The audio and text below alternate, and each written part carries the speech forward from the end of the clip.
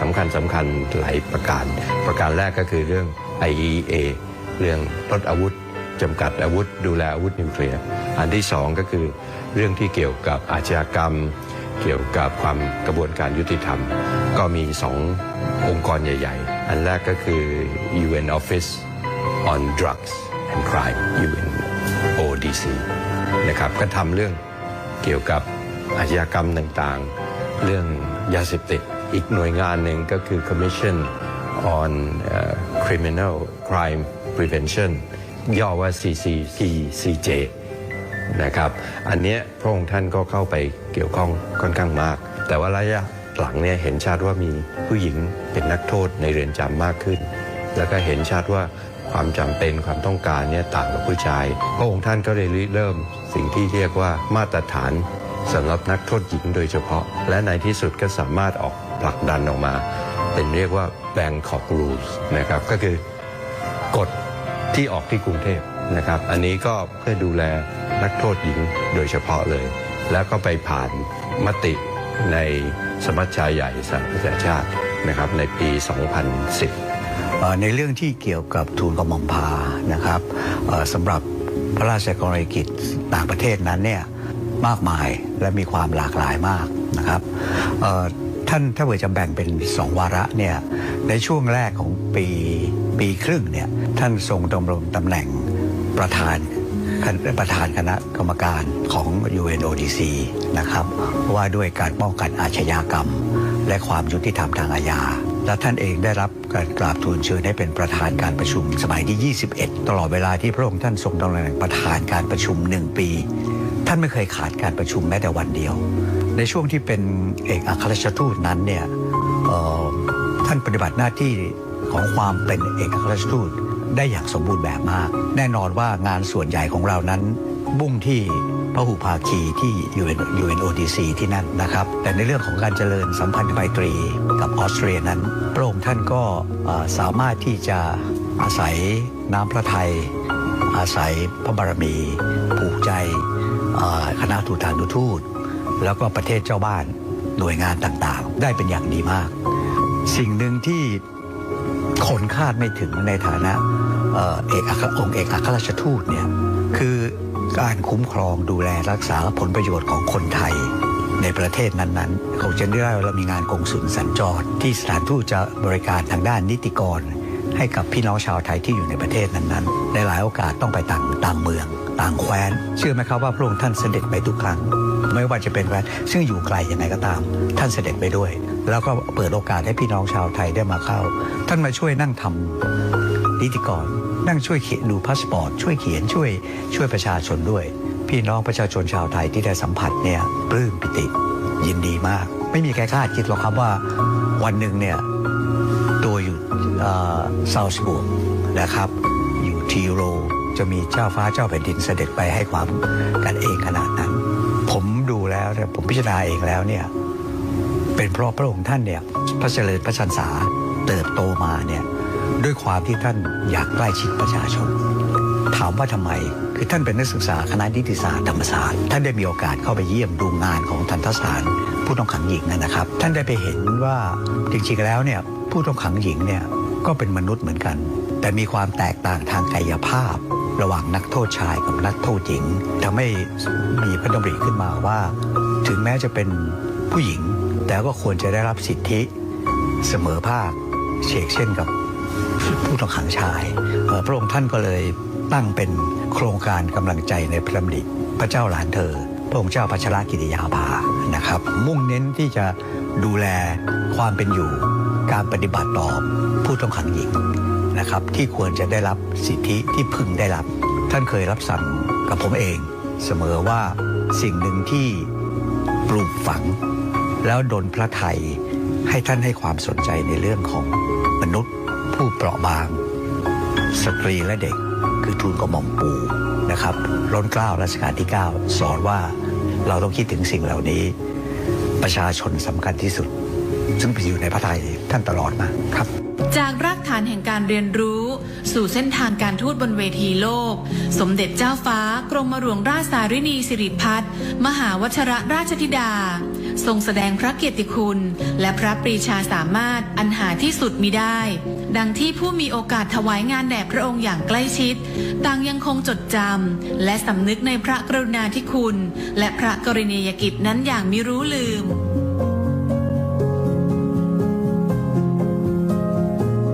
ประทับใจส่วนตัวผมคิดว่าอันแรกเนี่ยก็คือว่าได้สัมผัสพระองค์ท่านความเมตตาที่ท่านมีต่อข้าราชการ ความสนิทสนมที่ท่านให้ไม่เคยถือพระองค์ผมได้มีโอกาสในช่วงหนึ่งที่พระองค์ท่านเสด็จไปเนี่ยมีการจัดงานวันดินโลกและช่วงนั้นมันใกล้เคียงกับวันเฉลิมเราก็จัดงานเลี้ยงรับรองวันชาติไทยทุกปีพระองค์ท่านก็เสด็จมาแล้วก็ให้ความเป็นกันเองกับแขกของเราทุกๆคนครับอันที่สองผมคิดว่าความทุ่มเทของพระองค์ท่านเอาประสบการณ์ที่ท่านได้สัมผัสความรู้และมาผลักดันจนเกิดสิ่งที่เรียกว่า Bangkok Rules ในระดับนานาชาติ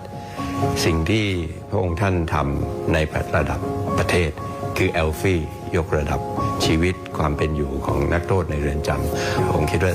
สิ่งนี้ผมคิดว่าคงไม่ใช่ประทับใจเฉพาะผมแต่ว่าใครที่ได้ทราบถึงพระกรณียกิจนี้ก็คงเห็นพ้องกันครับพระองค์ท่านเองมี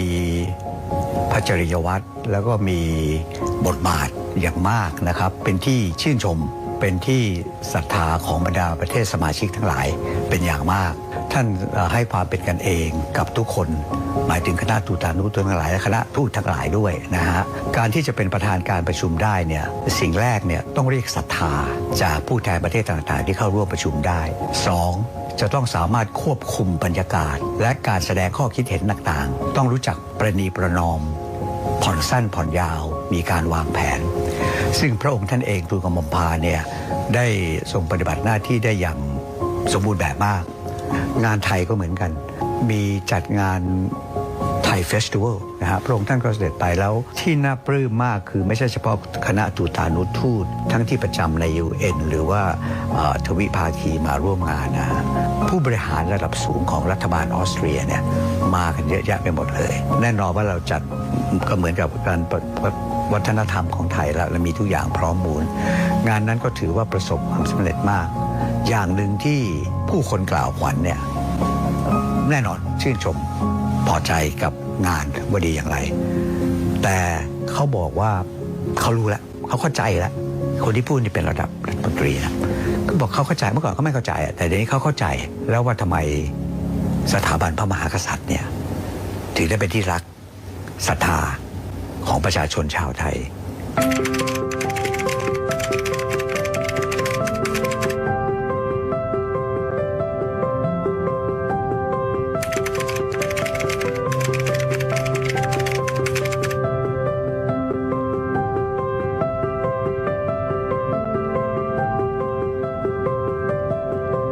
สมเด็จพระเจ้าลูกเธอเจ้าฟ้าพัชรกิติยาภานเรนทิราเทพพยวดีกรมหลวงราชสารินีสิริพัฒน์มหาวชิรราชธิดาทรงเป็นกำลังสำคัญและทรงเป็นแรงบันดาลใจในการส่งเสริมความสัมพันธ์และภาพลักษณ์อันดีของประเทศไทยในเวทีระหว่างประเทศโดยเฉพาะอย่างยิ่งในการผลักดันข้อกำหนดกรุงเทพเพื่อยกระดับสิทธิมนุษยชนของผู้ต้องขังหญิงในไทยและทั่วโลกด้วยพระปรีชาสามารถด้านการทูตพระจริยวัตรอันงดงามน้ำพระทัยที่เปี่ยมด้วยพระเมตตาและพระเกียรติคุณอันหาที่สุดมิได้สมเด็จเจ้าฟ้ากรมหลวงราชสารินีสิริพัฒน์มหาวชิรราชธิดาจึงทรงเป็นเจ้าหญิงนักการทูตผู้ทรงเป็นความภาคภูมิใจของคนไทยและทรงเป็นผู้นำพาประเทศไทยก้าวสู่เวทีโลกด้วยศักดิ์ศรีและความภาคภูมิสืบไป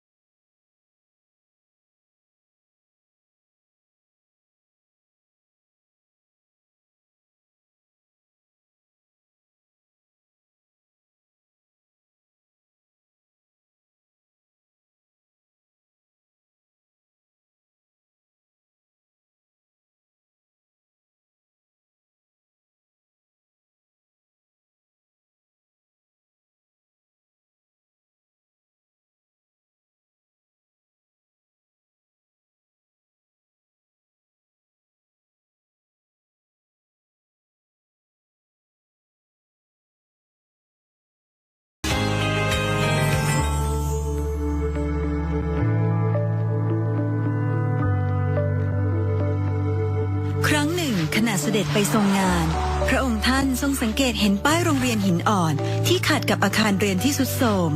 จึงทรงสอบถามจนทราบถึงปัญหาในโรงเรียนและทรงเห็นว่าเศรษฐกิจพอเพียงนี่แหละช่วยได้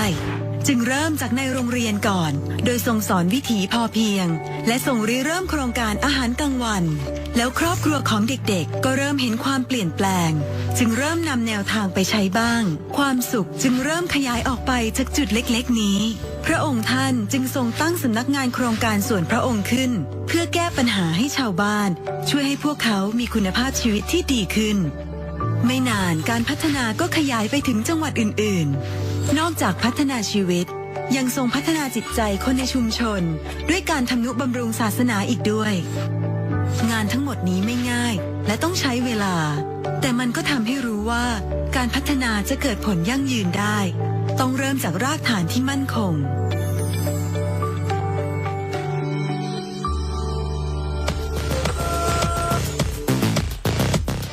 จากที่ได้เสด็จไปทรงปิงปองและทรงทราบว่าเยาวชนสนใจกีฬาชนิดนี้น้อยลง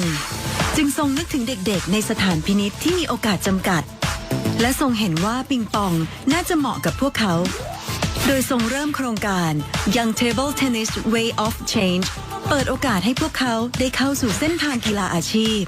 แต่ก็พบว่าแม้จะออกจากสถานพินิจแล้วก็ยังมีปัจจัยอื่นๆที่ทำให้พวกเขาไปต่อไม่ได้อยู่ดีเหมือนการสร้างฝันที่พวกเขาไม่มีวันไปถึงบ้านกีฬา BBG จึงเกิดขึ้นเพื่อรับเด็กๆเหล่านี้มาอยู่ร่วมกันเป็นครอบครัวให้เรียนหนังสือและฝึกฝนเป็นนักกีฬาอย่างจริงจังจนมีพัฒนาการที่ดีขึ้นทุกด้านทั้งร่างกายจิตใจและผลการแข่งขันเราจึงขยายโครงการให้ครอบคลุมถึงเด็กๆกลุ่มอื่นๆและเพิ่มกีฬาอื่นๆเข้ามาอีกด้วยเมื่อมีเด็กๆมากขึ้นโครงการทั้งหมดจึงถูกรวมเป็นสโมสรกีฬา BBG เพื่อสร้างนักกีฬาอาชีพและพัฒนาเด็กๆให้เป็นคนคุณภาพของสังคม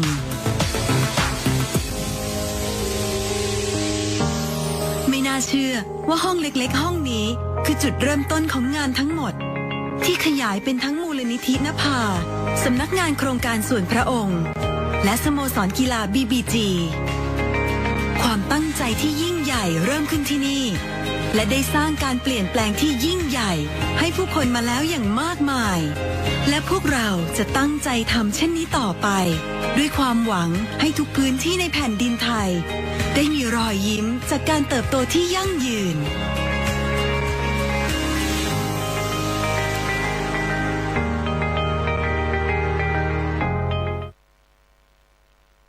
มูลนิธิอาสาเพื่อนพึ่งพายามยากสภากาชาติไทยร่วมกับ10หน่วยงานทำโครงการติดตั้งสถานีโทรมาตรอัตโนมัติเพื่อตรวจวัดข้อมูลภูมิอากาศศาสตราจารย์พิเศษสุรเกียรติเสถียรไทยรองประธานกรรมการที่ปรึกษารักษาการแทนประธานกรรมการมูลนิธิอาสาเพื่อนพึ่งพายามยากสภากาชาติไทยกล่าวว่าพระบาทสมเด็จพระเจ้าอยู่หัวทรงพระกรุณาโปรดเกล้าพระราชทานให้จัดพิธีลงนามบันทึกข้อตกลงความร่วมมือโครงการติดตั้งสถานีโทรมาตรอัตโนมัติธงชาติและเพลงชาติไทยเป็นสัญลักษณ์ของความเป็นไทยเราจงร่วมใจยืนตรงเคารพธงชาติด้วยความภาคภูมิใจในเอกราชและความเสียสละของบรรพบุรุษไทยภาคีเครือข่าย7หน่วยงานสำนักงานกสทช.กรมยาแห่งชาติสัตว์ป่าและพันธุ์พืชกรมการปกครองกรมส่งเสริมการปกครองท้องถิ่นการไฟฟ้าส่วนภูมิภาคสถาบันการท่องเที่ยวทรัพยากรน้ำองค์การมหาชนโดยสสน.สำนักงานทรัพยากรน้ำแห่งชาติกรมป้องกันและบรรเทาสาธารณภัยนิรันดร์สงบแต่ผู้รบไม่กล้าเอกราชธงชาติและเพลงชาติไทยเป็นสัญลักษณ์ของความเป็นไทยเราจงร่วมใจยืนตรงเคารพธงชาติด้วยความภาคภูมิใจในเอกราชและความเสียสละของบรรพบุรุษไทย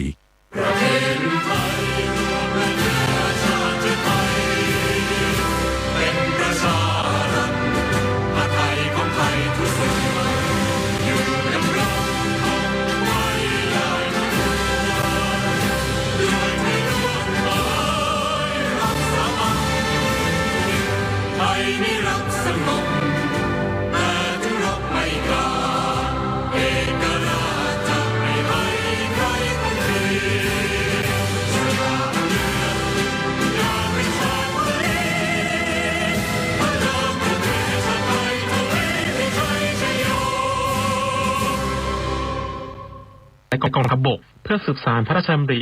ในพระบาทสมเด็จพระบรมชนกาธิเบศรมหาภูมิพลอดุลยเดชมหาราชบรมนาถบพิตรในการนำระบบเทคโนโลยีโทรมาตอัตโนมัติมาใช้บริหารจัดการน้ำและภัยพิบัติของประเทศและสานต่อโครงการอันเนื่องมาจากพระดำริในสมเด็จพระเจ้าลูกเธอเจ้าฟ้าพัชรกิติยาภา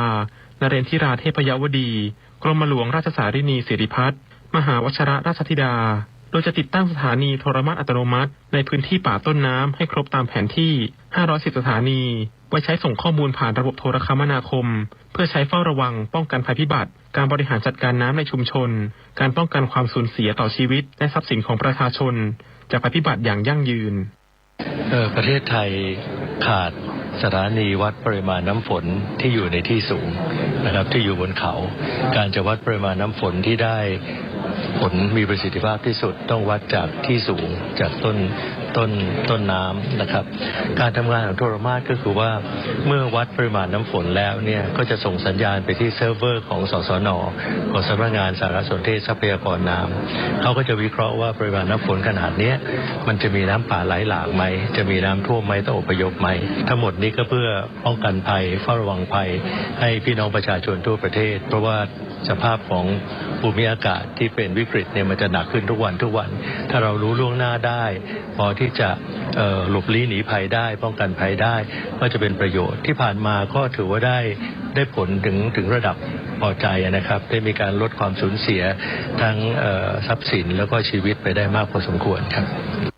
สำหรับโครงการติดตั้งสถานีโทรมาตอัตโนมัติระยะที่1ได้ติดตั้งในพื้นที่ป่าต้นน้ำไปแล้ว242สถานีข้อมูลที่ได้รับเชื่อมโยงผ่านเครือข่ายระบบโทรคมนาคมไปยังคลังข้อมูลน้ำแห่งชาติ thaiwater.net และแอปพลิเคชัน Thai Water เผยแพร่สู่สาธารณะรวมทั้งยังมีระบบแจ้งเตือนข้อมูลฝนตกหนักผ่านแอปพลิเคชัน LINE ให้หน่วยงานของรัฐภาคประชาสังคมและภาคส่วนที่เกี่ยวข้องเพื่อเฝ้าระวังป้องกันภัยและการเตือนภัยในระดับชุมชนโดยมูลนิธิอาสาเพื่อนพึ่งพายามยากและสสน.ตั้งเครือข่ายเตือนภัยพิบัติชุมชนเพื่อนพึ่งพาขึ้น19ชุมชนทั่วประเทศพร้อมฝึกอบรมอาสาสมัครในชุมชนที่มีความเสี่ยงเกิดอุทกภัยให้มีความรู้ความเข้าใจเกี่ยวกับการใช้ข้อมูลสารสนเทศทรัพยากรน้ำและสนับสนุนวิทยุสื่อสารให้เครือข่ายเตือนภัยพิบัติชุมชนเพื่อนพึ่งพาถือว่าประสบผลสำเร็จอย่างต่อเนื่องและมีประสิทธิภาพชวนันท์มาลีรายงาน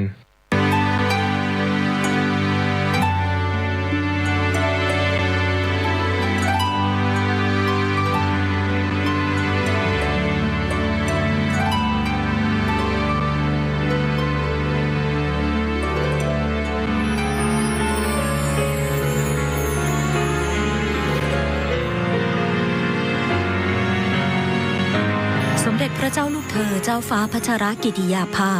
นเรนทิราเทพยวดีกรมหลวงราชสารินีสิริพัฒน์มหาวชิรราชธิดาประสูติเมื่อวันที่7ธันวาคมพุทธศักราช2521ณพระที่นั่งอัมพรสถานพระราชวังดุสิตเป็นพระราชธิดาในพระบาทสมเด็จพระเจ้าอยู่หัวกับพระเจ้าวรวงศ์เธอพระองค์เจ้าสมสวลีกรมหมื่นสุทธานารีนาถและเป็นพระราชนัดดาพระองค์แรกในพระบาทสมเด็จพระบรมชนกาธิเบศรมหาภูมิพลอดุลยเดชมหาราชบรมนาถบพิตรและสมเด็จพระนางเจ้าสิริกิติ์พระบรมราชินีนาถพระบรมราชชนนีพันปีหลวงโดยเมื่อแรกประสูติมีพระนามว่าพระเจ้าหลานเธอพระองค์เจ้าพัชรกิติยาภาทรงเริ่มเข้ารับการศึกษาที่โรงเรียนราชินีในระดับชั้นอนุบาลจนถึงระดับชั้นมัธยมศึกษาปีที่3จากนั้นได้เสด็จไปทรงศึกษาณโรงเรียนฮีทฟิลด์สหราชอาณาจักรแล้วเสด็จกลับมาทรงศึกษาต่อระดับชั้นมัธยมศึกษาปีที่5และปีที่6ณโรงเรียนจิตรลดาและทรงศึกษาต่อระดับอุดมศึกษาที่คณะนิติศาสตร์มหาวิทยาลัยธรรมศาสตร์จนจบด้วยคะแนนเกียรตินิยมอันดับ2อีกทั้งยังทรงสำเร็จการศึกษาระดับปริญญาตรีสาขาวิชารัฐศาสตร์จากมหาวิทยาลัยสุโขทัยธรรมาธิราชด้วยคะแนนเกียรตินิยมอันดับ1ทรงศึกษาต่อจนสำเร็จการศึกษาระดับปริญญาโทและปริญญาเอกด้านนิติศาสตร์จากมหาวิทยาลัยคอร์เนลสหรัฐอเมริกา และทรงสอบไล่ได้ตามหลักสูตรของสำนักอบรมศึกษากฎหมายแห่งเนติบัณฑิตยสภาในพระบรมราชูปถัมภ์ทรงเป็นเนติบัณฑิตไทยทรงพระปรีชาสามารถในด้านกฎหมายเป็นอย่างยิ่งทรงเป็นข้าราชการอัยการสำนักงานอัยการสูงสุดต่อมาทรงโอนย้ายไปเป็นข้าราชการพลเรือนกระทรวงการต่างประเทศทรงดำรงตำแหน่งเอกอัครราชทูตประจำคณะกรรมาธิการแห่งสหประชาชาติว่าด้วยการป้องกันอาชญากรรมและความยุติธรรมทางอาญาณกรุงเวียนนาสาธารณรัฐออสเตรียทรงดำรงตำแหน่งเอกอัครราชทูตวิสามัญผู้มีอำนาจเต็มประจำสาธารณรัฐออสเตรียประจำสาธารณรัฐสโลวักและประจำสาธารณรัฐสโลวีเนียหลังจากนั้นทรงกลับมาเป็นข้าราชการอัยการทรงดำรงตำแหน่งอัยการจังหวัดประจำสำนักงานอัยการสูงสุดในการพระราชพิธีบรมราชาภิเษกพุทธศักราช 2562 เมื่อวันที่ 5 ธันวาคม 2562 พระบาทสมเด็จพระเจ้าอยู่หัวมีพระบรมราชโองการโปรดเกล้าโปรดกระหม่อมให้สถาปนาและเฉลิมพระนาม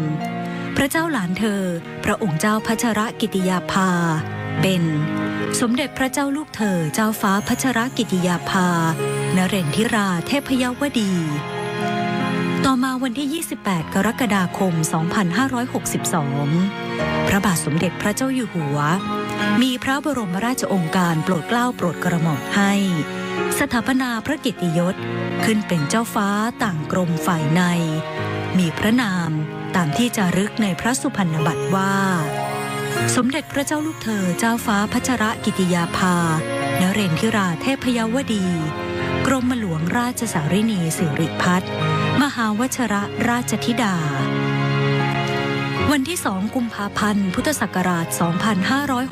2564 พระบาทสมเด็จพระเจ้าอยู่หัวมีพระบรมราชโองการโปรดเกล้าโปรดกระหม่อมให้รับโอนข้าราชการฝ่ายอัยการเป็นข้าราชการในพระองค์ฝ่ายทหารและพระราชทานพระยศทหารโดยทรงพระกรุณาโปรดเกล้าโปรดกระหม่อมให้สมเด็จพระเจ้าลูกเธอเจ้าฟ้าพัชรกิติยาภานเรนทิราเทพยวดีกรมหลวงราชสารินีสิริพัฒน์มหาวชรราชธิดาอัยการผู้เชี่ยวชาญสำนักงานอัยการสูงสุดดำรงตำแหน่งเสนาธิการกองบัญชาการทหารมหาดเล็กราชวัลลบรักษาพระองค์หน่วยบัญชาการถวายความปลอดภัยรักษาพระองค์อัตราพลเอกและพระราชทานพระยศเป็นพลเอกหญิงสมเด็จพระเจ้าลูกเธอเจ้าฟ้าพัชรกิติยาภานเรนทิราเทพยวดีกรมหลวงราชสารินีสิริพัฒน์มหาวชรราชธิดาทรงปฏิบัติพระกรณียกิจสร้างสรรค์ประโยชน์แก่ประเทศชาติและประชาชนเป็นอเนกอนันต์อาทิทรงเป็นประธานกรรมการมูลนิธิอาสาเพื่อนพึ่งพายามยากสภากาชาดไทยเพื่อสนับสนุนและเชื่อมโยงให้ภาครัฐเอกชนและชุมชนร่วมกันเกื้อหนุนช่วยเหลือซึ่งกันและกันในการช่วยเหลือประชาชนจากอุทกภัยและภัยพิบัติรุนแรงทรงจัดตั้งมูลนิธินภาในพระดำริเพื่อให้การช่วยเหลือผู้ด้อยโอกาสที่ได้รับผลกระทบทางกฎหมายช่วยเหลือผู้พ้นโทษให้กลับคืนสู่สังคมอย่างปกติสุขและทรงเป็นประธานกิตติมศักดิ์คณะกรรมการบริหารกองทุนพัชรกิติยาภาเพื่อการศึกษากฎหมายเพื่อจัดส่งนักศึกษากฎหมายของไทยไปศึกษาต่อในระดับปริญญาโทณคณะนิติศาสตร์มหาวิทยาลัยคอร์เนลสหรัฐอเมริกา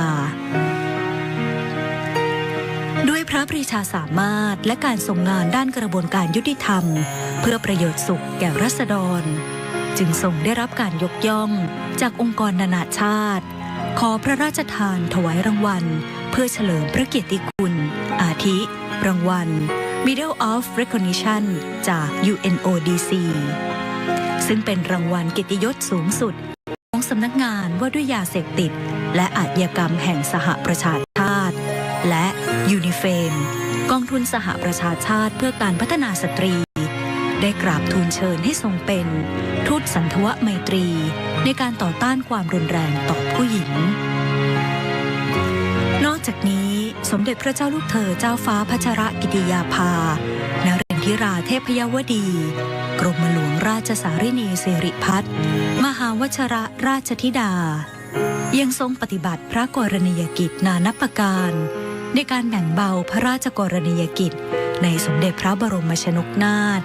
ด้วยความเรียบร้อยเป็นที่ไว้วางพระราชหฤทัย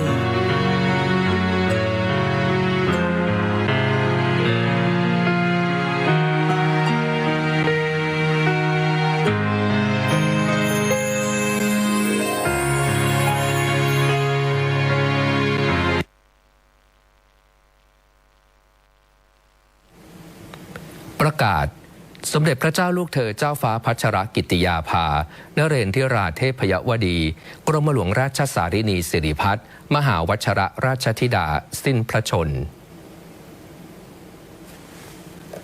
สมเด็จพระเจ้าลูกเธอเจ้าฟ้าพัชรกิติยาภานเรนทิราเทพยวดีกรมหลวงราชสารินีสิริพัฒน์มหาวชรราชธิดา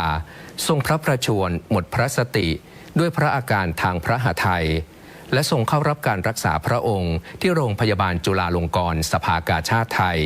มาตั้งแต่วันที่ 15 ธันวาคม 2565 ตามที่สำนักพระราชวังได้แถลงให้ทราบเป็นระยะแล้วนั้นตั้งแต่วันที่ 21 พฤษภาคม พุทธศักราช 2569 สมเด็จพระเจ้าลูกเธอเจ้าฟ้าพัชรกิติยาภานเรนทิราเทพยวดีกรมหลวงราชสารินีสิริพัฒน์มหาวชรราชธิดาพระอาการทรุดลงจากการติดเชื้อในพระนาภีช่องท้องจากการอักเสบของพระอันตะลำไส้ใหญ่ความดันพระโลหิตต่ำพระหทัยเต้นผิดจังหวะการแข็งตัวของพระโลหิตผิดปกติแม้คณะแพทย์จะถวายการรักษาอย่างใกล้ชิดจนสุดความสามารถแต่พระอาการทรุดหนักลงตามลำดับจนถึงวันพฤหัสบดีที่ 11 มิถุนายน พุทธศักราช 2569เวลา 19:48 นาทีสิ้นพระชนณโรงพยาบาลจุฬาลงกรณ์สภากาชาดไทยด้วยพระอาการสงบสิริพระชนษาปีที่ 47 พระบาทสมเด็จพระเจ้าอยู่หัวมีพระบรมราชโองการโปรดเกล้าโปรดกระหม่อมให้สำนักพระราชวังจัดการพระศพถวายพระเกียรติยศสูงสุดตามราชประเพณีประดิษฐานพระศพณพระที่นั่งพิมานรัตยาในพระบรมมหาราชวังสำนักพระราชวัง 12 มิถุนายน พุทธศักราช 2569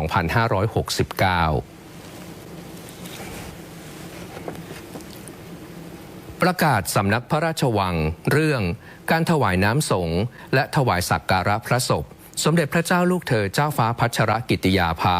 นเรนทิราเทพยวดีกรมหลวงราชสารินีสิริพัฒน์มหาวชรราชธิดา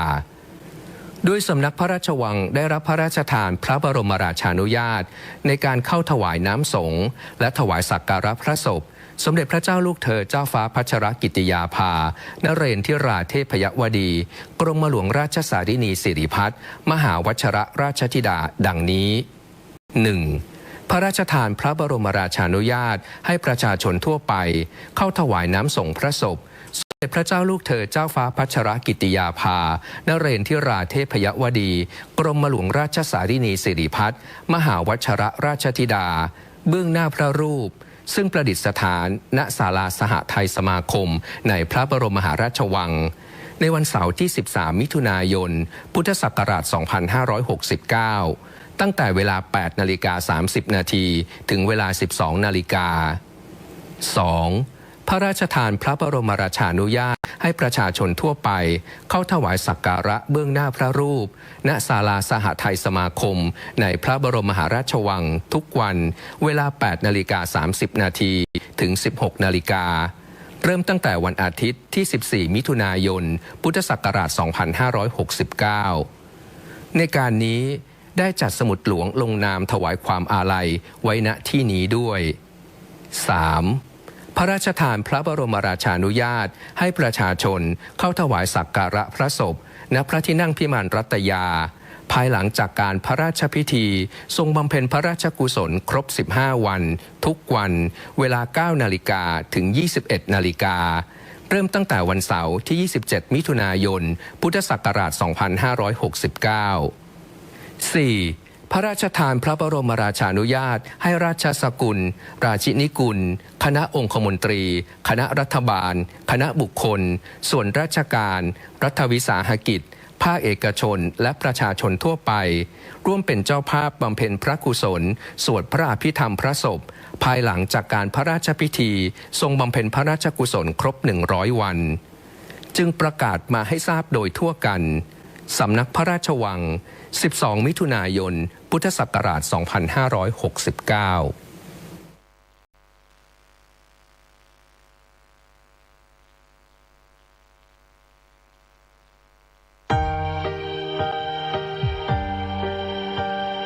พระบาทสมเด็จพระเจ้าอยู่หัวทรงมีพระราชปณิธานในการสืบสานรักษาต่อยอดพระราชปณิธานในพระบาทสมเด็จพระบรมชนกาธิเบศรมหาภูมิพลอดุลยเดชมหาราชบรมนาถบพิตรจึงพระราชทานโครงการพัฒนาชุมชนในเขตรักษาพันธุ์สัตว์ป่าและอุทยานแห่งชาติจังหวัดกาญจนบุรีเมื่อวันที่ 29 สิงหาคม 2562 เพื่อส่งเสริมให้ประชาชนที่อยู่ตามแนวชายแดนหรือในถิ่นทุรกันดารเข้าถึงสิทธิพื้นฐานต่างๆที่จำเป็นต่อการดำรงชีวิตบ้านสารวะและบ้านไร่โว่ตั้งอยู่ในเขตรักษาพันธุ์สัตว์ป่าทุ่งใหญ่นเรศวรด้านตะวันตกจังหวัดกาญจนบุรีประชากรส่วนใหญ่เป็นชาวกะเหรี่ยงซึ่งประสบปัญหานานานับประการไม่ว่าจะเป็นด้านคมนาคมสาธารณสุขสาธารณูปโภคการศึกษาเศรษฐกิจและการสื่อสารด้านคมนาคมในช่วงฤดูฝนของทุกปีทั้งสองชุมชนประสบปัญหาน้ำหลากบนเส้นทางสัญจรการเดินทางยากลำบากใช้เวลาเดินทางไม่น้อยกว่า 5-6 ชั่วโมงดังนั้นโครงการได้เข้ามาแก้ไขปัญหาในการปรับปรุงเส้นทางให้สอดคล้องกับความเป็นอุทยานแห่งชาติและมรดกโลกซึ่งปัจจุบันได้มีการปรับปรุงเส้นทางให้สามารถสัญจรได้อย่างสะดวกแล้วการดำเนินงานที่ผ่านมาตามแผนงานโครงการสารวัตรไร่โว่นะครับก็ดำเนินการแล้วเสร็จตามเป้าหมายทำให้สามารถที่จะใช้สัญจรได้ตลอดทั้งปีครับด้านสาธารณสุขโครงการจึงได้สนับสนุนให้มีการสร้างโรงเรือนอนามัยในทั้ง2ชุมชนรวมทั้งมีการอบรมประชาชนให้เป็นอาสาสมัครสาธารณสุขชุมชนซึ่งปัจจุบันมีอาสาสมัครสาธารณสุขชุมชนบ้านสารวะจำนวน24คนบ้านไร่โว่จำนวน26คนต่อมาได้มีการขยายความช่วยเหลือไปยังพื้นที่ใกล้เคียงในพื้นที่บ้านที่ไร่ป้าบ้านเสน่ห์พ่องบ้านจักแกบ้านปังสนุกและบ้านเกาะเสดิงโดยสมเด็จพระเจ้าลูกเธอเจ้าฟ้าพัชรกิติยาภาได้เสด็จไปพระราชทานใบประกาศนียบัตรแก่ผู้ผ่านการอบรมที่โรงเรียนบ้านที่ไร่ป้าเมื่อวันที่ 28 กันยายน 2563 ก่อนที่จะมีโรงเรือนอนามัยนะคะก็ชาวบ้านก็คือถ้าป่วยมีอาการหนักๆอย่างนี้ชาวบ้านก็คือจะช่วยกันลงไปแบกลงไปข้างล่างค่ะตั้งแต่มีโรงเรือนอนามัยขึ้นมาชาวบ้านก็คือสะดวกสบายค่ะเจ็บป่วยนิดนึงก็คือมารักษาคุมกำเนิดเยอะขึ้นเพราะว่าคือมีอนามัยก็คือมียายาก็ไม่ต้องซื้อแล้วค่ะก็มารักษาที่โรงเรือนค่ะตั้งแต่โรงเรือนอนามัยของเรานะคะจัดตั้งขึ้นนะคะตอนนี้ก็ได้ระยะ1 ปีแล้วค่ะตั้งแต่ของสารวัตรแล้วก็ทางไร่โว่นะคะเราก็ได้มีการให้บริการกับคนไข้นะคะก็คือให้บริการทั่วไปก่อนนะคะแล้วก็ประเด็นที่2ก็คือในเรื่องของการให้วัคซีนเด็กนะคะประเด็นที่3ก็คือเราจะมีการคุมกำเนิดและฝากครรภ์นะคะตามเกณฑ์แล้วก็มีการทำคลอดในโรงเรียนอนามัยนะคะต่อไปก็จะเป็นประเด็นของการส่งต่อผู้ป่วยค่ะในกรณีที่มีคนไข้ฉุกเฉินนะคะเราก็จะมีรถที่โรงเรียนอนามัยนะคะคอยรับส่งผู้ป่วยเส้นทางในการรับส่งผู้ป่วยก็คือสะดวกสบายขึ้นเคสของเราที่ส่งต่อนะคะก็คือสามารถไปทันเวลาแล้วก็สามารถส่งต่อไปที่โรงพยาบาลสังขะได้อย่างปลอดภัยค่ะในช่วงที่เกิดการแพร่ระบาดของเชื้อไวรัสโคโรนาหรือโควิด -19 โครงการได้สนับสนุนเจลแอลกอฮอล์พระราชทานจำนวน50 แกลลอนหน้ากากอนามัย 4,000 ชิ้นและชุดตรวจ ATK 200 ชุดนอกจากนี้โครงการยังได้นำถุงพระราชทานจำนวน200 ถุงข้าวสารจำนวน500 กิโลกรัมมอบให้แก่ประชาชนทั้ง2ชุมชนที่ต้องพักรักษาตัวและกักตัวเพื่อการสังเกตอาการณโรงพยาบาลสนามทางเราเนี่ยก็เตรียมสถานที่นะครับสำหรับที่จะรับผู้ป่วย ผู้เสี่ยงสูงจนถึงในเรื่องของการเตรียมอาหารอีกในด้านหนึ่งเราก็จัดชุดประสานงานด้านการแพทย์เข้ามาร่วมกับสาธารณสุขในพื้นที่ในการคัดกรองในการตรวจหาเชื้อแล้วก็เข้ามาสู่ในกระบวนการกักตัวตามระบบครับด้านการสื่อสารภายในชุมชนจะใช้การติดต่อสื่อสารผ่าน2ช่องทางคือวิทยุสื่อสารและสัญญาณ Wi-Fi โดยมีการทดสอบระบบการติดต่อสื่อสารประเภทวิทยุเป็นประจำทุกวันเพื่อดำรงการติดต่อสื่อสารตลอด 24 ชั่วโมงด้านสาธารณูปโภคก่อนเริ่มโครงการประชาชนที่อยู่อาศัยในเขตพื้นที่ดังกล่าวไม่มีไฟฟ้าใช้และไม่มีน้ำเพื่อการอุปโภคบริโภคที่สอดคล้องกับการดำรงชีวิตในเรื่องระบบไฟฟ้าได้วางแผนนำระบบไฟฟ้าพลังงานแสงอาทิตย์หรือโซลาร์เซลล์มาใช้ควบคู่กับระบบไฟฟ้าพลังงานน้ำหรือไฮโดรพาวเวอร์โดยระบบไฟฟ้าพลังงานแสงอาทิตย์หรือโซลาร์เซลล์มีการติดตั้งทั้งแบบรวมศูนย์หรือมินิกริดและแบบบ้านเดี่ยวหรือโซลาร์โฮมซึ่งปัจจุบันทั้ง2ชุมชนมีไฟฟ้าใช้ครบทุกครัวเรือนปัจจุบันนี้ไฟฟ้าไม่มีการดับแล้วแม้ในฤดูฝนเสร็จแล้วเรายังมีการพัฒนาในการเก็บค่าไฟฟ้าหน่วยละ5 บาทสำหรับโซลาร์โฮมจะเหมาจ่ายเนื่องจากเป็นระบบเดี่ยวที่ใช้กับบ้านเรือนคนเดียวก็จะเก็บเจอ20 บาทระบบน้ำโครงการได้เข้ามาสำรวจพร้อมปรับปรุงระบบน้ำเพื่ออุปโภคบริโภคโดยได้ร่วมกับชุมชนสร้างระบบกักเก็บน้ำสำรองจำนวน42แห่งสร้างเป็นสระเก็บน้ำเพื่อการเกษตรจำนวน1แห่งและจะทำฝายในลำน้ำจำนวน33แห่งช่วงฤดูแล้งจะเกิดปัญหาปริมาณน้ำไม่เพียงพอต่อการอุปโภคบริโภคในโครงการนี้เราก็เลยได้ดำเนินการในส่วนของการหาแหล่งน้ำเช่นบ่อน้ำซับนะครับรวมถึงการทำความสะอาดการบำรุงรักษาแหล่งน้ำประปาภูเขาเดิมเราเชื่อว่าแหล่งน้ำที่เราพัฒนาไปนี้สามารถรองรับการบริโภคในพื้นที่และยกระดับคุณภาพชีวิตของประชาชนในพื้นที่ได้ครับด้านเศรษฐกิจเดิมประชาชนทั้ง2ชุมชนดำรงชีวิตด้วยการเผาป่าเพื่อปลูกข้าวไร่เก็บของในป่ามาขายและทำงานรับจ้างทั่วไปโดยมีรายได้ต่อครัวเรือน 2,000 ถึง 3,000 บาทต่อปีเมื่อโครงการเข้ามาจึงได้มีการจัดทำสัมมโนประชากรชุมชนเสริมความรู้การพัฒนาอาชีพด้วยการปลูกผักทั้งในและนอกโรงเรือนการทำนารวมและพัฒนาไม้ผลเดิมเช่นกาแฟเม็ดมะม่วงหิมพานต์และหมากโดยให้ความรู้กับชุมชนในการเก็บผลผลิตที่ถูกต้องจนปัจจุบันทำให้ชาวเก็บกาแฟได้ 14,900 กิโลกรัมคิดเป็นเงิน 720,000 บาทซึ่งสูงกว่าปีที่ผ่านมาที่จำหน่ายกาแฟได้เงิน 133,600 บาทการเข้ามาของโครงการก่อให้เกิดการรวมกลุ่มของชุมชนและพัฒนาเป็นวิสาหกิจชุมชนโดยมีการจดทะเบียนเป็นวิสาหกิจชุมชนขึ้นเมื่อวันที่ 15 มีนาคม 2564ในการเสริมสร้างของเรื่องของผักอินทรีย์หัวใจหลักของการทำผักอินทรีย์คือความซื่อสัตย์การทำงานในระยะแรกอาจจะเกิดปัญหาในเรื่องความเข้าใจเราพยายามเข้ามาปรับเปลี่ยนแล้วสอนวิธีให้เขาชาวบ้านดังนั้นการเรียนรู้ในระยะที่ผ่านมาชาวบ้านก็เกิดความพึงพอใจเรามองความยั่งยืนในถึงอาชีพแล้วก็เรื่องของป่าไม้และชุมชนดังนั้นผลผลิตที่ออกไปจากที่นี่ค่ะจะมองถึงเรื่องของความเป็นอินทรีย์รวมถึงการรวมกลุ่มสุดท้ายเองหัวใจของความซื่อสัตย์จะมาช่วยชาวบ้านให้เขาช่วยเหลือกันเองได้โลงเนี่ย200 กิโลก็มีนะผมก็เลยบอกว่า100 กิโลนะกิโลละ30 บาทถ้าคุณมี2 โลงล่ะเก็บรอบเนี่ยคุณก็ได้6,000ฉะนั้นผมคิดว่าก็ดีมามากดีที่สุดก็คือหน่วยงานเขาก็สนับสนุนหาตลาดรองรับให้เราถ้าเกิดองค์การพระองค์ท่านทำไม่ลงเนี่ยพวกผมก็ยังอยู่แบบลอยๆการช่วยเหลือครัวเรือนขาดแคลนโครงการได้เข้าช่วยเหลือครัวเรือนที่ขาดแคลนโดยนำแนวทางพระราชทานสายพานการผลิตของสมเด็จพระเจ้าลูกเธอเจ้าฟ้าพัชรกิติยาภาเข้ามาเป็นแนวทางหลักโดยให้ครัวเรือนขาดแคลนเข้าสู่สายพานการผลิตในทุกการผลิตของชุมชนซึ่งทำให้ครัวเรือนขาดแคลนมีรายได้เพิ่มขึ้นสามารถปลดหนี้สินได้อีกทั้งโครงการยังได้ซ่อมแซมบ้านครัวเรือนขาดแคลนที่ทรุดโทรมให้มีความแข็งแรงมากยิ่งขึ้นด้วยผมไม่ได้อยู่บ้านกลับมาเนี่ยห้องน้ำไม่มีฝาครับไม่มีฝาเนี่ยผมก็หาสังกะสีเก่าๆมาแปะครับแล้วโครงการสร้างห้องน้ำเนี่ยผมไม่รู้หรอกว่าเข้ามาครับแล้วอยู่ๆก็เขามาสร้างให้ครับโอ้เขาสร้างให้อย่างดีเลยครับด้านการศึกษาเดิมใน2ชุมชนมีเพียงห้องเรียนสาขาบ้านสารวะและบ้านไร่โว่เมื่อโครงการเข้ามาจึงมีการยกระดับเป็นโรงเรียนกองม่องทะสาขาบ้านสารวะ และสาขาบ้านไร่โวส่งผลให้มีอัตรากำลังครูและเจ้าหน้าที่เพิ่มมากขึ้นรวมถึงมีหลักสูตรการเรียนการสอนที่ดีขึ้นนอกจากนี้มีการนำระบบ DLTV เข้าไปสอนเสริมมีการสอนในหลักสูตรพื้นถิ่นมีการจัดทำหลักสูตรพื้นป่าต้นน้ำทุ่งใหญ่นเรศวรให้เห็นความสำคัญของการดูแลรักษาป่าและนักเรียนในพื้นที่ยังมีความสามารถด้านศิลปะโครงการจึงได้สนับสนุนให้มีการวาดรูปประกอบการเขียนนิทาน3เรื่องที่ได้เรียน DLTV นะคะแล้วก็ได้เรียนกับคุณครูประจำชั้นด้วยเนี่ยก็ทำให้พัฒนาการ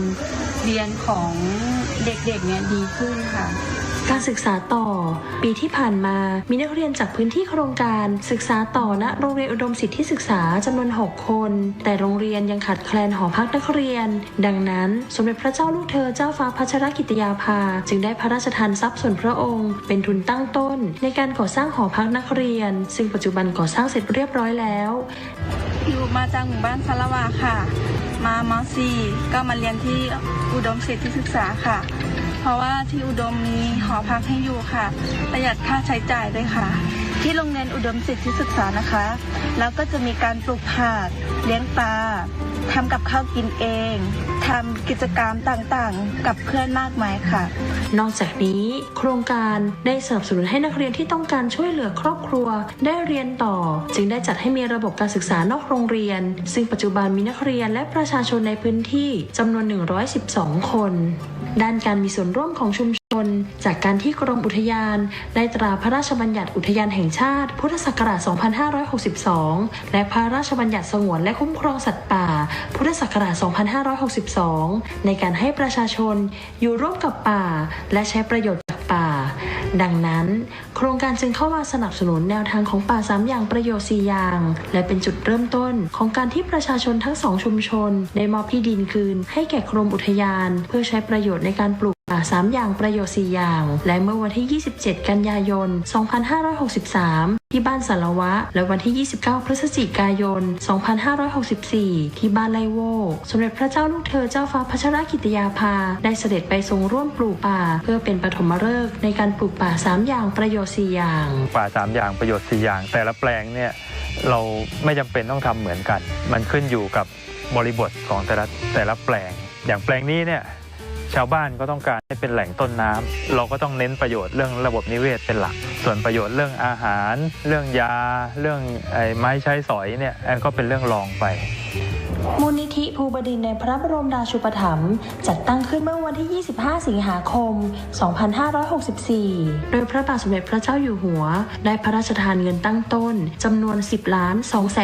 10,274,216 บาทเมื่อมีการจัดตั้งมูลนิธิทำให้หลายภาคส่วนได้เข้ามาสนับสนุนงานของโครงการมากขึ้นเช่นศูนย์ศิลปาชีพในสมเด็จพระนางเจ้าสิริกิติ์พระบรมราชินีนาถมาให้คำแนะนำในเรื่องการทอผ้าและการจักสานมีการสนับสนุนจากสำนักงานพัฒนาธุรกรรมทางอิเล็กทรอนิกส์หรือ EDDA มาให้ความรู้กับประชาชนในเรื่องการตลาดการสร้างแบรนด์และการจำหน่ายสินค้าทางออนไลน์เช่น Shopee ภารกิจที่มูลนิธิกำลังดำเนินการคือการสนับสนุนในเรื่องของการพัฒนาที่ดินในแนวทางของป่า3อย่างประโยชน์4อย่างซึ่งผลจากการทำแปลงรวมการทำนารวมทำให้ประชาชนในชุมชนเห็นประโยชน์ของการทำงานร่วมกันการใช้พื้นที่น้อยแต่มีรายได้เพิ่มขึ้นจึงทำให้ประชาชนใน2ชุมชนได้ยกที่ดินให้กับมูลนิธิ4รายเป็นเนื้อที่100ไร่คณะกรรมการบริหารมูลนิธิจึงขอให้กรมอุทยานและหน่วยงานที่เกี่ยวข้องจัดทำแผนที่ของการแบ่งพื้นที่ออกเป็นประเภทต่างๆจำนวน6ประเภทการดำเนินงานตามโครงการภายใต้การสนับสนุนของมูลนิธิภูบดินทร์จะเข้ามาสนับสนุนหน่วยงานภาครัฐเพื่อให้ประชาชนในพื้นที่ห่างไกลได้รับหรือเข้าถึงบริการของรัฐรวมทั้งช่วยเสริมทักษะและวิธีคิดการจัดการทรัพยากรร่วมกันระหว่างชุมชนกับภาครัฐและสนับสนุนให้เกิดวิถีคนอยู่กับป่าอันเป็นการรักษาวิถีการดำเนินชีวิตของชุมชนและรักษาทรัพยากรธรรมชาติของประเทศไทยตลอดไปที่เราต้องขอบพระคุณพระองค์ท่านครับที่เป็นห่วงชาวบ้านไร่โวสารวัตรครับแม้ว่าจะอยู่ในป่าในเขาท่านก็ไม่ลืมผู้หลังครับขอบพระคุณมากครับ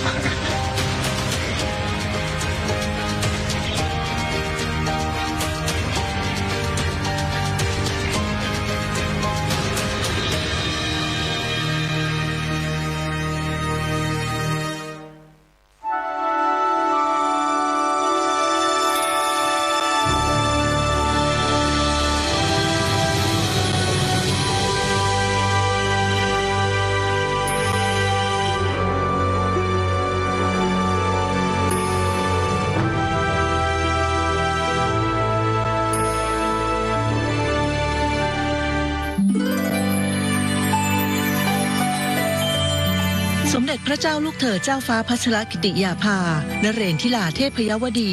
กรมหลวงราชสารินีสิริพัฒน์มหาวชิรราชธิดาประสูติเมื่อวันที่ 7 ธันวาคม พุทธศักราช 2521 ทรงเป็นพระราชธิดาในพระบาทสมเด็จพระเจ้าอยู่หัว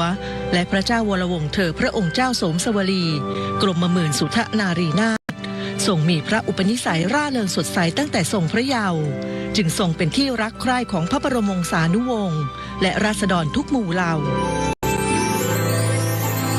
ทรงดำเนินรอยตามเบื้องพระยุคลบาทของพระบาทสมเด็จพระบรมชนกาธิเบศรมหาภูมิพลอดุลยเดชมหาราชบรมนาถบพิตรและสมเด็จพระบรมชนกนาถ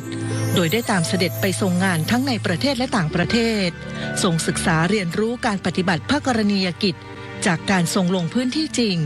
ซึ่งมีความหลากหลายแล้วทรงนำมาปรับใช้ในการทรงงานเพื่อทรงแบ่งเบาพระราชภาระในภายหลังโดยทรงปฏิบัติพระกรณียกิจมาตั้งแต่ยังทรงพระเยาว์ด้วยทรงมีพระปรีชาสามารถในงานด้านนิติศาสตร์และการต่างประเทศจึงทรงมุ่งมั่นทุ่มเทพระวรกายปฏิบัติพระกรณียกิจเพื่อช่วยเหลือราษฎรผ่านการทรงงานอย่างมิส่งย่อท้อทรงสั่งสมพระประสบการณ์ผ่านการทรงงานทั้งในประเทศและต่างประเทศพระเกียรติคุณจึงเป็นที่ประจักษ์แจ้งและทรงได้รับการยกย่องในประชาคมโลกพระกรณียกิจสำคัญที่ทรงเอาพระทัยใส่อย่างต่อเนื่องคือการทรงงานเพื่อช่วยเหลือผู้ต้องราชทัณฑ์หรือผู้ต้องขังทรงมีพระดำริให้จัดตั้งโครงการกำลังใจในพระดำริเพื่อช่วยเหลือผู้ที่เคยก้าวพลาดให้ตระหนักว่ายังมีผู้ที่เต็มใจจะให้โอกาสและเอาใจช่วยให้พวกเขาสามารถเอาชนะปัญหาและอุปสรรคต่างๆได้โดยจัดโครงการอบรมวิชาชีพภายในเรือนจำและทัณฑสถานที่สามารถนำไปประกอบอาชีพได้ในอนาคตเมื่อทุกคนได้รับโอกาสที่สมควรแล้วจะต้องรู้จักเคารพสิทธิของผู้อื่นซึ่งจะช่วยลดการกระทำผิดซ้ำซ้อนสามารถกลับมาเป็นประชากรที่มีคุณภาพช่วยให้สังคมส่วนรวมกลับมาอยู่ร่วมกันได้อย่างสงบสุขและส่งให้ความสำคัญกับการพัฒนาทักษะด้านกีฬาให้กับเด็กและเยาวชนในสถานพินิจมีพระดำริให้จัดตั้งสโมสรกีฬา BBG ขึ้น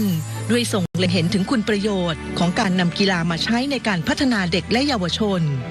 และทรงสนองพระราชดำริของพระบาทสมเด็จพระเจ้าอยู่หัวในการช่วยเหลือผู้ต้องขังป่วยให้เข้าถึงการรักษาพยาบาลอย่างเท่าเทียมตามหลักมนุษยธรรมผ่านโครงการราชทานปันสุขทำความดีเพื่อชาติศาสตร์กษัตริย์โดยทรงดำรงตำแหน่งองค์ประธานกรรมการโครงการเป็นการดูแลและพัฒนาคุณภาพชีวิตของผู้ต้องขังเพื่อให้สามารถดำเนินชีวิตอยู่ในสังคมได้อย่างมีคุณภาพหลังจากพ้นโทษสอดคล้องกับข้อกำหนดแมนเดลาซึ่งเป็นข้อกำหนดมาตรฐานขั้นต่ำขององค์การสหประชาชาติในการปฏิบัติต่อผู้ต้องขัง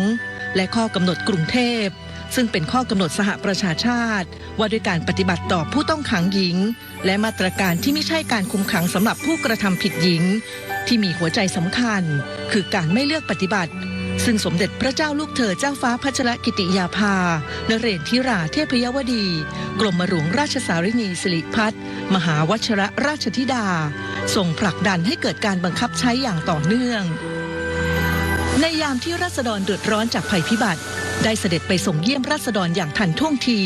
โดยทรงดำรงตำแหน่งประธานกรรมการมูลนิธิอาสาเพื่อนพึ่งพายามยากสภากาชาติไทย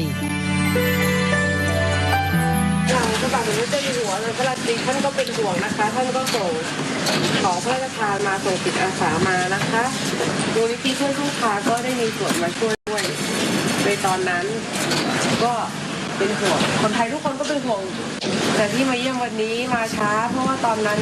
คิดว่าทุกคนในจังหวัดคงวุ่นวายกับความช่วยเหลือจะมารับเสด็จเขาคงไม่สะดวกแต่ว่าที่มาตอนนี้ก็คือมาช่วยดูเรื่องฟื้นฟูซ่อมแซมสิ่งของแล้วก็มาให้ค่าใช้จ่ายเรื่องเกี่ยวกับการพัฒนาอาชีพที่เสียหายไปนะคะก็เป็นกำลังใจให้ทุกคนด้วยความรักและเป็นห่วงนอกจากนี้ทรงสืบสานพระราชปณิธานของพระบาทสมเด็จพระบรมชนกาธิเบศรมหาภูมิพลอดุลยเดชมหาราชบรมนาถบพิตรและสมเด็จพระนางเจ้าสิริกิติ์พระบรมราชินีนาถพระบรมราชชนนีพันปีหลวงในการอนุรักษ์และดูแลช้าง ก่อเกิดเป็นโครงการพัชรสุธาคชานุรักษ์เพื่อดูแลสร้างความสมดุลระหว่างคนกับช้างในพื้นที่ป่ารอยต่อ5จังหวัดภาคตะวันออกได้แก่ระยองจันทบุรีชลบุรีฉะเชิงเทราและสระแก้วโดยพระบาทสมเด็จพระเจ้าอยู่หัวทรงรับโครงการไว้ในพระบรมราชูปถัมภ์มีสมเด็จพระเจ้าลูกเธอเจ้าฟ้าพัชรกิติยาภานเรนทิราเทพยวดีกรมหลวงราชสารินีสิริพัฒน์มหาวชิรราชธิดาทรงเป็นประธานคณะกรรมการตลอดระยะเวลาการทรงงานสมเด็จพระเจ้าลูกเธอเจ้าฟ้าพัชรกิติยาภานเรนทิราเทพยวดีกรมหลวงราชสารินีสิริพัฒน์มหาวชิรราชธิดาทรงมุ่งมั่นปฏิบัติพระกรณียกิจโดยทรงนำความรู้และพระประสบการณ์จากการทรงงานในด้านต่างๆทั้งในระดับประเทศและเวทีโลกมาปรับใช้เพื่อพัฒนาประเทศชาติและประชาชนอันเป็นการสืบสารรักษาและต่อยอดพระราชปณิธานของพระบาทสมเด็จพระเจ้าอยู่หัวในการบำบัดทุกข์บำรุงสุขแก่อาณาราษฎรสมดังที่ทรงเป็นเจ้าฟ้าของปวงประชาอย่างแท้จริง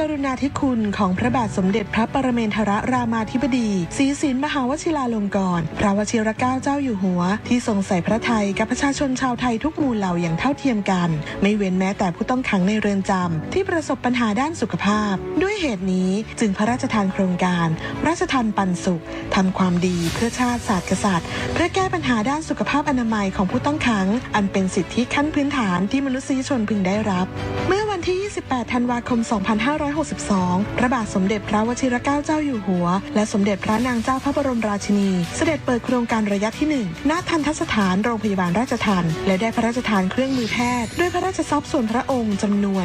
756ชิ้นวงเงิน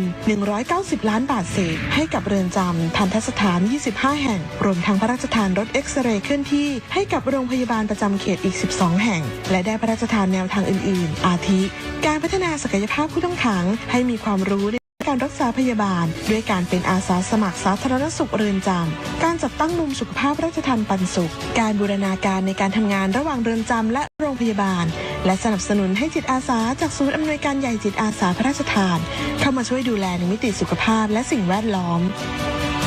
โครงการราชทัณฑ์ปันสุขทำให้เกิดผลดีและเปลี่ยนแปลงในมิติสุขภาพในด้านต่างๆต่อเจ้าหน้าที่และผู้ต้องขังในทุกเรือนจำและบุคลากรจากโรงพยาบาลแม่ข่าย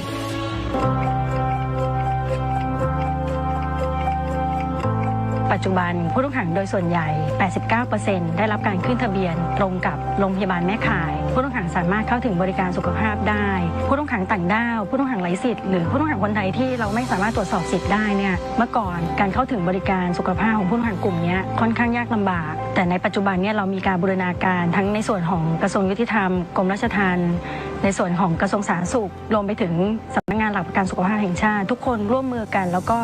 หาแนวทางพัฒนาระบบการเข้าถึงบริการนี้ที่นี่เนี่ยจะมีแพทย์เข้ามาให้การรักษา5สาขานะคะมีทั้งแพทย์ทั่วไป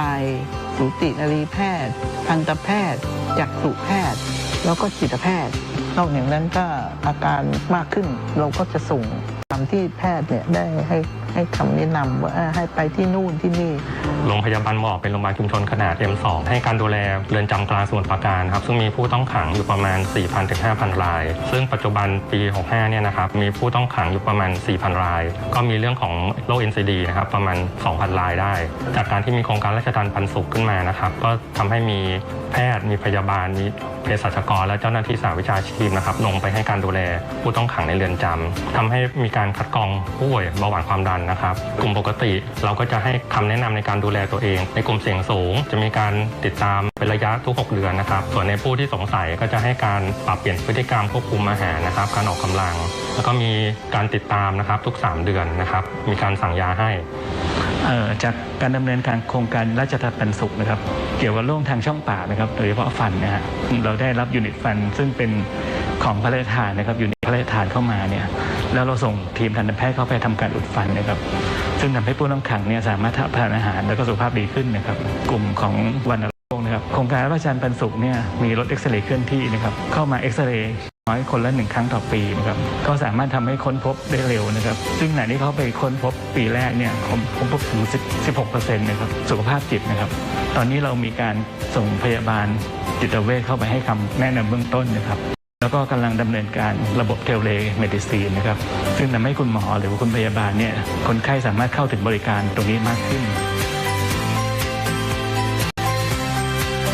ถ้าผู้ต้องขังเนี่ยมาโรงพยาบาลวันหนึ่งอาจจะจำกัดมาแค่ได้ไม่กี่คนก็จะส่งมาเนาะค่ะแต่ว่าในหลวงรัชกาลที่ 10นะคะได้พระราชทานเครื่องมือตามเรือนจำต่างๆกล้องจุลทรรศน์ตรวจตาค่ะหรือว่าสลิดแลมป์ทำให้ผู้ต้องขังเนี่ยไม่ต้องเดินทางมาโรงพยาบาลพอวินิจฉัยโรคได้ก็รักษาได้เลยทันทีไม่ต้องรอค่ะก็อุปกรณ์จากโครงการราชทานปันสุขซึ่งที่ได้ใช้บ่อยๆก็อันดับแรกก็จะเป็นเครื่องวัดความดันอันดับ2ก็คือเครื่องสลิปแลมป์เนาะแล้วก็อันดับ3ก็จะเป็น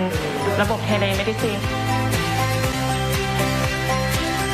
ค่ะก็เริ่มจากที่หนูไม่สบายค่ะแล้วก็ได้เห็นผู้ช่วยงานสถานพยาบาลอสจสถานพยาบาลค่ะช่วยคุณพยาบาลในการดูแลผู้ต้องขังป่วยค่ะหนูเลยรู้สึกว่าหนูอยากจะเป็นแบบพี่เขาบ้างหนูอยากจะช่วยเหลือผู้อื่นบ้างสำหรับการอบรมอสจนะคะเดิมอบรม5 วันค่ะแต่ในปัจจุบันเพิ่มความเข้มข้นขึ้นกลายเป็น7 วันค่ะก็มีการอบรมด้านการฟื้นคืนชีพขั้นพื้นฐานค่ะการดูแลผู้ต้องขังป่วยในเรือนจำค่ะก็ดีใจครับมีความสุขครับที่ได้ดูแลเราถ้าเราอยู่ข้างนอกเราไม่ได้ดูแลแบบนี้หรอกครับเวลาเราดูแลเขาหายเนี่ยคนที่เดินไม่ได้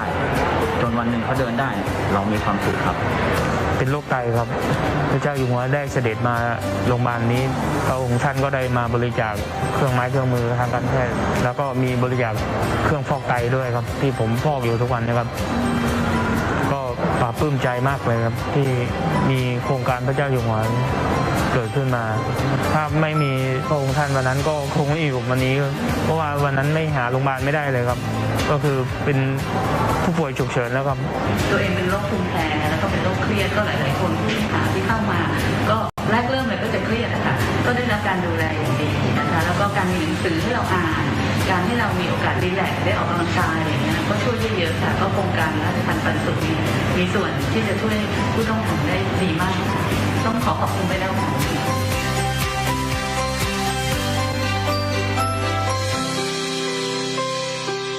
การดำเนินงานในระยะที่ 2พระบาทสมเด็จพระเจ้าอยู่หัวได้พระราชทานความช่วยเหลือในระยะที่ 2ไปยังเรือนจำอำเภอจำนวน19 แห่งโดยพระราชทานพระราชทรัพย์ส่วนพระองค์จำนวน118 ล้านบาทเศษเพื่อจัดซื้อครุภัณฑ์ทางการแพทย์ที่แบ่งเป็นครุภัณฑ์ที่ใช้ในเรือนจำ15 ล้านบาทเศษและครุภัณฑ์เครื่องมือทางการแพทย์ที่ใช้ในโรงพยาบาลแม่ข่ายจำนวน102 ล้านบาทเศษและได้เสด็จเปิดโครงการในระยะที่ 2เมื่อวันที่28 เมษายน 2564ณ พระที่นั่งอัมพรสถานพระราชวังดุสิตโดยมีผู้บริหารผู้บัญชาการเรือนจำและผู้ต้องขังเฝ้ารับเสด็จณที่ตั้งผ่านระบบออนไลน์นอกจากการพระราชทานครุภัณฑ์ทางการแพทย์แล้วยังได้พระราชทานแนวทางเพิ่มเติมได้แก่การบริหารจัดการโรคติดต่อการโรคการส่งเสริมสุขอนามัยและสิ่งแวดล้อมโภชนาการการบำบัดน้ำเสียและการกำจัดขยะเป็นต้นซึ่งแต่ก่อนที่ผ่านมามีข้อพิพาทระหว่างเรือนจำและชุมชนในการปล่อยน้ำเสียตั้งแต่มีโครงการราชทานปันสุขมีแผนงานที่ชัดเจนในการบำบัดน้ำเสียมีการใช้บ่อดักไขมันมีการเติมจุลินทรีย์ลงในท่อระบายน้ำเมื่อวันที่13 กันยายน 2564โครงการได้รับภารกิจการดูแลสุขภาพผู้ต้องขังหญิงตั้งครรภ์และเด็กติดผู้ต้องขังมาดูแลเพิ่มเติมตอนหนูเข้ามาหนูก็ท้องง่าย4 เดือนจะเข้า5 เดือนนะครับหนูก็กังวลว่าหนูจะเป็นยังไงจะอยู่ตรงไหนจะอยู่ได้ไหมแต่พอถึงวันจริง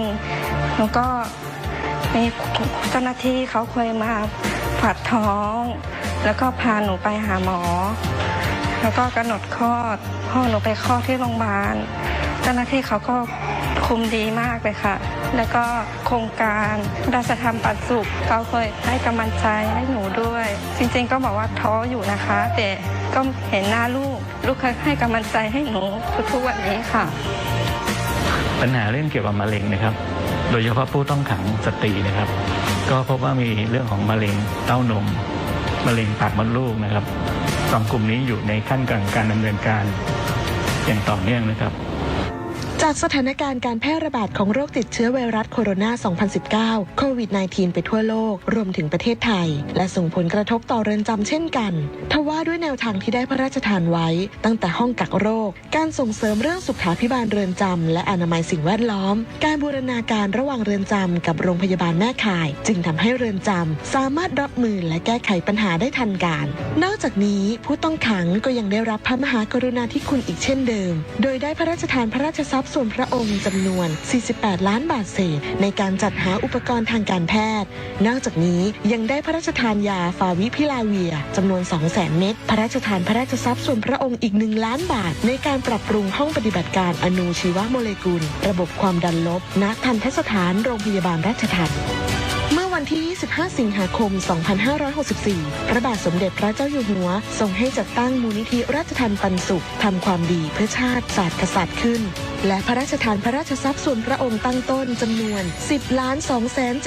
10,274,216 บาทโดยการดำเนินงานของมูลนิธิจะเน้นเข้าไปเสริมการทำงานของภาครัฐในการดูแลผู้ต้องขังในเรื่องสุขภาพสวัสดิภาพของผู้ต้องขังเพื่อให้เป็นไปตามหลักมนุษยธรรมนับแต่นี้ไปการทำงานของมูลนิธิจะเข้าไปช่วยเสริมสนับสนุนและช่วยเหลือรวมทั้งดำเนินการร่วมกับทุกภาคส่วนเพื่อสาธารณประโยชน์ที่เกี่ยวข้องกับด้านสุขภาพและการสาธารณสุขของผู้ต้องขังตลอดไป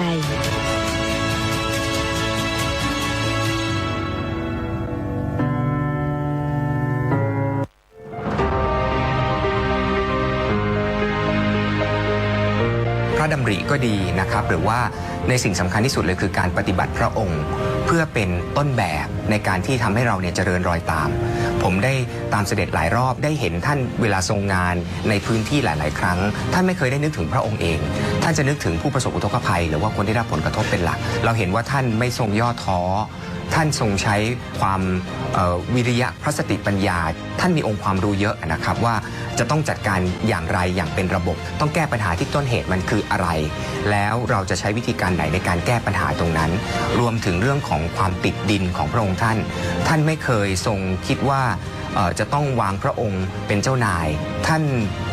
ปฏิบัติทุกคนเสมอเหมือนกันในหลายๆครั้งเนี่ยเหมือนกรณีของกรมหมื่นสุทธานารีนาถหรือพระองค์โสมท่านไม่ได้เสวยนะครับในช่วงเวลาที่เลยช่วงเวลาพระกายอาหารมาเนี่ยท่านบอกว่ายังไม่หิวคนอื่นยังเดือดร้อนอยู่เรายังไม่ต้องกินซึ่งอันนี้ก็เป็นตัวอย่างหนึ่งที่ให้เห็นว่าทรงคำนึงถึงประชาชนเป็นหลักนะครับอันนี้เป็นแรงบันดาลใจสำคัญที่ทำให้ผู้ปฏิบัติงานอย่างพวกผมเนี่ยได้ยึดปฏิบัติตลอดมาครับผมก็ได้มีโอกาสเรียนรู้จากวิธีคิดของท่านนะครับต้องใช้คำง่ายๆแบบนี้ว่าท่านคิดอย่างไรคือ1ท่านมองในมุมกว้างและท่านมองในมุมลึกอันนี้เป็นคุณสมบัติสำคัญของผู้บริหารหรือว่าเป็นผู้นำท่านจะรับสั่งสอนว่ามองภาพรวมว่าในส่วนที่เกี่ยวข้องมันจะต้องมีอะไรบ้างแล้วในส่วนย่อยเนี่ยที่ต้องจัดการเนี่ยมันจะต้องดำเนินการอย่างไรสิ่งที่รับสั่งอันหนึ่งว่านอกจากการใช้ศาสตร์ในการจัดการแล้วเนี่ยยังต้องมีศิลปะในการดำเนินการด้วยเพราะว่าแต่ละหน่วยงานแต่ละชุมชนเนี่ยมีวัฒนธรรมมีอะไรที่แตกต่างกันเพราะฉะนั้นการเข้าถึงการจัดการต้องมีความแตกต่างนั่นคือการใช้ศิลปะในการที่จะเข้าถึงอันนี้ท่านทรงรับสั่งสอนผม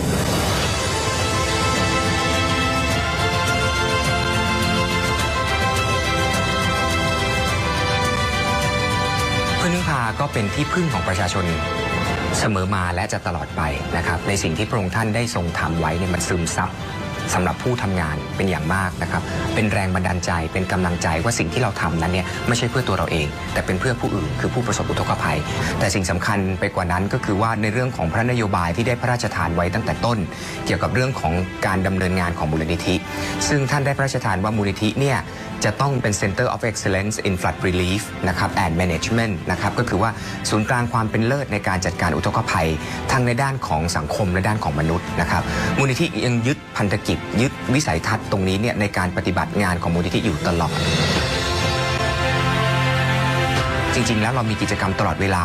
ไม่ใช่เฉพาะแค่ช่วงน้ำท่วมที่ทุกคนอาจจะเห็นเรื่องของถุงยังชีพพระราชทานหรือว่าโรงครัวพระราชทานเท่านั้นนะครับแต่จริงๆภารกิจของเราเนี่ยมันมีทั้งหมด3ด้านได้แก่เรื่องของการเฝ้าระวังนะครับก่อนการเกิดอุทกภัยการบรรเทาทุกข์ระหว่างอุทกภัยและการฟื้นฟูหลังอุทกภัยนะครับซึ่งที่ผ่านมาในตั้งแต่มกราต้นปีที่ผ่านมาจนถึงปัจจุบันในเรื่องของการเฝ้าระวังเนี่ยมูลนิธิได้มีการขยายผลนอกเหนือจากประเทศไทยแล้วเนี่ยเรายังไปอบรมไปติดตั้งสถานีโทรมาศที่สปป.ลาวด้วยนะครับแล้วก็ทำให้ลดความสูญเสียที่เกิดขึ้นฝนตกหนักนั้นเนี่ยไม่เกิดน้ำหลากแล้วก็มีแหล่งน้ำไว้สำหรับการใช้ในช่วงน้ำแล้งด้วยจริงๆอุบัติเหตุจากการจมน้ำเองก็เป็นอุบัติเหตุอันหนึ่งที่เกิดขึ้นบ่อยในช่วงการเกิดอุทกภัยนะครับทางมูลที่อาสาพึ่งพายามยากร่วมกับทีมอาสาปฏิบัติการภัยพิบัติก็ลงไปอบรมให้กับนักเรียนนะครับในหลายจังหวัดนะครับแล้วก็อบรมครูขอเพื่อที่ต้องการจะเทรนthe trainer ให้เขารู้ว่าเวลาเกิดเหตุอุทกภัยถ้าเกิดมีกรณีมีเด็กจมน้ำจะต้องเอาชีวิตรอดอย่างไรในการช่วยเหลือตัวเองในสถานการณ์แบบนั้นนะครับเพราะฉะนั้นตรงนี้ก็เป็นการเฝ้าระวังการเตรียมการอย่างหนึ่งก่อนที่จะเกิดอุทกภัยนะครับส่วนในเรื่องของการบรรเทาทุกข์นั้นเนี่ยที่ผ่านมาเราก็มีการเตรียมการก่อนที่จะเกิดเหตุเราก็มีการเตรียมเรื่องของนวัตกรรมจะทำอย่างไรให้การประกอบอาหารนั้นมีคุณภาพเราจะทำอย่างไรที่จะสามารถทำได้ในปริมาณที่มากโดยใช้ปริมาณคนที่ลดน้อยลงแล้วก็ยังมีการติดต่อกับซัพพลายเออร์ต่างๆเพื่อวางแผนในการช่วยเหลือผู้ประสบอุทกภัยว่ากรณีเวลาเกิดเหตุและจำเป็นต้องตั้งโรงครัวพระราชทานเนี่ยเราจะทำอย่างไรที่จะทำให้วัตถุดิบนั้นไปส่งอยู่ในพื้นที่ได้อย่างรวดเร็วแล้วก็สามารถประกอบอาหารให้กับผู้ประสบอุทกภัยได้อย่างรวดเร็วและจะบอกว่าจริงๆมูลนิธิเพื่อนพึ่งพาเราก็มีการฝึกฝนตลอดเวลาเรามีการอบรมทีมอาสาปฏิบัติการภัยพิบัติและล่าสุดก็ได้มีการแข่งขันระดับประเทศนะครับของกรมป้องกันและบรรเทาสาธารณภัยซึ่งมูลนิธิอาสาพึ่งพายามยากเนี่ยเราก็ได้รางวัลที่1มารางวัลชนะเลิศมาสำหรับการแข่งขันการประกวดในเรื่องของทักษะการกู้ภัย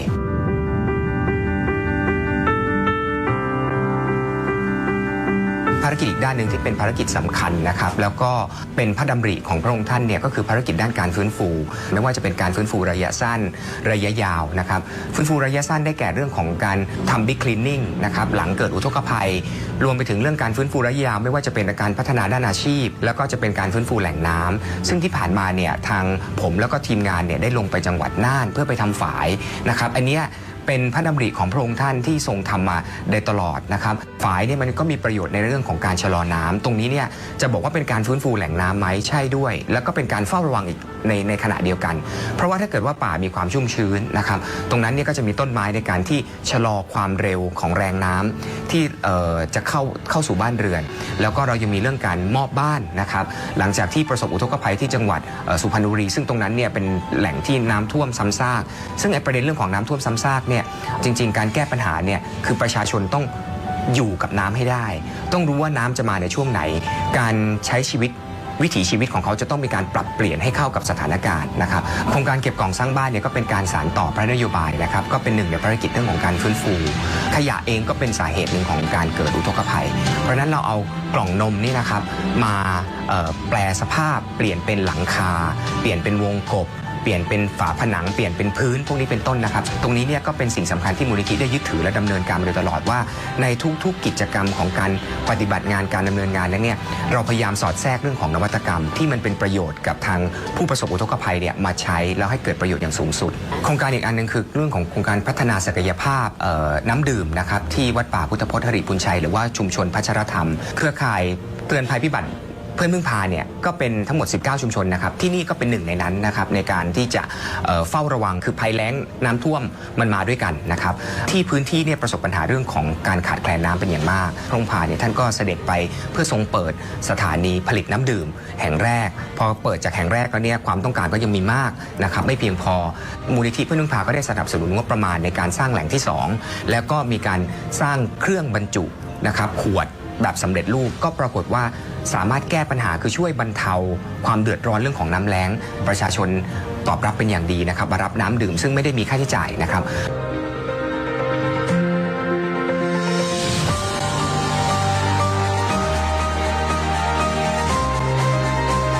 ภาร กิจของมูลที่พึ่งพาเนี่ยดำเนินมากว่า 27 ปี และต้องบอกว่าน้ำเนี่ยมันไม่เคยลดน้ำมันท่วมทุกปี เพราะฉะนั้นการสนับสนุนคนที่เดือดร้อนน้อยกว่าช่วยเหลือคนที่เดือดร้อนมากกว่าเนี่ยเป็นค่านิยมที่ดีสำหรับคนไทยที่เรามีการแบ่งปันกันตลอดเวลาอยากให้ได้มา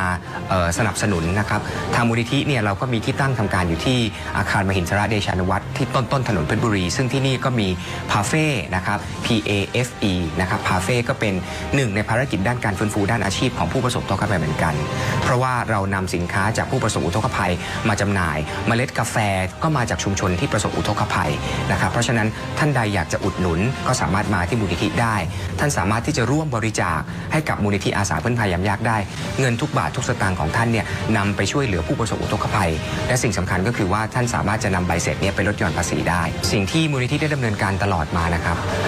เราได้กำลังใจจากพระองค์ท่านที่ท่านได้ทำให้เห็นว่าสิ่งที่ท่านมุ่งหวังนั้นคือประชาชนเพราะฉะนั้นแน่นอนว่าพันธกิจของมูลนิธิเพื่อนพึ่งพาเนี่ยเราไม่ทิ้งประชาชนแน่นอนเราไม่ทิ้งผู้เดือดร้อนแน่นอนสิ่งที่เรายังทำอยู่เราจะทำให้มากกว่าเดิมนะครับสมกับพระปณิธานที่ท่านได้พระราชทานไว้และสมกับตัวอย่างที่ท่านได้ทำให้เราเห็นนะครับเพราะฉะนั้นอยากให้ทุกท่านมั่นใจว่าสิ่งที่เพื่อนพึ่งพาดำเนินการมาตลอดเราจะยังดำเนินการต่อไปและจะพัฒนากระบวนการให้มีประสิทธิภาพเพิ่มมากขึ้นตามพระนโยบายที่ท่านได้พระราชทานไว้ว่าให้มูลนิธิเพื่อนพึ่งพานั้นได้เป็นศูนย์กลางความเป็นเลิศในการจัดการอุทกภัย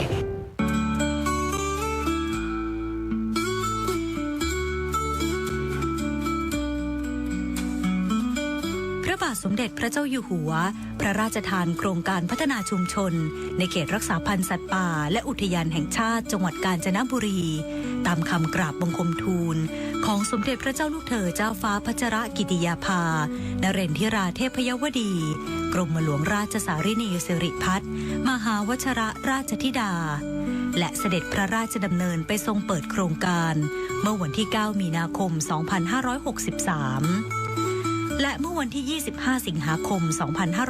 2564 ทรงพระกรุณาโปรดเกล้าโปรดกระหม่อมให้จัดตั้งมูลนิธิภูบดินทร์ในพระบรมราชูปถัมภ์มีพื้นที่ดำเนินงานในตำบลไล่โว่แบ่งเป็น 2 ระยะคือระยะที่ 1 บ้านสารวะและบ้านไล่โว่และระยะที่ 2 บ้านที่ไล่ป้าบ้านปางสนุกและบ้านจะแก่ผลการดำเนินงานของมูลนิธิภูบดินทร์ในพระบรมราชูปถัมภ์ในช่วงเดือนกรกฎาคมถึงเดือนธันวาคม 2568 มีการประชุมคณะกรรมการในระดับจังหวัดและลงพื้นที่รวมจำนวน 2 ครั้งโดยมีความคืบหน้าการดำเนินงานแยกตามด้านต่างๆดังนี้ด้านเส้นทางสัญจรในระยะที่ 1 ใช้งานได้ตามปกติสามารถเคลื่อนย้ายผู้ป่วยได้ในทุกฤดูกาลและเส้นทางสัญจรในระยะที่ 2 พัฒนาไปแล้ว67%คงเหลือการก่อสร้างสะพานซึ่งจะดำเนินการให้แล้วเสร็จภายในปี 2569 สำหรับการสร้างเส้นทางเพื่อความมั่นคงจะเริ่มดำเนินการและคาดว่าจะเสร็จในปี 2569 ด้านสาธารณสุขจากการพัฒนาเส้นทางสัญจรทำให้สามารถส่งต่อผู้ป่วยจากในพื้นที่ไปยังอำเภอสังขละบุรีได้ทันท่วงทีอีกทั้งได้ดำเนินงานสาธารณสุขเชิงรุกเช่นการป้องกันโรคไข้หวัดใหญ่และโรค NCD อบรมประชาชนในพื้นที่ระยะที่ 1 มีอสช 23 คนยกระดับเป็นอสม 15 คนในพื้นที่ระยะที่ 2 มีอสช 41 คนยกระดับเป็นอสม 29 คนนอกจากนี้ยังมีการอบรมอสช น้อยในบ้านสารวะและบ้านไล่โว่จำนวนทั้งสิ้น 12 คนการคุมกำเนิดในพื้นที่ระยะที่ 1 มีอัตราเพิ่มขึ้นจากก่อนมีโครงการร้อยละ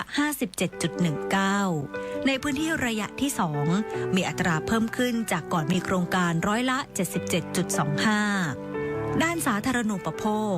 ระบบไฟฟ้าโซลาร์เซลล์ในพื้นที่ระยะที่ 1 ใช้งานได้ตามปกติและมีการเพิ่มความรู้ให้แก่ประชาชนอบรมช่างซ่อมไฟฟ้าชุมชนจำนวน 6 คนและในพื้นที่ระยะที่ 2 การไฟฟ้าส่วนภูมิภาคได้เข้ามาติดตั้งระบบไฟฟ้าโซลาร์เซลล์แล้วร้อยละ 78 คาดว่าเดือนมีนาคม 2569 จะดำเนินการแล้วเสร็จระบบน้ำเพื่ออุปโภคบริโภคในพื้นที่ระยะที่ 1 มีน้ำอุปโภคและบริโภคเพียงพอตลอดทั้งปีและไม่พบปัญหาในการใช้งาน ส่วนพื้นที่ระยะที่ 2 บ้านที่ไร่ป้าและบ้านผู้จืออยู่ระหว่างดำเนินการโดยกรมชลประทานและกรมทรัพยากรน้ำคาดว่าจะแล้วเสร็จในปี 2569 ส่วนบ้านจะแก่ได้ดำเนินการเสร็จเรียบร้อยแล้วน้ำเพื่อการเกษตรในพื้นที่ระยะที่ 1 สามารถใช้น้ำจากฝายของกรมอุทยานแห่งชาติสัตว์ป่าและพันธุ์พืชในพื้นที่แปลงรวมและแปลงเดี่ยวได้ตลอดทั้งปีพื้นที่ระยะที่ 2 อยู่ระหว่างรอการจัดสรรที่ดินของกรมอุทยานแห่งชาติสัตว์ป่าและพันธุ์พืชจึงจะวางแผนการจัดระบบน้ำต่อไปด้านเศรษฐกิจในพื้นที่ระยะที่ 1 สถาบันวิจัยและพัฒนาพื้นที่สูงองค์การมหาชนได้เข้าร่วมวางแผนการใช้ประโยชน์ที่ดินตามที่กรมอุทยานแห่งชาติสัตว์ป่าและพันธุ์พืชได้ทำ MOU ไว้กับประชาชนครัวเรือนละ 20 ไร่รวมทั้งสิ้น 365 แปลงประกอบด้วยบ้านสารวะจำนวน 168 แปลงมีเกษตรกรเข้าร่วม 60 รายบ้านไลโวจำนวน 197 แปลงมีเกษตรกรเข้าร่วม 90 รายโดยส่งเสริมให้ทดลองปลูกไม้ผลได้แก่สวรสหวานในพื้นที่จำนวน 9 ไร่สร้างรายได้ 45,000 บาทต่อไร่และปลูกผักผลเช่นฟักทองจิ๋วในพื้นที่ 1 ไร่สร้างรายได้ 8,000 ถึง 10,000 บาทต่อวงรอบการปลูกสำหรับไม้ผลเดิมได้จัดระบบเรื่องกาแฟและเม็ดมะม่วงหิมพานต์ทำให้ในปีที่ผ่านมาสร้างรายได้จากกาแฟเฉลี่ย 16,318 บาทต่อครัวเรือนและสร้างรายได้จากเม็ดมะม่วงหิมพานต์เฉลี่ย 800 บาทต่อครัวเรือนอีกทั้งมูลนิธิร่วมกับสมาพันธ์ SME ไทยกาญจนบุรีพัฒนากาแฟสำเร็จรูปแบบซองและแบบสกัดเย็นและได้นำไปจำหน่ายในงานโอท็อปและงานโครงการหลวงทำให้มีรายได้กลับคืนสู่ชุมชนเพิ่มมากขึ้นและจากเหตุการณ์ในชายแดนไทยกัมพูชามูลนิธิได้ส่งกาแฟสารวะไลโวพร้อมดื่มแบบบรรจุกระป๋อง Coffee for Hero จำนวน 20,000 กระป๋องให้แก่ทหารที่ประจำการในชายแดนเพื่อร่วมสร้างขวัญกำลังใจในส่วนของการรักษาวัฒนธรรมประเพณีได้นำผลิตภัณฑ์ชุมชนเช่นผ้าทอไปจำหน่ายในงานโอท็อปและงานโครงการหลวง 56 โดยมียอดจำหน่ายรวมทั้งสิ้น 67,392 บาทสำหรับพื้นที่ระยะที่ 2 จะต้องรอการจัดสรรและใช้ประโยชน์ที่ดินจากกรมอุทยานสำหรับไม้ผลเดิมเช่นกาแฟได้ดำเนินการโดยนำโมเดลของพื้นที่ระยะที่ 1 มาปรับใช้เพื่อสร้างรายได้กลับคืนสู่ครัวเรือนปัจจุบันนี้เริ่มเก็บผลผลิตได้แล้ว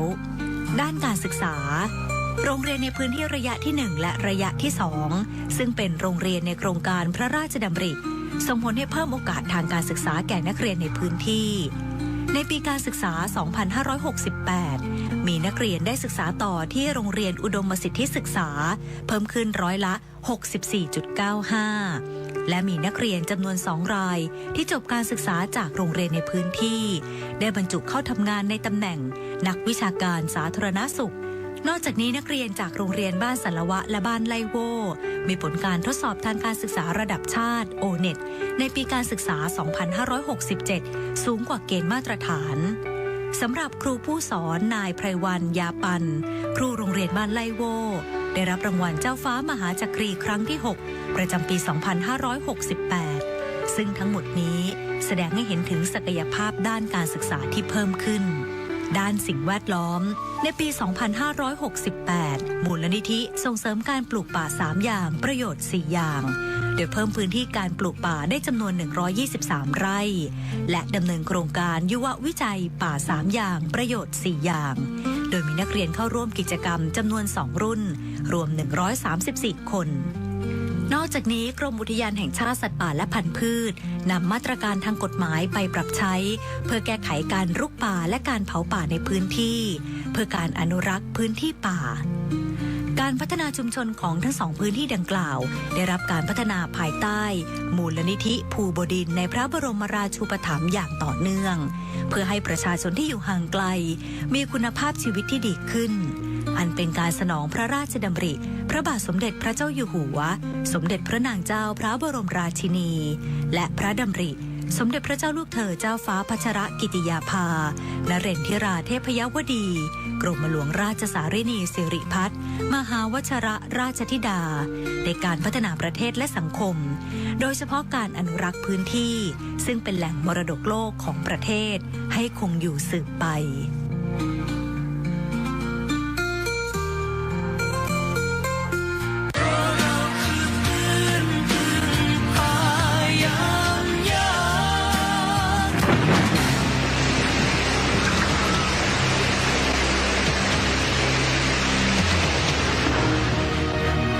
รื่องของธรรมชาติก็คือเรื่องของธรรมชาติเราก็จะได้ร่วมมือร่วมใจร่วมแรงช่วยเหลือกันต่อไปนะคะ แล้วก็หวังเป็นอย่างยิ่งว่าในอนาคตเราก็คงจะมีการเฝ้าระวังป้องกันปัญหาแบบนี้ได้ดีขึ้นนะคะ ก็อย่าเสียกำลังใจนะ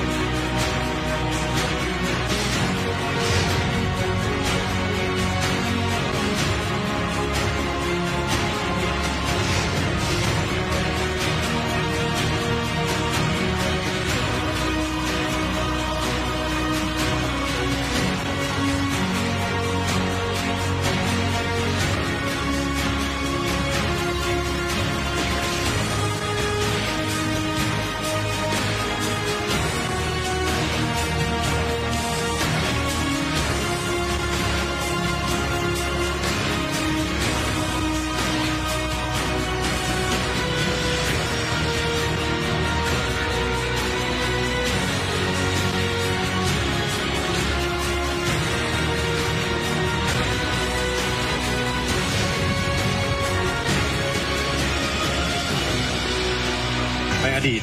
ชุมชนล่องแงเคยถูกน้ำท่วมน้ำแรงน้ำหลากโดย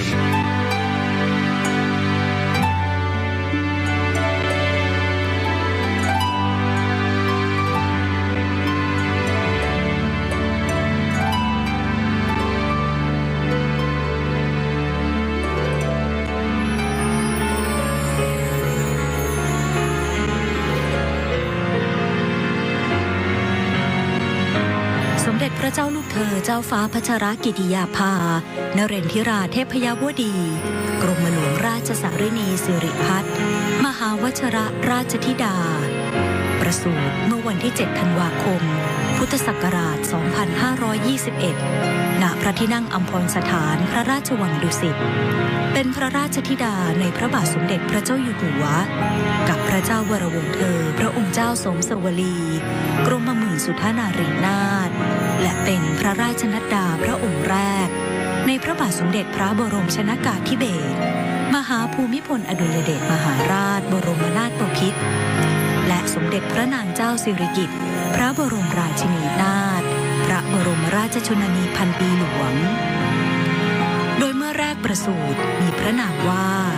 พระเจ้าหลานเธอพระองค์เจ้าพัชรกิติยาภาทรงเริ่มเข้ารับการศึกษาที่โรงเรียนราชินีในระดับชั้นอนุบาลจนถึงระดับชั้นมัธยมศึกษาปีที่ 3 จากนั้นได้เสด็จไปทรงศึกษาณโรงเรียนยีทฟิลด์สหราชอาณาจักรแล้วเสด็จกลับมาทรงศึกษาต่อระดับชั้นมัธยมศึกษาปีที่ 5 และปีที่ 6 ณโรงเรียนจิตรลดา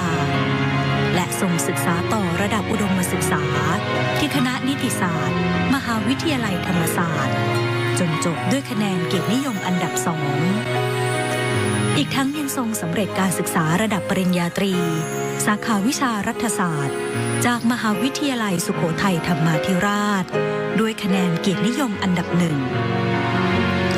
ทรงศึกษาต่อจนสำเร็จการศึกษาระดับปริญญาโท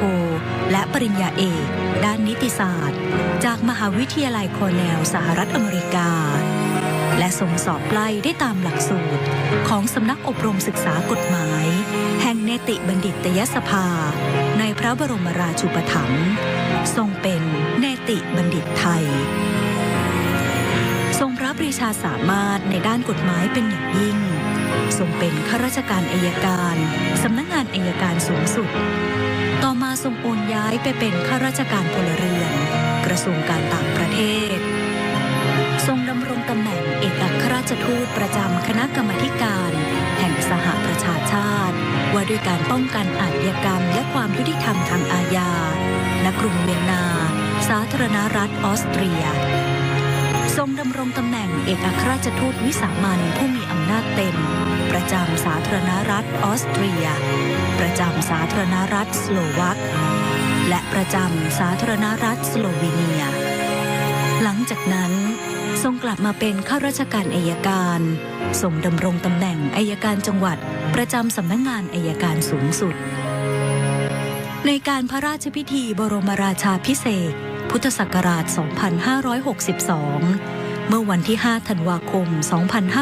2562 พระบาทสมเด็จพระเจ้าอยู่หัวมีพระบรมราชโองการโปรดเกล้าโปรดกระหม่อมให้สถาปนาและเฉลิมพระนามพระเจ้าหลานเธอพระองค์เจ้าพัชรกิติยาภาเป็นสมเด็จพระเจ้าลูกเธอเจ้าฟ้าพัชรกิติยาภานเรนทิราเทพยวดี ต่อมาวันที่ 28 กรกฎาคม 2562 พระบาทสมเด็จพระเจ้าอยู่หัวมีพระบรมราชโองการโปรดเกล้าโปรดกระหม่อมให้สถาปนาพระเกียรติยศขึ้นเป็นเจ้าฟ้าต่างกรมฝ่ายในมีพระนามตามที่จารึกในพระสุพรรณบัตรว่าสมเด็จพระเจ้าลูกเธอเจ้าฟ้าพัชรกิติยาภานเรนทิราเทพยวดีกรมหลวงราชสารินีสิริพัฒน์มหาวชรราชธิดาวันที่ 2 กุมภาพันธ์ พุทธศักราช 2564 พระบาทสมเด็จพระเจ้าอยู่หัวมีพระบรมราชโองการโปรดเกล้าโปรดกระหม่อมให้รับโอนข้าราชการฝ่ายอัยการเป็นข้าราชการในพระองค์ฝ่ายทหารและพระราชทานพระยศทหารโดยทรงพระกรุณาโปรดเกล้าโปรดกระหม่อมให้สมเด็จพระเจ้าลูกเธอเจ้าฟ้าพัชรกิติยาภานเรนทิราเทพยวดีกรมหลวงราชสารินีสิริพัฒน์มหาวชรราชธิดา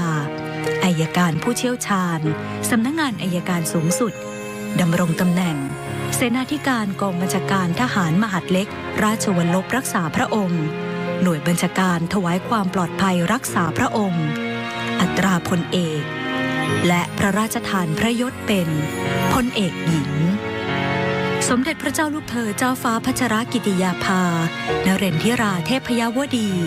กรมหลวงราชสารินีสิริพัฒน์มหาวชรราชธิดาทรงปฏิบัติพระกรณียกิจสร้างสรรค์ประโยชน์แก่ประเทศชาติและประชาชนเป็นอเนกอนันต์อาทิ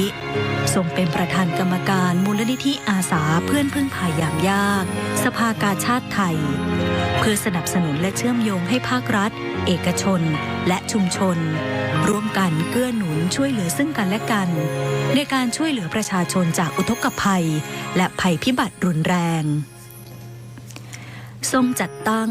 มูลนิธินภาในพระดำริเพื่อให้การช่วยเหลือผู้ด้อยโอกาสที่ได้รับผลกระทบทางกฎหมาย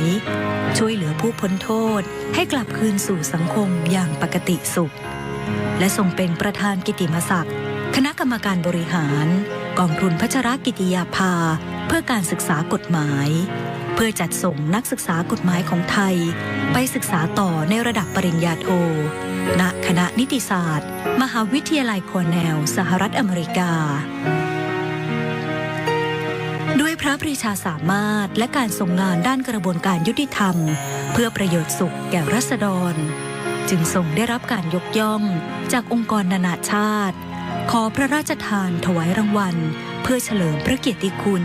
อาทิรางวัล Medal of Recognition จาก UNODC ซึ่งเป็นรางวัลเกียรติยศสูงสุดของสำนักงานว่าด้วยยาเสพติดและอาชญากรรมแห่งสหประชาชาติและยูนิเฟมกองทุนสหประชาชาติเพื่อการพัฒนาสตรีได้กราบทูลเชิญให้ทรงเป็นทูตสันทวไมตรีในการต่อต้านความรุนแรงต่อผู้หญิงนอกจากนี้สมเด็จพระเจ้าลูกเธอเจ้าฟ้าพัชรกิติยาภานเรนทิราเทพยวดีกรมหลวงราชสารินีสิริพัฒน์มหาวชรราชธิดายังทรงปฏิบัติพระกรณียกิจนานับประการในการแบ่งเบาพระราชกรณียกิจในสมเด็จพระบรมชนกนาถด้วยความเรียบร้อยเป็นที่ไว้วางพระราชหฤทัย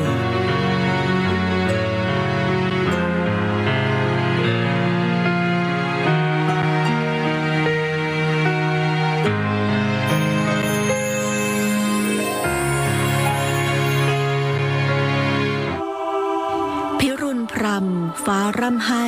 อาลัยยิ่งสรรพสิ่งรอบข้างดูหมางหม่นสดับข่าวร้าวรานสุดทานทนพระมิ่งขวัญดวงกมลชนประชาท้าเสด็จจากฟากฟ้านภาสวง เป็นดั่งดวงตะวันจันทร์ลงล่านิวัตสู่สวรรค์คันไลลาเป็นนางฟ้าเจิดจรัสรัตวิมานด้วยสำนึกในพระกรุณาธิคุณ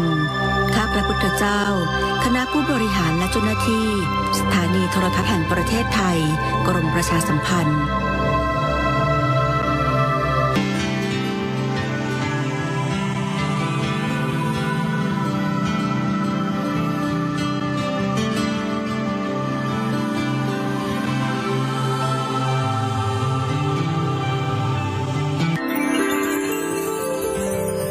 สมเด็จพระเจ้าลูกเธอเจ้าฟ้าพัชรกิติยาภา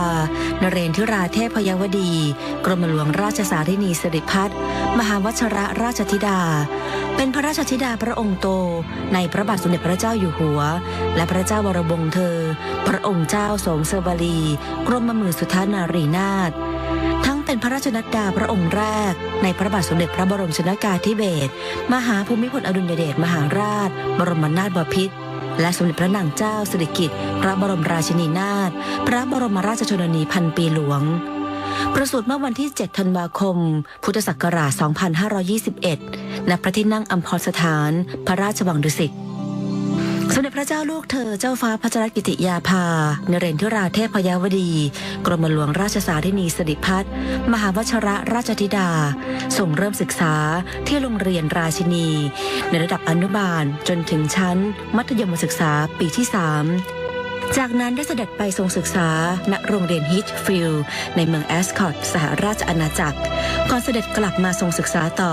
ชั้นมัธยมศึกษาปีที่ 5 และ 6 ที่โรงเรียนจิตรลดา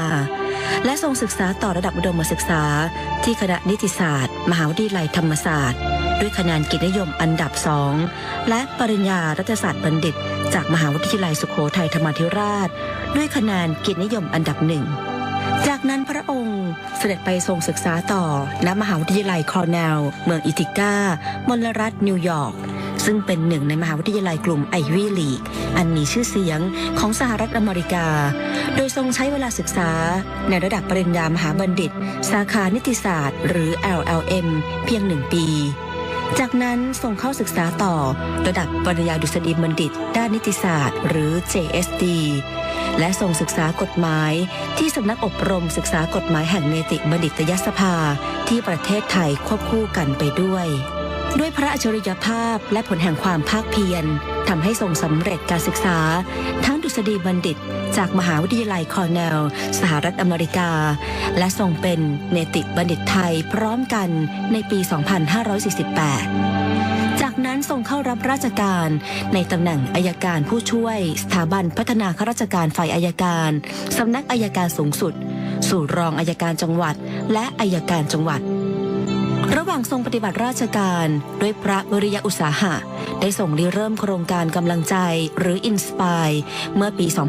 2550 เน้นการให้ความช่วยเหลือผู้ต้องขังหญิงเด็กติดผู้ต้องขังหญิงและผู้ต้องขังที่ตั้งครรภ์ในเรือนจำทั้งในด้านวัสดุอุปกรณ์การให้การฝึกอบรมการให้บริการทางการแพทย์ตลอดจนการฟื้นฟูจิตใจจนได้รับความสนใจจากนานาประเทศต่อมาทรงโอนย้ายไปดำรงตำแหน่งเอกอัครราชทูตประจำคณะกรรมาธิการแห่งสหประชาชาติว่าด้วยการป้องกันอาชญากรรมและความยุติธรรมทางอาญาณกรุงเวียนนาสาธารณรัฐออสเตรียตั้งแต่วันที่ 10 มกราคม พุทธศักราช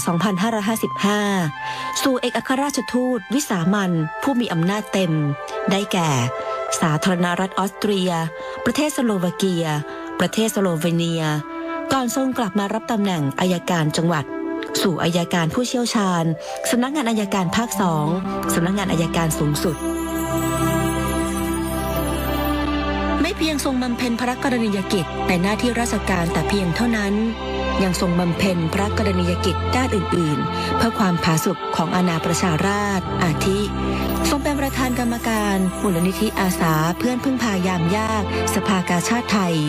ในการสนับสนุนและเชื่อมโยงให้ภาครัฐและเอกชนมาร่วมกันเกื้อหนุนให้ประชาชนช่วยเหลือซึ่งกันและกันในยามทุกข์ยากจากภัยธรรมชาติที่รุนแรงมูลนิธินภา ในพระดำริที่เน้นช่วยเหลือและให้โอกาสทางอาชีพ กลุ่มผู้ด้อยโอกาส อันเกิดจากผลที่ได้รับทางกฎหมายและด้านสังคม และพระราชทานทุนการศึกษาสำหรับผู้ต้องการศึกษาต่อปริญญามหาบัณฑิต ด้านกฎหมายณคอร์เนลลอว์สคูลมหาวิทยาลัยคอร์เนลสหรัฐอเมริกาโดยทรงจัดตั้งทุนพัชรกิติยาภาเพื่อการศึกษากฎหมายซึ่งรับสมัครเพื่อคัดเลือกจากผู้ที่จบปริญญาบัณฑิตด้านกฎหมายและสอบไล่ด้านนิติบัณฑิตของนิติบัณฑิตยสภาตามเงื่อนไขที่ทุนดังกล่าวกำหนดไว้เพื่อให้ผู้สำเร็จการศึกษาได้นำความรู้มาแก้ไขปัญหาของประเทศที่ต้องอาศัยกฎหมายเป็นเครื่องมือด้วยพระปรีชาสามารถและพระจริยวัตรอันงดงามส่งผลให้องค์กรต่างๆขอพระราชทานถวายรางวัลเพื่อเฉลิมพระเกียรติคุณอาทิยูนิเฟมกองทุนสหประชาชาติเพื่อการพัฒนาสตรีได้กราบทูลเชิญให้ทรงเป็นทูตสันทวไมตรี Goodwill Ambassador ในการต่อต้านความรุนแรงต่อผู้หญิงประจำภูมิภาคเอเชียตะวันออกเฉียงใต้และรางวัล Medal of Recognition จาก UNODC ซึ่งเป็นรางวัลเกียรติยศสูงสุดของสำนักงานว่าด้วยยาเสพติดและอาชญากรรมแห่งสหประชาชาติเมื่อพระราชบิดาเสด็จเถลิงถวัลยราชสมบัติเป็นพระมหากษัตริย์รัชกาลที่ 10ซึ่งเมื่อวันที่ 5 พฤษภาคม 2562 มีพระบรมราชโองการโปรดเกล้าโปรดกระหม่อมให้สถาปนาและเฉลิมพระนามพระเจ้าหลานเธอพระองค์เจ้าพัชรกิติยาภาเป็นสมเด็จพระเจ้าลูกเธอเจ้าฟ้าพัชรกิติยาภานเรศธิราเทพยวดี รับพระราชทานน้ำพระมหาสังใบมะตูมทรงเจิมและพระราชทานพระสุพรรณบัตรเครื่องราชอิสริยาภรณ์อันมีเกียรติคุณรุ่งเรืองยิ่งมหาจักรีวงศ์และเหรียญรัตนาภรณ์รัชกาลที่ 10 ชั้นที่ 1ต่อมาเมื่อวันที่ 28 กรกฎาคม 2562 พระบาทสมเด็จพระเจ้าอยู่หัวมีพระบรมราชโองการโปรดเกล้าโปรดกระหม่อมให้สถาปนา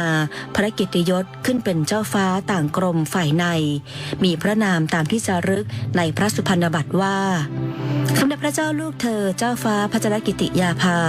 นเรศธิราเทพยวดีกรมหลวงราชสารินีสิริพัฒน์มหาวชิรราชธิดาเมื่อวันที่ 2 กุมภาพันธ์ 2564 พระบาทสมเด็จพระเจ้าอยู่หัวมีพระบรมราชโองการโปรดเกล้าโปรดกระหม่อมให้รับโอนข้าราชการฝ่ายอัยการเป็นข้าราชการในพระองค์ฝ่ายทหารและพระราชทานพระยศทหารจึงทรงพระกรุณาโปรดเกล้าโปรดกระหม่อมให้สมเด็จพระเจ้าลูกเธอเจ้าฟ้าพัชรกิติยาภานเรศธิราเทพยวดีกรมหลวงราชสารินีสิริพัฒน์มหาวชิรราชธิดาอัยการผู้เชี่ยวชาญสำนักงานอัยการสูงสุดดำรงตำแหน่ง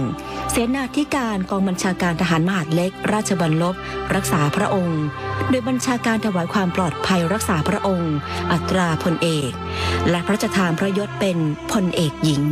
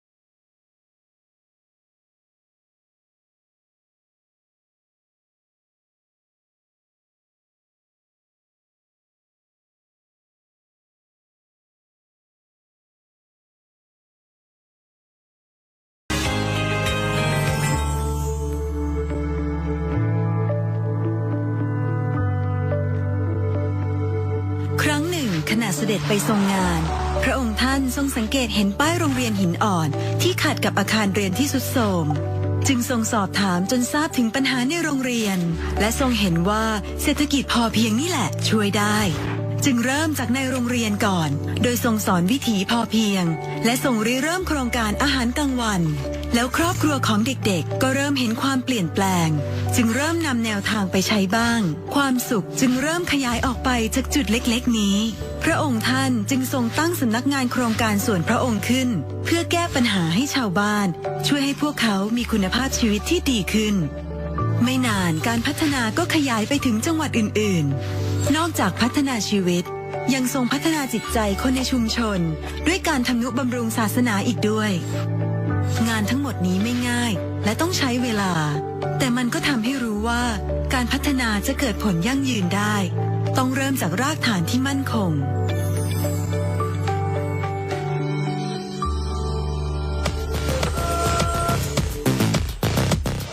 จากที่ได้เสด็จไปทรงปิงปองและทรงทราบว่าเยาวชนสนใจกีฬาชนิดนี้น้อยลงจึงทรงนึกถึงเด็กๆในสถานพินิจที่มีโอกาสจำกัดและทรงเห็นว่าปิงปองน่าจะเหมาะกับพวกเขาโดยทรงเริ่มโครงการ Young Table Tennis Way of Change เปิดโอกาสให้พวกเขาได้เข้าสู่เส้นทางกีฬาอาชีพแต่ก็พบว่าแม้จะออกจากสถานพินิจแล้วก็ยังมีปัจจัยอื่นๆที่ทำให้พวกเขาไปต่อไม่ได้อยู่ดีเหมือนการสร้างฝันที่พวกเขาไม่มีวันไปถึงบ้านกีฬา BBG จึงเกิดขึ้นเพื่อรับเด็กๆเหล่านี้มาอยู่ร่วมกันเป็นครอบครัวให้เรียนหนังสือและฝึกฝนเป็นนักกีฬาอย่างจริงจังจนมีพัฒนาการที่ดีขึ้นทุกด้านทั้งร่างกายจิตใจและผลการแข่งขันเราจึงขยายโครงการให้ครอบคลุมถึงเด็กๆกลุ่มอื่นๆและเพิ่มกีฬาอื่นๆเข้ามาอีกด้วยเมื่อมีเด็กๆมากขึ้นโครงการทั้งหมดจึงถูกรวมเป็นสโมสรกีฬา BBG เพื่อสร้างนักกีฬาอาชีพและพัฒนาเด็กๆให้เป็นคนคุณภาพของสังคม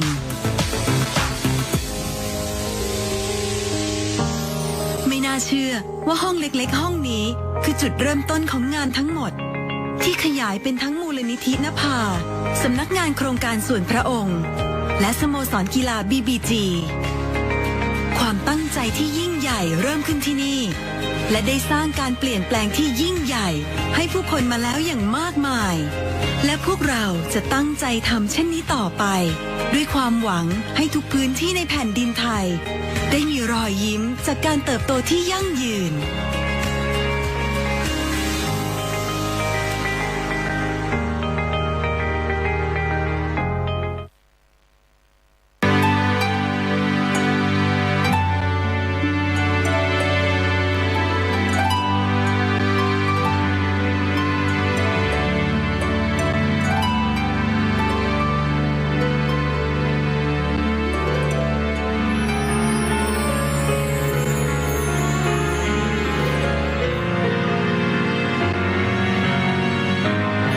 พระเจ้าลูกเธอเจ้าฟ้าพัชรกิติยาภา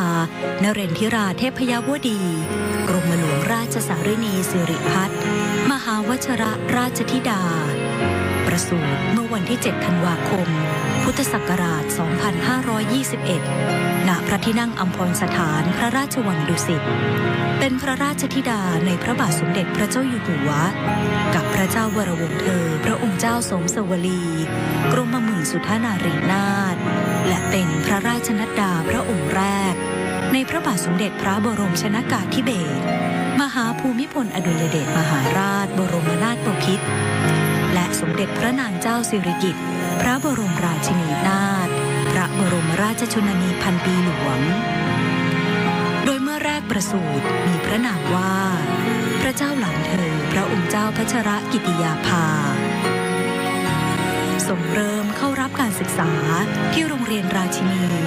ในระดับชั้นอนุบาลจนถึงระดับชั้นมัธยมศึกษาปีที่ 3จากนั้นได้เสด็จไปทรงศึกษาณโรงเรียนยีทฟิลด์สหราชอาณาจักรแล้วเสด็จกลับมาทรงศึกษาต่อ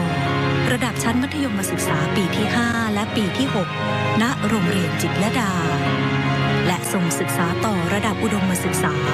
ที่คณะนิติศาสตร์มหาวิทยาลัยธรรมศาสตร์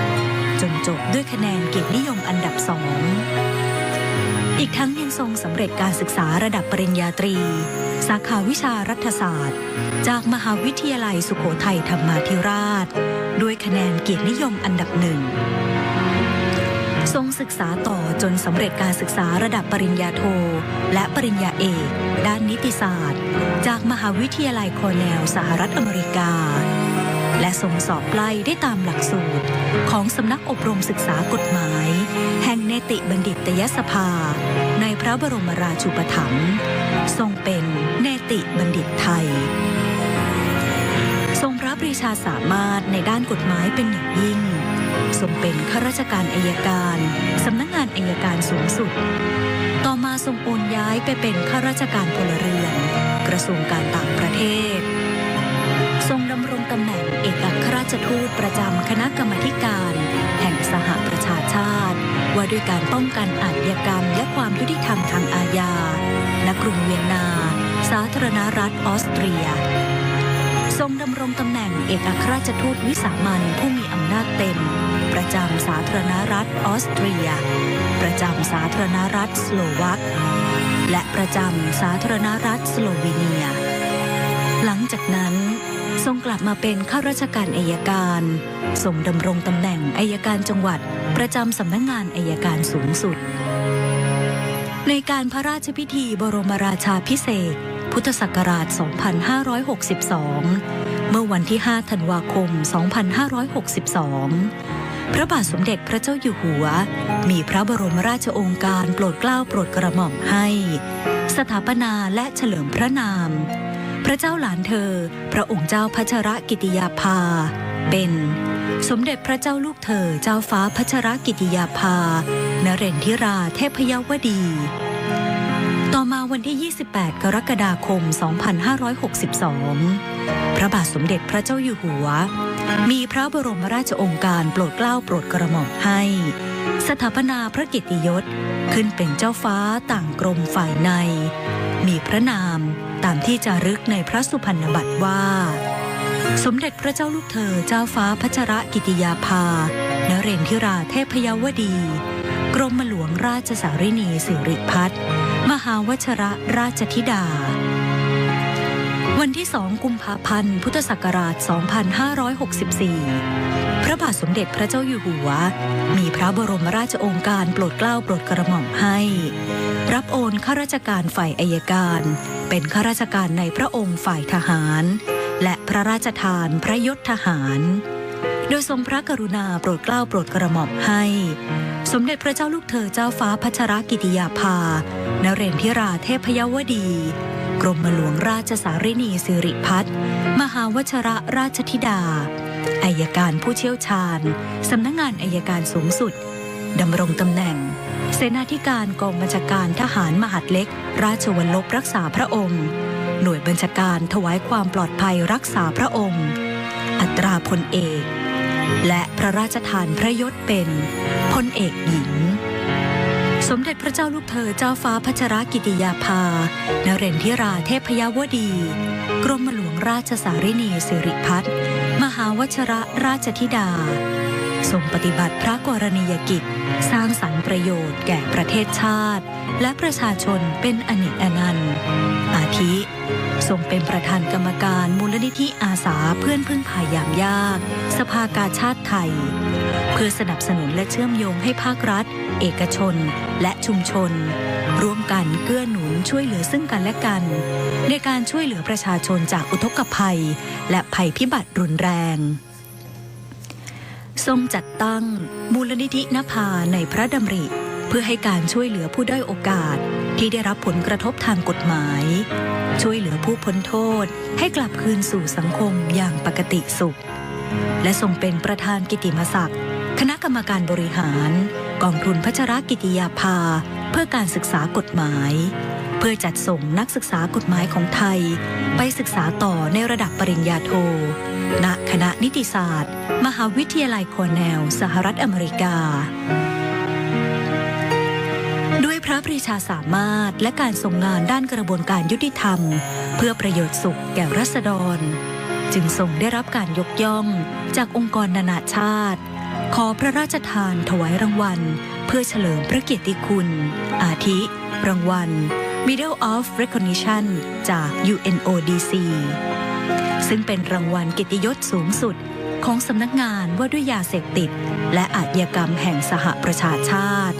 และยูนิเฟมกองทุนสหประชาชาติเพื่อการพัฒนาสตรี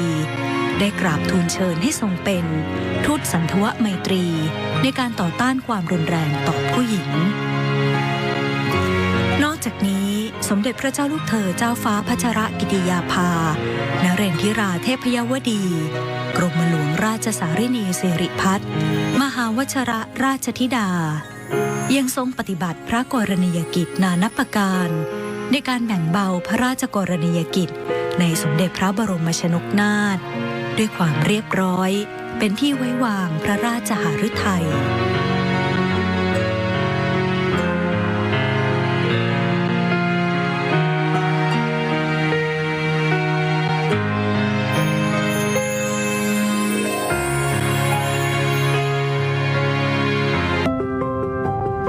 ท่านเอาประสบการณ์ที่ท่าน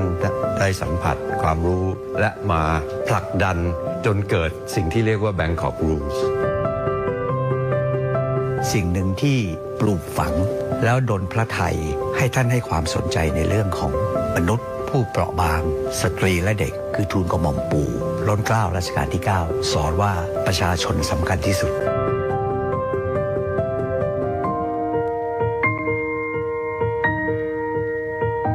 สมเด็จพระเจ้าลูกเธอเจ้าฟ้าพัชรกิติยาภา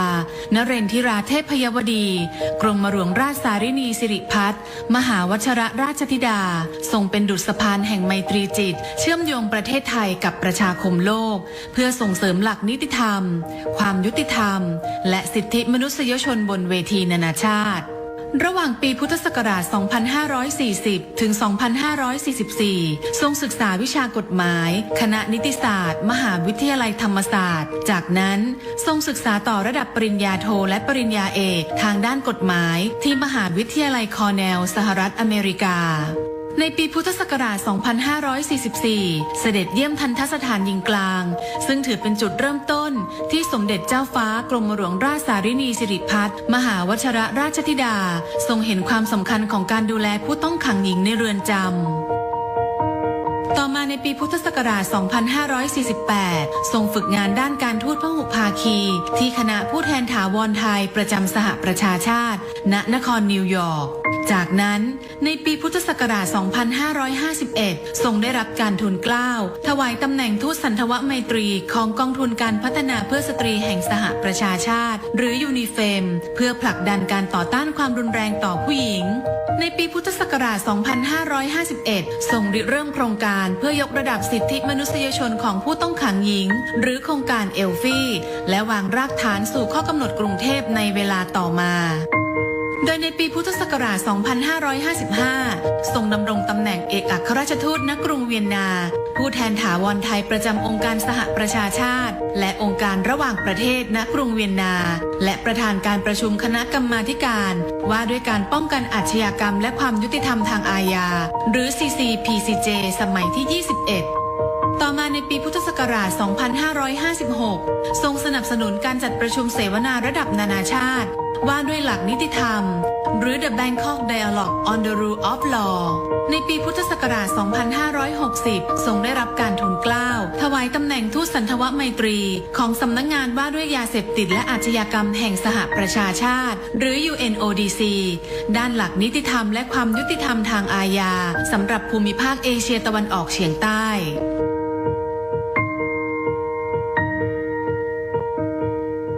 พระองค์ท่านมีความผูกพันกับนิวยอร์กและ UN ที่นิวยอร์กค่อนข้างมากตั้งแต่พระองค์ท่านสำเร็จการศึกษาที่คอร์เนลพระองค์ท่านก็มาฝึกงานที่คณะทูตถาวรของประเทศไทยประจำองค์การสหประชาชาติที่นครนิวยอร์กพระองค์ท่านก็เข้าร่วมการประชุมที่สำคัญที่สุดคือสมัชชาใหญ่สหประชาชาติสมัยที่ 60 โดยพระองค์ท่านก็ทรงงานในเรื่องของกรรมการ 3 และกรรมการ 6กรรมการ 3 ก็ที่เกี่ยวกับเรื่องผู้หญิงเด็กคนชราด้านสังคมต่างๆรวมทั้งสิทธิมนุษยชนผู้ลี้ภัยทั้งหลายส่วนกรรมการ 6 ก็คือกฎหมาย หลังจากนั้นที่พระองค์ท่านกลับมาก็รับราชการในสำนักอัยการสูงสุดก่อนที่พระองค์ท่านจะเข้าดำรงตำแหน่งเอกอัครราชทูตที่กรุงเวียนนาต่อมาเมื่อทรงดำรงตำแหน่งเอกอัครราชทูตที่กรุงเวียนนาจะมีสวมหมวก2 ใบแรกก็เป็นเอกอัครราชทูตประจำออสเตรียเหมือนกับทูตอื่นๆทั่วโลกแต่หมวกใบที่2ก็คือพระองค์ท่านเป็นผู้แทนไทยประจำองค์การสหประชาชาติที่เวียนนาซึ่งเวียนนามีเรื่องที่สำคัญหลายประการแรกก็คือเรื่อง IAEA เรื่องลดอาวุธจำกัดอาวุธดูแลอาวุธนิวเคลียร์อันที่2ก็คือเรื่องที่เกี่ยวกับอาชญากรรมเกี่ยวกับความกระบวนการยุติธรรมก็มี2 องค์กรใหญ่ๆอันแรกก็คือ UN Office on Drugs and Crime UNODC นะครับก็ทำเรื่องเกี่ยวกับอาชญากรรมต่างๆเรื่องยาเสพติดอีกหน่วยงานหนึ่งก็คือ Commission on Criminal Crime Prevention ย่อว่า CCPCJ นะครับอันนี้พระองค์ท่านก็เข้าไปเกี่ยวข้องค่อนข้างมากแต่ว่าระยะหลังเนี่ยเห็นชัดว่ามีผู้หญิงเป็นนักโทษในเรือนจำมากขึ้นแล้วก็เห็นชัดว่าความจำเป็นความต้องการเนี่ยต่างกับผู้ชายพระองค์ท่านก็เลยเริ่มสิ่งที่เรียกว่ามาตรฐานสำหรับนักโทษหญิงโดยเฉพาะและในที่สุดก็สามารถออกผลักดันออกมาเป็นเรียกว่า Bangkok Rules นะครับก็คือกฎที่ออกที่กรุงเทพนะครับอันนี้ก็เพื่อดูแลนักโทษหญิงโดยเฉพาะเลยแล้วก็ไปผ่านมติในสมัชชาใหญ่สหประชาชาตินะครับในปี 2010ในเรื่องที่เกี่ยวกับทูลกระหม่อมพานะครับสำหรับพระราชกรณียกิจต่างประเทศนั้นเนี่ยมากมายและมีความหลากหลายมากนะครับท่านถ้าเกิดจะแบ่งเป็น2 วาระเนี่ยในช่วงแรกของปีครึ่งเนี่ยท่านทรงดำรงตำแหน่งประธานคณะกรรมการของ UNODC นะครับว่าด้วยการป้องกันอาชญากรรม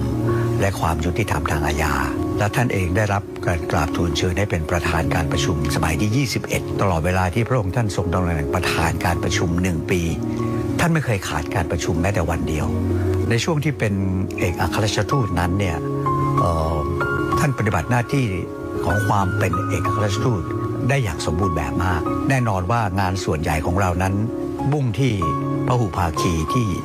UNODC ที่นั่นนะครับแต่ในเรื่องของการเจริญสัมพันธไมตรีกับออสเตรียนั้นพระองค์ท่านก็สามารถที่จะอาศัยน้ำพระทัยอาศัยพระบารมีผูกใจคณะทูตานุทูตแล้วก็ประเทศเจ้าบ้านหน่วยงานต่างๆได้เป็นอย่างดีมากสิ่งหนึ่งที่คนคาดไม่ถึงในฐานะองค์เอกอัครราชทูตเนี่ยคือการคุ้มครองดูแลรักษาผลประโยชน์ของคนไทยในประเทศนั้นๆคงจะได้เรามีงานกงสุลสัญจรที่สถานทูตจะบริการทางด้านนิติกรให้กับพี่น้องชาวไทยที่อยู่ในประเทศนั้นๆในหลายโอกาสต้องไปต่างเมืองต่างแคว้นเชื่อไหมครับว่าพระองค์ท่านเสด็จไปทุกครั้งไม่ว่าจะเป็นแคว้นซึ่งอยู่ไกลยังไงก็ตามท่านเสด็จไปด้วยแล้วก็เปิดโอกาสให้พี่น้องชาวไทยได้มาเข้าท่านมาช่วยนั่งทำนิติกรนั่งช่วยเขียนดูพาสปอร์ตช่วยเขียนช่วยประชาชนด้วยพี่น้องประชาชนชาวไทยที่ได้สัมผัสเนี่ยปลื้มปิติยินดีมากไม่มีใครคาดคิดหรอกครับว่าวันหนึ่งเนี่ยตัวอยู่ซาวส์บุร์กนะครับอยู่ทีโรจะมีเจ้าฟ้าเจ้าแผ่นดินเสด็จไปให้ความกันเองขนาดนั้นผมดูแล้วผมพิจารณาเองแล้วเนี่ยเป็นเพราะพระองค์ท่านเนี่ยพระเจริญพระชนษาเติบโตมาเนี่ยด้วยความที่ท่านอยากใกล้ชิดประชาชนถามว่าทำไมคือท่านเป็นนักศึกษาคณะนิติศาสตร์ธรรมศาสตร์ท่านได้มีโอกาสเข้าไปเยี่ยมดูงานของทันตสถานผู้ต้องขังหญิงนะครับท่านได้ไปเห็นว่าจริงๆแล้วเนี่ยผู้ต้องขังหญิงเนี่ยก็เป็นมนุษย์เหมือนกันแต่มีความแตกต่างทางกายภาพระหว่างนักโทษชายกับนักโทษหญิงทำให้มีพระดำริขึ้นมาว่าถึงแม้จะเป็นผู้หญิงแต่ก็ควรจะได้รับสิทธิเสมอภาคเช่นกับผู้ต้องขังชายพระองค์ท่านก็เลยตั้งเป็นโครงการกำลังใจในพระดำริพระเจ้าหลานเธอพระองค์เจ้าพัชรกิติยาภานะครับมุ่งเน้นที่จะดูแลความเป็นอยู่การปฏิบัติต่อผู้ต้องขังหญิงนะครับที่ควรจะได้รับสิทธิที่พึงได้รับท่านเคยรับสั่งกับผมเองเสมอว่าสิ่งหนึ่งที่ ปลูกฝัง แล้วดลพระไทยให้ท่านให้ความสนใจในเรื่องของมนุษย์ผู้เปราะบางสตรีและเด็กคือทูลกระหม่อมปู่นะครับล้นเกล้ารัชกาลที่ 9 สอนว่าเราต้องคิดถึงสิ่งเหล่านี้ประชาชนสำคัญที่สุดซึ่งอยู่ในพระทัยท่านตลอดมาครับจากรากฐานแห่งการเรียนรู้สู่เส้นทางการทูตบนเวทีโลกสมเด็จเจ้าฟ้ากรมหลวงราชสารินีสิริพัฒน์มหาวชิรราชธิดาทรงแสดงพระเกียรติคุณและพระปรีชาสามารถอันหาที่สุดมิได้ดังที่ผู้มีโอกาสถวายงานแด่พระองค์อย่างใกล้ชิดต่างยังคงจดจำและสำนึกในพระกรุณาธิคุณและพระกรณียกิจนั้นอย่างมิรู้ลืม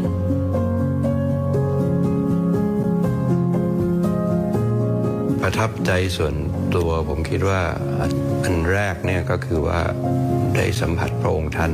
ความเมตตาที่ท่านมีต่อข้าราชการความสนิทสนมที่ท่านให้ไม่เคยถือพระองค์ผมได้มีโอกาสในช่วงหนึ่งที่พระองค์ท่านเสด็จไปเนี่ยมีการจัดงานวันดินโลกและช่วงนั้นมันใกล้เคียงกับวันเฉลิมเราก็จัดงานเลี้ยงรับรองวันชาติไทยทุกปีพระองค์ท่านก็เสด็จมาแล้วก็ให้ความเป็นกันเองกับแขกของเราทุกๆคนครับอันที่สองผมคิดว่าความทุ่มเทของพระองค์ท่านเอาประสบการณ์ที่ท่านได้สัมผัสความรู้และมาผลักดันจนเกิดสิ่งที่เรียกว่า Bangkok Rules ในระดับนานาชาติสิ่งที่พระองค์ท่านทำในระดับประเทศคือเอลฟี่ยกระดับชีวิตความเป็นอยู่ของนักโทษในเรือนจำผมคิดว่าสิ่งนี้ผมคิดว่าคงไม่ใช่ประทับใจเฉพาะผมแต่ว่าใครที่ได้ทราบถึงพระกรณียกิจนี้ก็คงเห็นพ้องกันครับพระองค์ท่านเองมีพระจริยวัตรแล้วก็มีบทบาทอย่างมากนะครับเป็นที่ชื่นชมเป็นที่ศรัทธาของบรรดาประเทศสมาชิกทั้งหลายเป็นอย่างมากท่านให้ความเป็นกันเองกับทุกคนหมายถึงคณะทูตานุทูตทั้งหลายและคณะทูตทั้งหลายด้วยนะฮะการที่จะเป็นประธานการประชุมได้เนี่ยสิ่งแรกเนี่ยต้องเรียกศรัทธาจากผู้แทนประเทศต่างๆที่เข้าร่วมประชุมได้2จะต้องสามารถควบคุมบรรยากาศและการแสดงข้อคิดเห็นต่างๆต้องรู้จักประนีประนอมผ่อนสั้นผ่อนยาวมีการวางแผนซึ่งพระองค์ท่านเองทูลกระหม่อมพาเนี่ยได้ทรงปฏิบัติหน้าที่ได้อย่างสมบูรณ์แบบมากงานไทยก็เหมือนกันมีจัดงานไทยเฟสติวัลนะฮะพระองค์ท่านก็เสด็จไปแล้วที่น่าปลื้มมากคือไม่ใช่เฉพาะคณะทูตานุทูตทั้งที่ประจำใน UN หรือว่าทวิภาคีมาร่วมงานนะผู้บริหารระดับสูงของรัฐบาลออสเตรียเนี่ยมากันเยอะแยะไปหมดเลยแน่นอนว่าเราจัดก็เหมือนกับการวัฒนธรรมของไทยแล้วและมีทุกอย่างพร้อมมูลงานนั้นก็ถือว่าประสบความสำเร็จมากอย่างหนึ่งที่ผู้คนกล่าวขวัญเนี่ยแน่นอนชื่นชมพอใจกับงานว่าดีอย่างไรแต่เขาบอกว่าเขารู้แล้วเขาเข้าใจแล้วคนที่พูดนี่เป็นระดับรัฐมนตรีนะเขาบอกเขาเข้าใจเมื่อก่อนเขาไม่เข้าใจแต่เดี๋ยวนี้เขาเข้าใจแล้วว่าทำไมสถาบันพระมหากษัตริย์เนี่ยถึงได้เป็นที่รักศรัทธาของประชาชนชาวไทย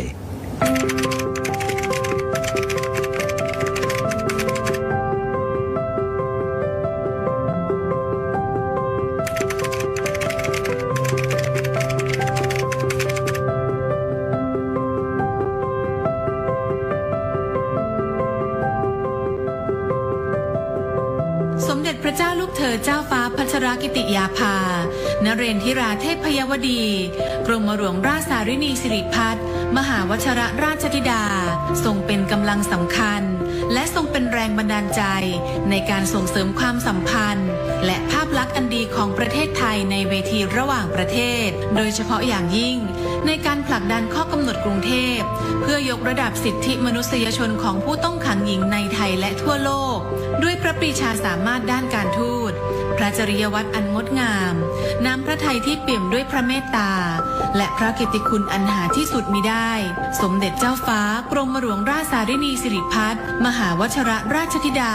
จึงทรงเป็นเจ้าหญิงนักการทูตผู้ทรงเป็นความภาคภูมิใจของคนไทยและทรงเป็นผู้นำพาประเทศไทยก้าวสู่เวทีโลกด้วยศักดิ์ศรีและความภาคภูมิสืบไป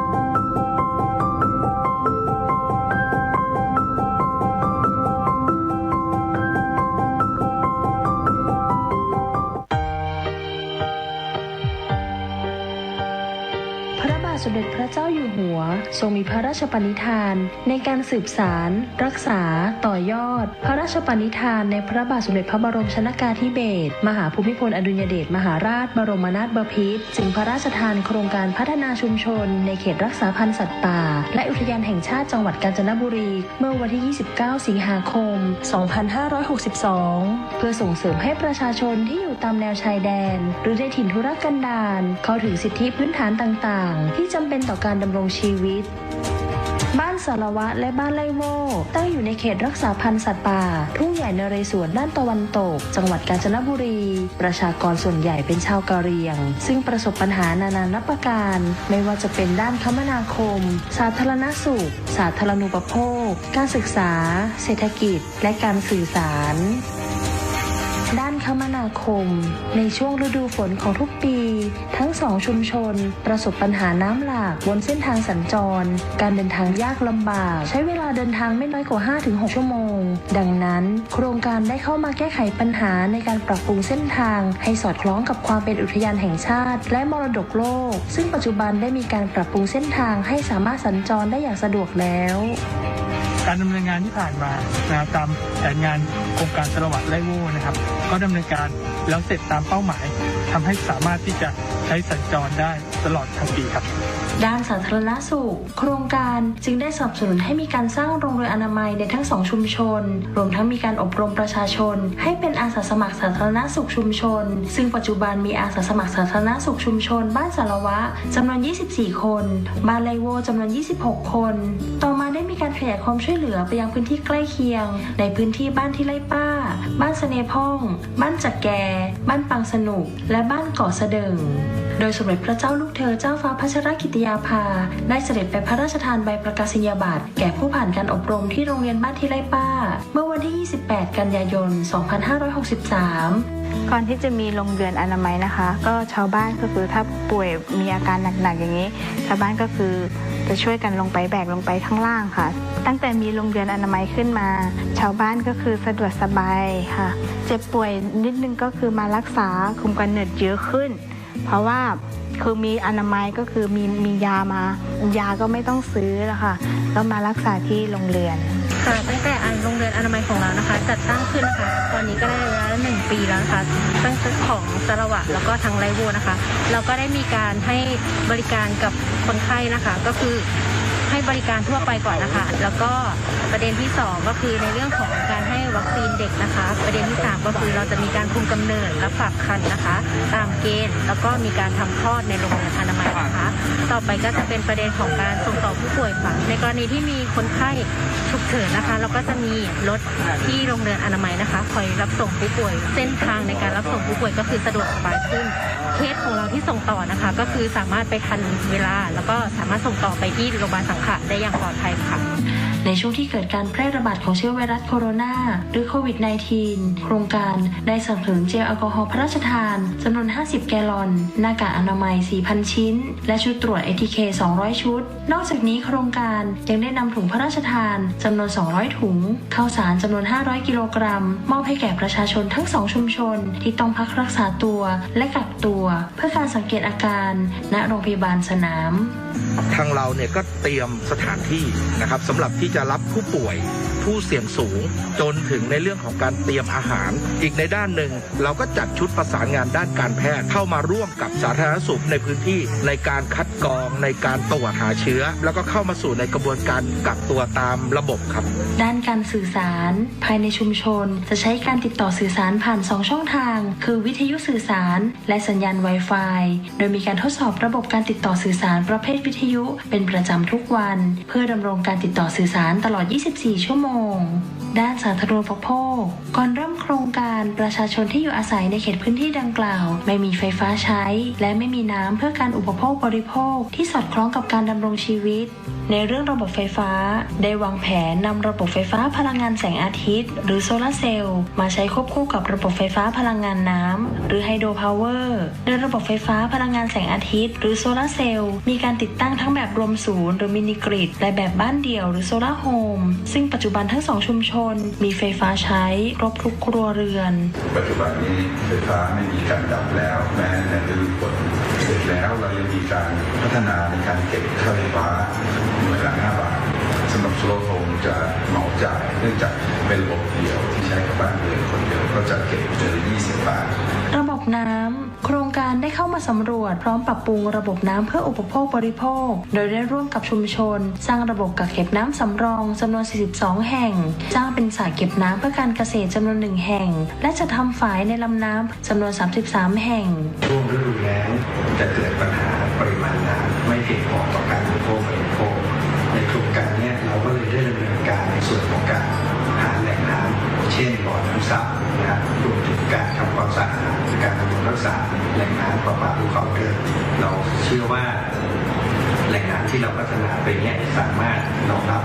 การบริโภคในพื้นที่และยกระดับคุณภาพชีวิตของประชาชนในพื้นที่ได้ครับด้านเศรษฐกิจเดิมประชาชนทั้ง2 ชุมชนดำรงชีวิตด้วยการเผาป่าเพื่อปลูกข้าวไร่เก็บของในป่ามาขายและทำงานรับจ้างทั่วไปโดยมีรายได้ต่อครัวเรือน 2,000 ถึง 3,000 บาทต่อปีเมื่อโครงการเข้ามาจึงได้มีการจัดทำสัมมโนประชากรชุมชนเสริมความรู้การพัฒนาอาชีพด้วยการปลูกผักทั้งในและนอกโรงเรือนการทำนารวมและพัฒนาไม้ผลเดิมเช่นกาแฟ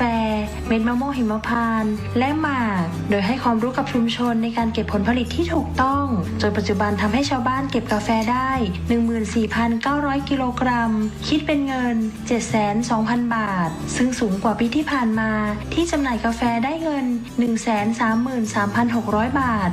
การเข้ามาของโครงการก่อให้เกิดการรวมกลุ่มของชุมชนและพัฒนาเป็นวิสาหกิจชุมชนโดยมีการจดทะเบียนเป็นวิสาหกิจชุมชนขึ้นเมื่อวันที่ 15 มีนาคม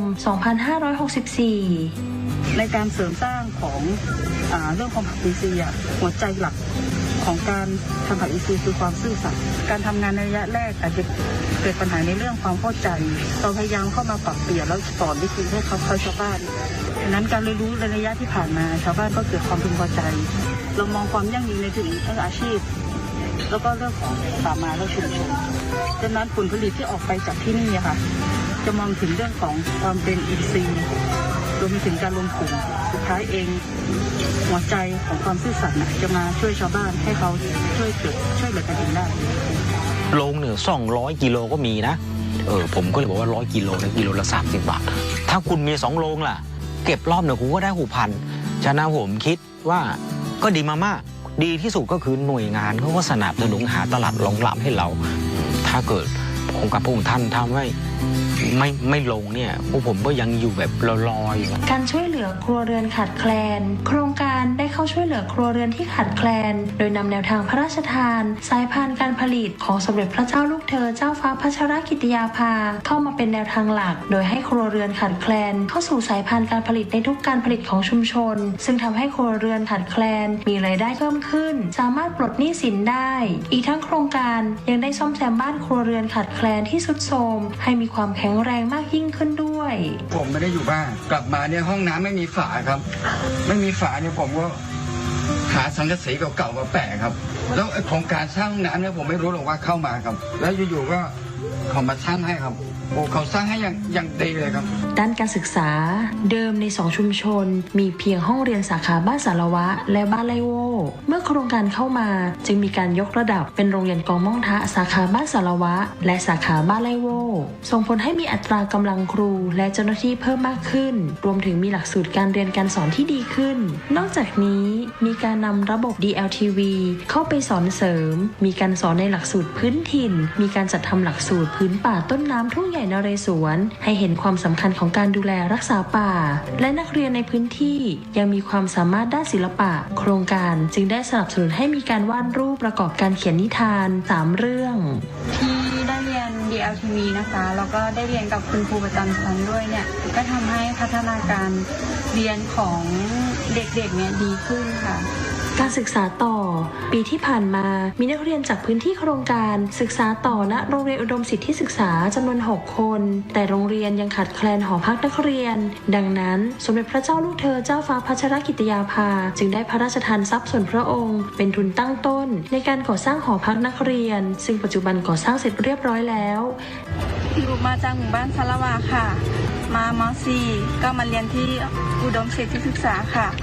เพราะว่าที่อุดมมีหอพักให้อยู่ค่ะประหยัดค่าใช้จ่ายด้วยค่ะที่โรงเรียนอุดมสิทธิศึกษานะคะแล้วก็จะมีการปลูกผักเลี้ยงปลาทำกับข้าวกินเองทำกิจกรรมต่างๆกับเพื่อนมากมายค่ะนอกจากนี้โครงการได้สนับสนุนให้นักเรียนที่ต้องการช่วยเหลือครอบครัวได้เรียนต่อจึงได้จัดให้มีระบบการศึกษานอกโรงเรียนซึ่งปัจจุบันมีนักเรียนและประชาชนในพื้นที่จำนวน112คนด้านการมีส่วนร่วมของชุมชนจากการที่กรมอุทยานได้ตราพระราชบัญญัติอุทยานแห่งชาติพุทธศักราช 2562 และพระราชบัญญัติสงวนและคุ้มครองสัตว์ป่าพุทธศักราช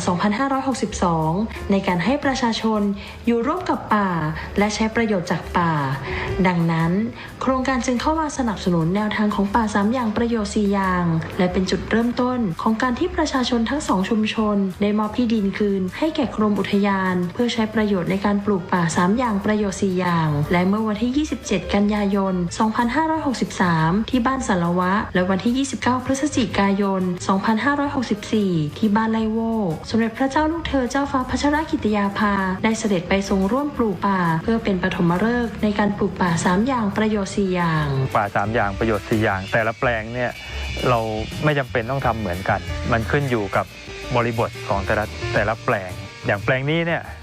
ชาวบ้านก็ต้องการให้เป็นแหล่งต้นน้ำเราก็ต้องเน้นประโยชน์เรื่องระบบนิเวศเป็นหลักส่วนประโยชน์เรื่องอาหารเรื่องยาเรื่องไม้ใช้สอยเนี่ยก็เป็นเรื่องรองไปมูลนิธิภูบดินทร์ในพระบรมราชูปถัมภ์จัดตั้งขึ้นเมื่อวันที่ 25 สิงหาคม 2564 โดยพระบาทสมเด็จพระเจ้าอยู่หัวได้พระราชทานเงินตั้งต้นจำนวน 10,274,216 บาทเมื่อมีการจัดตั้งมูลนิธิทำให้หลายภาคส่วนเข้ามาสนับสนุนงานของโครงการมากขึ้นเช่นศูนย์ศิลปาชีพในสมเด็จพระนางเจ้าสิริกิติ์พระชินีนาถมาให้คำแนะนำในเรื่องการทอผ้าและการจักสานมีการสนับสนุนจากสำนักงานธุรกรรมทางอิเล็กทรอนิกส์หรือ EDDA มาให้ความรู้กับประชาชนในเรื่องการตลาดการสร้างแบรนด์และการจำหน่ายสินค้าทางออนไลน์เช่น Shopee ภารกิจที่มูลนิธิกำลังดำเนินการคือการสนับสนุนของการพัฒนาที่ดินในแนวทางของป่า3อย่าง4อย่างซึ่งผลจากการทำแปลงรวมการทำนารวมทำให้ประชาชนในชุมชนเห็นประโยชน์ของการทำงานร่วมกันการใช้พื้นที่น้อยแต่มีรายได้เพิ่มขึ้นจึงทำให้ประชาชน2ชุมชนได้ยกที่ดินให้กับมูลนิธิ4รายเป็นเนื้อที่100 ไร่คณะกรรมการบริหารมูลนิธิจึงขอให้กรมอุทยานและหน่วยงานที่เกี่ยวข้องจัดทำแผนที่ของการแบ่งพื้นที่ออกเป็นประเภทต่างๆจำนวน6 ประเภทการดำเนินงานตามโครงการภายใต้การสนับสนุนของมูลนิธิภูบดินทร์จะเข้ามาสนับสนุนหน่วยงานภาครัฐเพื่อให้ประชาชนในพื้นที่ห่างไกลได้รับหรือถึงบริการของรัฐรวมทั้งช่วยเสริมทักษะและวิธีคิดการจัดการทรัพยากรร่วมกันระหว่างชุมชนกับรัฐและสนับสนุนให้เกิดวิถีคนอยู่กับป่าอันเป็นการรักษาวิถีการดำเนินชีวิตของชุมชนและรักษาทรัพยากรธรรมชาติของประเทศไทยตลอดไปจริงๆเราต้องขอบพระคุณพระองค์ท่านครับที่เป็นห่วงชาวบ้านไรบูสารวัตรครับแม้ว่าจะอยู่ในป่าในเขาท่านก็ไม่ลืมผู้หลังครับขอบพระคุณมากครับ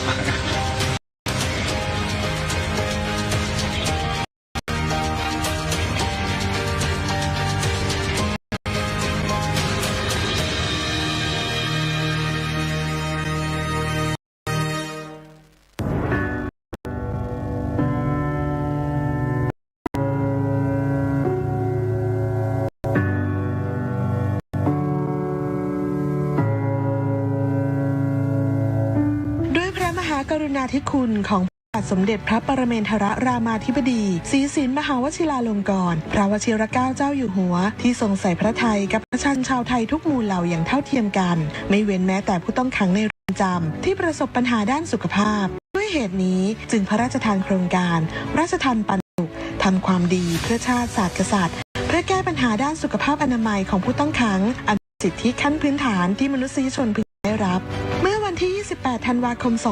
2562 พระบาทสมเด็จพระวชิรเกล้าเจ้าอยู่หัวและสมเด็จพระนางเจ้าพระบรมราชินีเสด็จเปิดโครงการระยะที่ 1 ณ ทัณฑสถานโรงพยาบาลราชทัณฑ์และได้พระราชทานเครื่องมือแพทย์ด้วยพระราชทรัพย์ส่วนพระองค์จำนวน 756 ชิ้นวงเงิน 190 ล้านบาทเศษให้กับเรือนจำทัณฑ สถาน 25 แห่งรวมทั้งพระราชทานรถเอ็กซเรย์เคลื่อนที่ให้กับโรงพยาบาลประจำเขตอีก 12 แห่งและได้พระราชทานแนวทางอื่นๆอาทิการพัฒนาศักยภาพผู้ต้องขังให้มีความรู้ในเรื่องการรักษาพยาบาลด้วยการเป็นอาสาสมัครสาธารณสุขเรือนจำการจัดตั้งมุมสุขภาพราชทัณฑ์ปันสุขการบูรณาการในการทำงานระหว่างเรือนจำและโรงพยาบาลและสนับสนุนให้จิตอาสาจากศูนย์อำนวยการใหญ่จิตอาสาพระราชทานเข้ามาช่วยดูแลในมิติสุขภาพและสิ่งแวดล้อมโครงการราชทัณฑ์ปันสุขทำให้เกิดผลดีและเปลี่ยนแปลงมิติสุขภาพในด้านต่างๆต่อเจ้าหน้าที่และผู้ต้องขังในทุกเรือนจำและบุคลากรจากโรงพยาบาลแม่ข่าย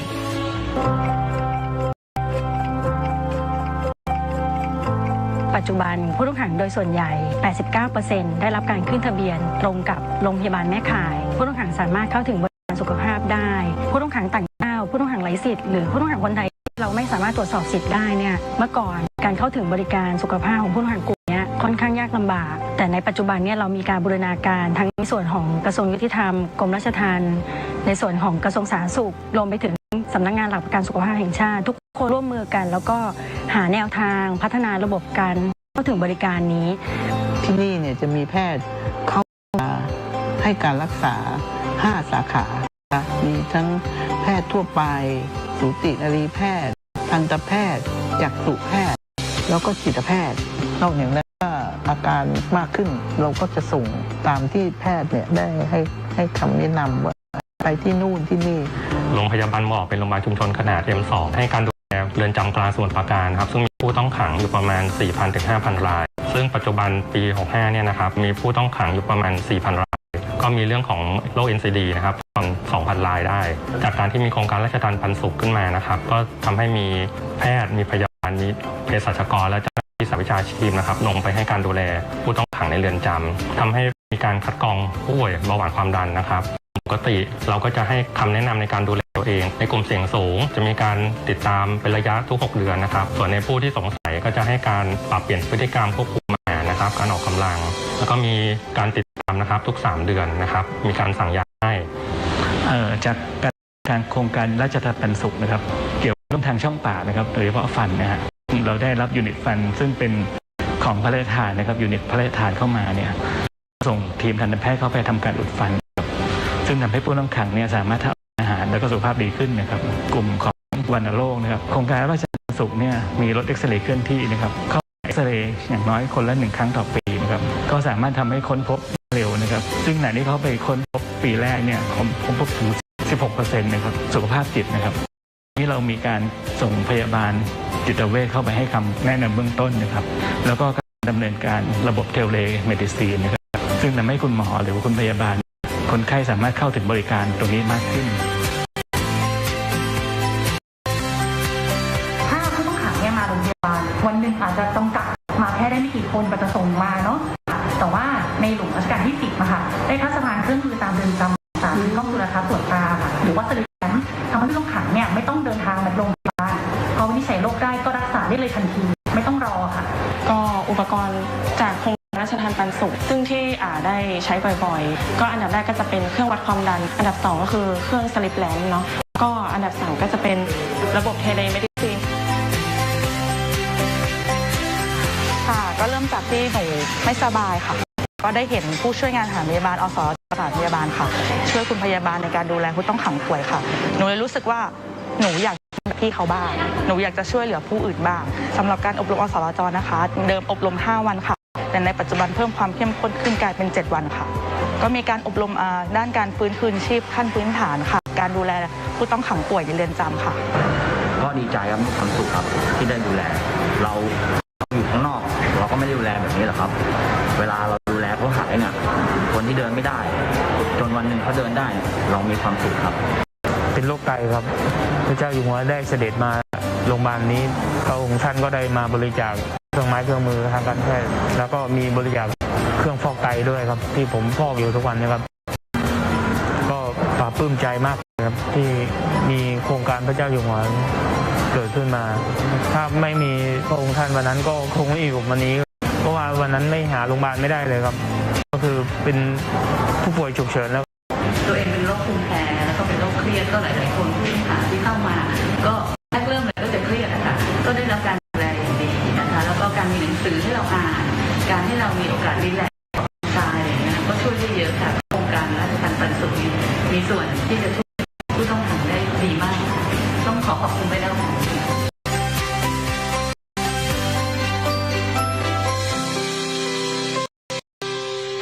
นงานในระยะที่2พระบาทสมเด็จพระเจ้าอยู่หัวได้พระราชทานความช่วยเหลือในระยะที่2ไปยังประจำอำเภอจำนวน19แห่งโดยพระราชทานพระราชทรัพย์ส่วนพระองค์จำนวน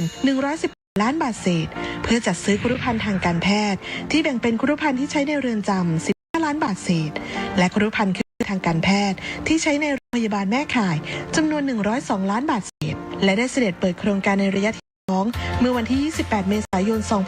2564ณพระที่นั่งอัมพรสถานพระราชวังดุสิตโดยมีผู้บริหารผู้บัญชาการเรือนจำและผู้ต้องขังรับเสด็จณที่ตั้งผ่านระบบออนไลน์นอกจากการพระราชทานครุภัณฑ์ทางการแพทย์แล้วยังได้พระราชทานแนวทางเพิ่มเติมได้แก่การบริหารจัดการโรคติดต่อการกักโรคการส่งเสริมสุขอนามัยและสิ่งแวดล้อมโภชนาการการบำบัดน้ำเสียและการกำจัดขยะเป็นต้นซึ่งแต่ก่อนที่ผ่านมามีข้อพิพาทระหว่างเรือนจำและชุมชนในการปล่อยน้ำเสียตั้งแต่มีโครงการราชทัณฑ์ปันสุขมีแผนงานที่ชัดเจนในการบำบัดน้ำเสียมีการใช้บ่อดักไขมันมีการเติมจุลินทรีย์ลงท่อระบายน้ำที่13 กันยายน 2564 โครงการได้รับภารกิจการดูแลสุขภาพผู้ต้องขังหญิงตั้งครรภ์และเด็กติดผู้ต้องขังมาดูแลเพิ่มเติมตอนเข้ามาหนูก็ท้องง่าย4 เดือนจะเข้า5 เดือนนะครับหนูก็กังวลว่าหนูจะเป็นยังไงจะอยู่ตรงไหนจะอยู่ได้ไหมแต่พอถึงวันจริงหนูก็เจ้าหน้าที่เขาเคยมาผัดท้องแล้วก็พาหนูไปหาหมอแล้วก็กำหนดคลอดพ่อหนูไปคลอดที่โรงพยาบาลเจ้าหน้าที่ก็คุมดีมากเลยค่ะแล้วก็โครงการราชทัณฑ์ปันสุขเขาเคยให้กำลังใจให้หนูด้วยจริงๆก็บอกว่าท้ออยู่นะคะแต่ก็เห็นหน้าลูกเคยให้กำลังใจให้หนูทุกวันนี้ค่ะปัญหาเรื่องเกี่ยวกับมะเร็งโดยเฉพาะผู้ต้องขังสตรีนะครับก็พบว่ามีเรื่องของมะเร็งเต้านมมะเร็งปากมดลูกนะครับ2 กลุ่มนี้อยู่ในขั้นกลางการดำเนินการต่อเนื่องนะครับจากสถานการณ์การระบาดของโรคติดเชื้อไวรัสโคโรนา 2019 โควิด -19 ไปทั่วโลกรวมถึงประเทศไทยและส่งผลกระทบต่อเรือนจำเช่นกันทว่าด้วยแนวทางที่ได้พระราชทานไว้ตั้งแต่ห้องกักโรคการเรื่องสุขาภิบาลเรือนจำและอนามัยสิ่งแวดล้อมการบูรณาการระหว่างเรือนจำกับโรงพยาบาลแม่ข่ายจึงทำให้เรือนจำสามารถรับมือและแก้ไขปัญหาได้ทันการนอกจากนี้ผู้ต้องขังก็ยังได้รับพระมหากรุณาธิคุณอีกเดิมโดยได้พระราชทานพระราชทรัพย์ส่วนพระองค์จำนวน48ล้านบาทในการจัดหาอุปกรณ์แพทย์นอกจากนี้ยังได้พระราชทานยาฟาวิพิลาเวียจำนวน2 เม็ดพระราชทานพระราชทรัพย์ส่วนพระองค์อีก1 ล้านบาทในการปรับปรุงห้องปฏิบัติการอนุชีวโมเลกุลระบบความดันลบณทันตสถานโรงพยาบาลราชทัณฑ์เมื่อวันที่25 สิงหาคม 2564 พระบาทสมเด็จพระเจ้าอยู่หัวทรงให้จัดตั้งที่ราชทัณฑ์ปันสุขทำความดีเพื่อชาติศาสตร์กษัตริย์ขึ้นและพระราชทานพระราชทรัพย์ส่วนพระองค์ตั้งโต๊ะจำนวน 10,274,216 บาทโดยการดำเนินงานของมูลนิธิจะเน้นเข้าไปเสริมการทำงานของภาครัฐในการดูแลผู้ต้องขังในเรื่องสุขภาพสวัสดิภาพของผู้ต้องขังเพื่อให้เป็นไปตามหลักมนุษยธรรมนับแต่นี้ไปการทำงานของมูลนิธิจะเข้าไปช่วยเสริมสนับสนุนและช่วยเหลือรวมทั้งดำเนินการร่วมกับทุกภาคส่วนเพื่อสาธารณประโยชน์ที่เกี่ยวข้องกับด้านสุขภาพและการสาธารณสุขของผู้ต้องขังตลอดไป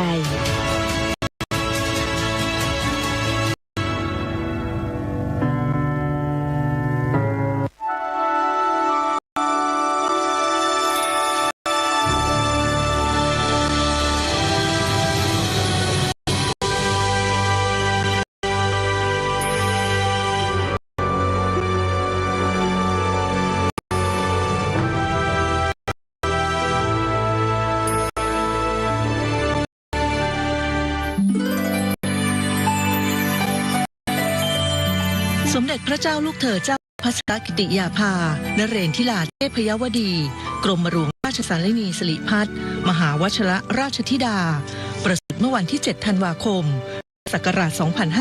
2521 ทรงเป็นพระราชธิดาในพระบาทสมเด็จพระเจ้าอยู่หัวพระเจ้าวรวงศ์เธอพระองค์เจ้าสวลีกรมหมื่นสุทนารีนาถทรงมีพระอุปนิสัยร่าเริงสดใสตั้งแต่ทรงพระเยาว์จึงทรงเป็นที่รักใคร่ของพระบรมวงศานุวงศ์และราษฎรทุกหมู่เหล่า ทรงดำเนินรอยตามเบื้องพระยุคลบาทของพระบาทสมเด็จพระบรมชนกาธิเบศรมหาภูมิพลอดุลยเดชมหาราชบรมนาถบพิตรและสมเด็จพระบรมชนกนาถโดยได้ตามเสด็จไปทรงงานทั้งในประเทศและต่างประเทศทรงศึกษาเรียนรู้การปฏิบัติพระกรณียกิจจากการพื้นที่จริงซึ่งมีความหลากหลายแล้วทรงนำมาปรับใช้ในการทรงงานเพื่อทรงแบ่งเบาพระราชภาระในภายหลังโดยทรงปฏิบัติพระกรณียกิจมาตั้งแต่ยังทรงพระเยาว์ด้วยทรงมีพระปรีชาสามารถงานด้านนิติศาสตร์และการต่างประเทศจึงทรงมุ่งมั่นทุ่มเทพระวรกายปฏิบัติพระกรณียกิจเพื่อช่วยเหลือราษฎรผ่านการทรงอย่างมิส่งย่อท้อทรงสั่งสมพระประสบการณ์ผ่านการทรงงานทั้งในประเทศและต่างประเทศพระเกียรติคุณจึงเป็นประจักษ์แจ้งและทรงได้รับการยกย่องในประชาคมโลกกรณียกิจสำคัญที่ทรงเอาใส่อย่างต่อเนื่องคือการทรงงานเพื่อช่วยเหลือผู้ต้องราชการหรือผู้ต้องขังมีพระดำริให้จัดตั้งโครงการกำลังใจในพระดำริเพื่อช่วยเหลือผู้ที่เคยให้ตระหนักว่ายังมีผู้ที่เต็มใจจะให้โอกาสและเอาใจช่วยให้พวกเขาสามารถเอาชนะปัญหาและอุปสรรคต่างๆได้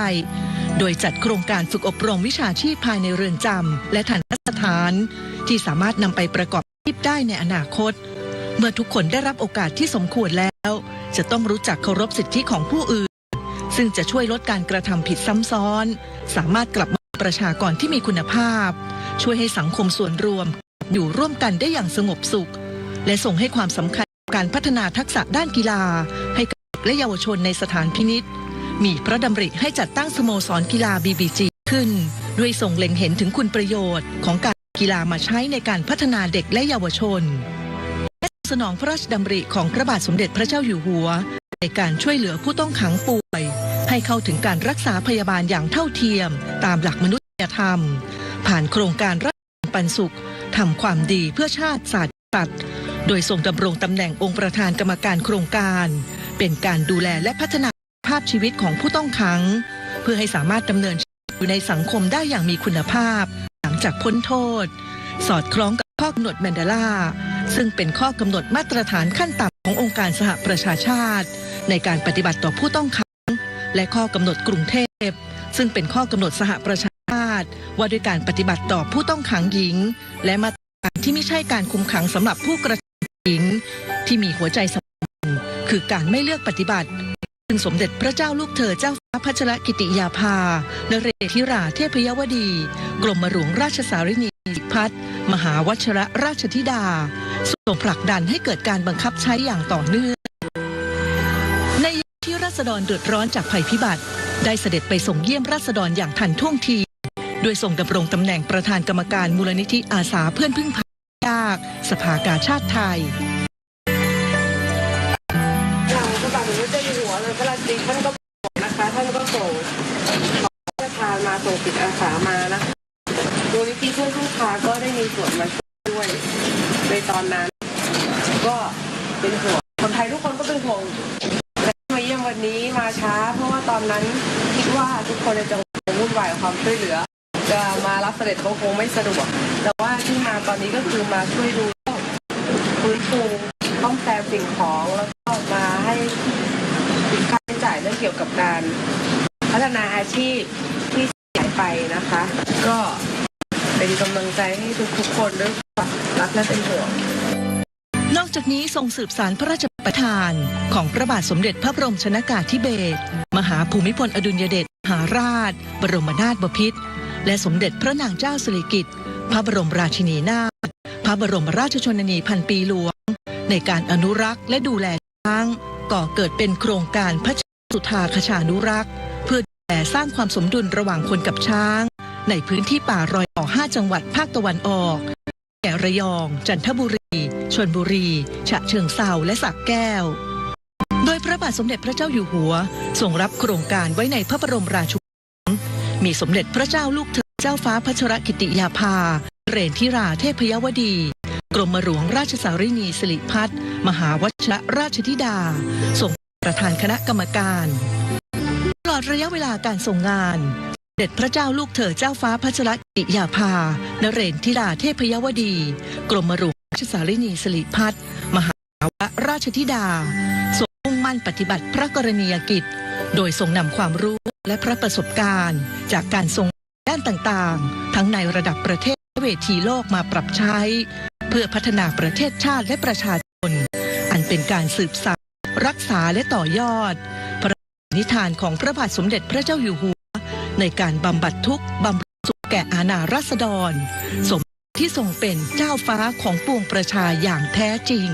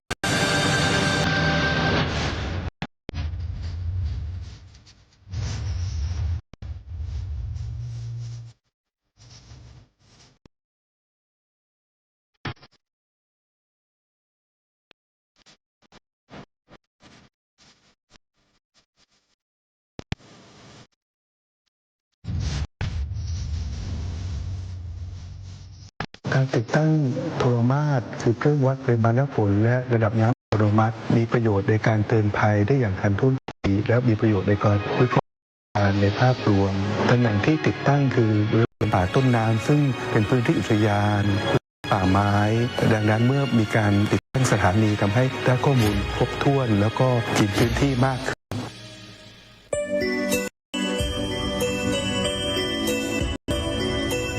หน้าที่มูลนิธิเพื่อนพึ่งพาคือเฝ้าระวังและทำให้เกิดความยั่งยืนขึ้นในชุมชนโดยใช้เครือข่ายเตือนภัยพิบัติชุมชนเพื่อนพึ่งพา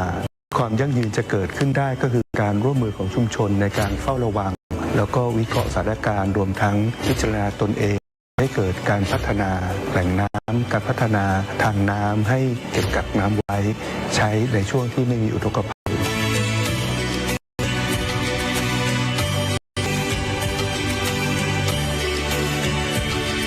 นอกจากนี้ข้อมูลที่ได้จากมูลนิธิโดยเฉพาะมาตรนะครับได้นำเข้าคลังข้อมูลชาติทำให้เกิดการใช้งานร่วมกับหน่วยงานอีกถึง 45 หน่วยงานซึ่งเป็นสมาชิกคลังเกิดการใช้งานอย่างแพร่หลายและเป็นประโยชน์อย่างแท้จริงครับ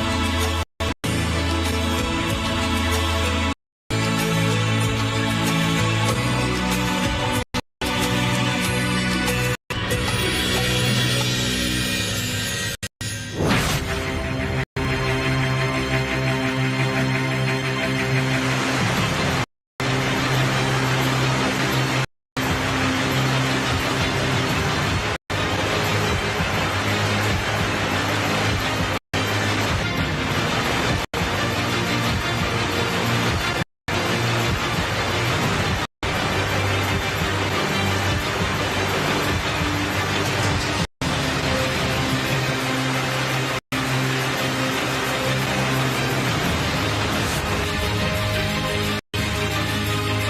ข้อมูลตั้งไปแล้วในภาคเหนือนั้นมีประโยชน์คือ 1. สามารถใช้เตือนภัยได้อย่างทันท่วงที เช่นเมื่อต้นสิงหาคมก็เกิดพายุศิลากูพายุก็เข้าที่บริเวณจังหวัดน่านแพร่การติดตามสถานการณ์นั้นและเครือข่ายเตือนภัยพิบัติชุมชนของเพื่อนพึ่งพาทำให้เกิดการทำงานร่วมกันเป็นระบบ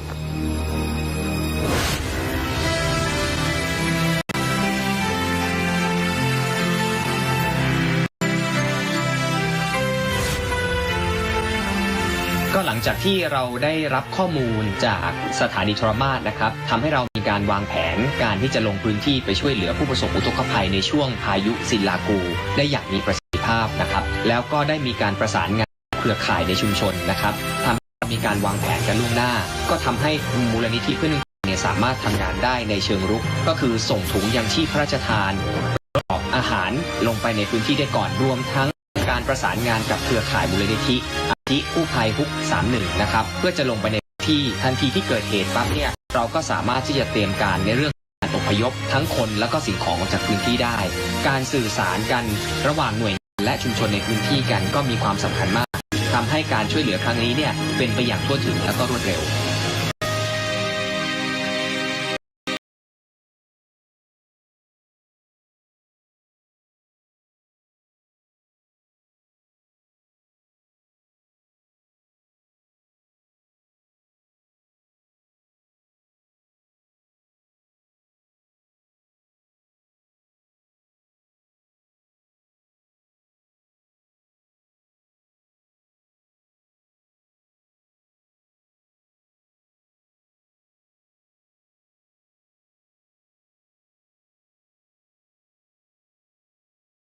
ไปได้ในช่วงวิกฤตแล้วก็น้ำพระทัยของสองพระองค์ที่ทรงมีความห่วงใยไปประชาชนซึ่งได้รับผลกระทบพื้นที่นั้นๆ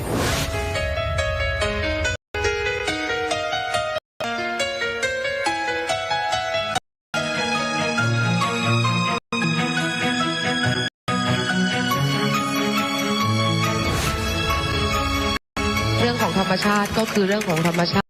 เราก็จะได้ร่วมมือไปร่วมแรงช่วยเหลือกันต่อไปนะคะแล้วก็หวังเป็นอย่างยิ่งว่าในอนาคตเราก็คงจะมีการเฝ้าระวังป้องกันปัญหาแบบนี้ได้ดีขึ้นนะคะแต่คนก็อย่าเสียกำลังใจนะ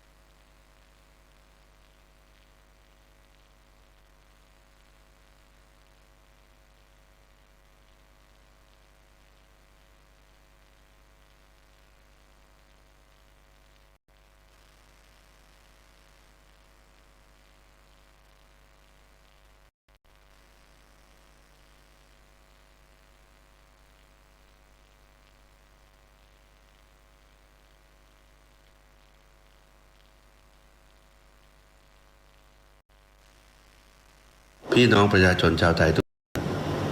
สำนักพระราชวังได้มีประกาศอย่างเป็นทางการว่าสมเด็จพระเจ้าลูกเธอเจ้าฟ้าพัชรกิติยาภานเรศวาเทพยวดีกรมหลวงราชสารินีสิริพัฒน์มหาวชรราชธิดาได้สิ้นพระชนม์แล้วนำมาซึ่งโทมนัสสุดอาลัย ต่อประสบนิกรชาวไทยทั่วแผ่นดินไม่มีถ้อยคำใดที่จะสามารถบรรยายความรู้สึกของประสบนิกรชาวไทย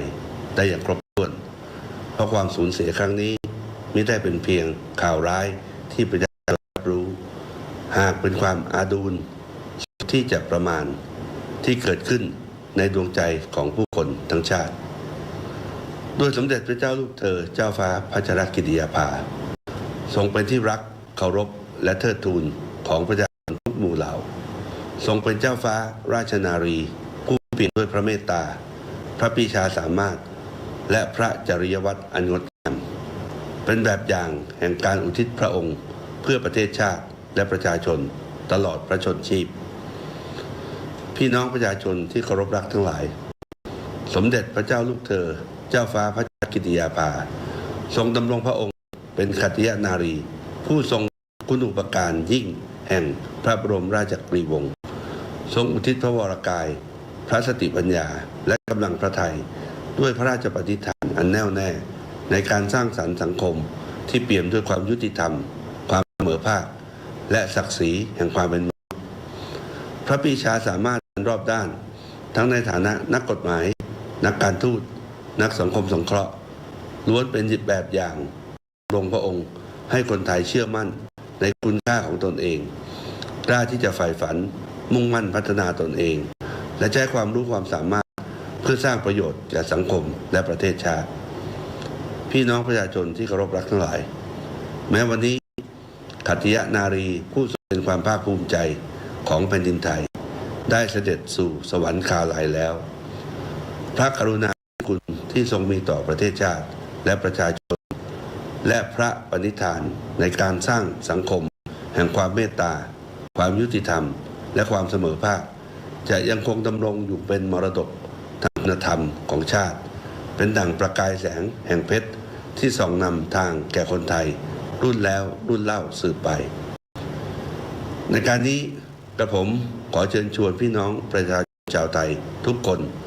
ได้ร่วมกันน้อมรำลึกถึงพระกรุณาธิคุณของสมเด็จพระเจ้าลูกเธอเจ้าฟ้าพัชรกิติยาภานเรนทิราเทพยวดีกรมหลวงราชสารินีสิริพัฒน์มหาวชรราชธิดาด้วยการตั้งมั่นอยู่ในความดีการมีเมตตาต่อกันการช่วยเหลือผู้ด้อยโอกาสและการทำคุณประโยชน์เพื่อส่วนรวมอันเป็นคุณค่าที่พระองค์ถือและทรงปฏิบัติเป็นแบบอย่างมาตลอดพระชนชีพเพื่อถวายเป็นกำลังพระราชาฤทัยแด่พระบาทสมเด็จพระเจ้าอยู่หัวและพระบรมวงศานุวงศ์ทุกพระองค์ในห้วงเวลาแห่งความเศร้าโศกนี้กระผมในนามของรัฐบาลข้าราชการและประสบนิกรชาวไทยทั้งในและนอกราชอาณาจักรขอน้อมรำลึกถึงพระกรุณาธิคุณอันล้นพ้นหาที่สุดไม่ได้ขอให้พระเกียรติคุณพระจิรยวัตรและพระกรุณาธิคุณสถิตเป็นมิ่งขวัญเป็นแสงสว่างแห่งเพชรในดวงใจของปวงชนชาวไทยตราบกาลนิรันดร์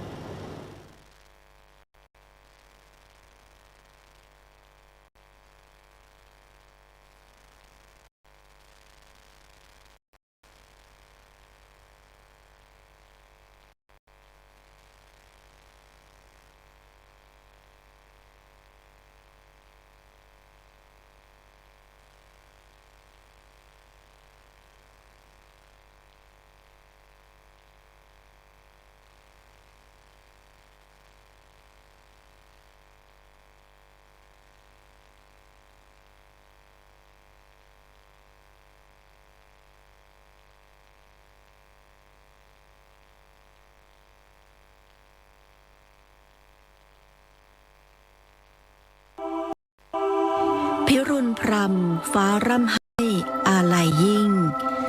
พสิ่งรอบข้างดูหมองหม่นสดับข่าวร้าวรานสุดทานทนพระมิ่งขวัญดวงกมลชนประชา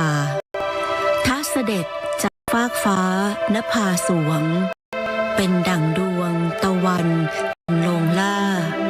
นิวัตสวรรค์คันไลลาเป็นนางฟ้าเจิดจรัสรัตวิมานด้วยสำนึกในพระกรุณาธิคุณข้าพระพุทธเจ้าคณะผู้บริหารและเจ้าหน้าที่ส โทรทัศน์แห่งประเทศไทยกรมประชาสัมพันธ์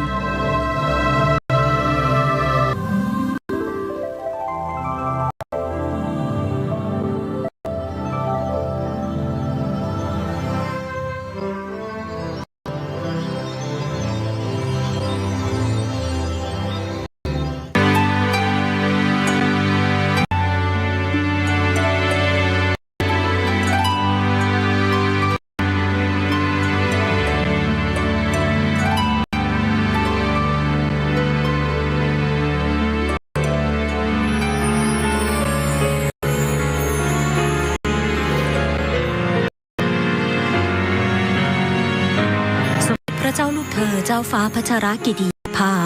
นเรนทิราเทพยวดี กรมหลวงราชสารินีสิริพัฒน์มหาวชรราชธิดาประสูติเมื่อวันที่ 7 ธันวาคม พุทธศักราช 2521 ณ พระที่นั่งอภรสถานพระราชวังดุสิตเป็นพระราชธิดาในพระบาทสมเด็จพระเจ้าอยู่หัวกับพระเจ้าวรวงศ์เธอเจ้าสมสวลีกรมหมื่นสุทธานารีนาถและเป็นพระราชนัดดาพระองค์แรกในพระบาทสมเด็จพระบรมชนกาธิเบศร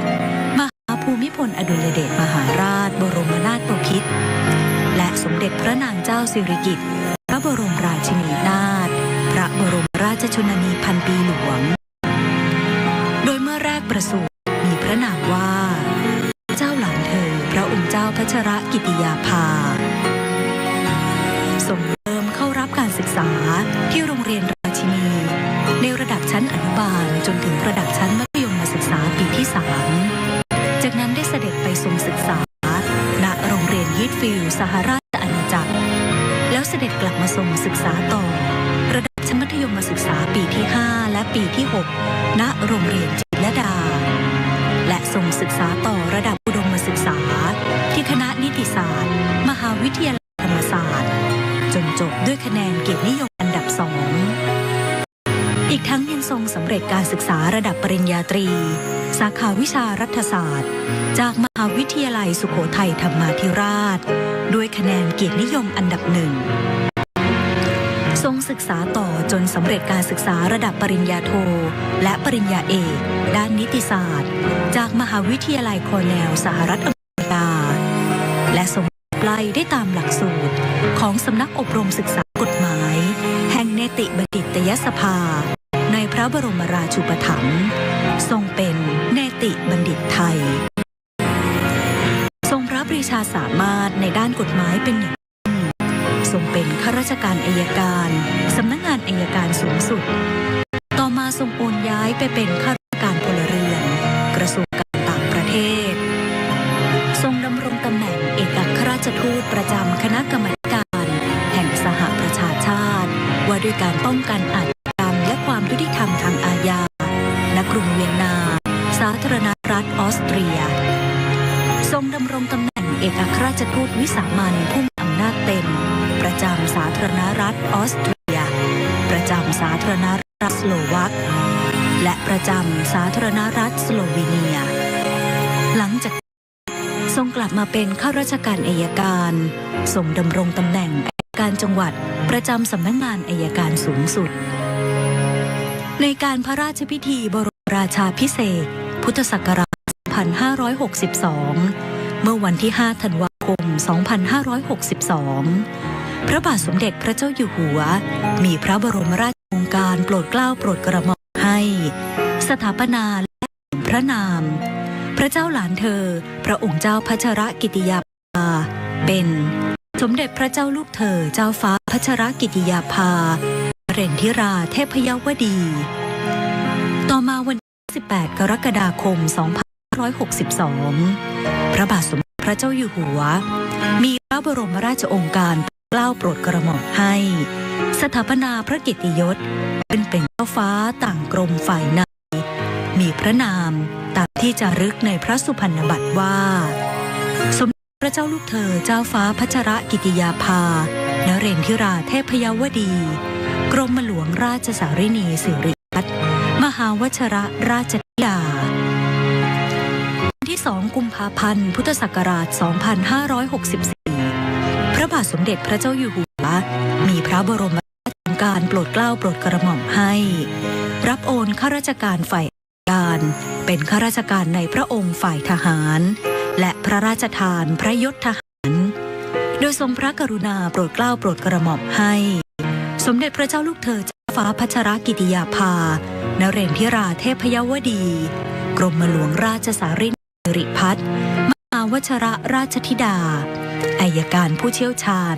สำนักงานอัยการสูงสุดดำรงตำแหน่งเสนาธิการกองบัญชาการทหารมหาดเล็กราชวัลลบรักษาพระองค์หน่วยบัญชาการถวายความรักษาพระองค์อัตราพลเอกพระราชทานพระยศเป็นพลเอกหญิงสมเด็จพระเจ้าลูกเธอเจ้าฟ้าพัชรกิติยาภานเรนทราเทพยวดีกรมหลวงราชสารินีสิริพัฒน์มหาวชรราชธิดาทรงปฏิบัติพระกรณียกิจสรรประโยชน์แก่ประเทศชาติและประชาชนเป็นอเนกอนันต์อาทิทรงเป็นประธานกรรมการมูลนิธิอาสาเพื่อนพึ่งพายามยากสภากาชาติไทยเพื่อสนับสนุนและเชื่อมโยงให้ภาครัฐเอกชนและชุมชนร่วมกันเกื้อหนุนช่วยเหลือซึ่งกันและกันในการช่วยเหลือประชาชนจากอุทกภัยและภัยพิบัติรุนแรงทรงจัดตั้งมูลนิธินภาในพระดำริเพื่อให้การช่วยเหลือผู้ด้อยโอกาสที่ได้รับผลกระทบทางกฎหมายช่วยเหลือผู้โทษให้กลับคืนสู่สังคมอย่างปกติสุข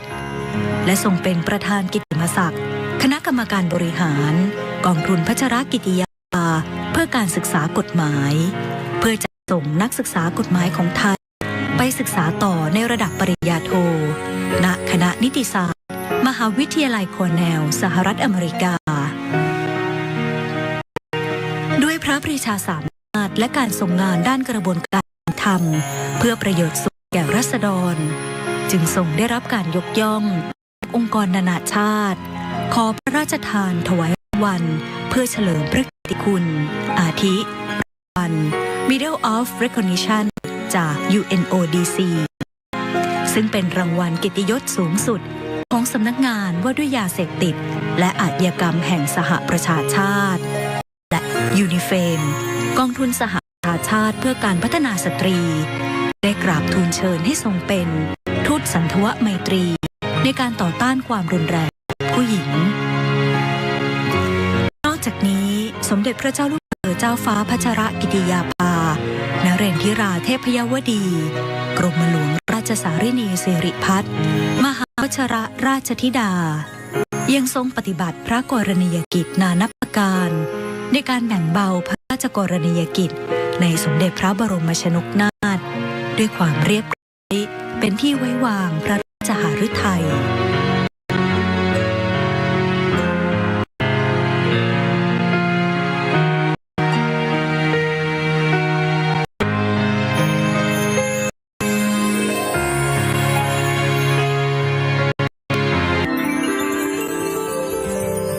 สมเด็จพระเจ้าลูกเธอเจ้าฟ้าพัชรกิติยาภานเรนทิราเทพยวดีกรมหลวงราชสารินีสิริพัฒน์มหาวชรราชธิดาเป็นพระราชธิดาพระองค์โตในพระบาทสมเด็จพระเจ้าอยู่หัวและพระเจ้าวรวงศ์เธอพระองค์เจ้าโสมเสวลีกรมหลวงทนารีนาถทั้งเป็นพระราชนัดดาพระองค์แรกในพระบาทสมเด็จพระบรมชนกาธิเบศรมหาภูมิพลอดุลยเดชมหาราชบรมนาถบพิตรและพระนางเจ้าสิริกิติ์พระบรมราชินีนาถพระบรมราชชนนีพันหลวงประสูติเมื่อวันที่ 7 ธันวาคม พุทธศักราช 2521 ณ นั่งอัมพรสถานพระราชวังดุสิตพระเจ้าลูกเธอเจ้าฟ้าพัชรกิติยาภานเรนทิราเทพยวดีกรมหลวงราชสารินีสิริพัฒน์มหาวชรราชธิดาส่งเริ่มศึกษาที่โรงเรียนราชินีในระดับอนุบาลจนถึงชั้นมัธยมศึกษาปีที่ 3จากนั้นได้เสด็จไปทรงศึกษาณโรงเรียนฮิตฟิลด์ในเมืองแอสคอตต์สหราชอาณาจักรก่อนเสด็จกลับมาทรงศึกษาต่อชั้นมัธยมศึกษาปีที่ 5 และ 6 ที่โรงเรียนจิตรลดา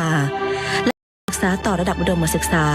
ที่คณะนิติศาสตร์มหาวิทยาลัยธรรมศาสตร์ด้วยคะแนนเกียรตินิยมอันดับ 2และปริญญารัฐศาสตร์บัณฑิตจากมหาวิทยาลัยสุโขทัยธรรมาธิราชด้วยคะแนนเกียรตินิยมอันดับ 1จากนั้นพระองค์เสด็จไปทรงศึกษา ษาต่อณมหาวิทยาลัยคอร์เนลเมืองอิตาลีมลรัฐนิวยอร์กซึ่งเป็นหนึ่งในมหาวิทยาลัยกลุ่มไอวี่ลีกอันมีชื่อเสียงของสหรัฐอเมริกาโดยทรงใช้เวลาศึกษาในระดับปริญญามหาบัณฑิตสาขานิติศาสตร์หรือ LLM เพียง1 ปีจากนั้นส่งเข้าศึกษาต่อ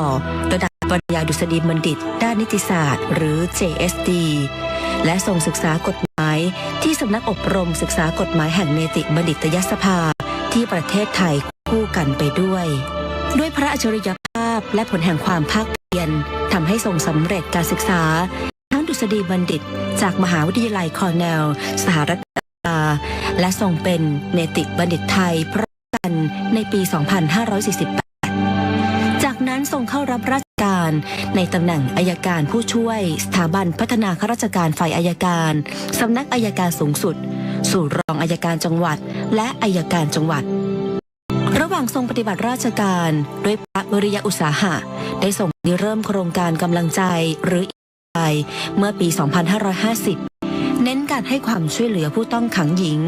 เด็กติดผู้ต้องขังหญิงและผู้ต้องขังที่ตั้งครรภ์ในเรือนจำทั้งในด้านวัสดุอุปกรณ์การให้การฝึกอบรมการให้บริการทางการแพทย์ตลอดจนการฟื้นฟูจิตใจ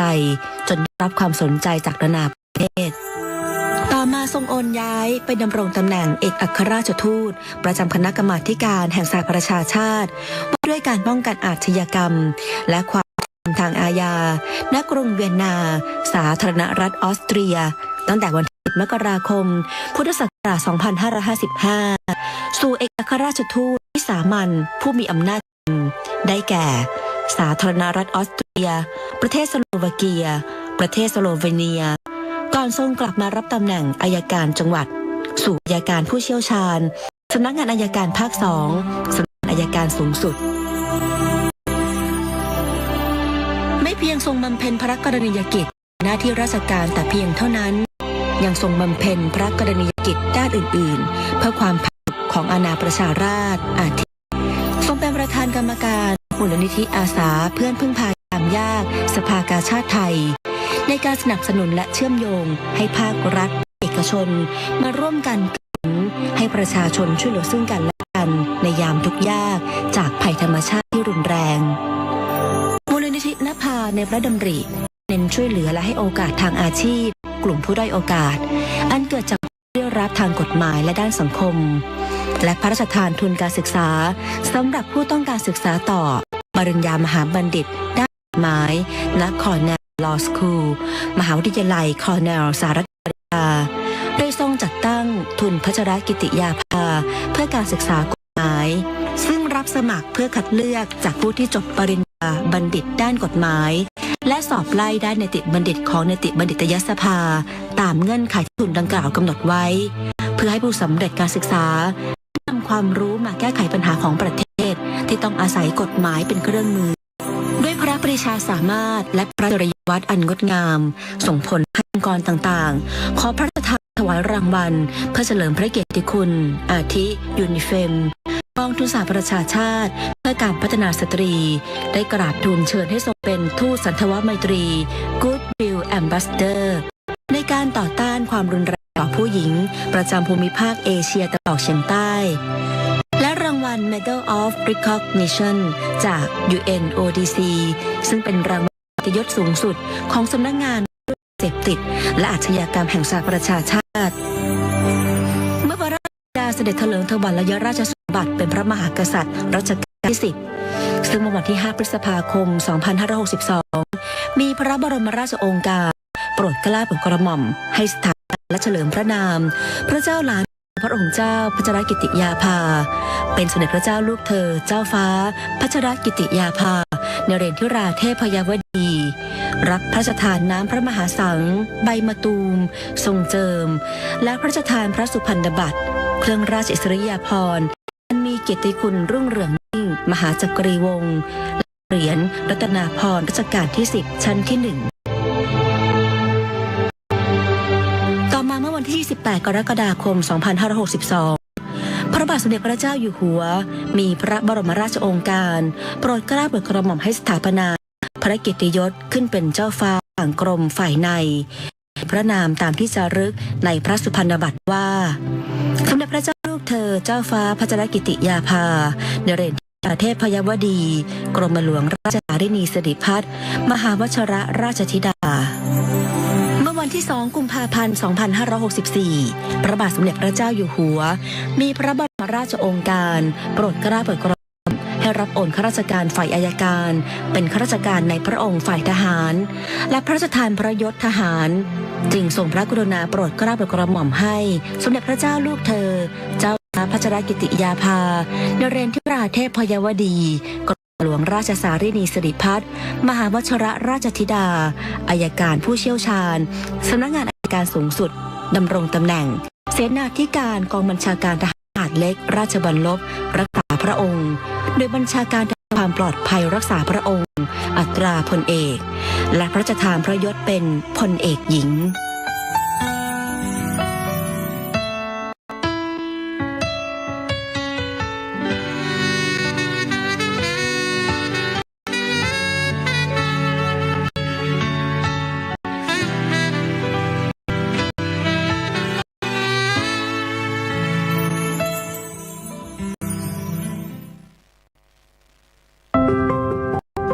ท่านเอาประสบที่ท่าน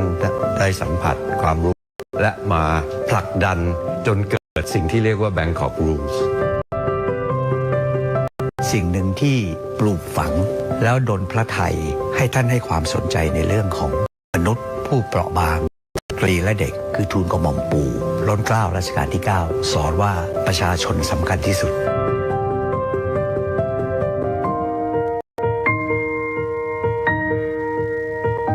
สมเด็จพระเจ้าลูกเธอเจ้าฟ้าพัชรกิติยาภานเรนทิราเทพพยวดีกรมหลวงราชสารินีสิริพัฒน์มหาวชรราชธิดาทรงเป็นดุจสะพานแห่งไมตรีจิตเชื่อมโยงประเทศไทยกับประชาคมโลกเพื่อหลักนิติธรรมความยุติธรรมและสิทธิมนุษยชนบนเวทีนานาชาติระหว่างปีพุทธศักราช 2540 ถึง 2544 ทรงศึกษาวิชากฎหมายคณะนิติศาสตร์มหาวิทยาลัยธรรมศาสตร์จากนั้น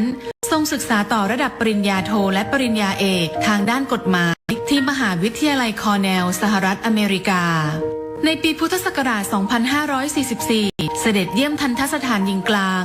ซึ่งถือเป็นจุดเริ่มต้นที่สมเด็จเจ้าฟ้ากรมหลวงราชสารินีสิริพัฒน์มหาวชรราชธิดาทรงเห็นความสำคัญของการดูแลผู้ต้องขังหญิงในเรือนจำต่อมาในปีพุทธศักราช 2548 ทรงฝึกงานด้านการทูตพหุภาคีที่คณะผู้แทนถาวรไทยประจำสหประชาชาติณนครนิวยอร์กจากนั้นในปีพุทธศักราช 2551 ทรงได้รับการทูลเกล้าถวายตำแหน่งทูตไมตรีของกองทุนการพัฒนาเพื่อสตรีแห่งสหประชาชาติหรือยูนิเฟมเพื่อผลักดันการต่อต้านความรุนแรงต่อผู้หญิงปีพุทธศักราช 2551 ทรงริเริ่มโครงการเพื่อยกระดับสิทธิมนุษยชนของผู้ต้องขังหญิงหรือโครงการเอลฟี่และวางรากฐานสู่ข้อกำหนดกรุงเทพในเวลาต่อมาโดยในปีพุทธศักราช 2555 ทรงดำรงตำแหน่งเอกอัครราชทูตณกรุงเวียนนาผู้แทนถาวรไทยประจำองค์การสหประชาชาติและองค์การระหว่างประเทศณกรุงเวียนนาและประธานการประชุมคณะกรรมาธิการว่าด้วยการป้องกันอาชญากรรมและความยุติธรรมทางอาญาหรือ CCPCJ สมัยที่ 21 ต่อมาในปีพุทธศักราช 2556 ทรงสนับสนุนการจัดประชุมเสวนาระดับนานาชาติว่าด้วยหลักนิติธรรมหรือ The Bangkok Dialogue on the Rule of Law ในปีพุทธศักราช 2560 ทรงได้รับการทูลเกล้าถวายตำแหน่งทูตไมตรีของสำนักงานว่าด้วยยาเสพติดและอาชญากรรมแห่งสหประชาชาติหรือ UNODC ด้านหลักนิติธรรมและความยุติธรรมทางอาญาสำหรับภูมิภาคเอเชียตะวันออกเฉียงใต้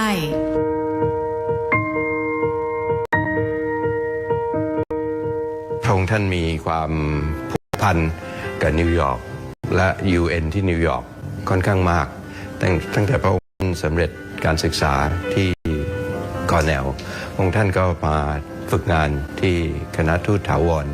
ของประเทศไทยประจำองค์การสหประชาชาติที่นครนิวยอร์กพระองค์ท่านเข้าร่วมการประชุมที่สำคัญที่สุดคือ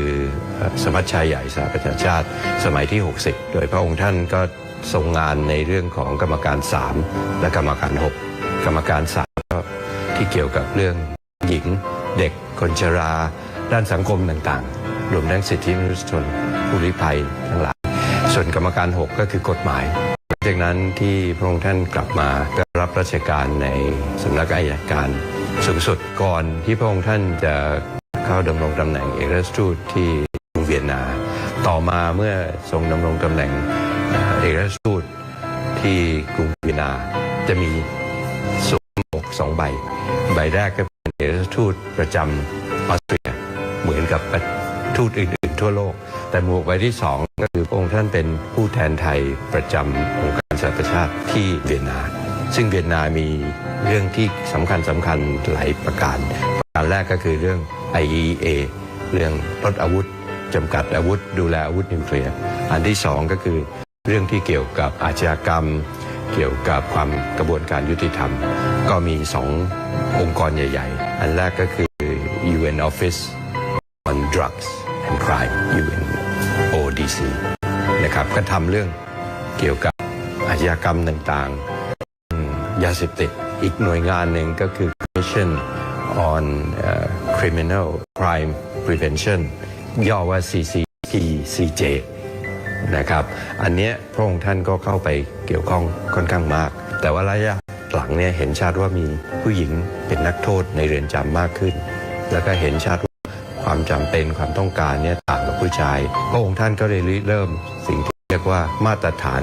สำหรับนักโทษหญิงโดยเฉพาะและในที่สุดก็สามารถออกผลักดันออกมาเป็นเรียกว่า Bangkok Rules นะครับก็คือกฎ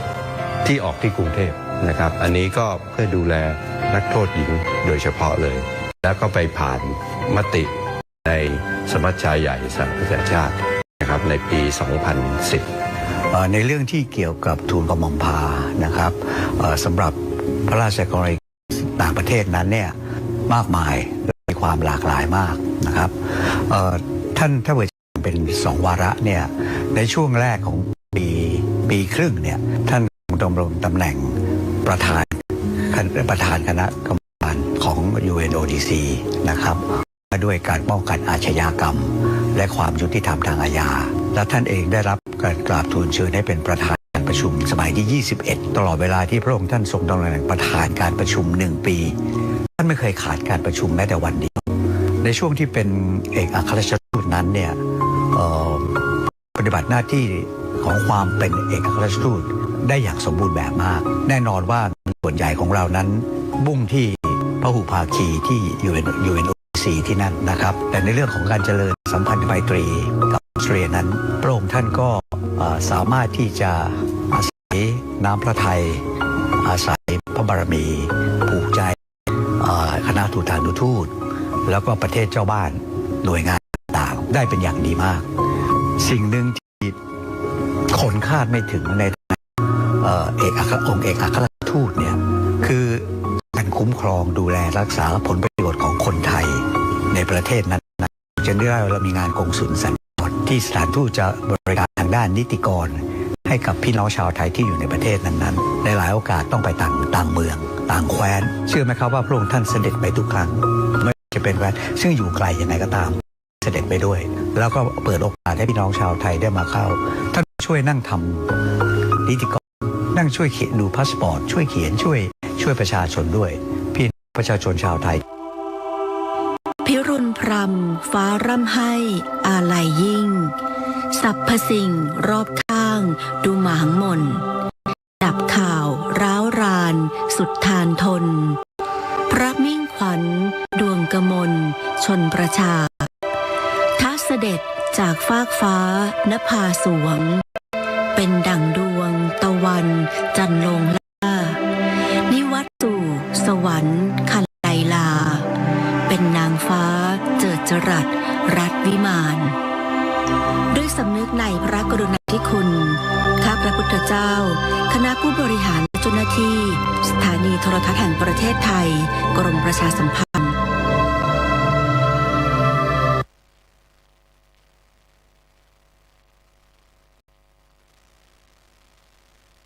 พี่น้องประชาชนชาวไทยทุกท่านสำนักพระราชวังได้ประกาศอย่างเป็นทางการว่าสมเด็จเจ้าลูกเธอเจ้าฟ้าพัชรกิติยาภานเรศทิราเทพ พยวดีกรมหลวงราชสารินีสิริพัฒน์มหาวชิรราชธิดาได้สิ้นพระชนม์แล้วนำมาซึ่งความโทมนัสอาลัยต่อประสบนิกรชาวไทยทั่วทั้งแผ่นดินไม่มีถ้อยคำใดที่จะสามารถบรรยายความรู้สึกของประสบนิกรชาวไทยได้อย่างครบถ้วนเพราะความสูญเสียครั้งนี้ไม่ได้เป็นเพียงข่าวร้ายที่ประชาชนได้รับรู้หากเป็นความอาดูลสุดที่ประมาณที่เกิดขึ้นในดวงใจของผู้คนทั้งชาติโดยสมเด็จพระเจ้าลูกเธอเจ้าฟ้าพัชรกิติยาภาทรงเป็นที่รักเคารพและเทิดทูนของประชาชนทุกหมู่เหล่าทรงเป็นเจ้าฟ้าราชนารีผู้เปี่ยมด้วยพระเมตตาพระปรีชาสามารถและพระจริยวัตรอันงดงาม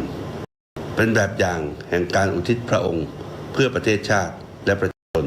ตลอดพระชนชีพพี่น้องประชาชนที่เคารพรักทั้งหลายสมเด็จพระเจ้าลูกเธอเจ้าฟ้าพัชรกิติยาภาทรงดำรงพระองค์เป็นขัตติยนารีผู้ทรงคุณูปการยิ่งพระบรมราชจักรีวงศ์ทรงอุทิศพระวรกายพระสติปัญญาและกำลังพระทัยด้วยพระราชปฏิฐานอันแน่วแน่ในการสร้างสรรค์สังคมที่เปี่ยมด้วยความยุติธรรมความเสมอภาคและศักดิ์ศรีแห่งความเป็นมนุษย์พระปรีชาสามารถอันรอบด้านทั้งในฐานะนักกฎหมายนักการทูตนักสังคมสงเคราะห์ล้วนเป็นแบบอย่างการดำรงพระองค์ให้คนไทยเชื่อในคุณค่าของตนเองกล้าที่จะใฝ่ฝันมุ่งมั่นพัฒนาตนเองและใช้ความรู้ความสามารถเพื่อสร้างประโยชน์แก่สังคมและประเทศชาติพี่น้องประชาชนที่เคารพรักทั้งหลายแม้วันนี้ขัตติยนารีผู้ทรงเป็นความภาคภูมิใจของแผ่นดินไทยได้เสด็จสู่สวรรคาลัยแล้วพระกรุณาธิคุณที่ทรงมีต่อประเทศชาติและประชาชนและพระปณิธานในการสร้างสังคมแห่งความเมตตาความยุติธรรมและความเสมอภาคจะยังคงดำรงเป็นมรดกทางคุณธรรมของชาติเป็นดั่งประกายแสงแห่งที่ส่องนำทางแก่คนไทยรุ่นแล้วรุ่นเล่าสืบไปในการนี้ผมขอเชิญชวนพี่น้องประชาชนชาวไทยทุกคนได้ร่วมกันน้อมรำลึกถึงพระกรุณาธิคุณของสมเด็จพระเจ้าลูกเธอเจ้าฟ้าพัชรกิติยาภานเรนทิราเทพยวดีกรมหลวงราชสารินีสิริพัฒน์มหาวชิรราชธิดาด้วยการตั้งมั่นอยู่ในความดีการมีเมตตาต่อกันการช่วยเหลือผู้ด้อยโอกาสการทำคุณประโยชน์เพื่อส่วนรวมอันเป็นคุณค่าที่พระองค์ทรงยึดถือและทรงปฏิบัติเป็นแบบอย่างมาตลอดพระชนชีพเพื่อถวายเป็นกำลังพระราชฤทัยแด่พระบาทสมเด็จพระเจ้าอยู่หัวและพระบรมวงศานุวงศ์ทุกพระองค์ในช่วงเวลาแห่งความเศร้าโศกนี้กระผมในนามของรัฐบาลข้าราชการและประสบนิกรชาวไทยทั้งในและนอกราชอาณาจักรขอน้อมรำลึกถึงพระกรุณาธิคุณอันล้นพ้นหาที่สุดไม่ได้ขอให้พระเกียรติคุณพระจิรยวัตรและพระกรุณาธิคุณสถิตเป็นมิ่งขวัญเป็นแสงสว่างแห่งเพชรในดวงใจของปวงชนชาวไทยตราบกาลนิรันดร์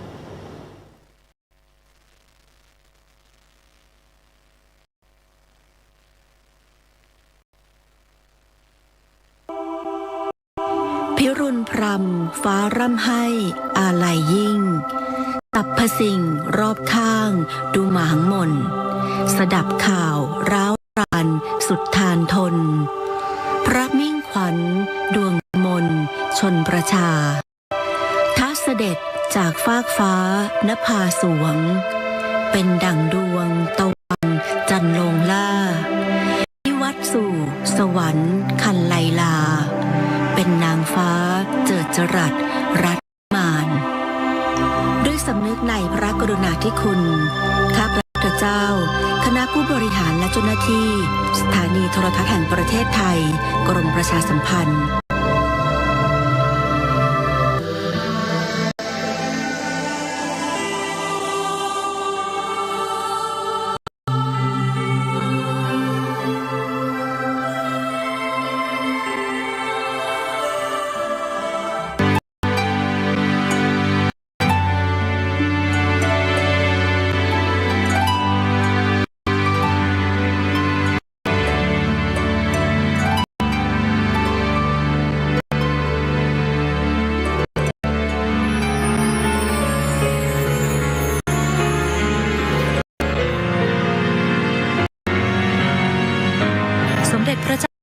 เจ้าฟ้าพัชรกิติยาภานเรนทิราเทพยวดี กรมหลวงราชสารินีสิริพัฒน์มหาวชรราชธิดาประสูติเมื่อวันที่ 7 ธันวาคม พุทธศักราช 2521 ณ พระที่นั่งอัมพรสถานพระราชวังดุสิต เป็นพระราชธิดาในพระบาทสมเด็จพระเจ้าอยู่หัว กับพระเจ้าวรวงศ์เธอ พระองค์เจ้าสมสวลี กรมหมื่นสุทธานารีนาถ และเป็นพระราชนัดดาพระองค์แรก ในพระบาทสมเด็จพระบรมชนกาธิเบศรมหาภูมิพลอดุลยเดชมหาราชบรมนาถบพิตรและสมเด็จพระนางเจ้าสิริกิติ์พระบรมราชินีนาถพระบรมราชชนนีพันปีหลวงโดยเมื่อแรกประสูติมีพระนามว่าพระเจ้าหลานเธอพระองค์เจ้าพัชรกิติยาภาทรงเริ่มเข้ารับการศึกษาที่โรงเรียนราชินีในระดับชั้นอนุบาลจนถึงชั้นมัธยมศึกษาปีที่ 3 จากนั้นได้เสด็จไปทรงศึกษาณโรงเรียนฮีทฟิลด์สหราชอาณาจักรแล้วเสด็จกลับมาทรงศึกษาต่อระดับชั้นมัธยมศึกษาปีที่ 5 และปีที่ 6 ณโรงเรียนละดาและทรงศึกษาต่อระดับอุดมศึกษาที่คณะนิติศาสตร์มหาวิทยาลัยธรรมศาสตร์จนจบด้วยคะแนนเกียรตินิยมอันดับ 2 อีกทั้งยังทรงสำเร็จการศึกษาระดับปริญญาตรีสาขาวิชารัฐศาสตร์จากมหาวิทยาลัยสุโขทัยธรรมาธิราชด้วยคะแนนเกียรตินิยมอันดับ 1 ทรงศึกษาต่อจนสำเร็จการศึกษาปริญญาโทและปริญญาเอกด้านนิติศาสตร์จากมหาวิทยาลัยคอร์เนลสหรัฐอเมริกาทรงสอบไล่ได้ตามหลักสูตรของสำนักอบรมศึกษากฎหมายแห่งเนติบัณฑิตยสภาในพระบรมราชูปถัมภ์ทรงเป็นเนติบัณฑิตไทยทรงพระปรีชาสามารถในด้านกฎหมายเป็นอย่างยิ่งทรงเป็นข้าราชการอัยการสำนักงานอัยการสูงสุดต่อมาทรงโอนย้ายไปเป็นข้าราชการพลเรือนกระทรวงการต่างประเทศทรงดำรงตำแหน่งเอกอัครราชทูตประจำคณะกรรมาธิการแห่งสหประชาชาติว่าด้วยการป้องกันอาชญากรรมและความยุติธรรมทางอาญาณกรุงเวียนนาสาธารณรัฐออสเตรียทรงดำรงตำแหน่งเอกอัครราชทูตวิสามัญผู้มีอำนาจเต็มประจำสาธารณรัฐออสเตรียประจำสาธารณรัฐสโลวักและประจำสาธารณรัฐสโลวีเนียหลังจากนั้นทรงกลับมาเป็นข้าราชการอัยการ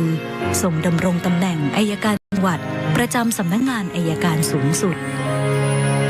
ในการพระราชพิธีบรมราชาภิเษกพุทธศักราช 2562 เมื่อวันที่ 5 ธันวาคม 2562 พระบาทสมเด็จพระเจ้าอยู่หัวมีพระบรมราชโองการโปรดเกล้าโปรดกระหม่อมให้สถาปนาและเฉลิมพระนามเจ้าหลานเธอพระองค์เจ้าพัชรกิติยาภาเป็นสมเด็จพระลูกเธอเจ้าฟ้าพัชรกิติยาภานเรนทิราเทพยวดีต่อมาวันที่ 28 กรกฎาคม 2562 พระบาทสมเด็จพระเจ้าอยู่หัวมีพระบรมราชโองการโปรดเกล้าโปรดกระหม่อมให้สถาปนาพระเกียรติยศขึ้นเป็นเจ้าฟ้าต่างกรมฝ่ายในมีพระนามตามที่จารึกในพระสุพรรณบัตรว่าพระเจ้าลูกเธอเจ้าฟ้าพัชรกิติยาภานเรนทิราเทพยวดีกรมหลวงราชสารินีสิริพัฒน์มหาวชรราชธิดาวันที่ 2 กุมภาพันธ์ พุทธศักราช 2564 พระบาทสมเด็จพระเจ้าอยู่หัวมีพระบรมราชโองการโปรดเกล้าโปรดกระหม่อมให้รับโอนข้าราชการฝ่ายอัยการเป็นข้าราชการในพระองค์ฝ่ายทหารและพระราชทานพระยศทหารโดยทรงพระกรุณาโปรดเกล้าโปรดกระหม่อมให้สมเด็จพระเจ้าลูกเธอเจ้าฟ้าพัชรกิติยาภานเรนทิราเทพยวดีกรมหลวงราชสารินีสิริพัฒน์มหาวชรราชธิดาอัยการผู้เชี่ยวชาญสำนักงานอัยการสูงสุดดำรงตำแหน่งเสนาธิการกองบัญชาการทหารมหาดเล็กราชวรรักษาพระองค์หน่วยบัญชาการถวายความปลอดภัยรักษาพระองค์อัตราพลเอกและพระราชทานพระยศเป็นพลเอกหญิงสมเด็จพระเจ้าลูก เจ้าฟ้าพัชรกิติยาภานเรนทิราเทพยวดีกรมหลวงราชสารินีสิริพัฒน์มหาวชรราชธิดาทรงปฏิบัติพระกรณียกิจสร้างสรรค์ประโยชน์แก่ประเทศชาติและประชาชนเป็นอเนกอนันต์อาทิทรงเป็นประธานกรรมการมูลนิธิอาสาเพื่อนพึ่งภัยยากสภากาชาดไทยเพื่อสนับสนุนและเชื่อมโยงให้ภาครัฐเอกชนและชุมชนร่วมกันเกื้อหนุนช่วยเหลือซึ่งกันและกันในการช่วยเหลือประชาชนจากอุทกภัยและภัยพิบัติรุนแรงทรงตั้งมูลนิธินภาในพระดำริเพื่อให้การช่วยเหลือผู้ด้อยโอกาสที่ได้รับผลกระทบทางกฎหมายช่วยเหลือผู้พ้นโทษให้กลับคืนสู่สังคมอย่างปกติสุขและทรงเป็นประธานกิตติมศักดิ์คณะกรรมการบริหารกองทุนพัชรกิติยาภาเพื่อการศึกษากฎหมายเพื่อจัดส่งนักศึกษากฎหมายของไทยไปศึกษาต่อในระดับปริญญาโทณคณะนิติศาสตร์มหาวิทยาลัยคอร์เนลสหรัฐอเมริกา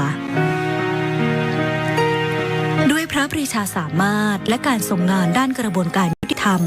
เพื่อประโยชน์สุขแก่ราษฎรจึงทรงได้รับการยกย่องจากองค์กรนานาชาติขอพระราชทานถวายรางวัลเพื่อเฉลิมพระเกียรติคุณอาทิรางวัล Medal of Recognition จาก UNODC ซึ่งเป็นรางวัลเกียรติยศสูงสุดของสำนักงานว่าด้วยยาเสพติดและอาชญากรรมแห่งสหประชาชาติและยูนิเฟมกองทุนสหประชาชาติเพื่อการพัฒนาสตรีได้กราบทูลเชิญให้ทรงเป็นทูตสันติไมตรีในการต่อต้านความรุนแรงต่อผู้หญิงนอกจากนี้สมเด็จพระเจ้าลูกเธอเจ้าฟ้าพัชรกิติยาภานเรนทราเทพยวดีกรมหลวงราชสารินีสิริพัฒน์มหาวชรราชธิดายังทรงปฏิบัติพระกรณียกิจนานับประการในการแบ่งเบาพระราชกรณียกิจในสมเด็จพระบรมชนกนาถด้วยความเรียบร้อยเป็นที่ไว้วางพระราชฤทัย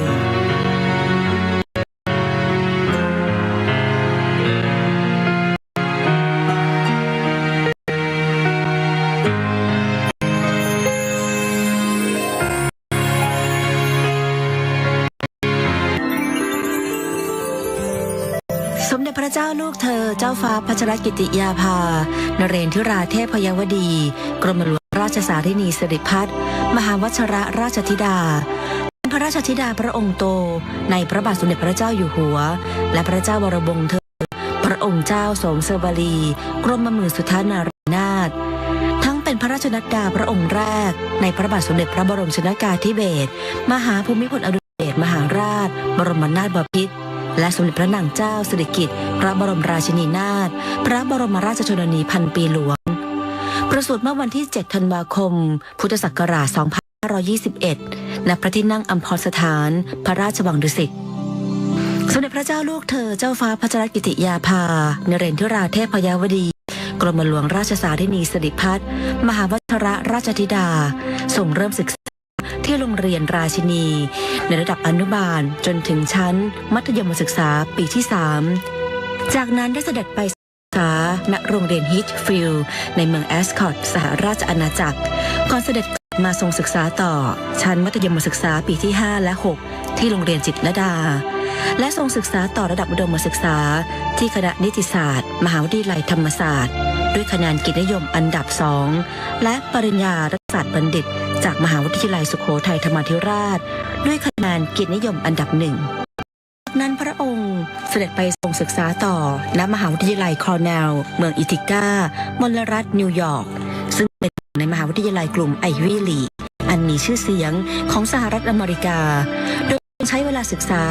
ในระดับปริญญามหาบัณฑิตสาขานิติศาสตร์หรือ LLM เพียง 1 ปีจากนั้นส่งเข้าศึกษาต่อระดับปริญญาดุษฎีบัณฑิตด้านนิติศาสตร์หรือ JSD และส่งศึกษากฎหมายที่สำนักอบรมศึกษากฎหมายแห่งบัณฑิตยสภาที่ประเทศไทยควบคู่กันไปด้วยพระอัจฉริยภาพและผลแห่งความภาคเพียรทำให้ทรงสำเร็จการศึกษาทั้งดุษฎีบัณฑิตจากมหาวิทยาลัยคอร์เนลสหรัฐอเมริกาและทรงเป็นเนติบัณฑิตไทยพร้อมกันในปี 2548 นั้นทรงเข้ารับราชการในตำแหน่งอัยการผู้ช่วยสถาบันพัฒนาข้าราชการฝ่ายอัยการสำนักอัยการสูงสุดสู่รองอัยการจังหวัดและอัยการจังหวัดระหว่างทรงปฏิบัติราชการด้วยพระวิริยะอุตสาหะได้ส่งริเริ่มโครงการกำลังใจหรือ Inspire เมื่อปี 2550 เน้นการให้ความช่วยเหลือผู้ต้องขังหญิงเด็กติดผู้ต้องขังหญิงและผู้ต้องขังที่ตั้งครรภ์ในเรือนจำทั้งในด้านวัสดุอุปกรณ์การให้การฝึกอบรมการให้บริการทางการแพทย์จนการฟื้นฟูจิตใจได้รับความสนใจจากนานาประเทศต่อมาทรงโอนย้ายไปดำรงตำแหน่งเอกอัครราชทูตประจำคณะกรรมาธิการแห่งสหประชาชาติว่าด้วยการป้องกันอาชญากรรมและความธรรมทางอาญาณกรุงเวียนนาสาธารณรัฐออสเตรียตั้งแต่วันที่ 10 มกราคม พุทธศักราช 2555 สู่เอกอัครราชทูตวิสามัญผู้มีอำนาจเต็มได้แก่สาธารณรัฐออสเตรียประเทศสโลวาเกียประเทศสโลเวเนียก่อนทรงกลับมารับตำแหน่งอัยการจังหวัดสู่อัยการผู้เชี่ยวชาญสำนักงานอัยการภาค 2 สำนักงานอัยการสูงสุดไม่เพียงทรงบำเพ็ญพระกรณียกิจในหน้าที่ราชการแต่เพียงเท่านั้นยังทรงบำเพ็ญพระกรณียกิจด้านอื่นๆเพื่อความผาสุกของอาณาประชาราษฎร์อาทิทรงเป็นประธานกรรมการมูลนิธิอาสาเพื่อนพึ่งพายามยากสภากาชาดไทยในการสนับสนุนและเชื่อมโยงให้ภาครัฐและเอกชนมาร่วมกันเกื้อกูลให้ประชาชนช่วยเหลือซึ่งกันและกันในยามทุกข์ยากจากภัยธรรมชาติที่รุนแรงมูลนิธินภาในพระดำริเน้นช่วยเหลือและให้โอกาสทางอาชีพกลุ่มผู้ด้อยโอกาสอันเกิดจากผลที่ได้รับทางกฎหมายและด้านสังคมและพระราชทานทุนการศึกษาสำหรับผู้ต้องการศึกษาต่อปริญญามหาบัณฑิตด้านกฎหมายณคอร์เนลลอว์สคูลมหาวิทยาลัยคอร์เนลสหรัฐอเมริกาโดยทรงจัดตั้งทุนพัชรกิติยาภาเพื่อการศึกษากฎหมายซึ่งรับสมัครเพื่อคัดเลือกจากปริญญาบัณฑิตด้านกฎหมายและสอบไล่ด้านนิติบัณฑิตของนิติบัณฑิตยสภาตามเงื่อนไขที่ทุนดังกล่าวกำหนดไว้เพื่อให้ผู้สำเร็จการศึกษาได้นำความรู้มาแก้ไขปัญหาของประเทศที่ต้องอาศัยกฎหมายเป็นเครื่องมือด้วยพระปรีชาสามารถจริยวัตรอันงดงามส่งผลให้องค์กรต่างๆขอพระราชทานถวายรางวัลเพื่อเฉลิมพระเกียรติคุณอาทิยูนิเฟมกองทุนสหประชาชาติเพื่อการพัฒนาสตรีได้กราบทูลเชิญให้ทรงเป็นทูตสันทวไมตรี Goodwill Ambassador ในการต่อต้านความรุนแรงต่อผู้หญิงประจำภูมิภาคเอเชียตะวันออกเฉียงใต้และรางวัล Medal of Recognition จาก UNODC ซึ่งเป็นรางวัลเกียรติยศสูงสุดของสำนักงานว่าด้วยยาเสพติดและอาชญากรรมแห่งสหประชาชาติเมื่อพระราชบิดาเสด็จเถลิงถวัลยราชสมบัติเป็นพระมหากษัตริย์รัชกาลที่ 10ซึ่งเมื่อวันที่ 5 พฤษภาคม 2562 มีพระบรมราชโองการโปรดเกล้าโปรดกระหม่อมสถาปนาและเฉลิมพระนามพระเจ้าหลานเธอพระองค์เจ้าพัชรกิติยาภาเป็นสมเด็จพระเจ้าลูกเธอเจ้าฟ้าพัชรกิติยาภานเรศธิราเทพยวดีรับพระราชทานน้ำพระมหาสังใบมะตูมทรงเจิมและพระราชทานพระสุพรรณบัตรเครื่องราชอิสริยาภรณ์อันมีเกียรติคุณรุ่งเรืองยิ่งมหาจักรีวงศ์และเหรียญรัตนาภรณ์รัชกาลที่ 10 ชั้นที่ 1ต่อมาเมื่อวันที่ 28 กรกฎาคม 2562 พระบาทสมเด็จพระเจ้าอยู่หัวมีพระบรมราชโองการโปรดเกล้าโปรดกระหม่อมสถาปนาพระเกียรติยศขึ้นเป็นเจ้าฟ้าต่างกรมฝ่ายในมีพระนามตามที่จารึกในพระสุพรรณบัตรว่าพระเจ้าลูกเธอเจ้าฟ้าพัชรกิติยาภานเรศธิราเทพยวดีกรมหลวงราชสารินีสิริพัฒน์มหาวชรราชธิดาเมื่อวันที่ 2 กุมภาพันธ์ 2564 พระบาทสมเด็จพระเจ้าอยู่หัวมีพระบรมราชโองการโปรดเกล้าโปรดกระหม่อมรับโอนข้าราชการฝ่ายอัยการเป็นข้าราชการในพระองค์ฝ่ายทหารและพระราชทานพระยศทหารจึงทรงพระกรุณาโปรดเกล้ากระหม่อมให้สมเด็จพระเจ้าลูกเธอเจ้าฟ้าพัชรกิติยาภานเรศธิราเทพยวดีกรมหลวงราชสารินีสิริพัฒน์มหาวชรราชธิดาอัยการผู้เชี่ยวชาญสำนักงานอัยการสูงสุดดำรงตำแหน่งเสนาธิการกองบัญชาการทหารมหาดเล็กราชบัลลภ พระองค์โดยบรรณาการถวายความปลอดภัยรักษาพระองค์อัตราพลเอกและจะทานพระยศเป็นพลเอกหญิง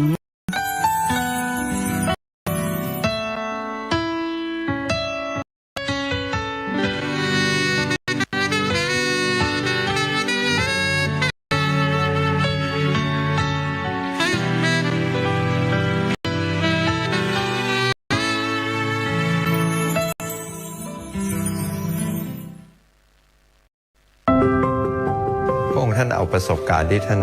ได้สัมผัสความรู้และมาดันจนเกิดสิ่งที่เรียกว่า Bangkok Rules สิ่งหนึ่งที่ปลูกฝังแล้วดลพระทัยให้ท่านให้ความสนใจในเรื่องของมนุษย์ผู้เปราะบางสตรีและเด็กคือทูลของปู่ล้นเกล้ารัชกาลที่ 9 สอนว่าประชาชนสำคัญที่สุด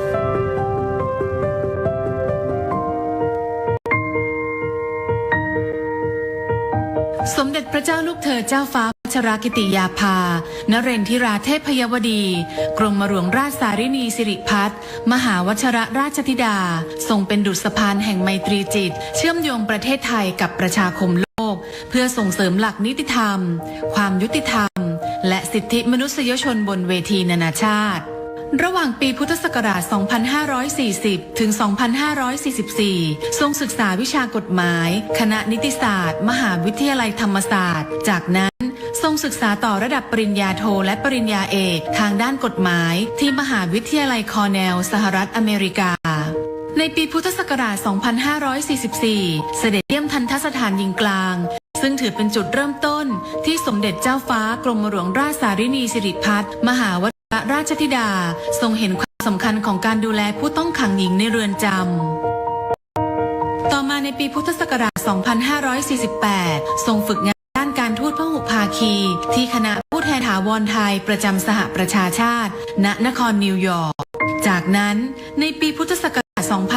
2551 ทรงได้รับการทูลเกล้าถวายตำแหน่งทูตสันทวไมตรีของกองทุนการพัฒนาเพื่อสตรีแห่งสหประชาชาติยูนิเฟมเพื่อผลักดันการต่อต้านความรุนแรงต่อผู้หญิง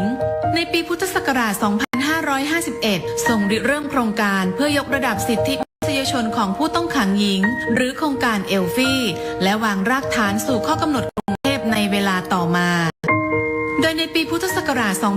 2555 ทรงดำรงตำแหน่งเอกอัครราชทูตณกรุงเวียนนาผู้แทนถาวรไทยประจำองค์การสหประชาชาติและองค์การระหว่างประเทศณกรุงเวียนนาและประธานการประชุมคณะกรรมาธิการว่าด้วยการป้องกันอาชญากรรมและความยุติธรรมทางอาญาหรือ CCPCJ สมัยที่ 21 ต่อมาในปีพุทธศักราช 2556 ทรงสนับสนุนการจัดประชุมเสวนาระดับนานาชาติว่าด้วยหลักนิติธรรมหรือ The Bangkok Dialogue on the Rule of Law ในปีพุทธศักราช 2560 ทรงได้รับการทูลเกล้าถวายตำแหน่งทูตสันทวไมตรีของสำนักงานว่าด้วยยาเสพติดและอาชญากรรมแห่งสหประชาชาติหรือ UNODC หลักนิติธรรมและความยุติธรรมทางอาญาสำหรับภูมิภาคเอเชียตะวันออกเฉียงใต้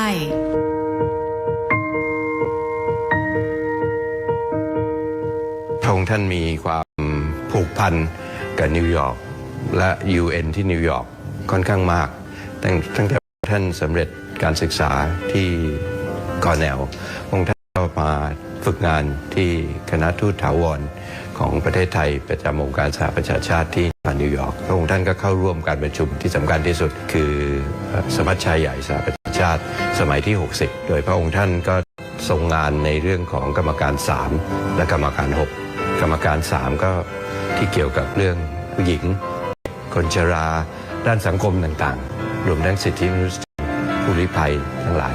ส่วนกรรมการ 6 ก็คือกฎหมายหลังจากนั้นที่พระองค์ท่านกลับมาก็รับราชการในสำนักอัยการสูงสุดก่อนที่พระองค์ท่านจะเข้าดำรงตำแหน่งเอกอัครราชทูตที่กรุงเวียนนาต่อมาเมื่อทรงดำรงตำแหน่งเอกอัครราชทูตที่กรุงเวียนนาจะมีสวมหมวก2 ใบใบแรกก็เป็นเอกอัครราชทูตประจำออสเตรียเหมือนกับทูตอื่นๆทั่วโลกแต่หมวกใบที่2ก็คือพระองค์ท่านเป็นผู้แทนไทยประจำองค์การสหประชาชาติที่เวียนนาซึ่งเวียนนามีเรื่องที่สำคัญหลายประการแรกก็คือเรื่อง IA เรื่องลดอาวุธ จำกัดอาวุธดูแลอาวุธนิวเคลียร์อันที่สองก็คือเรื่องที่เกี่ยวกับอาชญากรรมเกี่ยวกับความกระบวนการยุติธรรมก็มี2องค์กรใหญ่ๆอันแรกก็คือ UN Office on Drugs and Crime UNODC นะครับก็ทำเรื่องเกี่ยวกับอาชญากรรมต่างๆเรื่องยาเสพติดอีกหน่วยงานหนึ่งก็คือ Commission on Criminal Crime Prevention ย่อว่า CCPCJ นะครับอันนี้พระองค์ท่านก็เข้าไปเกี่ยวข้องค่อนข้างมากแต่ว่าระยะหลังเนี่ยเห็นว่ามีผู้หญิงเป็นนักโทษในเรือนจำมากขึ้นแล้วก็เห็นชัดว่าความจำเป็นความต้องการเนี่ยต่างกับผู้ชายพระองค์ท่านก็เลยเริ่มสิ่งที่เรียกว่ามาตรฐานสำหรับนักโทษหญิงโดยเฉพาะและในที่สุดก็สามารถออกผลักดันออกมาเป็นเรียกว่า Bangkok Rules นะครับก็คือกฎที่ออกที่กรุงเทพนะครับอันนี้ก็เพื่อดูแลนักโทษหญิงโดยเฉพาะเลยแล้วก็ไปผ่านมติในสมัชชาใหญ่สหประชาชาตินะครับในปี 2000 ในเรื่องที่เกี่ยวกับทูลกระหม่อมพานะครับสำหรับ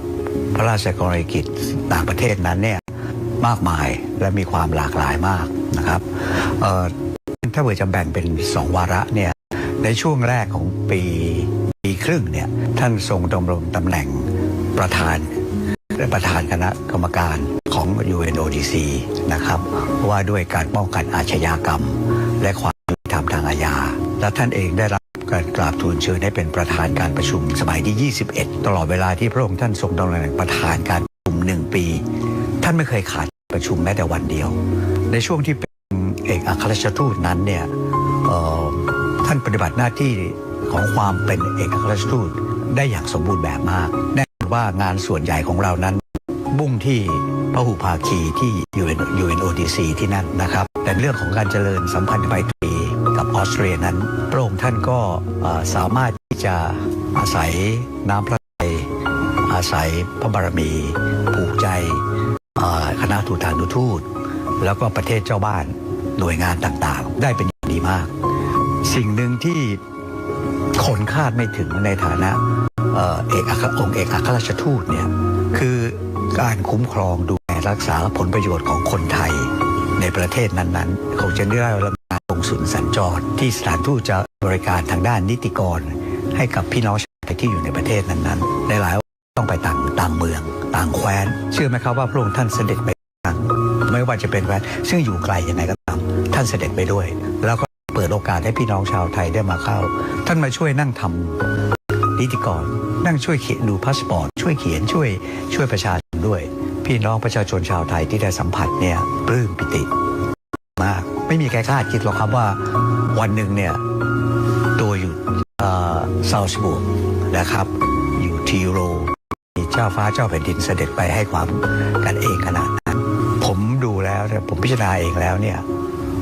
เป็นเพราะพระองค์ท่านเนี่ยพระเจริญพระชรรษาเติบโตมาเนี่ยด้วยความที่ท่านอยากใกล้ชิดประชาชน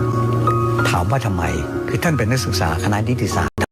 ท่านได้มีโอกาสเข้าไปเยี่ยมดูงานของทันตสถานผู้ต้องขังหญิงนะครับท่านได้ไปเห็นว่าจริงๆแล้วเนี่ยผู้ต้องขังหญิงเนี่ยก็เป็นมนุษย์เหมือนกันแต่มีความแตกต่างทางกายภาพระหว่างนักโทษชายกับนักโทษหญิงทำให้มีพระดำริขึ้นมาว่าถึงแม้จะเป็นผู้หญิงแต่ก็ควรจะได้รับสิทธิเสมอภาคเช่นกับผู้ต้องขังชายพระองค์ท่านก็เลยตั้งเป็นโครงการกำลังใจในพระดำริพระเจ้าพระองค์เจ้าพัชรกิติยาภานะครับมุ่งเน้นที่จะดูแลความเป็นอยู่การปฏิบัติต่อผู้ต้องขังหญิงนะครับที่ควรจะได้รับสิทธิที่พึงได้รับท่านเคยรับสั่งกับผมเองเสมอว่าสิ่งหนึ่งที่ปลูกฝังแล้วดลพระทัยให้ท่านให้ความสนใจในเรื่องของมนุษย์ผู้เปราะบางสตรีและเด็กคือทูลกระหม่อมปู่นะครับล้นเกล้ารัชกาลที่9สอนว่าเราต้องคิดถึงสิ่งเหล่านี้ประชาชนสำคัญที่สุดซึ่งอยู่ในพระทัยท่านตลอดครับจากรากฐานแห่งการเรียนรู้สู่เส้นทางการทูตบนเวทีโลกสมเด็จเจ้าฟ้ากรมหลวงราชสารินีสิริพัฒน์มหาวชิรราชธิดาทรงแสดงพระเกียรติคุณและพระปรีชาสามารถอันหาที่สุดมิได้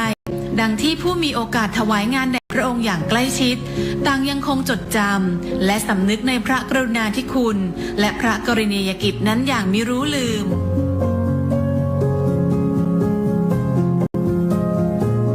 ประทับใจส่วนตัวผมคิดว่าอันแรกเนี่ยก็คือว่าได้สัมผัสพระองค์ท่านความเมตตาที่ท่านมีต่อข้าราชการความสนิทสนมที่ท่านให้ไม่เคยถือพระองค์ผมได้มีโอกาสในช่วงหนึ่งที่ท่านเสด็จไปเนี่ยมีการจัดงานวันดินโลกและช่วงนั้นมันใกล้เคียงกับวันเราก็จัดงานเลี้ยงรับรองวันชาติไทยทุกปี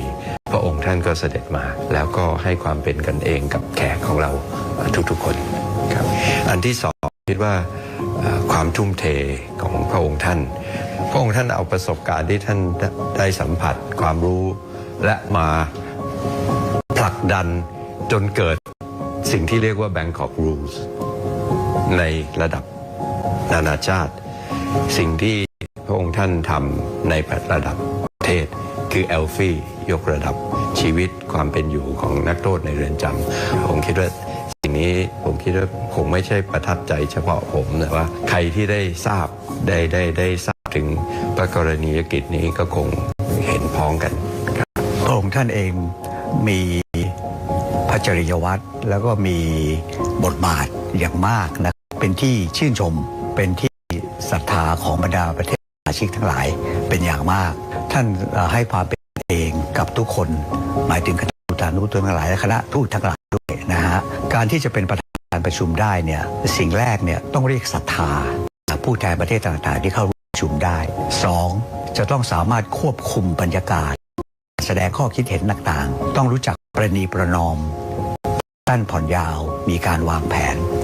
ซึ่งพระองค์ท่านเองทูลกระหม่อมพาเนี่ยได้ทรงปฏิบัติหน้าที่ได้อย่างสมบูรณ์แบบมากงานไทยก็เหมือนกันมีจัดงานไทยเฟสติวัลนะฮะพระองค์ท่านก็เสด็จไปแล้วที่น่าปลื้มมากคือไม่ใช่เฉพาะคณะอนุทูตทั้งที่ประจำใน UN หรือว่าทวิภาคีมาร่วมงานนะผู้บริหารระดับสูงของรัฐบาลออสเตรียเนี่ยมากันเยอะแยะไปหมดเลยแน่นอนว่าเราจัดก็เหมือนกับการวัฒนธรรมของไทยแล้วมีทุกอย่างพร้อมงานนั้นก็ถือว่าประสบความสำเร็จมากอย่างหนึ่งที่ผู้คนกล่าวขวัญเนี่ยแน่นอนชื่นชมพอใจกับงานว่าดีอย่างไรแต่เขาบอกว่าเขารู้แล้วเขาเข้าใจแล้วคนที่พูดนี่เป็นระดับรัฐมนตรีนะก็บอกเขาเข้าใจเมื่อก่อนเขาไม่เข้าใจแต่เดี๋ยวนี้เขาเข้าใจแล้วว่าทำไมสถาบันพระมหากษัตริย์เนี่ยถึงได้เป็นที่รักศรัทธาของประชาชนชาวไทย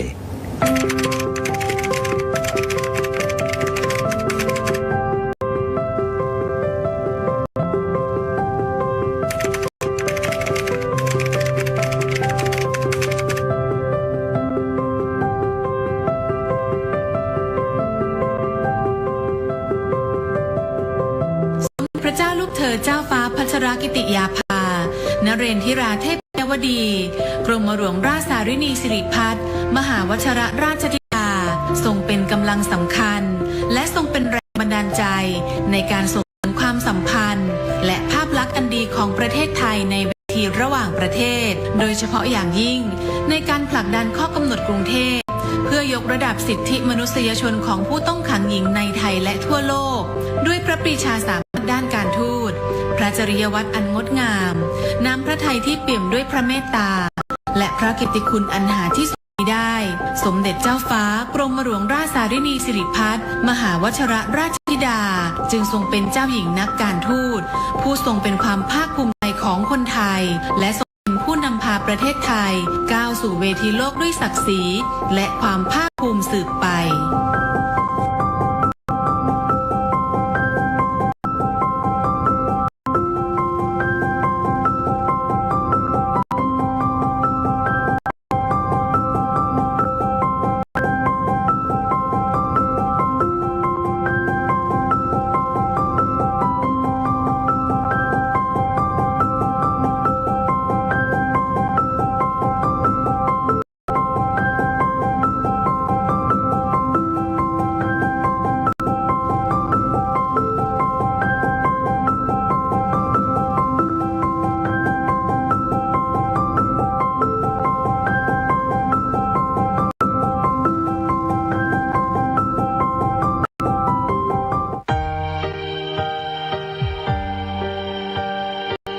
สมเด็จพระเจ้าอยู่หัวทรงมีพระราชปณิธานในการสืบสานรักษาต่อยอดพระราชปณิธานในพระบาทสมเด็จพระบรมชนกาธิเบศรมหาภูมิพลอดุลยเดชมหาราชบรมนาถบพิตรจึงพระราชทานโครงการพัฒนาชุมชนในเขตรักษาพันธุ์สัตว์ป่าและอุทยานแห่งชาติจังหวัดกาญจนบุรีเมื่อวันที่ 29 สิงหาคม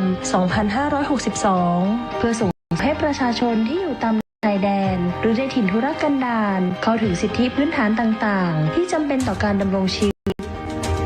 บ้านสารวัตรและบ้านไล่โว่ตั้งอยู่ในเขตรักษาพันธุ์สัตว์ป่าทุ่งใหญ่นเรศวรด้านตะวันตกจังหวัดกาญจนบุรีประชากรส่วนใหญ่เป็นชาวกะเหรี่ยงซึ่งประสบปัญหานานานับประการไม่ว่าจะเป็นคมนาคมสาธารณสุขสาธารณูปโภคการศึกษาเศรษฐกิจและการสื่อสารด้านคมนาคมในช่วงฤดูฝนของทุกปีทั้งสองชุมชนประสบปัญหาน้ำหลากบนเส้นทางสัญจรการเดินทางยากลำบากใช้เวลาเดินทางไม่น้อยกว่า 5-6 ชั่วโมงดังนั้นโครงการได้เข้ามาแก้ไขปัญหาในการปรับปรุงเส้นทางสอดคล้องกับความเป็นอุทยานแห่งชาติและมรดกโลกซึ่งปัจจุบันได้มีการปรับปรุงเส้นทางให้สามารถสัญจรได้อย่างสะดวกแล้วดำเนินงานที่ผ่านมา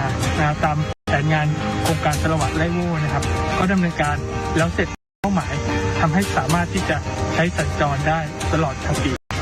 ด้านสาธารณสุขโครงการจึงได้สนับสนุนให้มีการสร้างอนามัยในทั้งสองชุมชนรวมทั้งมีการอบรมประชาชนให้เป็นอาสาสมัครสาธารณสุขชุมชนซึ่งปัจจุบันมีอาสาสมัครสาธารณสุขชุมชนบ้านสารวะจำนวน 24 คนบ้านไลโวจำนวน 26 คนต่อมาได้มีการขยายความช่วยเหลือไปยังพื้นที่ใกล้เคียงในพื้นที่บ้านที่ไร่ป้า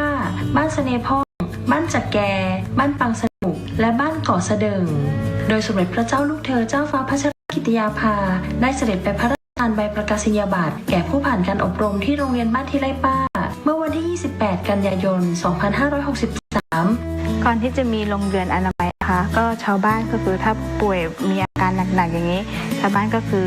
จะช่วยกันลงไปแบกลงไปข้างล่างค่ะตั้งแต่มีโรงเรียนอนามัยขึ้นมาชาวบ้านก็คือสะดวกสบายค่ะเจ็บป่วยนิดนึงก็คือมารักษากันเนิดเยอะขึ้นเพราะว่ามีอนามัยก็คือมียายาก็ไม่ต้องซื้อแล้วค่ะก็มารักษาที่โรงเรียนค่ะตั้งแต่โรงเรียนอนามัยของเรานะคะจัดตั้งขึ้นตอนนี้ก็ได้ระยะ1 ปีแล้วนะคะตั้งแต่ของสารวัตรแล้วก็ทางไลโวนะคะเราก็ได้มีการให้บริการกับคนไข้นะคะก็คือ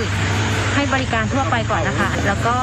ประเด็นที่2ก็คือในเรื่องของการให้วัคซีนเด็กนะคะประเด็นที่3ก็คือจะมีการคุมกำเนิดและฝากครรภ์นะคะตามเกณฑ์แล้วก็มีการทำคลอดในโรงเรียนอนามัยนะคะต่อไปก็จะเป็นประเด็นของการส่งต่อผู้ป่วยค่ะในกรณีที่มีคนไข้ฉุกเฉินนะคะเราก็จะมีรถที่โรงเรียนอนามัยนะคะคอยรับส่งผู้ป่วยเส้นทางการรับส่งผู้ป่วยก็คือสะดวกสบายขึ้นเคสของเราที่ส่งต่อนะคะก็คือสามารถไปทันเวลาแล้วก็สามารถส่งต่อไปที่โรงพยาบาลสังขะได้อย่างปลอดภัยค่ะในช่วงที่เกิดการแพร่ระบาดของเชื้อไวรัสโคโรนาหรือโควิด -19 โครงการได้สนับสนุนเจลแอลกอฮอล์พระราชทานจำนวน 50 แกลลอนหน้ากากอนามัย 4,000 ชิ้นและชุดตรวจ ATK 200 ชุดนอกจากนี้โครงการยังได้นำถุงพระราชทานจำนวน 200 ถุงข้าวสารจำนวน 500 กิโลกรัมมอบให้แก่ประชาชนทั้ง2ชุมชนที่ต้องพักรักษาตัวและกักตัวเพื่อการสังเกตอาการณโรงพยาบาลสนามทางเราเนี่ยก็เตรียมสถานที่นะครับสำหรับที่จะรับผู้ป่วยผู้เสี่ยงสูงจนถึงในเรื่องของการเตรียมอาหารอีกในด้านหนึ่งเราก็จัดชุดประสานงานด้านการแพทย์เข้ามาร่วมกับสาธารณสุขในพื้นที่ในการคัดกรองในการตรวจหาเชื้อแล้วก็เข้ามาสู่ในกระบวนการกักตัวตามระบบครับด้านการสื่อสารภายในชุมชนจะใช้การติดต่อสื่อสารผ่าน2ช่องทางคือวิทยุสื่อสารและสัญญาณ Wi-Fi โดยมีการทดสอบระบบการติดต่อสื่อสารประเภทวิทยุเป็นประจำทุกวันเพื่อดำรงการติดต่อสื่อสารตลอด 24 ชั่วโมงด้านสาธารณูปโภคก่อนเริ่มโครงการประชาชน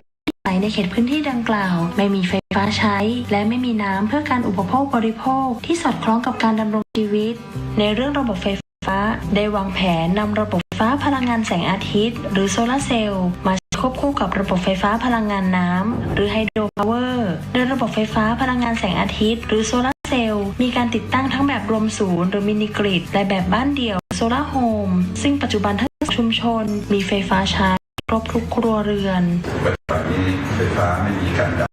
แม้ในฤดูฝนเสร็จแล้วเรายังมีการพัฒนาในการเก็บ บค่าไฟฟ้าหน่วยละ5 บาทสำหรับโซลาร์โฮมจะเหมาจ่ายจากเป็นระบบเดียวที่ใช้กับบ้านเรือนคนเดียวก็จะเก็บเดือนละ10 บาทระบบน้ำโครงการได้เข้ามาสำรวจพร้อมปรับปรุงระบบน้ำเพื่ออุปโภคบริโภคโดยได้ร่วมกับชุมชนสร้างระบบกักเก็บน้ำสำรองจำนวน42แห่งสร้างเป็นสระเก็บน้ำเพื่อการเกษตรจำนวน1แห่งและจะทำฝายในลำน้ำจำนวน33แห่งช่วงฤดูแล้งจะเกิดปัญหาปริมาณน้ำไม่เพียงพอต่อการบริโภคในโครงการนี้เราก็เลยได้ดำเนินการในส่วนของการหาแหล่งน้ำเช่นบ่อน้ำซับนะครับรวมถึงการทำความสะอาดการบำรุงรักษาแหล่งน้ำประปาภูเขาเดิมเราเชื่อว่าที่เราพัฒนาไปเนี่ยสามารถรองรับการบริโภคในพื้นที่และยกระดับคุณภาพชีวิตของประชาชนในพื้นที่ได้ครับด้านเศรษฐกิจเดิมประชาชนทั้ง2ชุมชนดำรงชีวิตด้วยการเผาป่าเพื่อปลูกข้าวไร่เก็บของในป่ามาขายและทำงานรับจ้างทั่วไปโดยมีรายได้ต่อครัวเรือน 2,000 ถึง 3,000 บาทต่อปีเมื่อโครงการเข้ามาจึงได้มีการจัดทำสัมมโนประชากรชุมชนเสริมความรู้การพัฒนาอาชีพด้วยการปลูกผักทั้งในและนอกโรงเรือนการทำนารวมและพัฒนาไม้ผลเดิมเช่นกาแฟเม็ดมะม่วงหิมพานต์และหมากโดยให้ความรู้กับชุมชนในการเก็บผลผลิตที่ถูกต้องจนปัจจุบันทำให้ชาวบ้านเก็บกาแฟได้ 14,900 กิโลกรัมคิดเงิน 720,000 บาทซึ่งสูงกว่าปีที่ผ่านมาที่จำหน่ายกาแฟได้เงิน 133,600 บาทการเข้ามาโครงการก่อให้เกิดการรวมกลุ่มของชุมชนและพัฒนาเป็นวิสาหกิจชุมชนโดยมีการจดทะเบียนเป็นวิสาหกิจชุมชนขึ้นเมื่อวันที่ 15 มีนาคม 2564ในการเสริมสร้างของเรื่องของผักอินทรีย์หัวใจหลักของการทำผักอินทรีย์คือความซื่อสัตย์การทำงานในระยะแรกเกิดปัญหาในเรื่องความเข้าใจเราพยายามเข้ามาปรับเปลี่ยนแล้วสอนวิธีให้เขาชาวบ้านดังนั้นการเรียนรู้ในระยะที่ผ่านมาชาวบ้านก็เกิดความพึงพอใจเรามองความยั่งยืนในถึงอาชีพแล้วก็เรื่องของป่าไม้และชุมชนดังนั้นผลผลิตที่ออกไปจากที่นี่ค่ะจะมองถึงเรื่องของความเป็นอินทรีย์รวมไปถึงการรวมกลุ่มสุดท้ายเองหัวใจของความซื่อสัตย์จะมาช่วยชาวบ้านให้เขาช่วยเกิดกันเองได้โลง200 กิโลก็มีนะผมก็เลยบอกว่า100 กิโลนะกิโลละ30 บาทถ้าคุณมี2 โลงล่ะเก็บรอบหนึ่งคุณก็ได้6,000ฉะนั้นผมว่าก็ดีมากดีที่สุดก็คือหน่วยงานเขาก็สนับสนุนรองรับให้เราถ้าเกิดโครงการพวกท่านทำไม่ลงเนี่ยพวกผมก็ยังอยู่แบบลอยอยู่การช่วยเหลือครัวเรือนขาดแคลนโครงการได้เข้าช่วยเหลือครัวเรือนที่ขาดแคลนโดยนำแนวทางพระราชทานสายพานการผลิตของสมเด็จพระเจ้าลูกเธอเจ้าฟ้าพัชรกิติยาภาเข้ามาเป็นแนวทางหลักโดยให้ครัวเรือนขาดแคลนเข้าสู่สายพานการผลิตในทุกการผลิตของชุมชนซึ่งทำให้ครัวเรือนขาดแคลนมีรายได้เพิ่มขึ้นสามารถปลดหนี้สินได้อีกทั้งโครงการยังได้ซ่อมแซมบ้านครัวเรือนขาดแคลนที่ทรุดโทรมให้มีความแข็งแรงมากยิ่งขึ้นด้วยผมได้อยู่บ้านกลับมาเนี่ยห้องน้ำไม่มีฝาครับไม่มีฝาเนี่ยผมก็หาสังกะสีเก่าๆมาแปะครับแล้วโครงการสร้างห้องน้ำไม่รู้หรอกว่าเข้ามาครับแล้วอยู่ๆก็เขามาสร้างให้ครับโอ้เขาสร้างอย่างดีเลยครับการศึกษาเดิมใน2ชุมชนมีเพียงห้องเรียนสาขาบ้านสารวะและบ้านไร่โวเมื่อโครงการเข้ามาจึงมีการยกระดับเป็นโรงเรียนกองม่องทะสาขาบ้านสารวะและสาขาบ้านไร่โวส่งผลให้มีอัตรากำลังครูและเจ้าหน้าที่เพิ่มมากขึ้นรวมถึงมีหลักสูตรการเรียนการสอนที่ดีขึ้นนอกจากนี้มีการนำระบบ DLTV เข้าไปสอนเสริมมีการสอนในหลักสูตรพื้นถิ่นมีการจัดทำหลักสูตรพื้นป่าต้นน้ำทุ่งใหญ่นเรศวรให้เห็นความสำคัญของการดูแลรักษาป่าและนักเรียนในพื้นที่ยังมีความสามารถด้านศิลปะโครงการจึงสนับสนุนให้มีการวาดรูปประกอบการเขียนนิทาน3เรื่องที่ได้เรียน DLTV นะคะก็ได้เรียนกับคุณครูประจำชั้นด้วยเนี่ยก็ทำให้พัฒนาการเรียนของเด็กเนี่ยดีขึ้นค่ะการศึกษาต่อปีที่ผ่านมามีนักเรียนจากพื้นที่โครงการศึกษาต่อณโรงเรียนอุดมสิทธิศึกษาจำนวน6 คนแต่โรงเรียนยังขาดแคลนหอพักนักเรียนดังนั้นสมเด็จพระเจ้าลูกเธอเจ้าฟ้าพัชรกิติยาภาจึงได้พระราชทานทรัพย์พระองค์เป็นทุนตั้งต้นในการก่อสร้างหอพักนักเรียนซึ่งปัจจุบันก่อสร้างเสร็จเรียบร้อยแล้วอยู่มาจากหมู่บ้านสารวะค่ะมาม.4 ก็มาเรียนที่อุดมสิทธิศึกษาค่ะเพราะว่าที่อุดมมีหอพักให้อยู่ค่ะประหยัดค่าใช้จ่ายด้วยค่ะ ที่โรงเรียนอุดมสิทธิศึกษานะคะแล้วก็จะมีการปลูกผักเลี้ยงปลาทำกับข้าวกินเองทำกิจกรรมต่างๆกับเพื่อนมากมายค่ะนอกจากนี้โครงการได้สนับสนุนให้นักเรียนที่ต้องการช่วยเหลือครอบครัวได้เรียนต่อจึงได้จัดให้มีการศึกษานอกโรงเรียนซึ่งปัจจุบันมีนักเรียนและประชาชนในพื้นที่จำนวน112คนด้านการมีส่วนร่วมของชุมชนจากการที่กรมอุทยานได้ตราพระราชบัญญัติอุทยานแห่งชาติพุทธศักราช 2562 และพระราชบัญญัติสงวนและคุ้มครองสัตว์ป่าพุทธศักราช 2562 ในการให้ประชาชนอยู่ร่วมกับป่าและใช้ประโยชน์จากป่าดังนั้นโครงการจึงเข้ามาสนับสนุนแนวทางของป่า3อย่างประโยชน์4อย่างและเป็นจุดเริ่มต้นของการที่ประชาชนของชุมชนได้มอบที่ดินคืนให้แก่กรมอุทยานเพื่อใช้ประโยชน์ในการปลูกป่า3อย่างประโยชน์4และเมื่อวันที่ 27 กันยายน 2563 ที่บ้านสารวะและวันที่ 9 พฤศจิกายน 2564 ที่บ้านไลโวสมเด็จพระเจ้าลูกเธอเจ้าฟ้าพัชรกิติยาภาได้เสด็จไปทรงร่วมปลูกป่าเพื่อเป็นปฐมฤกษ์ในการปลูกป่า3อย่างประโยชน์4อย่างป่า3อย่างประโยชน์4อย่างแต่ละแปลงเนี่ยเราไม่จำเป็นต้องทำเหมือนมันขึ้นอยู่กับบริบทของแต่ละแปลงอย่างแปลงนี้เนี่ยชาวบ้านต้องการให้เป็นแหล่งต้นน้ำเราก็ต้องเน้นประโยชน์เรื่องระบบนิเวศเป็นหลักส่วนประโยชน์เรื่องอาหารเรื่องยาเรื่องไม้ใช้สอยเนี่ยก็เป็นเรื่องรองไปมูลนิธิภูบดินทร์ในพระบรมราชูปถัมภ์จัดตั้งขึ้นเมื่อวันที่ 25 สิงหาคม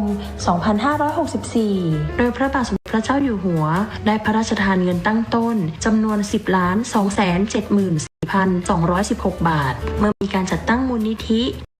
ภาคส่วนได้เข้ามาสนับสนุนงานของโครงการมากขึ้นเช่นศูนย์ศิลปาชีพในสมเด็จพระนางเจ้าสิริกิติ์พระบรมราชินีนาถมาให้คำแนะนำในเรื่องการทอผ้าและการจักสานมีการสนับสนุนจากสำนักงานพัฒนาธุรกรรมทางอิเล็กทรอนิกส์หรือ EDDA มาให้ความรู้กับประชาชนในเรื่องการตลาดการสร้างแบรนด์และการจำหน่ายสินค้าทางออนไลน์เช่น Shopee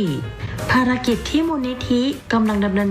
คือการสนับสนุนในเรื่องของการพัฒนาที่ดินในแนวทางของป่า3อย่างประโยชน์4อย่างซึ่งผลจากการทำแปลงรวมการทำนารวมทำให้ประชาชนในชุมชนเห็นประโยชน์ของการทำงานร่วมกันการใช้พื้นที่น้อยแต่มีรายได้เพิ่มขึ้นจึงทำให้ประชาชนใน2ชุมชนได้ยกที่ดินให้กับมูลนิธิ4รายเป็นเนื้อที่100ไร่คณะกรรมการบริหารมูลนิธิจึงขอให้กรมอุทยานและหน่วยงานที่เกี่ยวข้องจัดทำแผนที่ของการพื้นที่ออกเป็นประเภทต่างๆจำนวน6ประเภทการดำเนินงานตามโครงการภายใต้การสนับสนุนของมูลนิธิภูบดินทร์จะเข้ามาสนับสนุนหน่วยงานภาครัฐเพื่อให้ประชาชนในพื้นที่ห่างไกลได้รับเข้าถึงบริการของรัฐรวมทั้งช่วยเสริมทักษะและวิธีคิดการจัดการทรัพยากรร่วมกันระหว่างชุมชนกับภาครัฐและสนับสนุนให้เกิดวิถีคนอยู่กับป่าอันเป็นการรักษาวิถีการดำเนินชีวิตของชุมชนและรักษาทรัพยากรธรรมชาติของประเทศไทยตลอดไปต้องขอบพระคุณพระองค์ท่านครับที่เป็นห่วง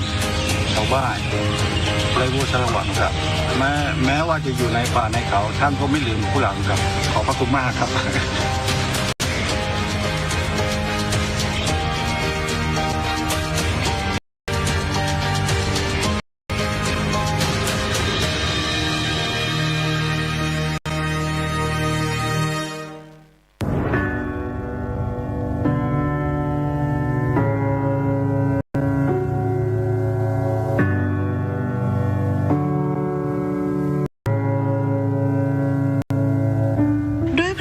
กรุณาธิคุณของพระบาทสมเด็จพระปรเมนทรรามาธิบดีศรีมหาวชิราลงกรณ์พระวชิรเกล้าเจ้าอยู่หัวที่ทรงใส่พระทัยประชาชนชาวไทยทุกหมู่เหล่าอย่างเท่าเทียมกันไม่เป็นแม้แต่ผู้ต้องขังในเรือนจำที่ประสบปัญหาด้านสุขภาพด้วยเหตุนี้จึงพระราชทานโครงการราชทานปันสุขทำความดีเพื่อชาติศาสตร์กษัตริย์เพื่อแก้ปัญหาด้านสุขภาพอนามัยของผู้ต้องขังอันเป็นสิทธิขั้นพื้นฐานมนุษยชนพึงได้รับเมื่อวันที่18 ธันวาคม 2562 พระบาทสมเด็จพระวชิรเกล้าเจ้าอยู่หัวและสมเด็จพระนางเจ้าพระบรมราชินีเสด็จเปิดโครงการระยะที่ 1 ณ ทัณฑสถานโรงพยาบาลราชทัณฑ์และได้พระราชทานเครื่องมือแพทย์ด้วยพระราชทรัพย์ส่วนพระองค์จำนวน 756 ชิ้นวงเงิน 190 บาทเศษให้กับเรือนจำทัณฑสถาน 25 แห่งรวมทั้งพระราชทานรถเอ็กซ์ เคลื่อนที่ให้กับโรงพยาบาลประจำเขตอีก 12 แห่ง และได้พระราชทานแนวทางอื่นๆ อาทิ การพัฒนาศักยภาพผู้ต้องขังให้มีความรู้ในเรื่องการรักษาพยาบาลด้วยการเป็นอาสาสมัครสาธารณสุขเรือนจำการจัดตั้งมุมสุขภาพปันสุขการบูรณาการในการทำงานระหว่างเรือนจำและโรงพยาบาลและสนับสนุนให้จิตอาสาจากศูนย์การใหญ่จิตอาสาพระราชทานเข้ามาช่วยดูแลในมิติสุขภาพสิ่งแวดล้อมโครงการรัชทันปันสุขทำให้เกิดผลดีและเปลี่ยนในมิติสุขภาพในด้านต่างๆต่อเจ้าหน้าที่และต้องขังในทุกเรือนจำและบุคลากรจากโรงพยาบาลแม่ข่าย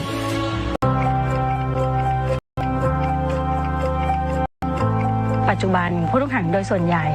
89% ได้รับการขึ้นทะเบียนตรงกับโรงพยาบาลแม่ข่ายสามารถเข้าถึงบริการสุขภาพได้ผู้ต้องขังต่างด้าวผู้ต้องขังไร้สิทธิ์หรือผู้ต้องขังคนไทยที่เราไม่สามารถตรวจสอบได้เนี่ยเมื่อก่อนการเข้าถึงบริการสุขภาพของผู้ต้องขังกลุ่มนี้ค่อนข้างยากลำบากแต่ในปัจจุบันเนี่ยเรามีการบูรณาการทั้งในส่วนของกระทรวงยุติธรรมกรมราชทัณฑ์ในส่วนของกระทรวงสาธารณสุขรวมไปถึงสำนักงานหลักประกันสุขภาพแห่งชาติทุกคนร่วมมือกันแล้วก็หาแนวทางพัฒนาระบบการเข้าถึงบริการนี้ที่นี่มีแพทย์เข้ามาให้การรักษา5 สาขานะคะมีทั้งแพทย์ทั่วไปสูตินรีแพทย์ทันตแพทย์จักษุแพทย์แล้วก็จิตแพทย์นอกจากนั้นถ้าอาการมากขึ้นเราก็จะส่งตามที่แพทย์เนี่ยได้ให้คำแนะนำว่าให้ไปที่นู่นที่นี่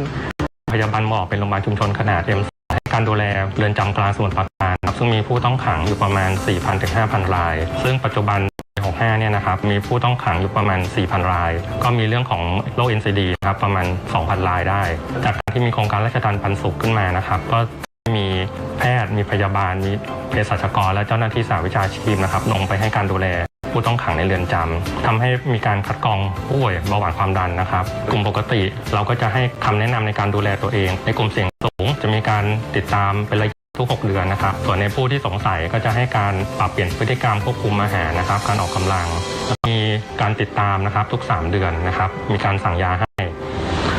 จากการดำเนินการโครงการราชทัณฑ์ปันสุขนะครับเกี่ยวกับโรคทางช่องปากนะครับโดยเฉพาะฟันนะฮะเราได้รับยูนิตฟันซึ่งเป็นของพระราชทานนะครับยูนิตพระราชทานเข้ามาแล้วเราส่งทีมทันตแพทย์เข้าไปทำการอุดฟันนะครับซึ่งทำให้ผู้ต้องขังเนี่ยสามารถทานอาหารแล้วก็สุขภาพดีขึ้นนะครับกลุ่มของวัณโรคนะครับโครงการราชทัณฑ์ปันสุขเนี่ยมีรถเอ็กซเรย์เคลื่อนที่นะครับเข้ามาเอ็กซเรย์อย่างน้อยคนละ1 ครั้งต่อปีนะครับก็สามารถทำให้ค้นพบได้เร็วนะครับซึ่งขณะที่เขาค้นพบปีแรกเนี่ยค้นพบถึง 16% นะครับสุขภาพจิตนะครับตอนนี้เรามีการส่งพยาบาลจิตเวชให้คำแนะนำเบื้องต้นนะครับแล้วก็กำลังดำเนินการระบบเทเลเมดิซีนนะครับทำให้คุณหมอหรือคุณพยาบาลเนี่ยคนไข้สามารถเข้าถึงบริการตรงนี้มากขึ้นถ้าผู้ต้องขังเนี่ยมาโรงพยาบาลวันหนึ่งอาจจะจำกัดมาแค่ได้ไม่กี่คนประสงค์เนาะค่ะแต่ว่าในหลวงรัชกาลที่ 10นะคะสถานเครื่องมือตามเรือนจำต่างๆก็นะคะตรวจตาค่ะหรือว่าสลิปแลมทำให้ผู้ต้องขังเนี่ยไม่ต้องเดินทางมาโรงพยาบาลเขาวินิจฉัยโรคได้รักษาได้เลยทันทีไม่ต้องรอก็อุปกรณ์จากโครงการราชทัณฑ์ปันสุขซึ่งที่ได้ใช้บ่อยๆก็อันดับแรกก็จะเป็นเครื่องวัดความดันอันดับ2ก็คือเครื่องสลิปเนาะแล้วก็อันดับ3ก็จะระบบเทเลเมดิซีนก็เริ่มจากที่หนูไม่สบายค่ะแล้วก็ได้เห็นผู้ช่วยงานสถานพยาบาลอสจศาสตร์ค่ะช่วยคุณพยาบาลในการดูแลผู้ต้องขังป่วยค่ะหนูเลยรู้สึกว่า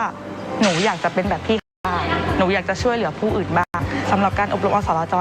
เดิมอบรม5 วันค่ะแต่ในปัจจุบันเพิ่มความเข้มข้นขึ้นกลายเป็น7 วันค่ะก็มีการอบรมด้านการฟื้นคืนชีพขั้นพื้นฐานค่ะการดูแลผู้ต้องขังป่วยในเรือนจำค่ะก็ดีใจครับมีความสุขครับที่ได้ดูแลเราถ้าเราอยู่ข้างนอกเราก็ไม่ได้ดูแลแบบนี้หรอกครับเวลาเราดูแลเนี่ยคนที่เดินไม่ได้วันหนึ่งเขาเดินได้เรามีความสุขเป็นโรคไตครับพระเจ้าอยู่หัวได้เสด็จมาโรงพยาบาลนี้พระองค์ท่านก็ได้มาบริจาคเครื่องไม้เครื่องมือทางการแพทย์แล้วก็มีบริจาคเครื่องฟอกไตด้วยครับฟอกอยู่ทุกวันนะครับก็ปลาปลื้มใจมากเลยครับที่มีโครงการพระเจ้าอยู่หัวเกิดขึ้นมาถ้าไม่มีพระองค์ท่านวันนั้นก็คงไม่อยู่วันนี้เพราะว่าวันนั้นไม่หาบ้านไม่ได้เลยครับก็คือเป็นผู้ป่วยฉุกเฉินตัวเองเป็นโรคภูมิแพ้แล้วก็เป็นโรคเครียดก็หลายๆคนที่เข้ามาก็แรกเริ่มเลยก็จะเครียดนะคะก็ได้รับการดูแลอย่างดีนะคะแล้วก็การมีหนังสือให้เราอ่านการให้เรามีโอกาสรีแลกซ์ จะช่วยผู้ต้องขังได้ดีมากต้องขอบคุณไปแล้วค่ะ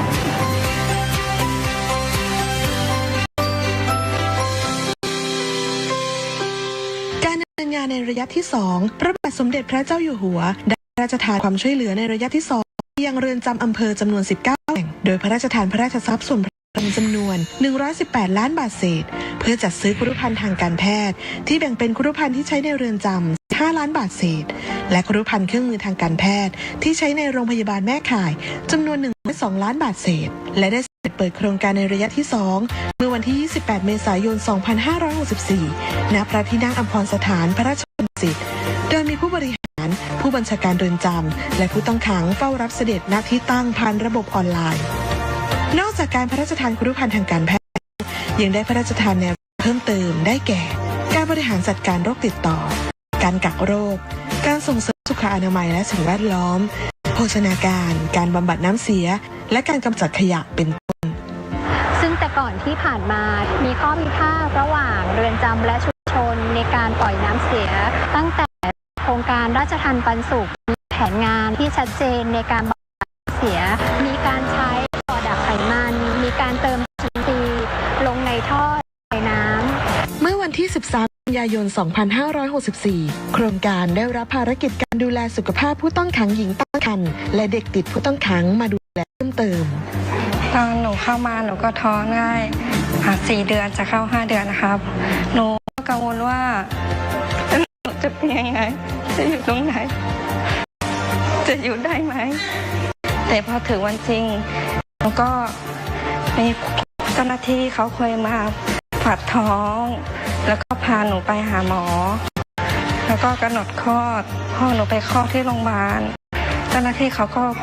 คุมดีมากเลยค่ะแล้วก็โครงการราชทัณฑ์ปันสุขเขาเคยให้กำลังใจให้หนูด้วยจริงๆก็บอกว่าท้ออยู่นะคะแต่ก็เห็นหน้าลูกเคยกำลังใจให้หนู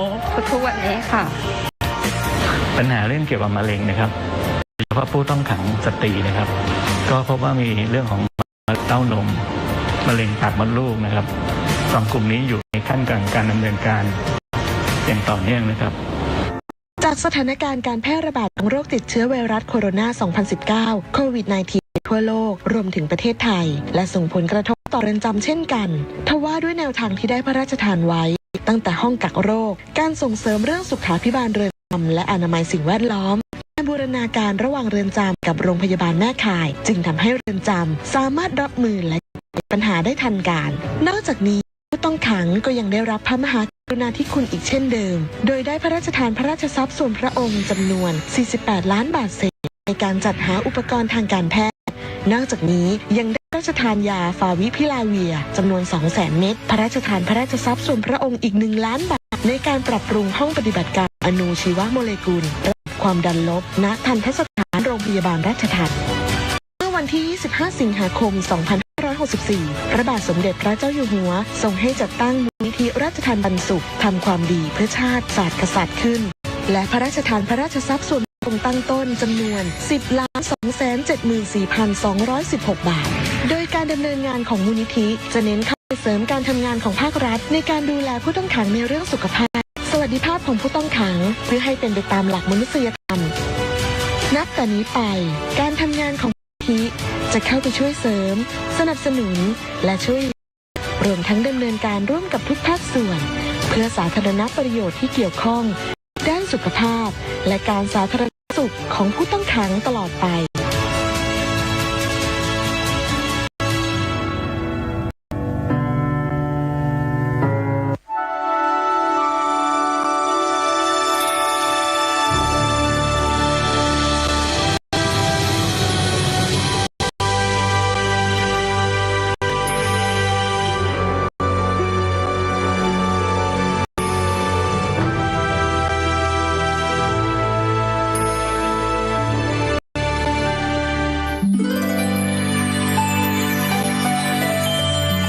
สมเด็จพระเจ้าลูกเธอพัชรกิติยาภานเรนทิลาเทพยวดี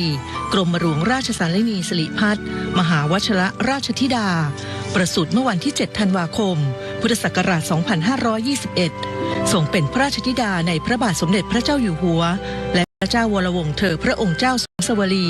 กรมหมื่นสุทนารีนาถทรงมีพระนิสัยร่าเริงสดใสตั้งแต่ทรงพระเยาว์จึงทรงเป็นที่รักใคร่ของพระบรมวงศานุวงศ์และราษฎรทุกหมู่เหล่าทรงดำเนินรอยตามเบื้องพระยุคลบาทของพระบาทสมเด็จพระบรมชนกาธิเบศรภูมิพลอดุลยเดชมหาราชบรมนาถบพิตรและสมเด็จพระบรมชนกนาถตามเสด็จไปทรงงานทั้งในประเทศและต่างประเทศทรงศึกษาเรียนรู้การปฏิบัติพระกรณียกิจ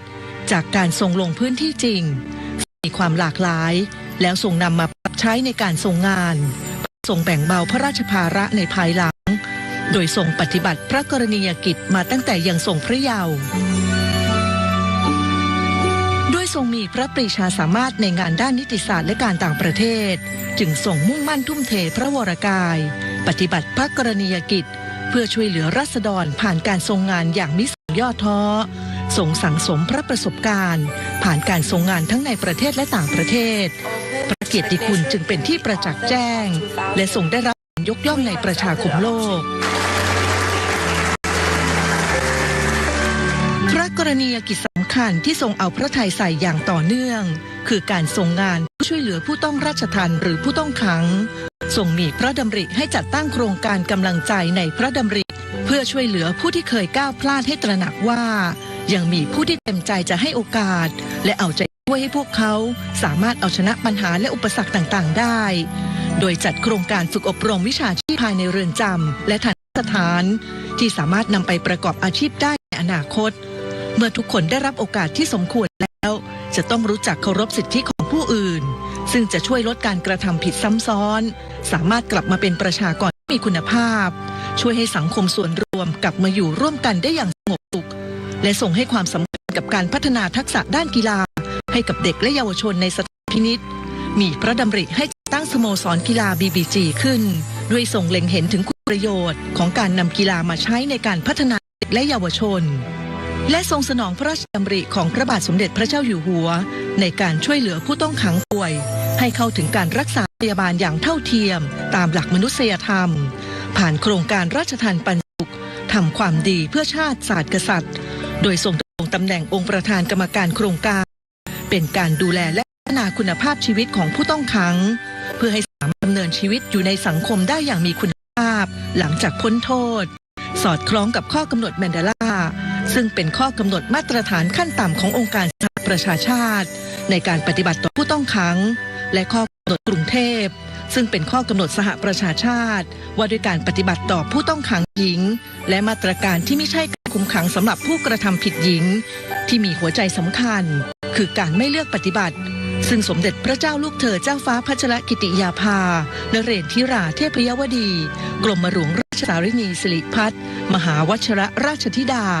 ทรงผลักดันให้เกิดการบังคับใช้อย่างต่อเนื่องในที่ราษฎรเดือดร้อนจากภัยพิบัติได้เสด็จไปส่งเยี่ยมราษฎรอย่างทันท่วงทีโดยทรงดำรงตำแหน่งประธานกรรมการมูลนิธิอาสาเพื่อนพึ่งพายามยากสภากาชาดไทย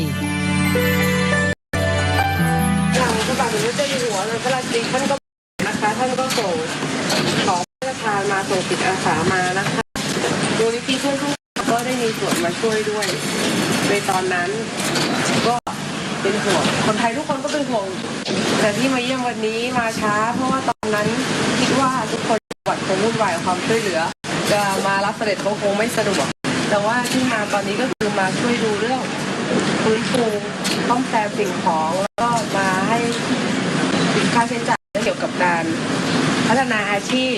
ที่เสียหายไปนะคะก็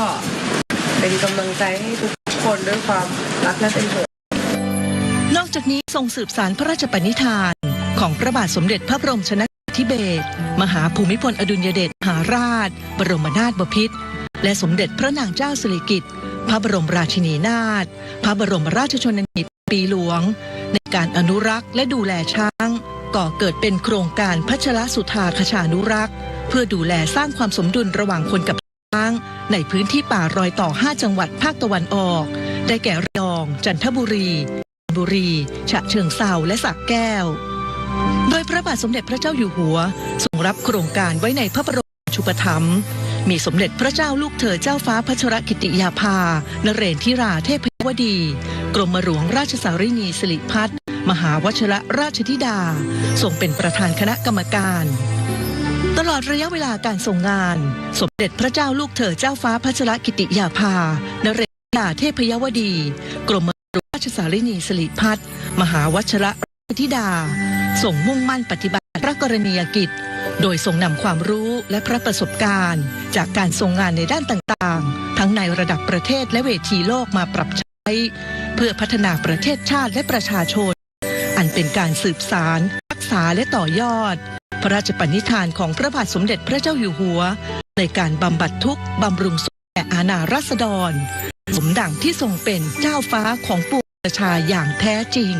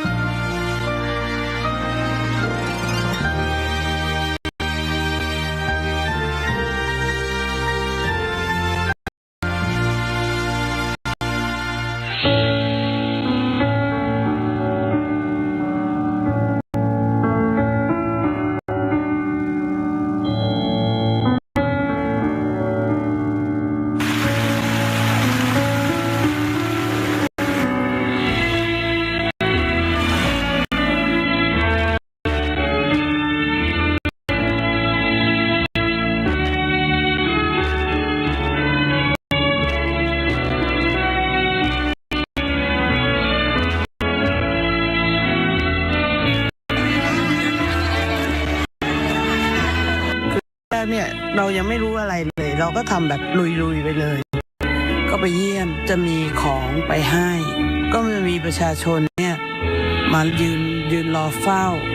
แบบแช่น้ำรอเฝ้าแล้วก็ส่งเงินมาให้20 บาทเปียกๆเขาก็บอกว่าขอถวายเพื่อช่วยเหลือประชาชนอันนี้ก็เลยต้องบอกว่าเป็นเงิน20 บาทแรกที่เราได้สำหรับทำมูลนิธิอาสาเพื่อนพึ่งพายามยาก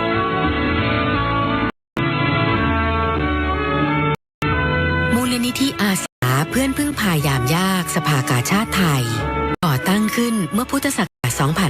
2538 พระเจ้าวรวงศ์เธอพระองค์เจ้าสมสวดีกรมหมื่นสุทธนารีนาถทรงเป็นองค์นายกกิตติมศักดิ์ตลอดชีพ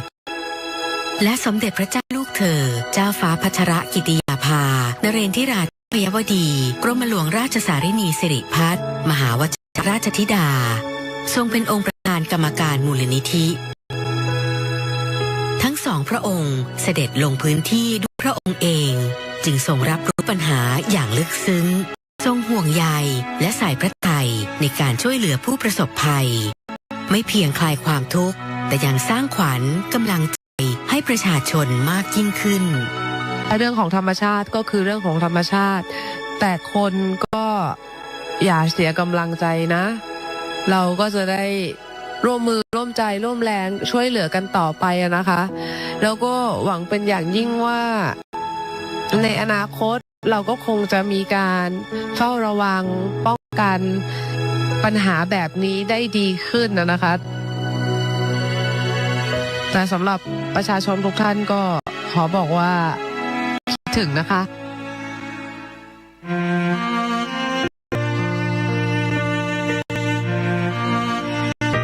สมเด็จพระเจ้าลูกเธอเจ้าฟ้าพัชรกิติยาภานเรศธิราเทพยวดีกรมหลวงราชสารินีสิริพัฒน์มหาวชิรราชธิดาทรงตระหนักถึงการป้องกันระวังภัยเพื่อลดความสูญเสียต่อชีวิตและทรัพย์สินของประชาชนจึงมีพระดำริมูลนิธิจัดตั้งสถานีโทรมาตรอัตโนมัติโดยเฉพาะพื้นที่ป่าต้นน้ำเพื่อตรวจวัดปริมาณน้ำฝนระดับน้ำและความเร็วการไหลของน้ำแบบเรียลไทม์และริเริ่มเครือข่ายเตือนภัยพิบัติชุมชนเพื่อนพึ่งพาเพื่อให้ชุมชนในพื้นที่เสี่ยงภัยสามารถใช้เทคโนโลยีเป็นและช่วยเหลือซึ่งกันและกันได้อย่างทันท่วงทีในระหว่างเกิดภัยสิ่งของจำเป็นที่บรรจุอยู่ในถุงยางชีพพระราชทานไปจนถึงโรงครัวพระราชทาน จะส่งตรงไปถึงผู้ประสบภัยทำให้วิกฤตที่ต้องเผชิญบรรเทาเบาบางลงและเมื่อภัยพิบัติเริ่มคลี่คลายงานของมูลนิธิยังคงเดินหน้าต่อเพื่อช่วยฟื้นฟูคุณภาพชีวิตของผู้ประสบภัยให้กลับเข้าสู่ภาวะปกติโดยเร็ว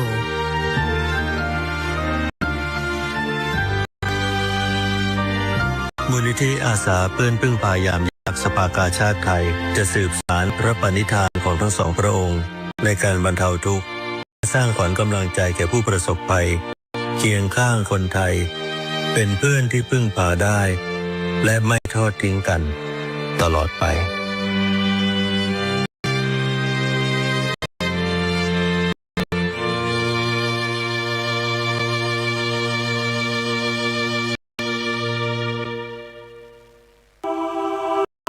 พิรุณพรรณฟ้าร่ำให้ไหลยิ่งสรรพสิ่งรอบข้างดูหมางหม่นสดับข่าวร้าวรานสุดทานคน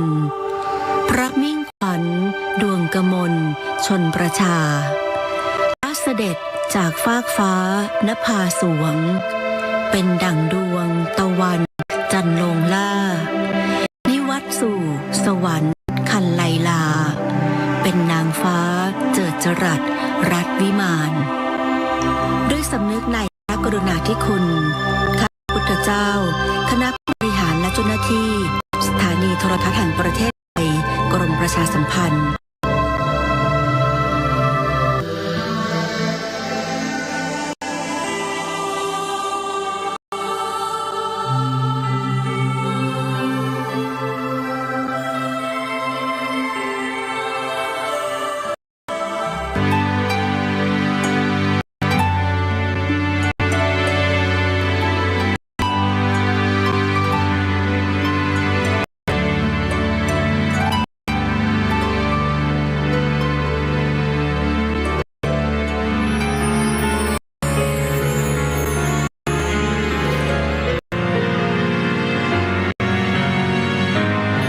พระเจ้าลูกเธอเจ้าฟ้าพัชรกิติยาภานเรนทิราเทพยวดีกรมหลวงราชสารินีสิริพัฒน์มหาวชรราชธิดาประสูติเมื่อวันที่ 7 ธันวาคม พุทธศักราช 2521 ณ พระที่นั่งอัมพรสถานพระราชวังดุสิตเป็นพระราชธิดาในพระบาทสมเด็จพระเจ้าอยู่หัวกับพระเจ้าวรวงศ์เธอพระองค์เจ้าสมสวลีกรมหมื่นสุทนานาถและเป็นพระราชนัดดาพระองค์แรกในพระบาทสมเด็จพระบรมชนกาธิเบศรมหาภูมิพลอดุลยเดชมหาราชบรมนาถบพิตรและสมเด็จพระนางเจ้าสิริกิติ์พระบรมราชนาถพระบรมราชชนนีพันปีหลวงโดยเมื่อแรกประสูติมีพระนามว่าพระเจ้าหลานเธอพระองค์เจ้าพัชรกิติยาภาทรงเริ่มเข้ารับการศึกษาที่โรงเรียนราชินีในระดับชั้นอนุบาลจนถึงระดับชั้นมัธยมศึกษาปีที่ 3จากนั้นได้เสด็จไปทรงศึกษาณโรงเรียนฮิฟิลสหราชอาณาจักรแล้วเสด็จกลับมาทรงศึกษาต่อระดับชั้นมัธยมศึกษาปีที่ 5 และปีที่ 6ณโรงเรียนจิตวิทยาและทรงศึกษาต่อระดับอุดมศึกษาที่คณะนิติศาสตร์มหาวิทยาลัยธรรมศาสตร์จนจบคะแนนเกียรตินิยมอันดับ 2ยังทรงสำเร็จการศึกษาระดับปริญญาตรีสาขาวิชารัฐศาสตร์จากมหาวิทยาลัยสุโขทัยธรรมาธิราชด้วยคะแนนเกียรตินิยมอันดับ 1ศึกษาต่อจนสำเร็จการศึกษาระดับปริญญาโทและปริญญาเอกนิติศาสตร์จากมหาวิทยาลัยคอร์เนลสหรัฐอเมริกาและทรงสอบได้ตามหลักสูตรของสำนักอบรมศึกษากฎหมายแห่งเนติบัณฑิตยสภาในพระบรมราชูปถัมภ์เป็นเนติบัณฑิตไทยทรงพระปรีชาสามารถในด้านกฎหมายเป็นอย่างยิ่งทรงเป็นข้าราชการอัยการสำนักงานอัยการสูงสุดต่อมาทรงโอนย้ายไปเป็นข้าราชการพลเรือนกระทรวงการต่างประเทศทรงดำรงตำแหน่งเอกอัครราชทูตประจำคณะกรรมาธิการแห่งสหประชาชาติว่าด้วยการป้องกันอาชญากรรมและความยุติธรรมทางอาญาณกรุงเวียนนา รัฐออสเตรียทรงดำรงตำแหน่งเอกอัครราชทูตวิสามัญผู้มีอำนาจเป็นประจำสาธารณรัฐออสเตรียประจำสาธารณรัฐสโลวักและประจำสาธารณรัฐสโลวีเนียหลังจากนั้นทรงกลับมาเป็นข้าราชการอัยการทรงดำรงตำแหน่งอัยการจังหวัดประจำสำนักงานอัยการสูงในการพระราชพิธีบรมราชาภิเษกพุทธศักราช 2562 เมื่อวันที่ 5 ธันวาคม 2562 พระบาทสมเด็จพระเจ้าอยู่หัวมีพระบรมราชโองการโปรดเกล้าโปรดกระหม่อมให้สถาปนาและเฉลิมพระนามพระเจ้าหลานเธอพระองค์เจ้าพัชรกิติยาภาเป็นสมเด็จพระเจ้าลูกเธอเจ้าฟ้าพัชรกิติยาภานเรนทิราเทพยวดีต่อมาวันที่ 28 กรกฎาคม 2562 พระบาทสมเด็จพระเจ้าอยู่หัวมีพระบรมราชโองการโปรดเกล้าโปรดกระหม่อมให้สถาปนาพระเกียรติยศขึ้นเป็นเจ้าฟ้าต่างกรมฝ่ายในและนามตามที่จารึกในพระสุพรรณบัตรว่าสมเด็จพระเจ้าลูกเธอเจ้าฟ้าพัชรกิติยาภานเรนทิราเทพยวดีกรมหลวงราชสารินีสิริพัฒน์มหาวชรราชธิดาวันที่ 2 กุมภาพันธ์ พุทธศักราช 2564 พระบาทสมเด็จพระเจ้าอยู่หัวมีพระบรมราชโองการโปรดเกล้าโปรดกระหม่อมให้รับโอนข้าราชการฝ่ายอัยการเป็นข้าราชการในพระองค์ฝ่ายทหารและพระราชทานพระยศทหารโดยทรงพระกรุณาโปรดเกล้าโปรดกระหม่อมให้สมเด็จพระเจ้าลูกเธอเจ้าฟ้าพัชรกิติยาภานเรนทิราเทพยวดีกรมหลวงราชสารินีสิริพัฒน์มหาวชรราชธิดาอัยการผู้เชี่ยวชาญสำนักงานอัยการสูงสุดดำรงตำแหน่งเสนาธิการกองบัญชาการทหารมหาดเล็กราชวัลลบรักษาพระองค์หน่วยบัญชาการถวายความปลอดภัยรักษาพระองค์อัตราพลเอกและพระราชทานพระยศเป็นพลเอกหญิงสมเด็จพระเจ้าลูกเธอเจ้าฟ้าพัชรกิติยาภานเรนทิราเทพยวดีกรมหลวงราชสารินีสิริพัฒน์มหาวชรราชธิดาทรงปฏิบัติพระกรณียกิจสร้างสรรค์ประโยชน์แก่ประเทศชาติและประชาชนเป็นอเนกอนันต์อาทิทรงเป็นประธานกรรมการมูลนิธิอาสาเพื่อนพายามยากสภากาชาติไทยเพื่อสนับสนุนและเชื่อมโยงให้ภาครัฐเอกชนและชุมชนร่วมกันเกื้อหนุนช่วยเหลือซึ่งกันและกันในการช่วยเหลือประชาชนจากอุทกภัยและภัยพิบัติรุนแรงทรงจัดตั้งมูลนิธินภาในพระดำริเพื่อให้การช่วยเหลือผู้ด้อยโอกาสที่ได้รับผลกระทบทางกฎหมายช่วยเหลือผู้พ้นโทษให้กลับคืนสู่สังคมอย่างปกติสุข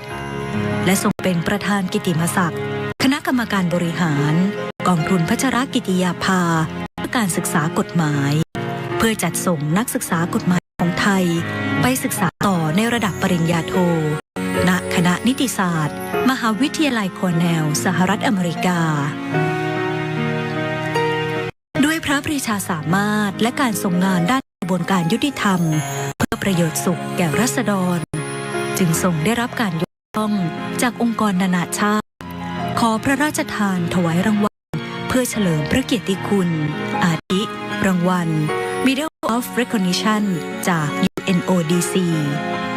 ซึ่งเป็นรางวัลเกียรติยศสูงสุดของสำนักงานว่าด้วยยาเสพติดและอาชญากรรมแห่งสหประชาชาติ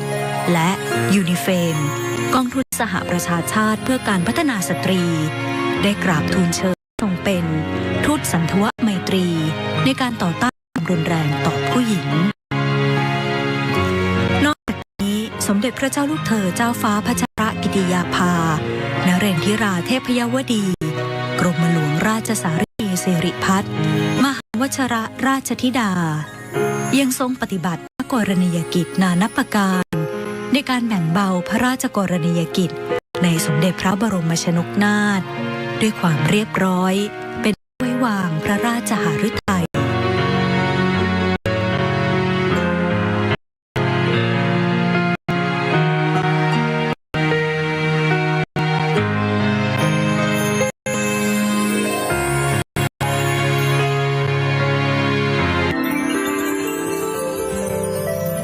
ระเจ้าลูกเธอเจ้าฟ้าพระเจ้ากิติยาภานเรนทิราธิพยวดีกรมหลวงราชสารินีสิริพัฒน์มหาวชิรราชธิดา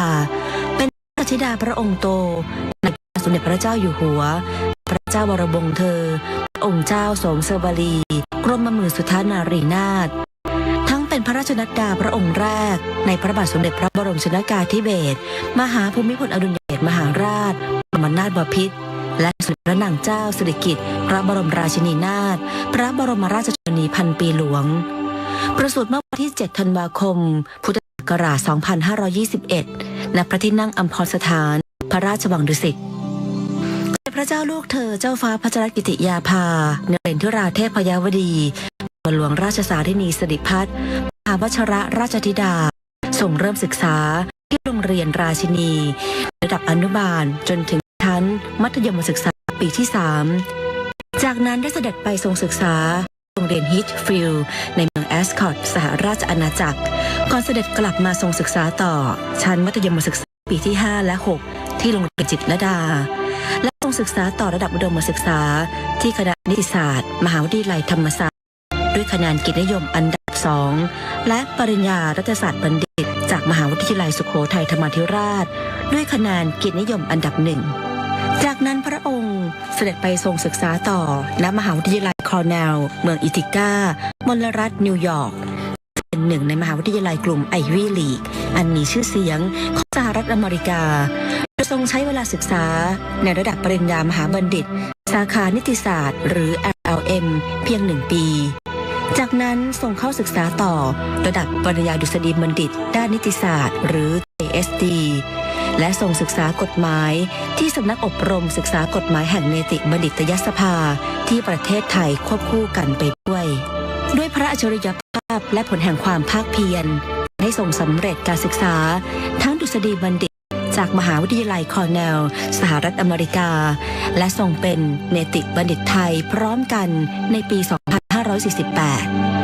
จากนั้นทรงเข้ารับราชการในตำแหน่งอัยการผู้ช่วยสถาบันพัฒนาข้าราชการฝ่ายอัยการสำนักอัยการสูงสุดสู่รองอัยการจังหวัดและอัยการจังหวัด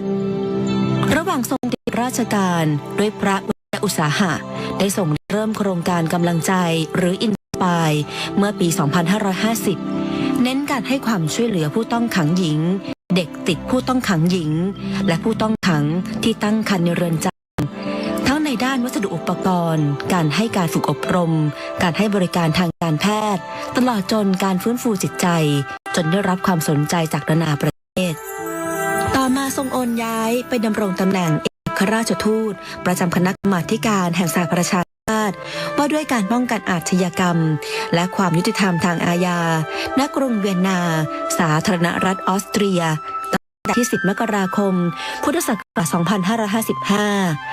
เอกอัครราชทูตวิสามัญผู้มีอำนาจเต็มได้แก่สาธารณรัฐออสเตรียประเทศสโลวาเกียประเทศสโลเวเนียก่อนทรงกลับมารับตำแหน่งอัยการจังหวัดการผู้เชี่ยวชาญสำนักงานอัยการภาค 2สำนักงานอัยการสูงสุดไม่เพียงทรงบำเพ็ญพระกรณียกิจในหน้าที่ราชการแต่เพียงนั้นยังทรงบำเพ็ญพระกรณียกิจด้านอื่นๆเพื่อความผาสุกของอาณาประชาราษฎร์อาทิทรงเป็นประธานกรรมการมูลนิธิอาสาเพื่อนพึ่งพายามยากสภากาชาดไทยในการสนับสนุนและเชื่อมโยงให้ภาครัฐและเอกชนมาร่วมกันเกื้อหนุนให้ประชาชนช่วยเหลือซึ่งกันและกันในยามทุกข์ยากจากภัยธรรมชาติที่รุนแรง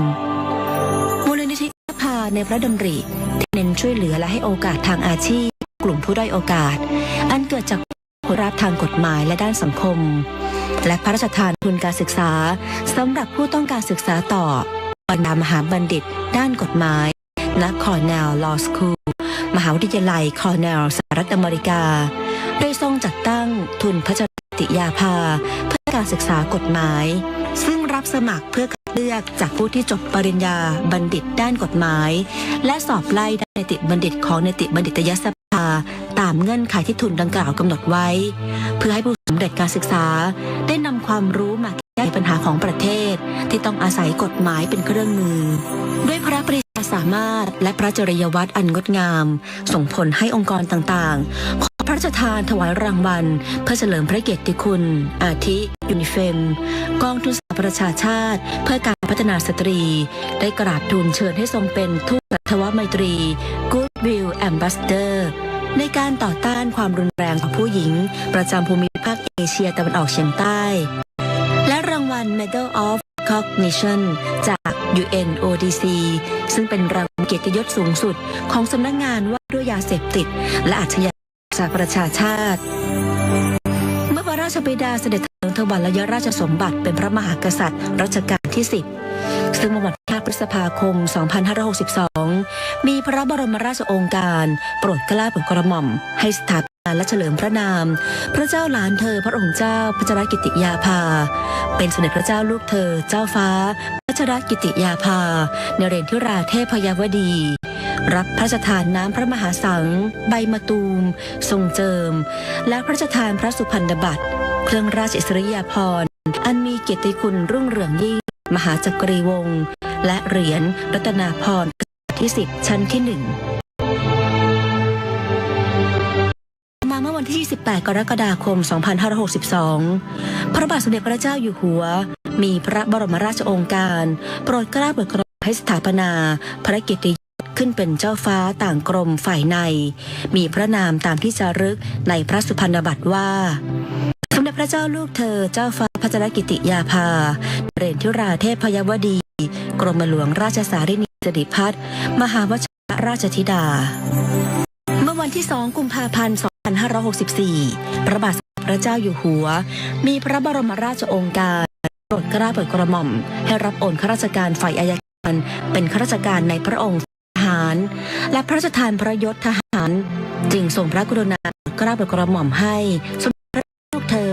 เจ้าพัชรกิติยาภานเรศธิราเทพยวดีกรมหลวงราชสารินีสิริพัฒน์มหาวชิรราชธิดาอัยการผู้เชี่ยวชาญสำนักงานอัยการสูงสุดดำรงตำแหน่งเสนาธิการกองบัญชาการทหารมหาดเล็กราชบัลลพรักษาพระองค์โดยการถวายความปลอดภัยรักษาพระองค์อัตราพลเอกและพระราชทานพระยศเป็นพลเอกหญิง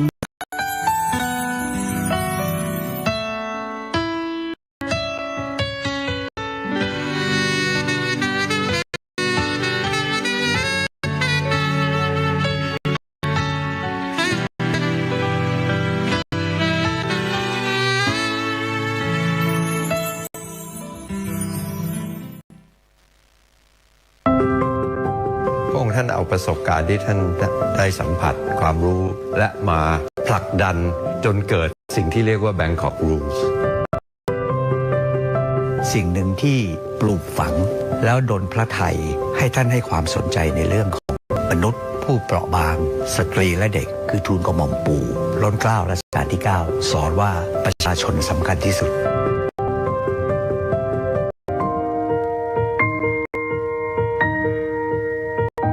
สมเด็จพระเจ้าลูกเธอเจ้าฟ้าพัชรกิติยาภานเรศธิราเทพยวดีกรมหลวงราชสารินีสิริพัฒน์มหาวชิรราชธิดาทรงเป็นสะพานแห่งไมตรีจิตเชื่อมโยงประเทศไทยกับประชาคมโลกเพื่อส่งเสริมหลักนิติธรรมความยุติธรรมและสิทธิมนุษยชนบนเวทีนานาชาติระหว่างปีพุทธศักราช 2540 ถึง 2544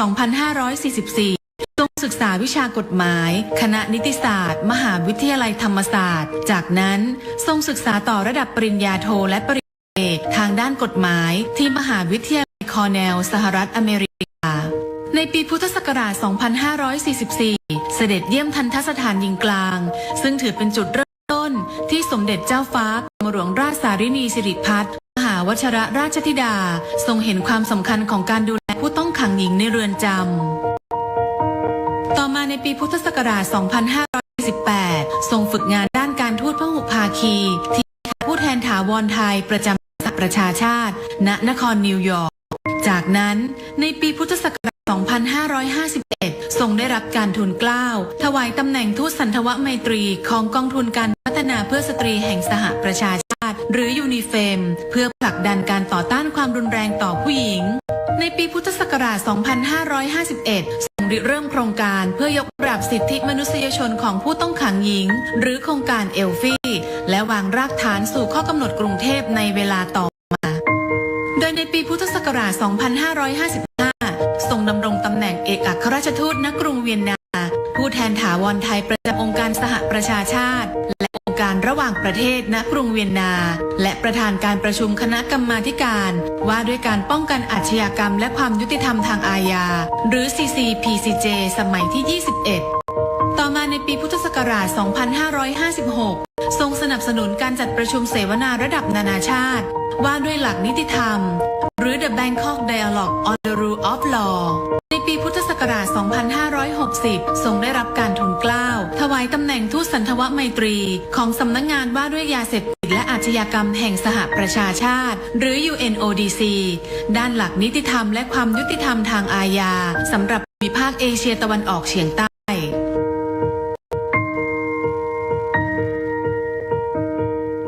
พระองค์ท่านมีความผูกพันกับนิวยอร์กและ UN ที่นิวยอร์กค่อนข้างมากตั้งแต่พระองค์ท่านสำเร็จการศึกษาที่กอร์เนลพระองค์ท่านก็ฝึกงานที่คณะทูตถาวรของประเทศไทยประจำองค์การสหประชาชาติที่นครนิวยอร์กพระองค์ท่านก็เข้าร่วมการประชุมที่สำคัญที่สุดคือสภาใหญ่สหประชาชาติสมัย 60 โดยพระองค์ท่านก็ทรงงานในเรื่องของกรรมการ 3 และกรรมการ 6 กรรมการ 3 ก็ที่เกี่ยวกับเรื่องผู้หญิงเด็กคนชราด้านสังคมต่างๆรวมทั้งสิทธิมนุษยชนผู้ลี้ภัยทั้งหลายส่วนกรรมการ 6 ก็คือกฎหมายหลังจากนั้นที่พระองค์ท่านกลับมาก็รับราชการในสำนักอัยการสูงสุดก่อนที่พระองค์ท่านเข้าดำรงตำแหน่งเอกอัครราชทูตที่กรุงเวียนนา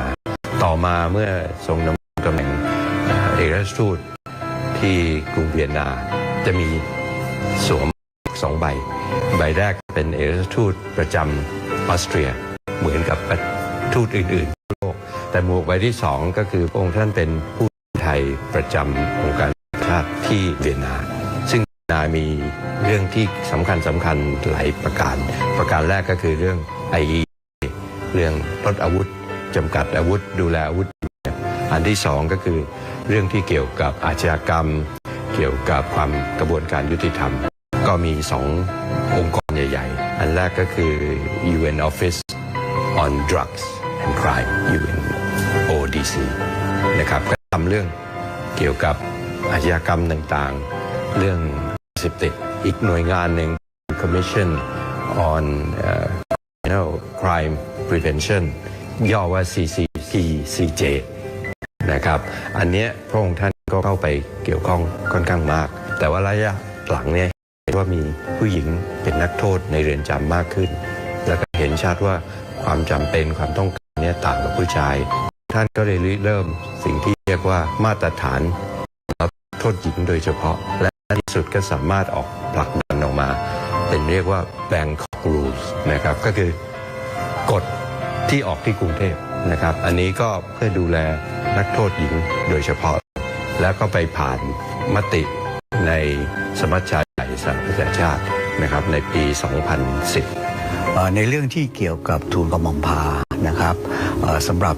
พระราชกรณียกิจต่างประเทศนั้นเนี่ยมากมายและมีความหลากหลายมากนะครับถ้าเผื่อจะแบ่งเป็น2 วาระเนี่ยในช่วงแรกของปีครึ่งเนี่ยท่านทรงดำรงตำแหน่งประธานคณะกรรมการของ UNODC นะครับว่าด้วยการป้องกันอาชญากรรมและความยุติธรรมทางอาญาท่านเองได้รับการกราบทูลเชิญให้เป็นประธานการประชุมสมัยที่ 21ตลอดเวลาที่พระองค์ท่านทรงดำรงประธานการประชุม1 ปีท่านไม่เคยขาดการประชุมแม้แต่วันเดียวในช่วงที่เป็นเอกอัครราชทูตนั้นเนี่ยท่านปฏิบัติหน้าที่ของความเป็นเอกอัครราชทูตได้อย่างสมบูรณ์แบบมากแน่นอนว่างานส่วนใหญ่ของเรานั้นมุ่งที่พหุภาคีที่ UNODC ที่นั่นนะครับแต่ในเรื่องของการเจริญสัมพันธไมตรีกับออสเตรียนั้นพระองค์ท่านก็สามารถที่จะอาศัยน้ำพระทัยอาศัยพระบารมีผูกใจคณะทูตานุทูตแล้วก็ประเทศเจ้าบ้านหน่วยงานต่างๆได้เป็นอย่างดีมากสิ่งหนึ่งที่คนคาดไม่ถึงในฐานะองค์เอกอัครราชทูตเนี่ยคือการคุ้มครองดูแลรักษาผลประโยชน์ของคนไทยในประเทศนั้นๆคงจะได้รับการ กงสุลสัญจรที่สถานทูตบริการทางด้านนิติกรให้กับพี่น้องชาวไทยที่อยู่ในประเทศนั้นในหลายโอกาสต้องไปต่างเมืองต่างแคว้นเชื่อไหมครับว่าพระองค์ท่านเสด็จไปทุกครั้งไม่ว่าจะเป็นแคว้นซึ่งอยู่ไกลยังไงก็ตามท่านเสด็จไปด้วยแล้วก็เปิดโอกาสให้พี่น้องชาวไทยมาเข้าท่านมาช่วยนั่งทำนิติกรนั่งช่วยเขียนดูพาสปอร์ตช่วยเขียนช่วยประชาชนด้วยพี่น้องประชาชนชาวไทยที่ได้สัมผัสเนี่ยปลื้มปิติยินดีมากไม่มีใครคาดคิดหรอกครับว่าวันหนึ่งเนี่ยตัวอยู่ซาวส์บุกนะครับอยู่ทีโรจะมีเจ้าแผ่นดินเสด็จไปให้ความกันเองขนาดนั้นผมดูแล้วผมพิจารณาเองแล้วเนี่ยเป็นเพราะพระองค์ท่านเนี่ยพระเจริญพระชนษาเติบโตมาเนี่ยด้วยความที่ท่านอยากใกล้ชิดประชาชนถามว่าทำไมคือท่านเป็นนักศึกษาคณะนิติศาสตร์ธรรมศาสตร์ท่านได้มีโอกาสเข้าไปเยี่ยมดูงานทันตสถานผู้ต้องขังหญิงนะครับท่านได้ไปเห็นว่าจริงๆแล้วเนี่ยผู้ต้องขังหญิงเนี่ยก็เป็นมนุษย์เหมือนกันแต่มีความแตกต่างกายภาพระหว่างนักโทษชายกับนักโทษหญิงทำให้มีพระดำริขึ้นมาว่าถึงแม้จะเป็นผู้หญิงแต่ก็ควรจะได้รับสิทธิเสมอภาคเช่นกับผู้ต้องขังชายพระองค์ท่านก็เลยตั้งเป็นโครงการกำลังใจในพระดำริพระเจ้าหลานเธอพระองค์เจ้าพัชรกิติยาภานะครับมุ่งเน้นที่จะดูแลความเป็นอยู่การปฏิบัติต่อผู้ต้องขังหญิงนะครับที่ควรจะได้รับสิทธิพึงได้รับท่านเคยรับสั่งกับผมเองเสมอว่าสิ่งที่ปลูกฝังแล้วดลพระทัยให้ท่านให้ความสนใจในเรื่องของมนุษย์ผู้เปราะบางสตรีและเด็กคือทูลกระหม่อมปู่นะครับล้นเกล้ารัชกาลที่ 9สอนว่าเราต้องคิดถึงสิ่งเหล่านี้ประชาชนสำคัญที่สุดซึ่งไปอยู่ในพระทัยท่านตลอดมาครับจากรากฐานแห่งการเรียนรู้สู่เส้นทางการทูตบนเวทีโลกสมเด็จเจ้าฟ้ากรมหลวงราชสารินีสิริพัฒน์มหาวชรราชธิดาทรงแสดงพระเกียรติคุณและพระปรีชาสามารถอันหาที่สุดมิได้ดังที่ผู้มีโอกาสถวายงานแด่พระองค์อย่างใกล้ชิดต่างยังคงจดจำและสำนึกในพระกรุณาธิคุณและพระกรณียกิจนั้นอย่างมิรู้ลืม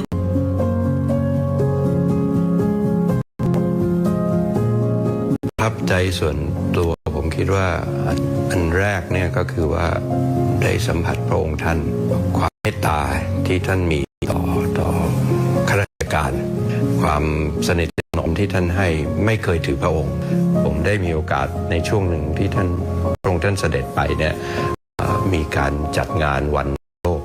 และช่วงนั้นมันใกล้เคียงกับวันเฉลิมเราจัดงานเลี้ยงรับรองวันชาติไทยทุกปีพระองค์ท่านก็เสด็จมาแล้วก็ให้ความเป็นกันเองกับแขกของเราทุกๆคนครับอันที่สองผมคิดว่าความทุ่มเทของพระองค์ท่านเอาประสบการณ์ที่ท่านได้สัมผัสความรู้และมาผลักดันจนเกิดสิ่งที่เรียกว่า Bangkok Rules ในระดับนานาชาติสิ่งที่พระองค์ท่านทำในระดับประเทศคือเอลฟี่ยกระดับชีวิตความเป็นอยู่ของนักโทษในเรือนจำผมคิดว่าสิ่งนี้ผมคิดว่าคงไม่ใช่ประทับใจเฉพาะผมแต่ว่าใครที่ได้ทราบได้ทราบถึงกรณียกิจนี้ก็คงเห็นพ้องกันครับพระองค์ท่านเองมีพระจริยวัตรแล้วก็มีบทบาทอย่างมากนะครับเป็นที่ชื่นชมเป็นที่ศรัทธาของบรรดาประเทศสมาชิกทั้งหลายเป็นอย่างมากท่านให้ความเองกับทุกคนหมายถึงคณะทูตทั้งหลายและคณะทูตทั้งหลายด้วยนะฮะการที่จะเป็นประธานการประชุมได้เนี่ยสิ่งแรกเนี่ยต้องเรียกศรัทธาจากผู้แทนประเทศต่างๆร่วมประชุมได้2จะต้องสามารถควบคุมบรรยากาศและการแสดงข้อคิดเห็นต่างๆต้องรู้จักประนีประนอมผ่อนสั้นผ่อนยาวมีการวางแผนซึ่งพระองค์ท่านเองทูลกระหม่อมพาเนี่ยได้ทรงปฏิบัติหน้าที่ได้อย่างสมบูรณ์แบบมากงานไทยก็เหมือนกันมีจัดงานไทยเฟสติวัลนะฮะพระองค์ท่านก็เสด็จไปที่น่าปลื้มมากคือไม่ใช่เฉพาะคณะทูตานุทูตทั้งที่ประจำใน UN หรือว่าทวิภาคีมาร่วมงานนะผู้บริหารระดับสูงของรัฐบาลออสเตรียเนี่ยมากันไปหมดเลยแน่นอนว่าเราจัดก็เหมือนกับการวัฒนธรรมของไทยแล้วมีทุกอย่างพร้อมมูลงานก็ถือว่าประสบความสำเร็จมากอย่างหนึ่งที่ผู้คนกล่าวขวัญเนี่ย แน่นอนชื่นชมพอใจกับงานว่าดีอย่างไรแต่เขาบอกว่าเขารู้แล้วเขาเข้าใจแล้วคนที่พูดนี่เป็นระดับรัฐมนตรีนะก็บอกเขาเข้าใจเมื่อก่อนเขาไม่เข้าใจแต่เดี๋ยวนี้เขาเข้าใจแล้วว่าทำไมสถาบันพระมหากษัตริย์เนี่ยถึงได้เป็นที่รักศรัทธาของประชาชนชาวไทย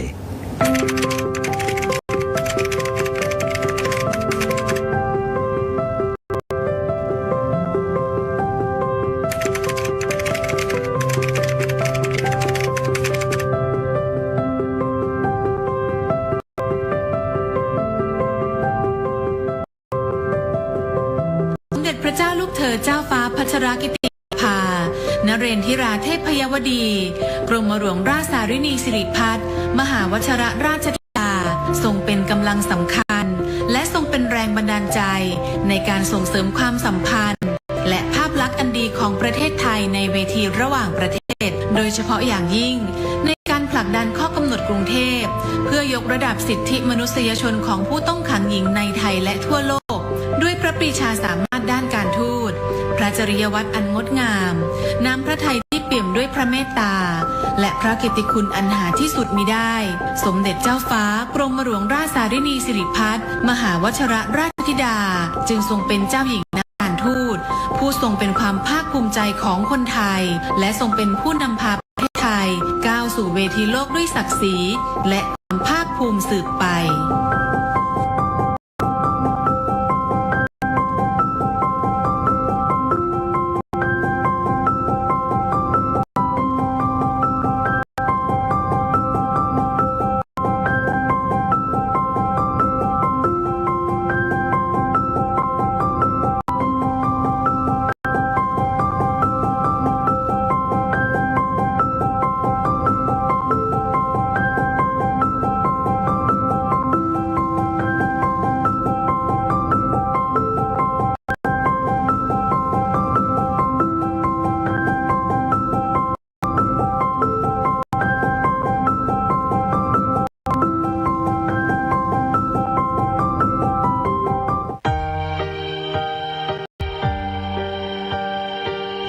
สมเด็จพระเจ้าอยู่หัวทรงมีพระราชปณิธานในการสืบสานรักษาต่อยอดพระราชปณิธานในพระบาทสมเด็จพระบรมชนกาธิเบศรมหาภูมิพลอดุลยเดชมหาราชบรมนาถบพิตรจึงพระราชทานโครงการพัฒนาชุมชนในเขตรักษาพันธุ์สัตว์ป่าและอุทยานแห่งชาติจังหวัดกาญจนบุรีเมื่อวันที่ 29 สิงหาคม 2562 เพื่อส่งเสริมให้ประชาชนที่อยู่ตามแนวชายแดนหรือในถิ่นทุรกันดารเข้าถึงสิทธิพื้นฐานต่างๆที่จำเป็นต่อการดำรงชีวิตบ้านสารวัตรและบ้านไร่โว่ตั้งอยู่ในเขตรักษาพันธุ์สัตว์ป่าทุ่งใหญ่นเรศวรด้านตะวันตกจังหวัดกาญจนบุรีประชากรส่วนใหญ่เป็นชาวกะเหรี่ยงซึ่งประสบปัญหานานานับประการไม่ว่าจะเป็นด้านคมนาคมสาธารณสุขสาธารณูปโภคการศึกษาเศรษฐกิจและการสื่อสารด้านคมนาคมในช่วงฤดูฝนของทุกปีทั้งสองชุมชนประสบปัญหาน้ำหลากบนเส้นทางสัญจรการเดินทางยากลำบากใช้เวลาเดินทางไม่น้อยกว่า 5-6 ชั่วโมงดังนั้นโครงการได้เข้ามาแก้ไขปัญหาในการปรับปรุงเส้นทางให้สอดคล้องกับความเป็นอุทยานแห่งชาติและมรดกโลกซึ่งปัจจุบันได้มีการปรับปรุงเส้นทางให้สามารถสัญจรได้อย่างสะดวกแล้วการดำเนินงานที่ผ่านมานะครับตามแผนงานโครงการสารวัตรไร่โว่นะครับก็ดำเนินการแล้วเสร็จตามเป้าหมายทำให้สามารถที่จะใช้สัญจรได้ตลอดทั้งปีครับด้านสาธารณสุขโครงการจึงได้สนับสนุนให้มีการสร้างโรงเรือนอนามัยในทั้งสองชุมชนทั้งมีการอบรมประชาชนให้เป็นอาสาสมัครสาธารณสุขชุมชนซึ่งปัจจุบันมีอาสาสมัครสาธารณสุขชุมชนบ้านสารวะจำนวน 24 คนบ้านไร่โว่จำนวน 26 คนต่อมาได้มีการขยายความช่วยเหลือไปยังพื้นที่ใกล้เคียงในพื้นที่บ้านที่ไร่ป้าบ้านเสน่ห์พ่องบ้านจักแกบ้านปังสนุกและบ้านเกาะเสดิงโดยสมเด็จพระเจ้าลูกเธอเจ้าฟ้าพัชรกิติยาภาได้เสด็จไปพระราชทานใบประกาศนียบัตรแก่ผู้ผ่านการอบรมที่โรงเรียนบ้านที่ไร่ป้าเมื่อวันที่ 28 กันยายน 2563 ก่อนที่จะมีโรงเรือนอนามัยนะคะก็ชาวบ้านก็คือถ้าป่วยมีอาการหนักๆอย่างนี้ชาวบ้านก็คือจะช่วยกันลงไปแบกลงไปข้างล่างค่ะตั้งแต่มีโรงเรือนอนามัยขึ้นมาชาวบ้านก็คือสะดวกสบายค่ะเจ็บป่วยนิดนึงก็คือมารักษาคุมกำเนิดขึ้นเพราะว่าคือมีอนามัย ก็คือมียายาก็ไม่ต้องซื้อแล้วค่ะก็มารักษาที่โรงเรียนค่ะตั้งแต่โรงเรียนอนามัยของเรานะคะจัดตั้งขึ้นนะคะตอนนี้ก็ได้ระยะ1 ปีแล้วนะคะตั้งแต่ของสระวะแล้วก็ทางไรโวนะคะเราก็ได้มีการให้บริการกับคนไข้นะคะก็คือให้บริการทั่วไปก่อนนะคะแล้วก็ประเด็นที่2ก็คือในเรื่องของการให้วัคซีนเด็กนะคะประเด็นที่3ก็คือเราจะมีการคุมกำเนิดและฝากครรภ์นะคะตามเกณฑ์แล้วก็มีการทำคลอดในโรงเรียนอนามัยต่อไปก็จะเป็นประเด็นของการส่งต่อผู้ป่วยค่ะในกรณีที่มีคนไข้ฉุกเฉินนะคะเราก็จะมีรถที่โรงเรียนอนามัยนะคะคอยส่งผู้ป่วยเส้นทางในการรับผู้ป่วยก็คือสะดวกสบายขึ้นของเราที่ส่งต่อนะคะก็คือสามารถไปทันเวลาแล้วก็สามารถส่งต่อไปที่โรงพยาบาลสังขะได้อย่างปลอดภัยค่ะในช่วงการแพร่ระบาดของเชื้อไวรัสโคโรนาหรือโควิด -19 โครงการได้สนับสนุนเจลแอลกอฮอล์พระราชทานจำนวน50 แกลลอนหน้ากากอนามัย 4,000 ชิ้นชุดตรวจ ATK 200 ชุดนอกจากนี้โครงการยังนำถุงพระราชทานจำนวน200 ถุงข้าวสารจำนวน500 กิโลกรัมมอบให้แก่ประชาชนทั้ง2ชุมชนที่ต้องพักรักษาตัวและกักตัวเพื่อการสังเกตอาการณโรงพยาบาลสนามทางเราเนี่ยก็เตรียมสถานที่นะครับสำหรับจะรับผู้ป่วยผู้เสี่ยงสูงจนถึงในเรื่องของการเตรียมอาหารอีกในด้านหนึ่งก็จัดชุดประสานงานด้านการแพทย์เข้ามาร่วมกับสาธารณสุขในพื้นที่ในการคัดกรองในการตรวจหาเชื้อแล้วก็เข้ามาสู่ในกระบวนการกักตัวตามระบบด้านการสื่อสารภายในชุมชนจะใช้การติดต่อสื่อสารผ่าน2 ช่องทางคือวิทยุสื่อสารและสัญญาณ Wi-Fi โดยมีการทดสอบระบบการติดต่อสื่อสารประเภทวิทยุเป็นประจำทุกวันเพื่อดำรงการติดต่อสื่อสารตลอด 24 ชั่วโมงด้านสาธารณูปโภคก่อนเริ่มโครงการประชาชนที่อยู่อาศัยในเขตพื้นที่ดังกล่าวไม่มีไฟฟ้าใช้และไม่มีน้ำเพื่อการอุปโภคบริโภคที่สอดคล้องกับการดำรงชีวิตในเรื่องระบบไฟฟ้าได้วางแผนนำระบบไฟฟ้าพลังงานแสงอาทิตย์หรือโซลาร์เซลล์มาใช้ควบคู่กับระบบไฟฟ้าพลังงานน้ำหรือไฮโดรพาวเวอร์โดยระบบไฟฟ้าพลังงานแสงอาทิตย์โซลาร์เซลล์มีการติดตั้งทั้งแบบรวมศูนย์หรือมินิกริดและแบบบ้านเดี่ยวหรือโซลาร์โฮมซึ่งปัจจุบันทั้ง2ชุมชนมีไฟฟ้าใช้ครบทุกครัวเรือนวันนี้ไฟฟ้าไม่มีการดับแล้วแม้ในฤดูฝนเสร็จแล้วเรายังมีการพัฒนาในการเก็บค่าไฟฟ้าหน่วยละ5 บาทสำหรับโซลาร์โฮมจะเหมาจ่ายเนื่องจากเป็นระบบเดี่ยวที่ใช้กับบ้านเรือนคนเดียวก็จะเจอ20 บาทระบบน้ำโครงการได้เข้ามาสำรวจพร้อมปรับปรุงระบบน้ำเพื่ออุปโภคบริโภคโดยได้ร่วมกับชุมชนสร้างระบบกักเก็บน้ำสำรองจำนวน42 แห่งสร้างเป็นสระเก็บน้ำเพื่อการเกษตรจำนวน1 แห่งและจะทำฝ่ายน้ำจำนวน33 แห่งช่วงฤดูแล้งจะเกิดปัญหาปริมาณน้ำไม่เพียงพอต่อการอุปโภคบริโภคในโครงการนี้เราก็เลยได้ดำเนินการในส่วนของการหาแหล่งน้ำเช่นบ่อน้ำซับนะครับรวมถึงการทำความสะอาดการบำรุงรักษาแหล่งน้ำประปาภูเขาเดิมเราเชื่อว่าแหล่งน้ำที่เราพัฒนาไปนี้สามารถรองรับ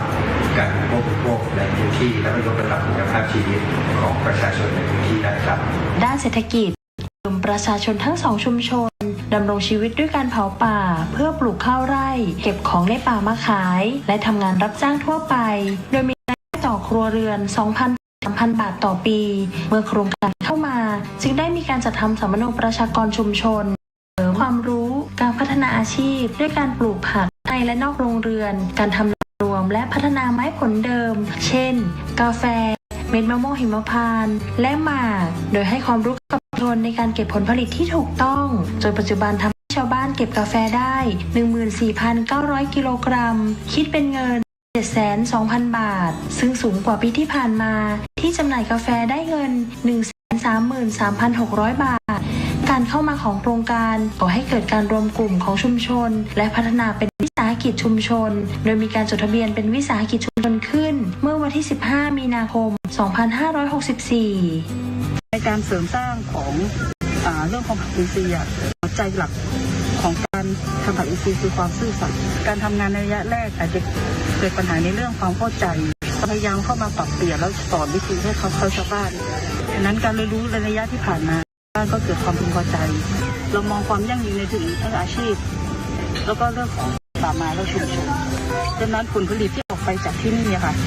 จะมองถึงเรื่องของความเป็นอินทรีย์รวมถึงการรวมกลุ่มสุดท้ายเองหัวใจ ของความซื่อสัตย์จะมาช่วยชาวบ้านให้เขาช่วยเหลือกันเองได้โลงเนี่ย200 กิโลก็มีนะผมก็เลยบอกว่า100 กิโลนะกิโลละ30 บาทถ้าคุณมี2 โลงล่ะเก็บรอบเนี่ยคุณก็ได้6,000ฉะนั้นผมคิดว่าก็ดีมากสุดก็คือหน่วยงานเขาก็สนับสนุนหาตลาดรองรับให้เราถ้าเกิดโครงการพระองค์ท่านทำไม่ลงเนี่ยผมก็ยังอยู่แบบลอยอยู่การช่วยเหลือครัวเรือนขาดแคลนโครงการได้เข้าช่วยเหลือครัวเรือนที่ขาดแคลนโดยนำแนวทางพระราชทานสายพันธุ์การผลิตของสมเด็จพระเจ้าลูกเธอเจ้าฟ้าพัชรกิติยาภาเข้ามาเป็นแนวทางหลักโดยให้ครัวเรือนขาดแคลนเข้าสู่สายพันธุ์การผลิตในทุกการผลิตของชุมชนซึ่งทำให้ครัวเรือนขาดแคลนมีรายได้เพิ่มขึ้นสามารถปลดหนี้สินได้อีกทั้งโครงการยังได้แต่บ้านครัวเรือนขาดแคลนที่ทรุดโทรมให้มีความแข็งแรงยิ่งขึ้นด้วยผมไม่ได้อยู่กลับมาเนี่ยห้องน้ำไม่มีฝาครับไม่มีฝาเนี่ยผมก็หาสังกะสีเก่าๆมาแปะครับแล้วโครงการสร้างห้องน้ำเนี่ยผมไม่รู้หรอกว่าเข้ามาครับอยู่ๆก็เขามาสร้างให้ครับโอ้เขาสร้างให้อย่างดีเลยด้านการศึกษาเดิมชุมชนมีเพียงห้องเรียนสาขาบ้านสารวะและบ้านไร่โว่เมื่อโครงการเข้ามาจึงมีการยกระดับเป็นโรงเรียนกองม่องทะสาขาบ้านสารวะและสาขาบ้านไร่โว่ส่งผลอัตรากำลังครูและเจ้าหน้าที่เพิ่มมากขึ้นรวมถึงมีหลักสูตรการเรียนการที่ดีขึ้นนอกจากนี้มีการนำระบบ DLTV เข้าไปสอนเสริมมีการสอนในหลักสูตรพื้นถิ่นมีการจัดทำหลักสูตรพื้นป่าต้นน้ำทุ่งใหญ่นเรศวรให้เห็นความสำคัญของการดูแลรักษาป่าและนักเรียนในพื้นที่มีความสามารถด้านศิลปะโครงการจึงได้สนับสนุนให้มีการวาดรูปประกอบการเขียนนิทาน3 เรื่องที่ได้เรียน DLTV นะคะแล้วก็ได้เรียนกับคุณครูประจำชั้นด้วยเนี่ยก็ทำให้พัฒนาการเรียนของเด็กๆเนี่ยดีขึ้นค่ะการศึกษาปีที่ผ่านมามีนักเรียนจากพื้นที่โครงการศึกษาต่อณโรงเรียนอุดมสิทธิศึกษาจำนวน6 คนแต่โรงเรียนยังขาดแคลนหอพักนักเรียนดังนั้นสมเด็จพระเจ้าลูกเธอเจ้าฟ้าพัชรกิติยาภาจึงได้พระราชทานทรัพย์ส่วนพระองค์เป็นทุนตั้งต้นในการก่อสร้างหอพักนักเรียนซึ่งปัจจุบันก่อเสร็จเรียบร้อยแล้วอยู่มาจากหมู่บ้านสารวะค่ะมาม.4 ก็มาเรียนที่อุดมสิทธิศึกษาค่ะเพราะว่าที่อุดมมีให้อยู่ค่ะประหยัดค่าใช้จ่ายด้วยค่ะที่โรงเรียนอุดมสิทธิศึกษานะคะแล้วก็จะมีการปลูกผักเลี้ยงปลาทำกับข้าวกินเองทำกิจกรรมต่างๆเพื่อนมากมายค่ะนอกจากนี้โครงการสนับสนุนให้นักเรียนที่ต้องการช่วยเหลือครอบครัวได้เรียนต่อจึงได้จัดระบบการศึกษานอกโรงเรียนปัจจุบันมีนักเรียนและประชาชนในพื้นที่จำนวน112 คนด้านการมีส่วนร่วมของชุมชนจากการที่กรมอุทยานได้ตราพระราชบัญญัติอุทยานแห่งชาติพุทธศักราช 2562 และพระราชบัญญัติสงวนและคุ้มครองสัตว์ป่าพุทธศักราช 2562 ในการให้ประชาชนอยู่ร่วมกับป่าและใช้ประโยชน์จากป่าดังนั้นโครงการจึงเข้ามาสนับสนุนแนวทางของป่า3 อย่างประโยชน์4 อย่างและเป็นจุดเริ่มต้นของการที่ประชาชนทั้ง2 ชุมชนได้มอบที่ดินคือให้แก่กรมอุทยานเพื่อใช้ประโยชน์ในการปลูกป่า3 อย่างประโยชน์4 อย่างและเมื่อวันที่ 27 กันยายน 2563 ที่บ้านสารวะและวันที่ 29 พฤศจิกายน 2564 ที่บ้านไร่โว่สมเด็จพระเจ้าลูกเจ้าฟ้าพัชรกิติยาภาได้เสด็จไปทรงร่วมปลูกป่าเพื่อเป็นปฐมฤกษ์ในการปลูกป่า3 อย่างประโยชน์4 อย่างป่า3 อย่างประโยชน์4 อย่างแต่ละแปลงเนี่ยเราไม่จำเป็นต้องทำเหมือนกันมันขึ้นอยู่กับบริบทของแต่ละแปลงอย่างแปลงนี้เนี่ยชาวบ้านก็ต้องการให้เป็นแหล่งน้ำเราก็ต้องเน้นประโยชน์เรื่องนิเวศเป็นหลักส่วนประโยชน์เรื่องอาหารเรื่องยาเรื่องไม้ใช้สอยเนี่ยก็เป็นเรื่องรองไปมูลนิธิภูบดินทร์ในพระบรมราชูปถัมภ์จัดตั้งขึ้นเมื่อวันที่ 25 สิงหาคม 2564 โดยพระบาทสมเด็จพระเจ้าอยู่หัวได้พระราชทานเงินตั้งต้นจำนวน 10,274,216 บาทเมื่อมีการจัดตั้งมูลนิธิทำให้หลายภาคส่วนได้เข้ามาสนับสนุนงานของโครงการมากขึ้นเช่นศูนย์ศิลปาชีพในสมเด็จพระนางเจ้าสิริกิติ์พระบรมราชินีนาถมาให้คำแนะนำในเรื่องการทอผ้าและการจักสานมีการสนับสนุนจากสำนักงานพัฒนาธุรกรรมทางอิเล็กทรอนิกส์หรือ EDDA มาให้ความรู้ประชาชนในเรื่องการตลาดการสร้างแบรนด์และการจำหน่ายสินค้าทางออนไลน์เช่น Shopee ภารกิจมูลนิธิกำลังดำเนินการคือการสนับสนุนในเรื่องของการพัฒนาที่ดินในแนวทางของป่า3 อย่างประโยชน์4 อย่างซึ่ง การทำแปลงรวมการทำนารวมทำให้ประชาชนในชุมชนเห็นประโยชน์ของการทำงานร่วมกันการใช้พื้นที่น้อยแต่มีรายได้เพิ่มขึ้นจึงทำให้ประชาชนใน2ชุมชนได้ยกที่ดินให้กับมูลนิธิ4 รายเป็นเนื้อที่100 ไร่คณะกรรมการบริหารมูลนิธิจึงขอให้กรมอุทยานและหน่วยงานที่เกี่ยวข้องจัดทำแผนที่ของการแบ่งพื้นที่ออกเป็นประเภทต่างๆจำนวน6 ประเภทการดำเนินงานตามโครงการภายใต้การสนับสนุนของมูลนิธิภูบดินทร์จะเข้ามาสนับสนุนหน่วยงานภาครัฐเพื่อให้ประชาชนในพื้นที่ห่างไกลรับหรือเข้าถึงบริการของรัฐรวมทั้งช่วยเสริมทักษะและวิธีคิดการจัดการทรัพยากรร่วมกันชุมชนกับภาครัฐและสนับสนุนให้เกิดวิถีคนอยู่กับป่าอันเป็นการวิถีการดำเนินชีวิตของชุมชนและรักษาทรัพยากรธรรมชาติของประเทศไทยตลอดไปจริงๆแล้วต้องขอบพระคุณพระองค์ท่านครับที่เป็นห่วงชาวบ้านไร่วัวสระวังครับแม้ว่าจะอยู่ในป่าในเขาท่านก็ไม่ลืมผู้หลังครับขอบพระคุณมากครับ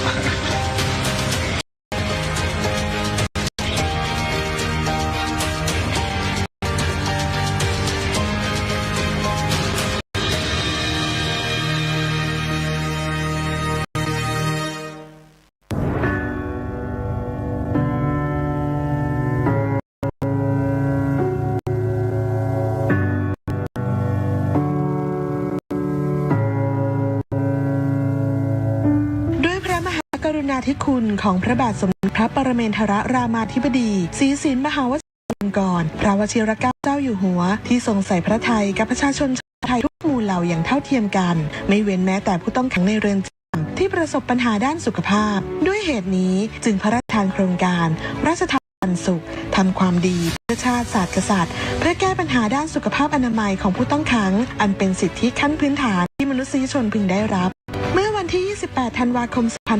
2562 บาทสมเด็จพระวชิรเกล้าเจ้าอยู่หัวและสมเด็จพระนางเจ้าพระบรมราชินีเสด็จเปิดโครงการระยะที่ 1 ณ ทัณฑสถานโรงพยาบาลราชทัณฑ์และได้พระราชทานเครื่องมือแพทย์ด้วยพระราชทรัพย์ส่วนพระองค์จำนวน 756 ชิ้นวงเงิน 190 ล้านบาทเศษเรือนจำทัณฑสถาน 25 แห่งรวมทั้งพระราชทานเอ็กซเรย์เคลื่อนที่ให้กับโรงพยาบาลประจำเขตอีก 12 แห่งและได้พระราชทานแนวทางอื่นๆอาทิการพัฒนาศักยภาพผู้ต้องขังให้มีความรู้ในเรื่องการรักษาด้วยการเป็นอาสาสมัครสาธารณสุขเรือนจำการจัดตั้งมุมสุขภาพราชทัณฑ์ปันสุขการบูรณาการในการทำงานระหว่างเรือนจำและโรงพยาบาลและสนับสนุนให้จิตอาสาจากศูนย์อำนวยการใหญ่จิตอาสาพระราชทานเข้ามาช่วยดูแลในมิติสุขภาพและสิ่งแวดล้อมโครงการราชทัณฑ์ปันสุขทำให้เกิดผลดีและแปลงในมิติสุขภาพในด้านต่างๆต่อเจ้าหน้าที่และผู้ต้องขังในทุกเรือนจำและบุคลากรจากโรงพยาบาลแม่ข่า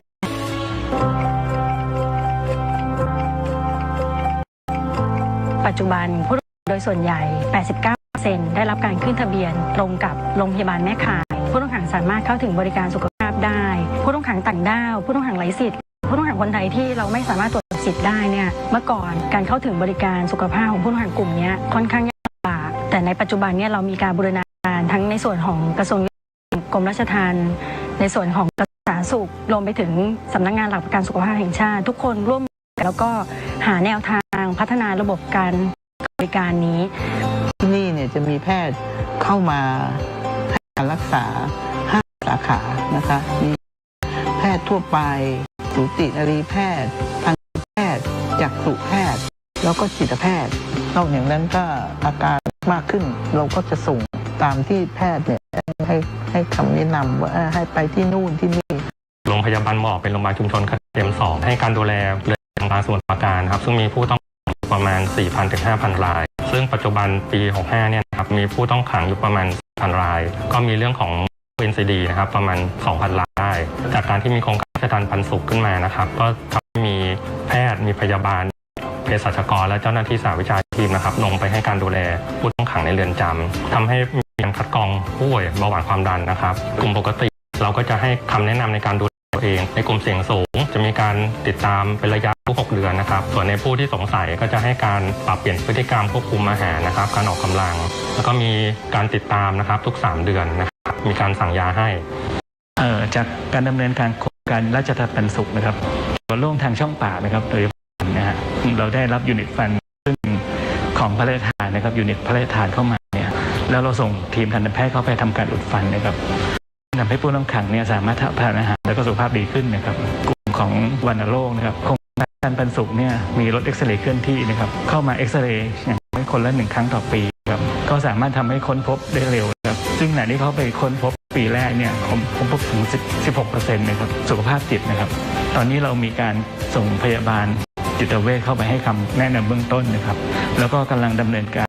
เทเลเมดิซีนนะครับซึ่งทำให้คุณหมอหรือว่าคุณพยาบาลเนี่ยคนสามารถเข้าถึงบริการตรงนี้มากขึ้นถ้าผู้ต้องขังเนี่ยมาโรงพยาบาลวันหนึ่งอาจจะจำกัดมาแค่ได้ไม่กี่คนจะส่งมาเนาะค่ะแต่ว่าในหลวงรัชกาลที่ 10นะคะได้พระราชทานเครื่องมือตามเรือนจำต่างๆก็คือตรวจตราค่ะหรือว่าสลิปแลมป์ผู้ต้องขังเนี่ยไม่ต้องเดินทางมาโรงพยาบาลพอวินิจฉัยโรคได้ก็รักษาได้เลยทันทีไม่ต้องรอค่ะก็อุปกรณ์จากโครงการราชทานปันสุขซึ่งที่ได้ใช้บ่อยๆก็อันดับแรกก็จะเป็นเครื่องวัดความดันอันดับ2ก็คือเครื่องสลิปแลมป์เนาะแล้วก็อันดับ3ก็จะเป็นระบบเทเลเมดิซีนค่ะก็เริ่มจากที่หนูไม่สบายค่ะแล้วก็ได้เห็นผู้ช่วยงานสถานพยาบาลอสจสถานพยาบาลค่ะช่วยคุณพยาบาลในการดูแลผู้ป่วยค่ะหนูเลยรู้สึกว่าหนูอยากจะเป็นแบบพี่เขาบ้างหนูอยากจะช่วยเหลือผู้อื่นบ้างสำหรับการอบรมอสจนะคะเดิมอบรม5 วันค่ะแต่ในปัจจุบันเพิ่มความเข้มข้นขึ้นกลายเป็น7 วันค่ะก็มีการอบรมด้านการฟื้นคืนชีพขั้นพื้นฐานค่ะการดูแลผู้ต้องขังป่วยในเรือนจำค่ะก็ดีใจครับมีความสุขครับที่ได้ดูแลเราถ้าเราอยู่ข้างนอกเราก็ไม่ได้ดูแลแบบนี้หรอกครับเวลาเราดูแลผู้ขายเนี่ยคนที่เดินไม่ได้จนวันหนึ่งเขาได้เรามีความสุขครับเป็นโรคไตครับพระเจ้าอยู่หัวได้เสด็จมาโรงพยาบาลนี้พระองค์ท่านก็ได้มาจากเครื่องไม้เครื่องมือทางการแพทย์แล้วก็มีบริจาคเครื่องฟอกไตด้วยครับที่ผมฟอกอยู่ทุกวันนะครับก็ปลาบปลื้มใจมากเลยครับที่มีโครงการพระเจ้าอยู่หัวเกิดขึ้นมาถ้าไม่มีพระองค์ท่านวันนั้นก็คงไม่อยู่วันนี้เพราะว่าวันนั้นไม่หาโรงพยาบาลไม่ได้เลยครับก็คือเป็นผู้ป่วยฉุกเฉินแล้วครับตัวเองเป็นโรคภูมิแพ้แล้วก็เป็นโรคเครียดก็หลายๆคนผู้ต้องขังที่เข้ามาก็แรกเริ่มเลยก็จะเครียดนะคะก็ได้รับการดูแลอย่างดีนะคะแล้วก็การมีหนังสือให้เราอ่านการให้เรามีโอกาสรีแลกซ์ได้ออกกำลังกายอย่างเงี้ยก็ช่วยได้ค่ะก็โครงการราชทานปันสุขนี้มีส่วนที่จะช่วยผู้ต้องขังได้ดีมากต้องขอบคุณไปแล้ว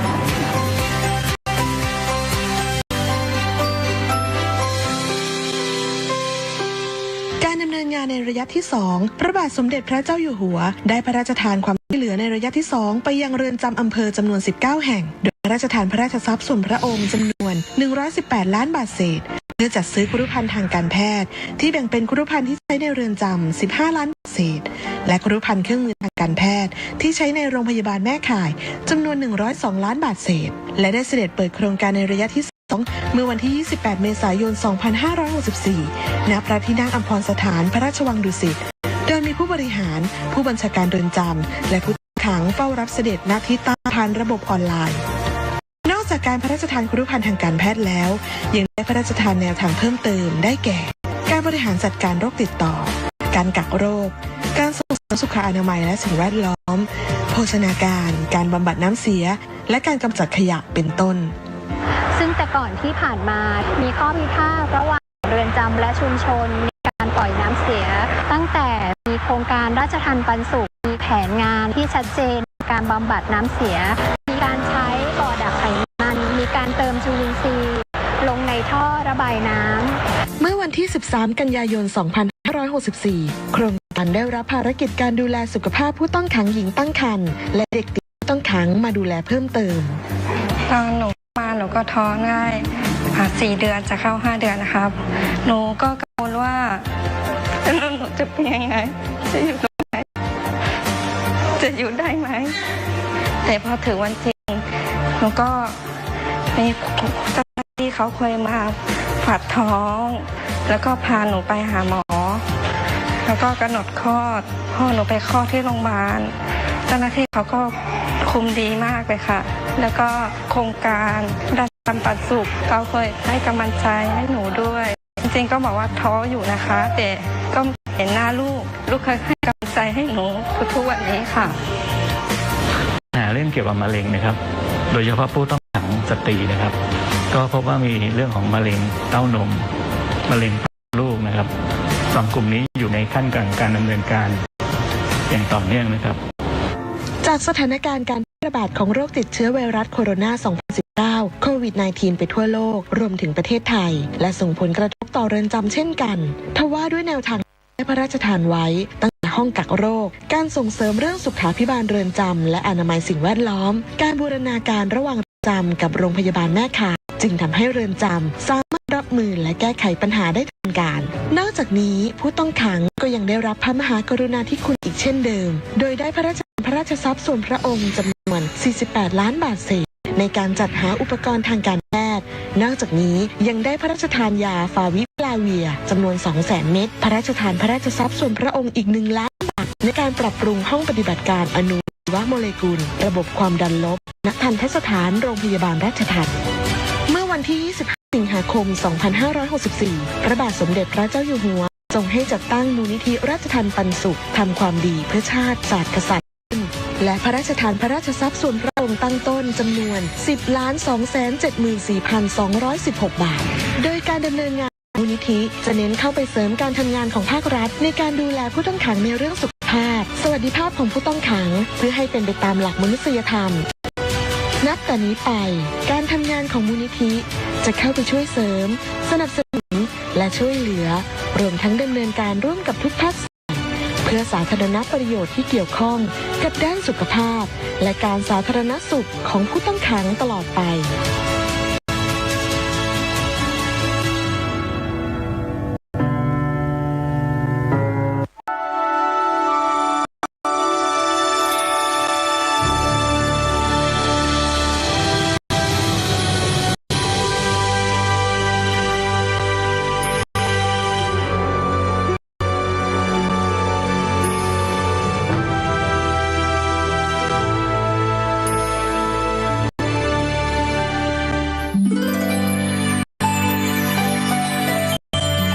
สมเด็จพระเจ้าลูกเธอเจ้าฟ้าพัชรกิติยาภา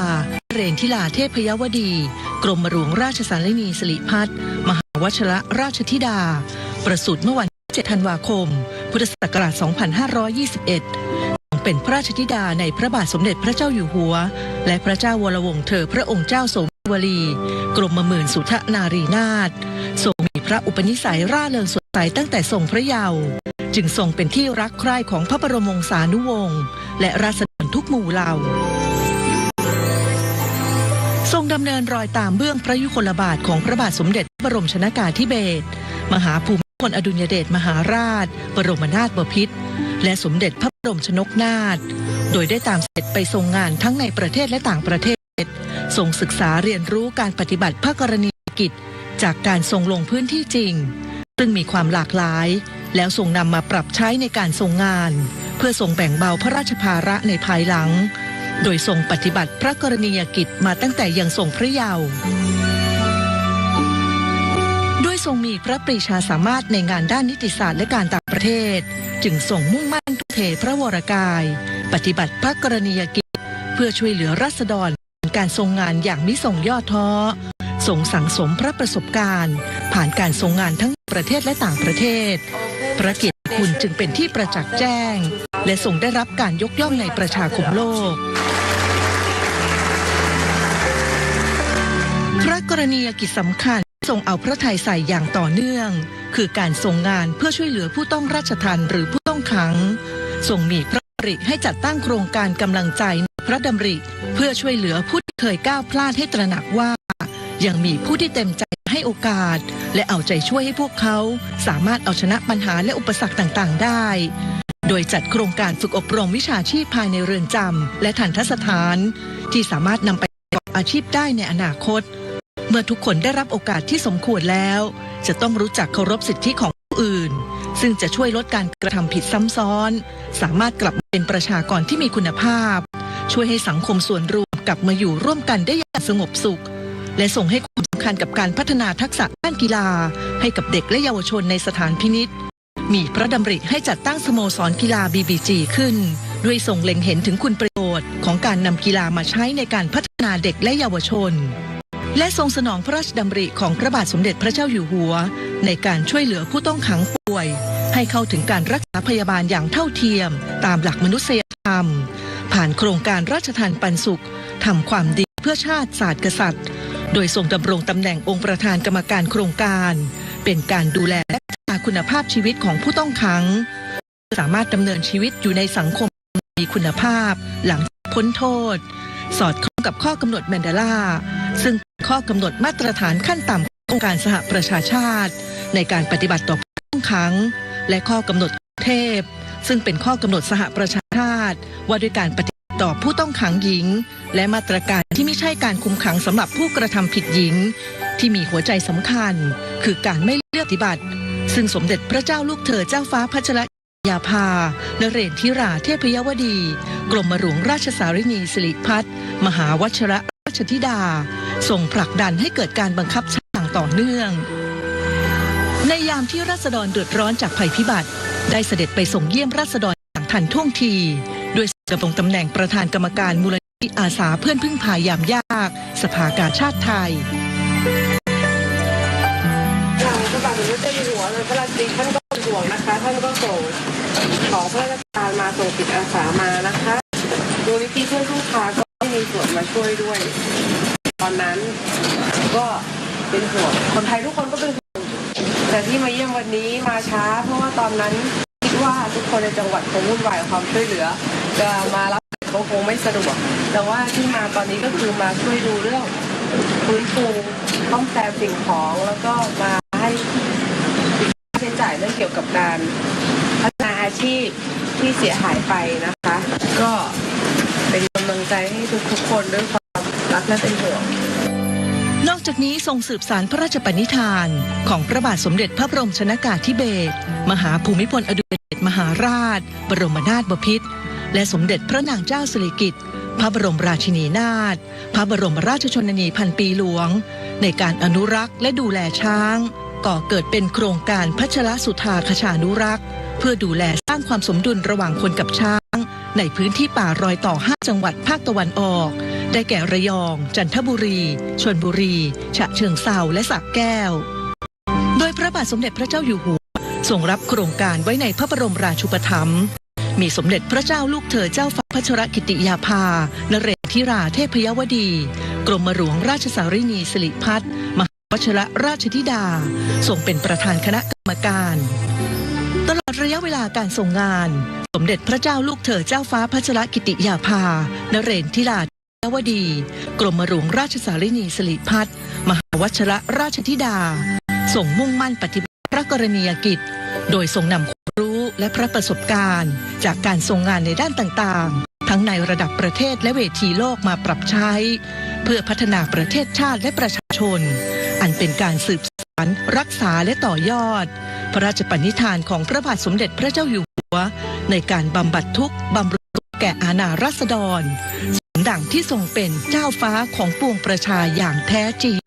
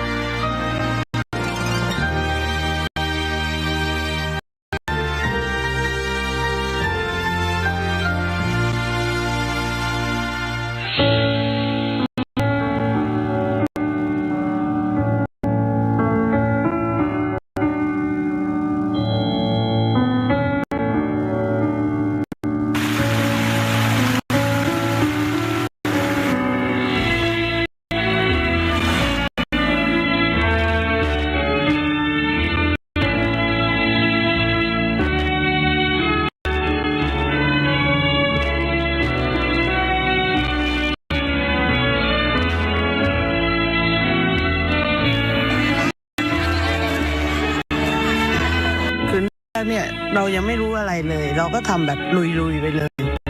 ก็ไปเยี่ยมจะมีของไปให้ก็มีประชาชนเนี่ยมายืนรอเฝ้าแบบนึกแท้น้ำอ่ะรอเฝ้าปรากฏเขาส่งเงินมาให้20 บาทเปียก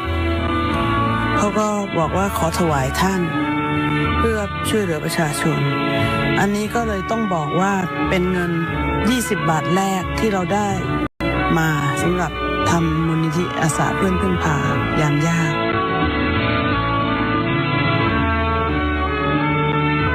มูลนิธิอาสาเพื่อนพึ่งพายามยากสภากาชาดไทยก่อตั้งขึ้นเมื่อพุทธศักราช 2538 พระเจ้าวรวงศ์เธอพระองค์สมสวลีกรมหมื่นสุทธนารีนาถทรงเป็นองค์นายกกิตติมศักดิ์ตลอดชีพและสมเด็จพระเจ้าลูกเธอเจ้าฟ้าพัชรกิติยาภานเรศวรเทพยวดีกรมหลวงราชสารินีสิริพัฒน์มหาวชิรราชธิดาทรงเป็นองค์ประธานกรรมการมูลนิธิทั้งสองพระองค์เสด็จลงพื้นที่ด้วยพระองค์เองจึงทรงรับรู้ปัญหาอย่างลึกซึ้งทรงห่วงใยและใส่พระทัยในการช่วยเหลือผู้ประสบภัยไม่เพียงคลายความทุกข์แต่ยังสร้างขวัญกำลังใจให้ประชาชนมากยิ่งขึ้นเรื่องของธรรมชาติก็คือเรื่องของธรรมชาติแต่คนก็อย่าเสียกำลังใจนะเราก็จะได้ร่วมมือร่วมใจร่วมแรงช่วยเหลือกันต่อไปนะคะแล้วก็หวังเป็นอย่างยิ่งว่าในอนาคตเราก็คงจะมีการเฝ้าระวังป้องกันปัญหาแบบนี้ได้ดีขึ้นนะคะแต่สำหรับประชาชนทุกท่านก็ขอบอกว่าคิดถึงนะคะ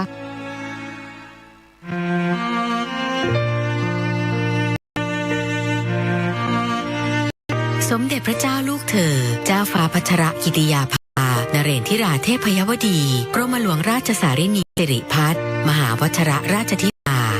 ทรงตระหนักถึงการป้องกันระวังภัยเพื่อลดความสูญเสียต่อชีวิตและทรัพย์สินของประชาชนจึงมีพระดำริให้มูลนิธิจัดตั้งสถานีโทรมาตรอัตโนมัติโดยเฉพาะพื้นที่ป่าต้นน้ำเพื่อตรวจวัดปริมาณน้ำฝนระดับน้ำและความเร็วการไหลของน้ำแบบเรียลไทม์และริเริ่มเครือข่ายเตือนภัยพิบัติชุมชนเพื่อนพึ่งพาเพื่อให้ชุมชนในพื้นที่เสี่ยงภัยสามารถใช้เทคโนโลยีเป็นและช่วยเหลือซึ่งกันและกันได้อย่างทันท่วงทีในระหว่างเกิดภัยสิ่งของจำเป็นที่บรรจุอยู่ในถุงยางชีพพระราชทานไปจนถึงโรงครัวพระราชทานจะส่งตรงไปถึงผู้ประสบภัยทำให้วิกฤตที่ต้องเผชิญบรรเทาเบาบางลงและเมื่อภัยพิบัติเริ่มคลี่คลายงานของมูลนิธิยังคงเดินหน้าต่อ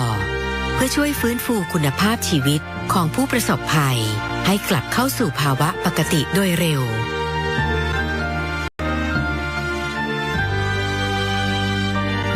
มูลนิธิอาสาเพื่อนพึ่งพายามยากสภากาชาดไทยจะสืบสานพระปณิธานของทั้งสองพระองค์ในการบรรเทาทุกข์และสร้างขวัญกำลังใจแก่ผู้ประสบภัยเคียงข้างคนไทยเป็นเพื่อนที่พึ่งพาได้และไม่ทอดทิ้งกันตลอดไป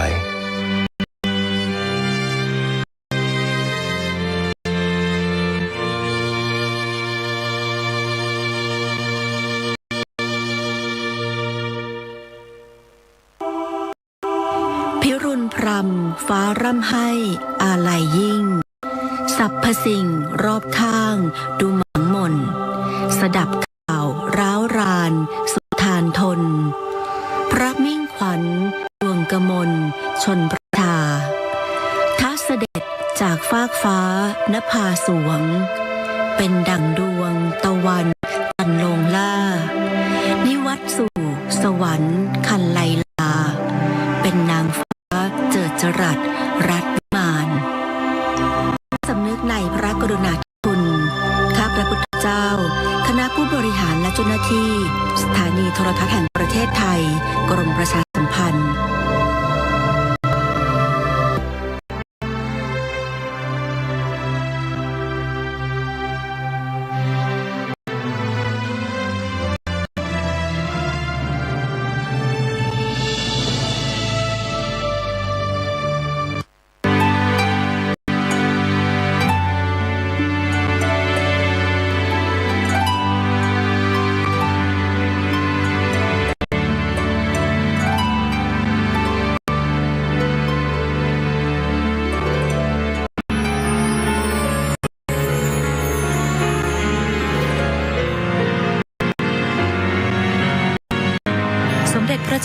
อเจ้าฟ้าพัชรกิติยาภานเรนทิราเทพยวดี กรมหลวงราชสารินีสิริพัฒน์มหาวชิรราชธิดาประสูติเมื่อวันที่ 7 ธันวาคม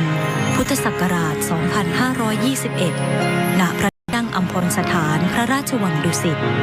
เป็นพระราชธิดาในพระบาทสมเด็จพระเจ้าอยู่หัว กับพระเจ้าวรวงศ์เธอพระองค์เจ้าสมสวลี กรมหมื่นสุทธานารีนาถและเป็นพระราชนัดดาพระองค์แรกในพระบาทสมเด็จพระบรมชนกาธิเบศรมหาภูมิพลอดุลยเดชมหาราชบรมนาถบพิตรและสมเด็จพระนางเจ้าสิริกิติ์พระบรมราชินีนาถพระบรมราชชนนีพันปีหลวงเมื่อแรกประสูติมีพระนามว่าพระเจ้าหลานเธอพระองค์เจ้าพัชรกิติยาภาทรงเริ่มเข้ารับการศึกษาที่โรงเรียนราชินีในระดับชั้นอนุบาลจนถึงระดับชั้นมัธยมศึกษาปีที่ 3จากนั้นได้เสด็จไปทรงศึกษาณโรงเรียนฮิตฟิลด์มหาราชอาณาจักรแล้วเสด็จกลับมาทรงศึกษาระดับชั้นมัธยมศึกษาปีที่ 5 และปีที่ 6 ณโรงเรียนยะดาและทรงศึกษาต่อระดับอุดมศึกษาที่คณะนิติศาสตร์มหาวิทยาลัยธรรมศาสตร์จนจบด้วยคะแนนนิยมอันดับ 2อีกทั้งยังทรงสำเร็จการศึกษาระดับปริญญาตรีสาขาวิชารัฐศาสตร์จากวิทยาลัยสุโขทัยธรรมาธิราชด้วยคะแนนเกียรตินิยมอันดับ 1ทรงศึกษาต่อจนสำเร็จการศึกษาระดับปริญญาโทและปริญญาเอกด้านนิติศาสตร์จากมหาวิทยาลัยคอร์เนลสหรัฐอเมริกาและทรงสอบไล่ได้ตามหลักสูตรของสำนักอบรมศึกษากฎหมายแห่งนิติบัณฑิตยสภาในพระบรมราชูปถัมภ์ทรงเป็นเนติบัณฑิตไทยทรงพระปรีชาสามารถในด้านกฎหมายเป็นอย่างยิ่งทรงเป็นข้าราชการสำนักงานอัยการสูงสุดต่อมาทรงย้ายไปเป็นข้าราชการพลเรือนกระทรวงการต่างประเทศทรงดำรงตำแหน่งเอกอัครราชทูตประจำคณะกรรมาธิการแห่งสหประชาชาติว่าด้วยการป้องกันอาชญากรรมและความยุติธรรมอาญาณกรุงนาสาธารณรัฐออสเตรียทรงดำรงตำแหน่งเอกอัครราชทูตวิสามัญผู้มีอำนาจเต็มประจำสาธารณรัฐออสเตรียประจำสาธารณรัฐสโลวักและประจำสาธารณรัฐสโลวีเนียหลังจากนั้นทรงกลับมาเป็นข้าราชการอัยการทรงดำรงตำแหน่งอัยการจังหวัดประจำสำนักงานอัยการสูงสุดในการพระราชพิธีบรมราชาภิเษกพุทธศักราช 2562 เมื่อวันที่ 5 ธันวาคม 2562 พระบาทสมเด็จพระเจ้าอยู่หัวมีพระบรมราชโองการโปรดเกล้าโปรดกระหม่อมให้สถาปนาและเฉลิมพระนามหลานเธอพระองค์เจ้าพัชรกิติยาภาเป็นสมเด็จพระเจ้าลูกเธอเจ้าฟ้าพัชรกิติยาภานเรนทิราเทพยวดีต่อมาวันที่ 28 กรกฎาคม 2562 พระบาทสมเด็จพระเจ้าอยู่หัวมีพระบรมราชโองการโปรดเกล้าโปรดกระหม่อมให้สถาปนาพระเกียรติยศขึ้นเป็นเจ้าฟ้าต่างกรมฝ่ายในมีพระนามตามที่จารึกในพระสุพรรณบัตรว่าสมเด็จพระเจ้าลูกเธอเจ้าฟ้าพัชรกิติยาภานเรนทิราเทพยวดีกรมหลวงราชสารินีสิริพัฒน์มหาวชิรราชธิดาวันที่ 2 กุมภาพันธ์ พุทธศักราช 2514 พระบาทสมเด็จพระเจ้าอยู่หัวมีพระบรมราชโองการโปรดเกล้าโปรดกระหม่อมให้รับโอนข้าราชการฝ่ายอัยการเป็นข้าราชการในพระองค์ฝ่ายทหารและพระราชทานพระยศทหารโดยทรงพระกรุณาโปรดเกล้าโปรดกระหม่อมให้สมเด็จพระเจ้าลูกเธอเจ้าฟ้าพัชรกิติยาภานเรนทิราเทพยวดีกรมหลวงราชสารินีสิริพัฒน์มหาวชิรราชธิดาอัยการผู้เชี่ยวชาญสำนักงานอัยการสูงสุดดำรงตำแหน่งเสนาธิการกองบัญชาการทหารมหาดเล็กราชวัลลบรักษาพระองค์หน่วยบัญชาการถวายความปลอดภัยรักษาพระองค์อัตราพลเอกและพระราชทานพระยศเป็นพลเอกหญิงสมเด็จพระ ระเจ้าลูกเธอเจ้าฟ้าพัชรกิติยาภานเรนทิราเทพยวดีกรมหลวงราชสารินีสิริพัฒน์มหาวชรราชธิดาทรงปฏิบัติพระกรณียกิจสรรประโยชน์แก่ประเทศชาติและประชาชนเป็นอเนกอนันต์อาทิทรงเป็นประธานกรรมการมูลนิธิอาสาเพื่อนพึ่งพายามยากสภากาชาติไทยเพื่อสนับสนุนและเชื่อมโยงให้ภาครัฐเอกชนและชุมชนร่วมกันเกื้อหนุนช่วยซึ่งกันและกันในการช่วยเหลือประชาชนจากอุทกภัยและภัยพิบัติรุนแรงทรงจัดตั้งมูลนิธินภาในพระดำริเพื่อให้การช่วยเหลือผู้ด้อยโอกาสที่ได้รับผลกระทบทางกฎหมายช่วยเหลือผู้พ้นโทษให้กลับคืนสู่สังคมอย่างปกติสุขและทรงเป็นประธานกิตติมศักดิ์คณะกรรมการบริหารกองทุนพัชรกิติยาภาเพื่อการศึกษากฎหมายเพื่อจัดส่งนักศึกษากฎหมายของไทยไปศึกษาต่อในระดับปริญญาโทณคณะนิติศาสตร์มหาวิทยาลัยคอร์เนลสหรัฐอเมริกาด้วยพระปรีชาสามารถและการทรงงานด้านกระบวนการยุติธรรมเพื่อประโยชน์สุขแก่ราษฎรจึงทรงได้รับการยกย่องจากองค์กรนานาชาติขอพระราชทานถวายรางวัลเพื่อเฉลิมพระเกียรติคุณอาทิรางวัล Medal of Recognition จาก UNODC ซึ่งเป็นรางวัลเกียรติยศสูงสุดของสำนักงานว่าด้วยยาเสพติดและอาชญากรรมแห่งสหประชาชาติและยูนิเฟมกองทุนสหประชาชาติเพื่อการพัฒนาสตรีได้กราบทูลเชิญให้ทรงเป็นทูตสันทวไมตรีในการต่อต้านความรุนแรงต่อผู้หญิงนอกจากนี้สมเด็จพระเจ้าลูกเธอเจ้าฟ้าพัชรกิติยาภานเรนทิราพยวดีกรมหลวงราชสารินีสิริพัฒน์มหาวชรราชธิดายังทรงปฏิบัติพระกรณียกิจนับประการในการเบาพระราชกรณียกิจในสมเด็จพระบรมชนกนาถด้วยความเรียบร้อยเป็นที่ไว้วางพระราชหฤทัย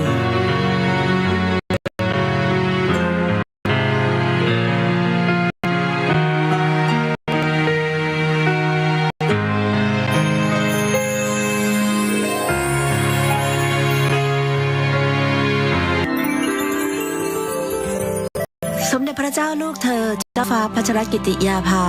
นเรนทิราเทพยวดีกรมหลวงราชสารินีสิริพัฒน์มหาวชรราชธิดาเป็นพระราชธิดาพระองค์โตในพระบาทสมเด็จพระเจ้าอยู่หัวและพระเจ้าวรวงศ์เธอพระองค์เจ้าสมเสวลีกรมหมื่นสุทธินารีนาถทั้งเป็นพระราชนัดดาพระองค์แรกในพระบาทสมเด็จพระบรมชนกาธิเบศรมหาภูมิพลอดุลยเดชมหาราชบรมนาถบพิตรและสมเด็จพระนางเจ้าสิริกิติ์พระบรมราชินีนาถพระบรมราชชนนีพันปีหลวง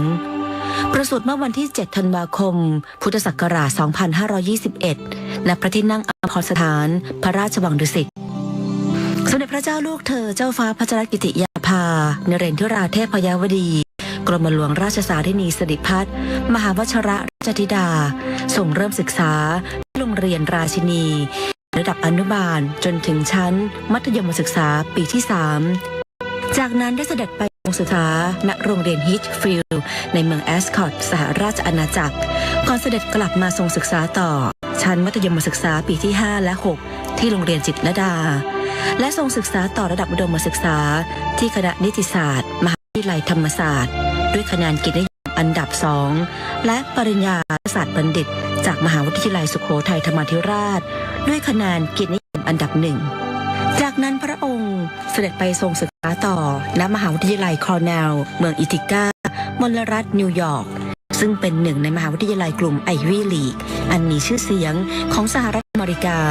โดยทรงใช้เวลาศึกษาในระดับปริญญามหาบัณฑิตสาขานิติศาสตร์หรือ LLM เพียง 1 ปีจากนั้นทรงเข้าศึกษาต่อระดับปริญญาดุษฎีบัณฑิตด้านนิติศาสตร์หรือ JSD และทรงศึกษากฎหมายที่สำนักอบรมศึกษากฎหมายแห่งเนติบัณฑิตยภาที่ประเทศไทยคู่กันไปด้วยพระอัจฉริยภาพและผลแห่งความเพียรทำให้ทรงสำเร็จการศึกษาทั้งดุษฎีบัณฑิตจากมหาวิทยาลัยคอร์เนลสหรัฐอเมริกาและทรงเป็นเนติบัณฑิตไทยพร้อมกัน ปี 2548 จากนั้นทรงเข้ารับราชการในตำแหน่งอัยการผู้ช่วยสถาบันพัฒนาราชการฝ่ายอัยการสำนักอัยการสูงสุดสู่รองอัยการจังหวัดและอัยการจังหวัดระหว่างทรงปฏิบัติราชการด้วยพระวิริยะอุตสาหะได้ส่งริเริ่มโครงการกำลังใจหรือ Inspire เมื่อปี 2550 เน้นการให้ความช่วยเหลือผู้ต้องขังหญิงเด็กติดผู้ต้องขังหญิงและผู้ต้องขังที่ตั้งครรภ์ในเรือนจำทั้งในด้านวัสดุอุปกรณ์การให้การฝึกอบรมการให้บริการทางการแพทย์ตลอดจนการฟื้นฟูจิตใจจนได้รับความสนใจจากนานาประเทศต่อมาทรงโอนย้ายไปดำรงตำแหน่งเอกอัครราชทูตประจำคณะกรรมาการแห่งสหประชาชาติว่าด้วยการป้องกันอาชญากรรมและความยุติธรรมทางอาญาณกรุงเวียนนาสาธารณรัฐออสเตรียตั้งแต่วันที่ 10 มกราคม พุทธศักราช 2555 อัครราชทูตวิสามัญผู้มีอำนาจเต็มได้แก่สาธารณรัฐออสเตรียประเทศสโลวาเกียประเทศสโลเวเนียก่อนทรงกลับมารับตำแหน่งอัยการจังหวัดสู่อัยการผู้เชี่ยวชาญสำนักงานอัยการภาค 2สำนักงานอัยการสูงสุดไม่เพียงทรงบำเพ็ญพระกรณียกิจในหน้าที่ราชการแต่เพียงเท่านั้นยังทรงบำเพ็ญพระกรณียกิจด้านอื่นๆเพื่อความผาสุกของอาณาประชาราษฎร์อาทิทรงเป็นประธานกรรมการมูลนิธิอาสาเพื่อนพึ่งพายามยากสภากาชาติไทยในการสนับสนุนโยงให้ภาครัฐและเอกชนมาร่วมกันเกื้อหนุนให้ประชาชนช่วยซึ่งกันและกันในยามทุกข์ยากจากภัยธรรมชาติที่รุนแรงมูลนิธินภาในพระดำริที่เน้นช่วยเหลือและให้โอกาสทางอาชีพกลุ่มผู้ด้อยโอกาสอันเกิดจากผลที่ได้รับทางกฎหมายและด้านสังคมและพระราชทานทุนการศึกษาสำหรับผู้ต้องการศึกษาปริญญามหาบัณฑิตด้านกฎหมายและคอร์เนลลอว์สคูลมหาวิทยาลัยคอร์เนลสหรัฐอเมริกาโดยทรงจัดตั้งทุนพัชรกิติยาภาเพื่อการศึกษากฎหมายซึ่งรับสมัครเพื่อคัดเลือกจากผู้ที่จบปริญญาบัณฑิตด้านกฎหมายและสอบไล่ด้านนิติบัณฑิตของนิติบัณฑิตยสภาตามเงื่อนไขที่ทุนดังกล่าวกำหนดไว้เพื่อให้ผู้สำเร็จการศึกษาได้นำความรู้มาแก้ไขปัญหาของประเทศที่ต้องอาศัยกฎหมายเป็นเครื่องมือด้วยพระปรีชาสามารถและพระจริยวัตรอันงดงามส่งผลให้องค์กรต่างๆขอพระราชทานถวายรางวัลเพื่อเฉลิมพระเกียรติคุณอาทิยูนิเฟมกองทุนสหประชาชาติเพื่อการพัฒนาสตรีได้กราบทูลเชิญให้ทรงเป็นทูตสันทวไมตรี Goodwill Ambassador ในการต่อต้านความรุนแรงต่อผู้หญิงประจำภูมิภาคเอเชียตะวันออกเฉียงใต้และรางวัล Medal of Recognition จาก UNODC ซึ่งเป็นรางวัลเกียรติยศสูงสุดของสำนักงานว่าด้วยยาเสพติดและอาชญากรรมแห่งสหประชาชาติเมื่อพระราชบิดาเสด็จเถลิงถวัลยราชสมบัติเป็นพระมหากษัตริย์รัชกาลที่ 10ซึ่งเมื่อวันที่ 5 พฤษภาคม 2562มีพระบรมราชโองการโปรดเกล้าโปรดกระหม่อมให้สถาปนาและนามพระเจ้าหลานเธอพระองค์เจ้าพัชรกิติยาภาสมเด็จพระเจ้าลูกเธอเจ้าฟ้าพัชรกิติยาภานเรนทิราเทพยวดีรับพระราชทานน้ำพระมหาสังใบมะตูมส่งเจิมและพระราชทานพระสุพรรณบัตรเครื่องราชอิสริยาภรณ์อันมีเกียรติคุณรุ่งเรืองยิ่งมหาจักรีวงศ์และเหรียญรัตนาภรณ์รัชกาลที่ 10 ชั้นที่ 1วันที่ 28 กรกฎาคม 2562 พระบาทสมเด็จพระเจ้าอยู่หัวมีพระบรมราชโองการโปรดเกล้าโปรดกระหม่อมให้สถาปนาพระเกียรติยศขึ้นเป็นเจ้าฟ้าต่างกรมฝ่ายในมีพระนามที่จารึกในพระสุพรรณบัตรว่าสมเด็จพระเจ้าลูกเธอเจ้าฟ้าพัชรกิติยาภานเรนทิราเทพยวดีกรมหลวงราชสารินีสิริพัฒน์มหาวชิรราชธิดาเมื่อวันที่ 2 กุมภาพันธ์ 2564 พระบาทสมเด็จพระเจ้าอยู่หัวมีพระบรมราชโองการโปรดเกล้าโปรดกระหม่อมให้รับโอนข้าราชการฝ่ายอัยการเป็นข้าราชการในพระองค์ฝ่ายทหารและพระราชทานพระยศทหารจึงทรงพระกรุณาโปรดเกล้าโปรดกระหม่อมให้สมเด็จพระเจ้าลูกเธอเจ้าฟ้าพัชรกิติยาภานเรนทิราเทพยวดีกรมหลวงราชสารินีสิริพัฒน์มหาวชิรราชธิดาอัยการผู้เชี่ยวชาญสำนักงานอัยการสูงสุดดำรงตำแหน่งเสนา ธิการกองบัญชาการทหารมหาดเล็กราชบัลลบรักษาพระองค์โดยบัญชาการถวายความปลอดภัยรักษาพระองค์อัตราพลเอกและพระราชทานพระยศเป็นพลเอกหญิง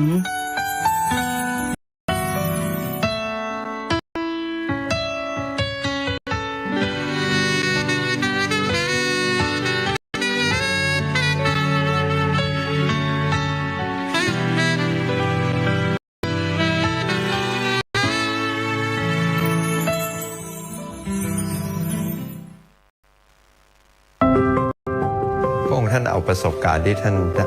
สัมผัสความรู้และมาผลักดันจนเกิดสิ่งที่ Bangkok Rules สิ่งหนึ่งที่ปลูกฝังและดลพระทัยให้ท่านให้ความสนใจเรื่องของมนุษย์ผู้เปราะบางสตรีและเด็กคือทูลกระหม่อมปู่ล้นเกล้ารัชกาลที่ 9 สอนว่าประชาชนสำคัญที่สุด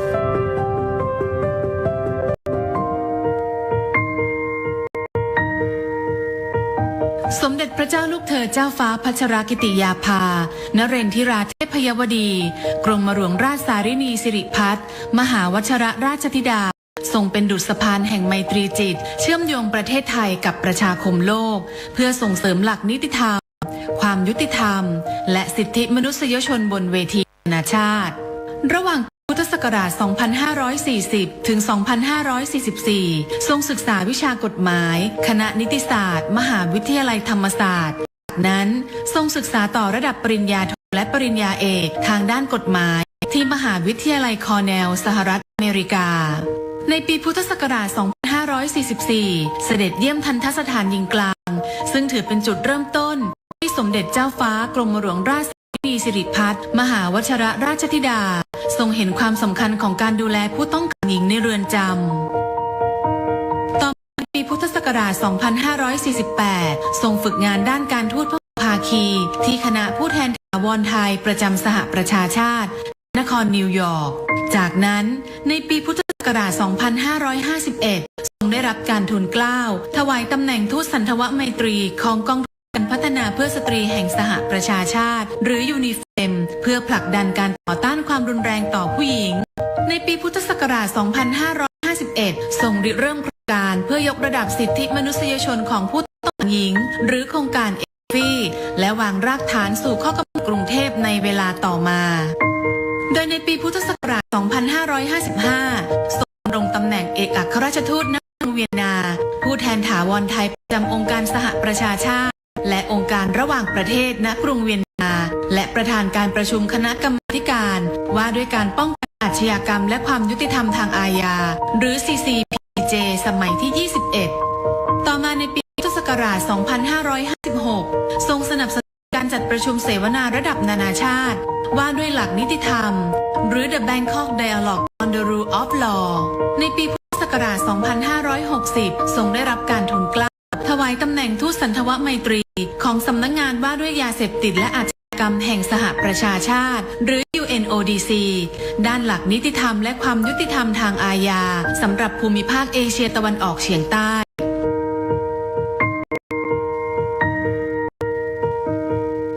พระองค์ท่านมีความผูกพันกับนิวยอร์กและ UN ที่นิวยอร์กค่อนข้างมากตั้งแต่พระองค์ท่านสำเร็จการศึกษาที่คอร์เนลท่านก็มาฝึกงานที่คณะทูตถาวร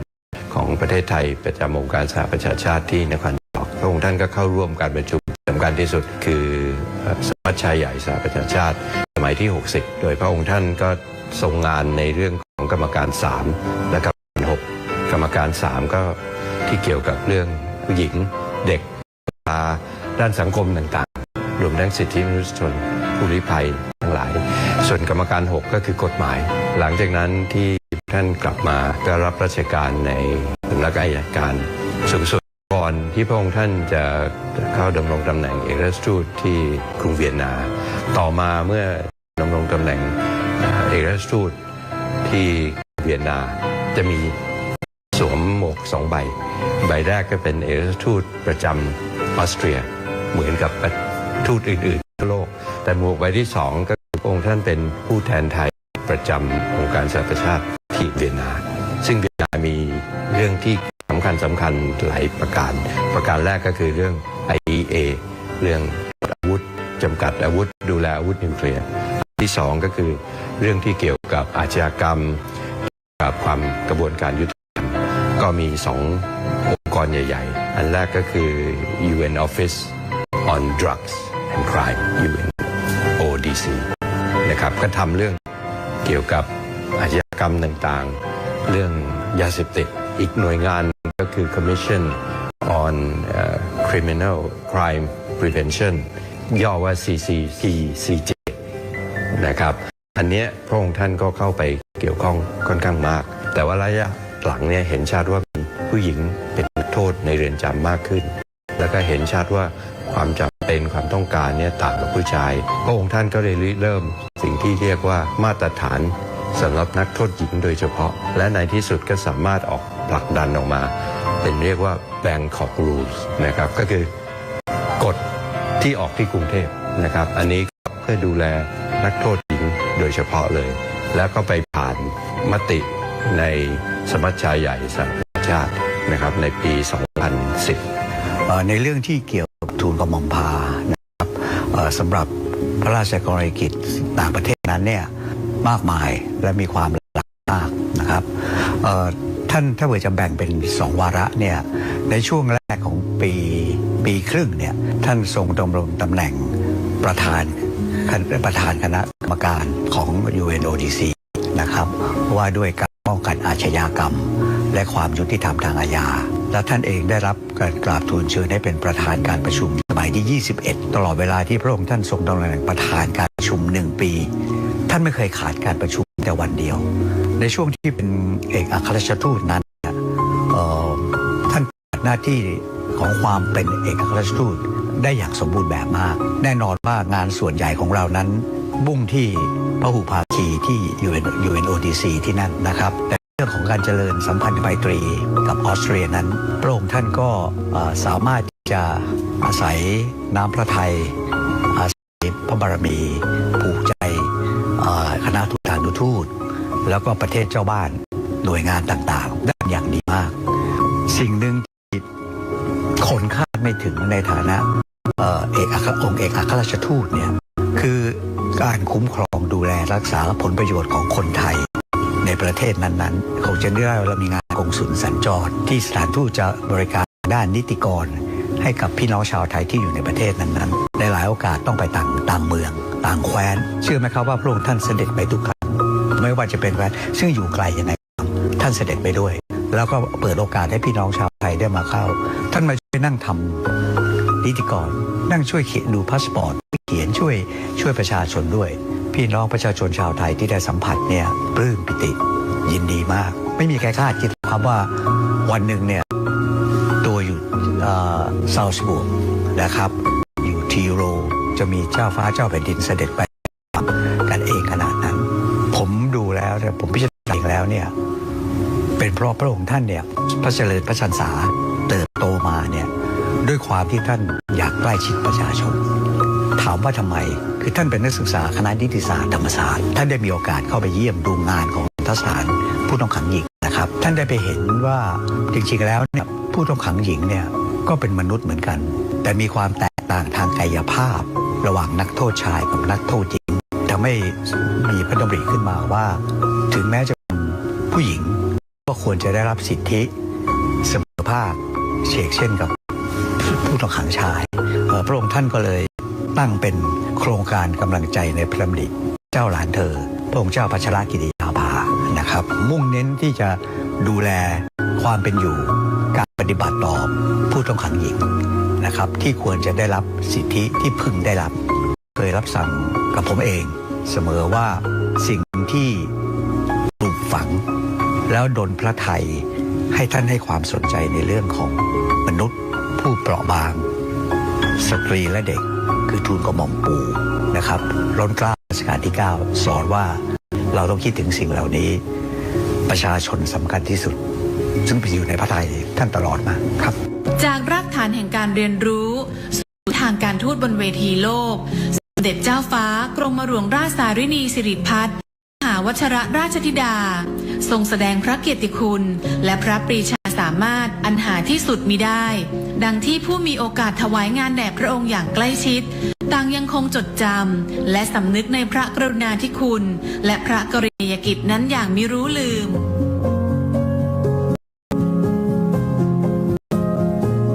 ประทับใจส่วนตัวผมคิดว่า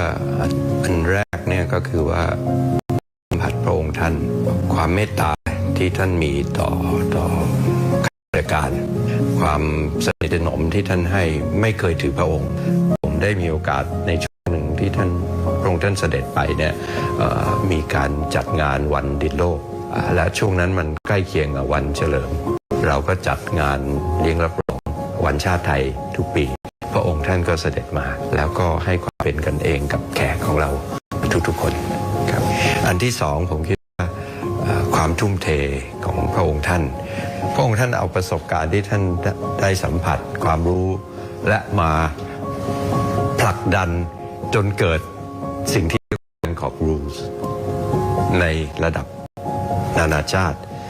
สิ่งที่พระองค์ท่านทำในระดับประเทศคือเอลฟี่ยกระดับชีวิตความเป็นอยู่ของนักโทษในเรือนจำผมคิดว่าสิ่งนี้ผมคิดว่าคงไม่ใช่ประทับใจเฉพาะผมแต่ว่าใครที่ได้ทราบถึง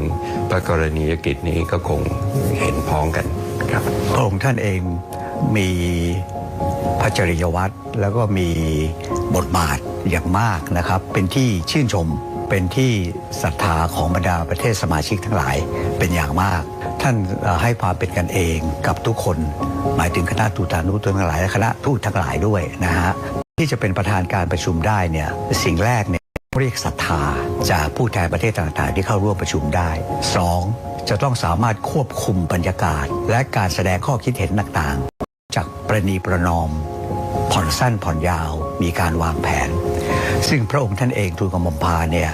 ได้ทรงปฏิบัติหน้าที่ได้อย่างสมบูรณ์แบบมากงานไทยก็เหมือนกันมีจัดงานไทยเฟสติวัลนะฮะพระองค์ท่านก็เสด็จไปแล้วที่น่าปลื้มมากคือไม่ใช่เฉพาะคณะอนุทูตทั้งที่ประจำใน UN หรือว่าทวิภาคีมาร่วมงานนะผู้บริหารระดับสูงของรัฐบาลออสเตรียเนี่ย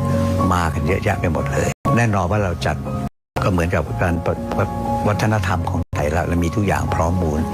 ดังนั้นก็ถือว่าประสบความสำเร็จมากอย่างหนึ่งที่ผู้คนกล่าวขวัญเนี่ยแน่นอนชมพอใจกับงานว่าดีอย่างไรแต่เขาบอกว่าเขารู้แล้วเขาเข้าใจแล้วคนที่พูดนี่เป็นระดับรัฐมนตรีนะก็บอกเขาเข้าใจเมื่อก่อนเขาไม่เข้าใจแต่เดี๋ยวนี้เขาเข้าใจแล้วว่าทำไมสถาบันพระมหากษัตริย์เนี่ยถึงได้เป็นที่ศรัทธาของประชาชนชาวไทย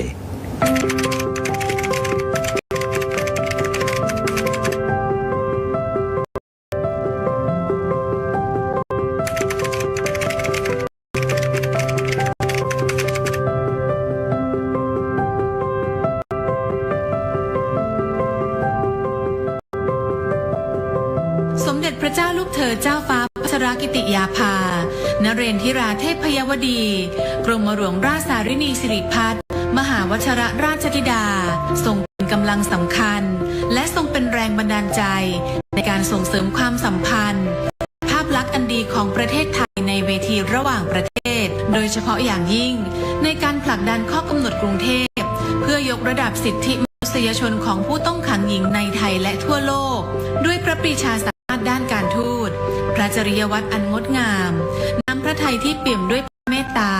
และพระกิตติคุณอันหาที่สุดมิได้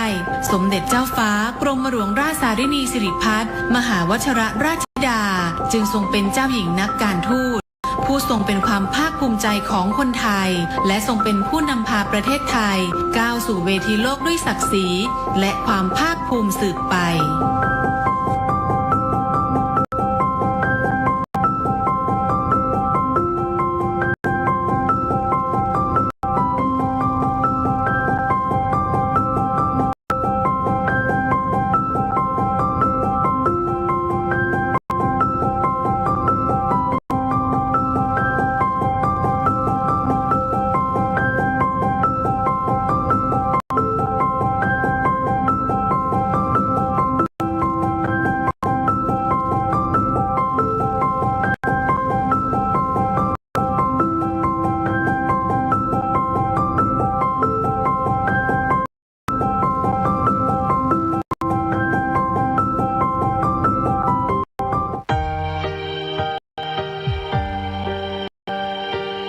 สมเด็จพระเจ้าอยู่หัวทรงมีพระราชปณิธานในการสืบสานรักษาต่อยอดราชปณิธานในพระบาทสมเด็จพระบรมชนกาธิเบศรมหาภูมิพลอดุลยเดชมหาราช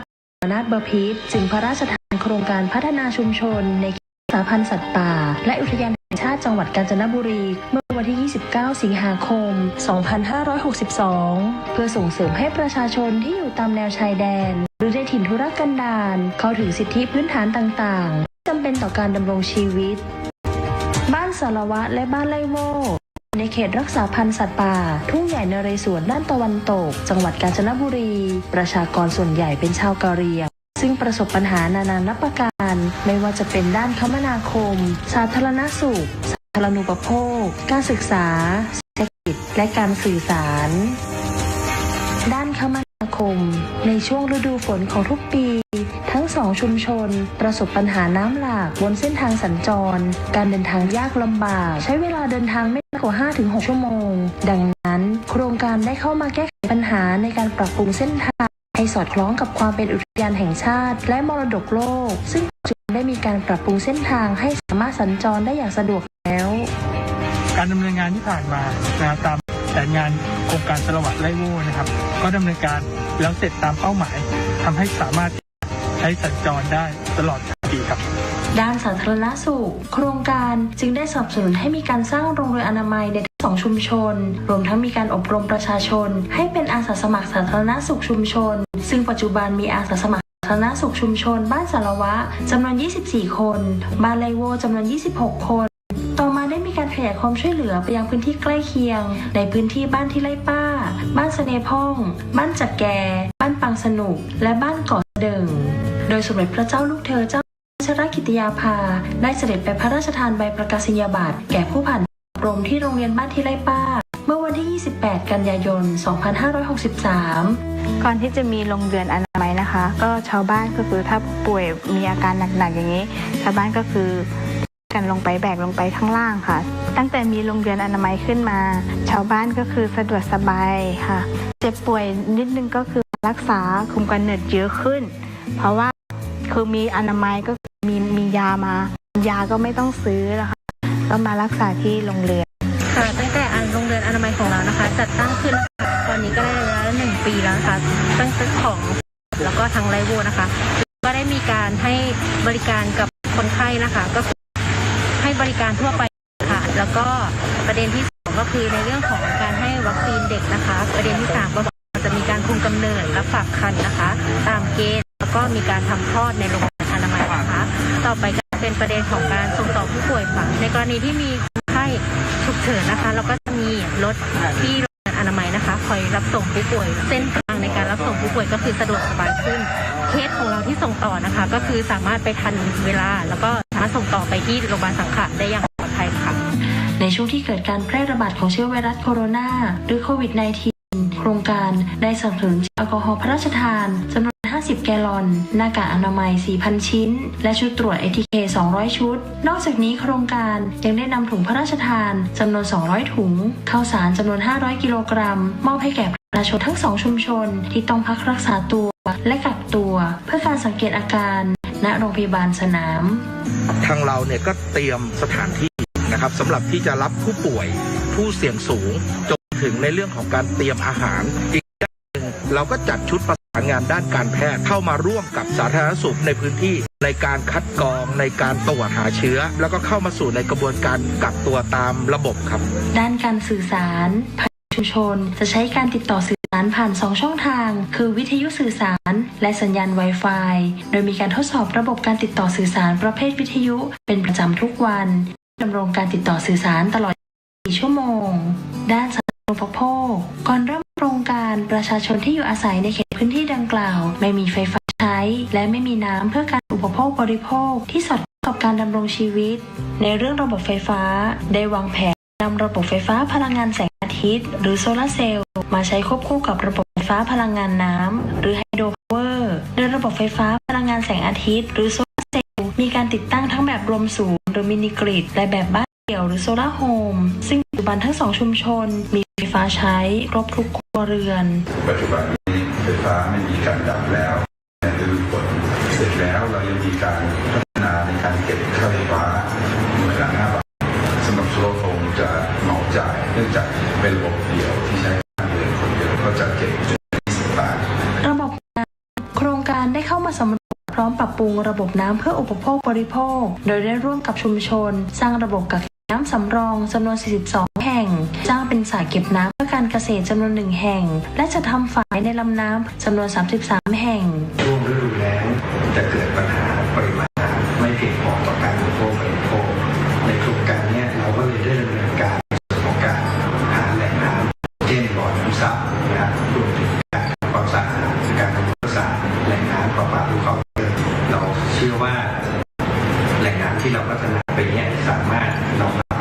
การบริโภคในพื้นที่และยกระดับคุณภาพชีวิตของประชาชนในพื้นที่ได้ครับ ด้านเศรษฐกิจเดิมประชาชนทั้งสองชุมชนดำรงชีวิตด้วยการเผาป่าเพื่อปลูกข้าวไร่เก็บของในป่ามาขายและทำงานรับจ้างทั่วไปโดยมีรายได้ต่อครัวเรือน 2,000 ถึง 3,000 บาทต่อปีเมื่อโครงการเข้ามาจึงได้มีการจัดทำสัมมโนประชากรชุมชนเสริมความรู้การพัฒนาอาชีพด้วยการปลูกผักทั้งในและนอกโรงเรือนการทำนารวมและพัฒนาไม้ผลเดิมเช่นกาแฟเม็ดมะม่วงหิมพานต์และหมากโดยให้ความรู้กับชุมชนในการเก็บผลผลิตที่ถูกต้องจนปัจจุบันทำให้ชาวบ้านเก็บกาแฟได้ 14,900 กิโลกรัมคิดเป็นเงิน 720,000 บาทซึ่งสูงกว่าปีที่ผ่านมาที่จำหน่ายกาแฟได้เงิน 133,600 บาทการเข้ามาของโครงการก่อให้เกิดการรวมกลุ่มของชุมชนและพัฒนาเป็นวิสาหกิจชุมชนโดยมีการจดทะเบียนเป็นวิสาหกิจชุมชนขึ้นเมื่อวันที่ 15 มีนาคม 2564 ในการเสริมสร้างของเรื่องของผักอินทรีย์หัวใจหลักของการทำผักอินทรีย์คือความซื่อสัตย์การทำงานในระยะแรกอาจจะเกิดปัญหาในเรื่องความเข้าใจพยายามเข้ามาปรับเปลี่ยนแล้วสอนวิธีให้เขาชาวบ้านดังนั้นการเรียนรู้ในระยะที่ผ่านมาชาวบ้านก็เกิดความพึงพอใจเรามองความยั่งยืนในถึงอาชีพแล้วก็เรื่องของป่าไม้และชุมชนดังนั้นผลผลิตที่ออกไปจากที่นี่ค่ะจะมองถึงเรื่องความเป็นอินทรีย์ถึงการรวมกลุ่มและเองหัวใจของความซื่อสัตย์จะมาช่วยชาวบ้านให้เขาช่วยเกิดให้เหลือกันเองได้ลุงเหนือ200 กิโลก็ผมก็เลยบอกว่า100 กิโลนะกิโลละ30 บาทถ้าคุณมี2 โลล่ะเก็บรอบเนี่ยคุณก็1,000ฉะนั้นผมคิดว่าก็ดีมากดีที่สุดก็คือหน่วยงานเขาก็สนับสนุนหาตลาดรองรับให้เราถ้าเกิดโครงการทำให้ไม่ลงเนี่ยพวกผมก็ยังอยู่แบบลอยอยู่การช่วยเหลือครัวเรือนขาดแคลนโครงการได้เข้าช่วยเหลือครัวเรือนที่ขาดแคลนโดยนำแนวทางพระราชทานสายพานการผลิตของสมเด็จพระเจ้าลูกเธอเจ้าฟ้าพัชรกิติยาภาเข้าเป็นแนวทางหลักโดยให้ครัวเรือนขาดแคลนเข้าสู่สายพานการผลิตในทุกการผลิตชุมชนซึ่งทำให้ครัวเรือนขาดแคลนมีรายได้เพิ่มขึ้นสามารถปลดหนี้สินได้อีกทั้งโครงการยังได้ซ่อมแซมบ้านครัวเรือนขาดแคลนที่ทรุดโทรมให้มีความแข็งแรงมากยิ่งขึ้นด้วยผมไม่ได้อยู่บ้านกลับมาเนี่ยห้องน้ำไม่มีฝาครับไม่มีฝาเนี่ยผมหาสังกะสีเก่ามาแปะครับแล้วโครงการห้องน้ำเนี่ยผมไม่รู้หรอกว่าเข้ามาครับแล้วอยู่ๆก็เขามาสร้างให้ครับโอ้เขาสร้างอย่างดีเลยครับด้านการศึกษาใน2 ชุมชนมีเพียงห้องเรียนสาขาบ้านสารวะและไลโวเมื่อโครงการเข้ามาจึงมีการยกระดับเป็นโรงเรียนกองม่องทะสาขาบ้านสารวะและสาขาบ้านไลโวส่งผลให้มีอัตรากำลังครูและเจ้าหน้าที่เพิ่มมากขึ้นรวมถึงมีหลักสูตรการเรียนการสอนที่ดีขึ้นนอกจากนี้มีการนำระบบ DLTV เข้าไปสอนเสริมมีการสอนในหลักสูตรพื้นมีการจัดทำหลักสูตรพื้นป่าต้นน้ำทุ่งใหญ่นเรศวรเห็นความสำคัญของการดูแลรักษาป่าและนักเรียนในพื้นที่ยังมีความสามารถด้านศิลปะโครงการจึงได้สนับสนุนให้มีการรูปประกอบการเขียนนิทาน3 เรื่องที่ได้เรียน DLTV นะคะแล้วก็ได้เรียนกับคุณครูประจำชั้นด้วยเนี่ยก็ทำให้พัฒนาการเรียนของเด็กๆเนี่ยดีขึ้นค่ะการศึกษาต่อปีที่ผ่านมามีนักเรียนจากที่โครงการศึกษาต่อณโรงเรียนอุดมสิทธิศึกษาจำนวน6 คนแต่โรงเรียนยังขาดแคลนหอพักนักเรียนดังนั้นสมเด็จพระเจ้าลูกเธอเจ้าฟ้าพัชรกิติยาภาจึงได้พระราชทานทรัพย์ส่วนพระองค์เป็นทุนตั้งต้นในการก่อสร้างหอพักนักเรียนซึ่งปัจจุบันก่อสร้างเสร็จเรียบร้อยแล้วอยู่มาจากหมู่บ้านสารวะค่ะมาม.4 ก็มาเรียนที่สิทธิศึกษาค่ะเพราะว่าที่อุดมมีหอพักให้อยู่ค่ะประหยัดค่าใช้จ่ายค่ะที่โรงเรียนอุดม ธิศึกษานะคะแล้วก็จะมีการปลูกผักเลี้ยงปลาทำกับข้าวกินเองทำกิจกรรมต่างๆกับเพื่อนค่ะ นอกจากนี้โครงการได้สนับสนุนให้นักเรียนที่ต้องการเพื่อครอบครัวได้เรียนต่อจึงได้จัดให้มีระบบศึกษานอกโรงเรียนซึ่งปัจจุบันนักเรียนและประชาชนในพื้นที่จำนวน112 คนได้การมีส่วนร่วมของชุมชนจากการที่กรมอุทยานได้ตราพระราชบัญญัติอุทยานแห่งชาติพุทธศักราช 2562 และพระราชบัญญัติสงวนและคุ้มครองสัตว์ป่าพุทธศักราช 2562 ในการให้ประชาชนอยู่ร่วมกับป่าและใช้ประโยชน์จากป่าดังนั้นโครงการจึงเข้ามาสนับสนุนแนวทางของป่า3อย่างประโยชน์อย่างและเป็นจุดเริ่มต้นของการที่ประชาชนทั้งสองชุมชนได้มอบที่ดินคือให้แก่กรมอุทยานเพื่อใช้ประโยชน์ในการปลูกป่า3อย่างประโยชน์4อย่างและเมื่อวันที่ 27 กันยายน 2563 ที่บ้านสารวะและวันที่ 19 พฤศจิกายน 2564 ที่บ้านโวสมเด็จพระเจ้าลูกเธอเจ้าฟ้าพัชรกิติยาภาได้เสด็จไปทรงร่วมปลูกป่าเพื่อเป็นปฐมฤกษ์ในการปลูกป่า3อย่างประโยชน์4อย่างป่า3อย่างประโยชน์4อย่างแต่ละแปลงเนี่ยเราไม่จำเป็นต้องทำเหมือนกันมันขึ้นอยู่กับบริบทของแต่ละแปลงอย่างแปลงนี้เนี่ยชาวบ้านก็ต้องการให้เป็นแหล่งต้นน้ำเราก็ต้องเน้นประโยชน์เรื่องระบบนิเวศเป็นหลักส่วนประโยชน์เรื่องอาหารเรื่องยาเรื่องไม้ใช้สอยเนี่ยก็เป็นเรื่องรองไปมูลนิธิภูบดินทร์ในพระบรมราชูปถัมภ์จัดตั้งขึ้นวันที่ 25 สิงหาคม 2564 โดยพระบาทสมเด็จพระเจ้าอยู่หัวได้พระราชทานเงินตั้งต้นจำนวน 10,274,216 บาทเมื่อมีการจัดตั้งมูลนิธิทำให้หลายภาคส่วนได้เข้ามาสนับสนุนงานของโครงการมากขึ้นเช่นศูนย์ศิลปาชีพในสมเด็จพระนางเจ้าสิริกิติ์พระบรมราชินีนาถมาให้คำแนะนำในเรื่องการทอผ้าและการจักสานมีการสนับสนุนจากสำนักงานพัฒนาธุรกรรมทางอิเล็กทรอนิกส์หรือ EDDA มาให้ความรู้กับประชาชนในเรื่องการตลาดการสร้างแบรนด์และการจำหน่ายสินค้าทางออนไลน์เช่น Shopee ภารกิจที่มูลนิธิกำลังดำเนินการคือการสนับสนุนในเรื่องของการพัฒนาที่ดินในแนวทางของป่า3อย่างประโยชน์4อย่างผลจากการทำแปลงรวมการทำนารวมทำให้ประชาชนในชุมชนเห็นประโยชน์ของการทำงานร่วมกันการใช้ที่น้อยแต่มีรายได้เพิ่มขึ้นจึงทำให้ประชาชนใน2ชุมชนได้ยกที่ดินให้กับมูลนิธิ4รายเป็นเนื้อที่100 ไร่คณะกรรมการบริหารมูลนิธิจึงขอให้กรมอุทยานและหน่วยงานที่เกี่ยวข้องจัดทำแผนที่ของการแบ่งพื้นที่ออกเป็นประเภทต่างๆจำนวน6ประเภทการดำเนินงานตามโครงการภายใต้การสนับสนุนของมูลนิธิภูบดินทร์จะเข้ามาสนับสนุนหน่วยงานภาครัฐเพื่อให้ประชาชนในพื้นที่ห่างไกลได้รับหรือเข้าถึงบริการของรัฐรวมทั้งช่วยเสริมทักษะและวิธีคิดการจัดการทรัพยากรร่วมกันระหว่างชุมชนกับภาครัฐและสนับสนุนให้เกิดวิถีคนอยู่กับป่าอันเป็นการรักษาวิถีการดำเนินชีวิตของชุมชนและรักษาทรัพยากรธรรมชาติของประเทศไทยตลอดไปจริงๆแล้วต้องขอบพระคุณพระองค์ท่านครับที่เป็นห่วงชาวบ้านและผู้สารวัตรครับแม้ว่าจะอยู่ในป่าเขาท่านก็ไม่ลืมผู้เราครับขอบพระคุณมากครับ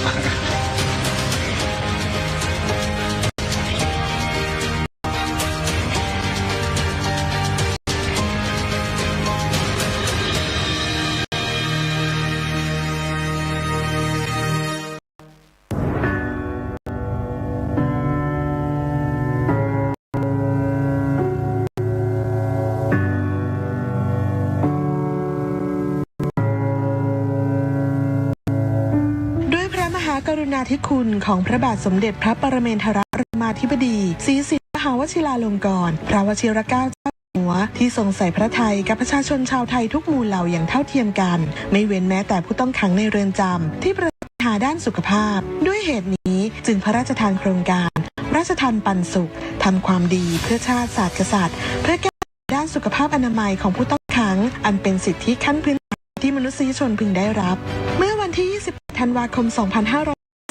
พระบาทสมเด็จพระวชิรเกล้าเจ้าอยู่หัวและสมเด็จพระนางพระบรมราชินีเสด็จเปิดโครงการระยะที่ 1 ณ ทัณฑสถาน พยาบาลราชทัณฑ์และได้พระราชทานเครื่องมือแพทย์ด้วยพระราชทรัพย์ส่วนพระองค์จำนวน756ชิ้นวงเงิน190ล้านบาทเศษให้กับเรือนจำทันตสถาน25แห่งรวมทั้งพระราชทานรถเอ็กซเรย์เคลื่อนที่ให้กับโรงพยาบาลประจำเขตอีก12แห่งและได้พระราชทานแนวทางอื่นๆอาทิการพัฒนาศักยภาพผู้ต้องขังให้มีความรู้ในเรื่องการรักษาพยาบาลด้วยการเป็นอาสาสมัครสาธารณสุขเรือนจำการจัดตั้งหน่วยสุขภาพราชทัณฑ์ปันสุขบูรณาการในการทำงานระหว่างเรือนจำและโรงพยาบาลและสนับสนุนให้จิตอาสาจากศูนย์อำนวยการใหญ่จิตอาสาพระราชทานเข้ามาช่วยดูแลมิติสุขภาพและสิ่งแวดล้อมโครงการทันปันสุขทำให้เกิดผลดีและเปลี่ยนแปลงในมิติสุขภาพในด้านต่างๆต่อเจ้าหน้าที่และผู้ต้องขังในทุกเรือนจำและบุคลากรจากโรงพยาบาลแม่ข่าย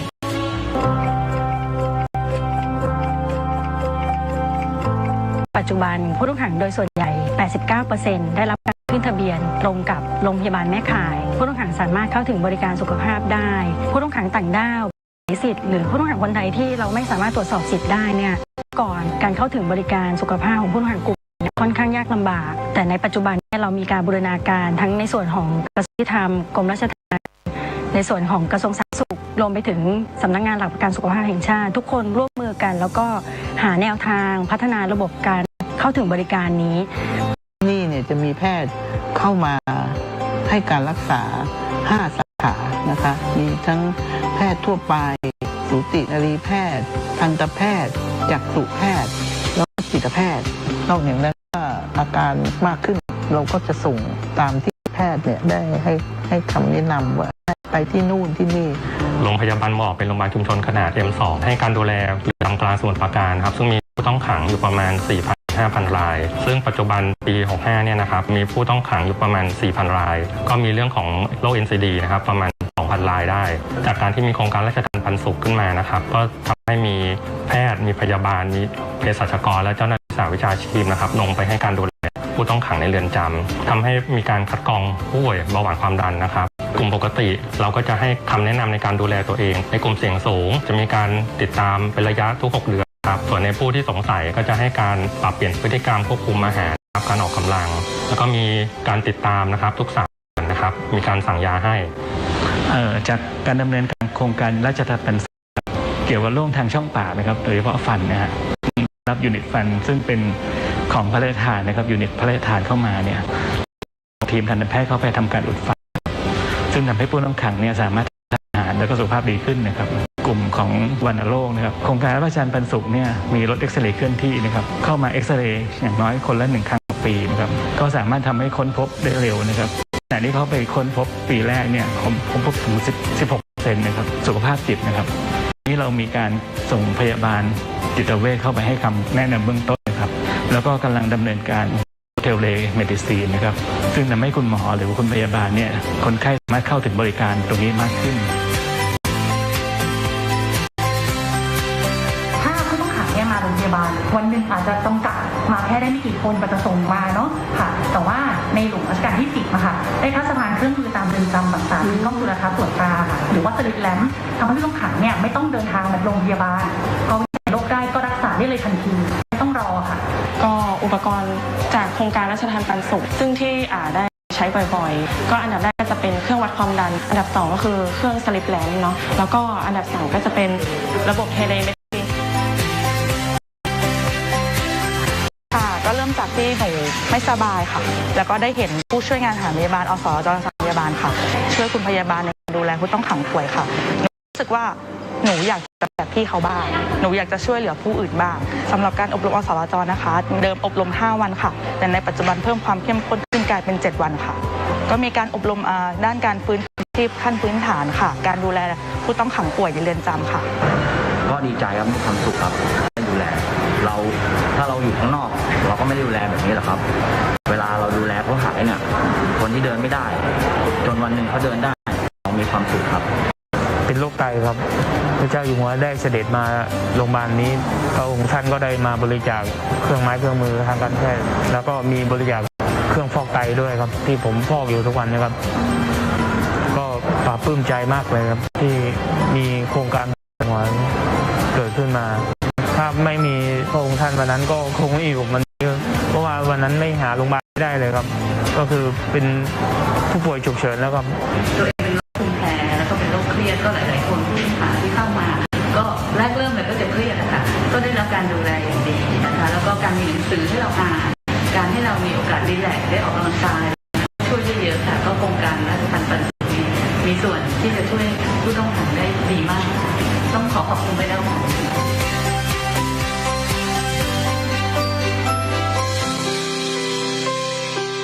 การดำเนินงานในระยะที่ 2 พระบาทสมเด็จพระเจ้าอยู่หัวได้พระราชทานความช่วยเหลือในระยะที่ 2 ไปยังเรือนจำอำเภอจำนวน 19 แห่งโดยพระราชทานพระราชทรัพย์ส่วนพระองค์จำนวน 118 ล้านบาทเศษเพื่อจัดซื้อครุภัณฑ์ทางการแพทย์ที่แบ่งเป็นครุภัณฑ์ที่ใช้ในเรือนจำ 15 ล้านบาทเศษและครุภัณฑ์เครื่องมือทางการแพทย์ที่ใช้ในโรงพยาบาลแม่ข่ายจำนวน 102 ล้านบาทเศษและได้เปิดโครงการในระยะที่ 2 เมื่อวันที่ 28 เมษายน 2564 ณ พระที่นั่งนครสถานพระราชวังดุสิตโดยมีผู้บริหารผู้บัญชาการเรือนจำและผู้ต้องขังเฝ้ารับเสด็จณที่ตั้งผ่านระบบออนไลน์ นอกจากการพระราชทานครุภัณฑ์ทางการแพทย์แล้วยังได้พระราชทานแนวทางเพิ่มเติมได้แก่การบริหารจัดการโรคติดต่อการกักโรคการส่งเสริมสุขอนามัยและสิ่งแวดล้อมโภชนาการการบำบัดน้ำเสียและการกำจัดขยะเป็นต้นซึ่งแต่ก่อนที่ผ่านมามีข้อพิพาทระหว่างเรือนจำและชุมชนในการปล่อยน้ำเสียตั้งแต่มีโครงการราชทัณฑ์ปันสุขมีแผนงานที่ชัดเจนในการบำบัดน้ำเสียมีการใช้บ่อดักไขมันมีการเติมจุลินทรีย์ลงในท่อระบายน้ำเมื่อวันที่ 13 กันยายน 2564 โครงการได้รับภารกิจการดูแลสุขภาพผู้ต้องขังหญิงตั้งครรภ์และเด็กติดผู้ต้องขังมาดูแลเพิ่มเติมตอนหนูเข้ามาหนูก็ท้องง่าย4 เดือนจะเข้า5 เดือนนะครับหนูก็กังวลว่าหนูจะเป็นยังไงจะอยู่ตรงไหนจะอยู่ได้ไหมแต่พอถึงวันจริงหนูก็มีเจ้าหน้าที่เขาเคยมาผัดท้องแล้วก็พาหนูไปหาหมอแล้วก็กำหนดคลอดพ่อหนูไปคลอดที่โรงพยาบาลเจ้าหน้าที่ก็คุมดีมากเลยค่ะแล้วก็โครงการราชทัณฑ์ปันสุขเขาเคยให้กำลังใจให้หนูด้วยจริงๆก็บอกว่าท้ออยู่นะคะแต่ก็เห็นหน้าลูกให้กำลังใจให้หนูทุกวันนี้ค่ะปัญหาเรื่องเกี่ยวกับมะเร็งนะครับโดยเฉพาะผู้ต้องขังสตรีนะครับก็พบว่ามีเรื่องของมะเร็งเต้านมมะเร็งปากมดลูกนะครับ2 กลุ่มนี้อยู่ในขั้นกลางการดำเนินการต่อเนื่องนะครับจากสถานการณ์การแพร่ระบาดของโรคติดเชื้อไวรัสโคโรนา 2019 โควิด -19 ทั่วโลกรวมถึงประเทศไทยและส่งผลกระทบต่อเรือนจำเช่นกันทว่าด้วยแนวทางที่ได้พระราชทานไว้ตั้งแต่ห้องกักโรคการส่งเสริมเรื่องสุขาภิบาลเรือนจำและอนามัยสิ่งแวดล้อมการบูรณาการเรือนจำกับโรงพยาบาลแม่ข่ายจึงทำให้เรือนสามารถรับมือและแก้ไขปัญหาได้ทันการนอกจากนี้ผู้ต้องขังยังได้รับพระมหากรุณาธิคุณอีกเช่นเดิมโดยได้พระราชทานพระราชทรัพย์ส่วนพระองค์จำนวน 48 ล้านบาทเศษในการจัดหาอุปกรณ์ทางการแพทย์นอกจากนี้ยังได้พระราชทานยาฟาวิพิลาเวียจำนวน 200,000 เม็ดพระราชทานพระราชทรัพย์ส่วนพระองค์อีก 1 ล้านบาทในการปรับปรุงห้องปฏิบัติการอนูชีวโมเลกุลระบบความดันลบณทันตสถานโรงพยาบาลราชทัณฑ์เมื่อวันที่ 25 สิงหาคม 2564 พระบาทสมเด็จพระเจ้าอยู่หัวทรงให้จัดตั้งมูลนิธิราชทัณฑ์ปันสุขทำความดีเพื่อชาติศาสตร์กษัตริย์ขึ้นและพระราชทานพระราชทรัพย์ส่วนพระองค์ตั้งต้นจำนวน 10,274,216 บาทโดยการดำเนินงานของมูลนิธิจะเน้นเข้าไปเสริมการทำงานของภาครัฐในการดูแลผู้ต้องขังในเรื่องสุขภาพสวัสดิภาพของผู้ต้องขังเพื่อให้เป็นไปตามหลักมนุษยธรรมนับแต่นี้ไปการทำงานของมูลนิธิจะเข้าไปช่วยเสริมสนับสนุนและช่วยเหลือรวมทั้งดำเนินการร่วมกับทุกภาคส่วนเพื่อสาธารณประโยชน์ที่เกี่ยวข้องกับด้านสุขภาพและการสาธารณสุขของผู้ต้องขังตลอดไป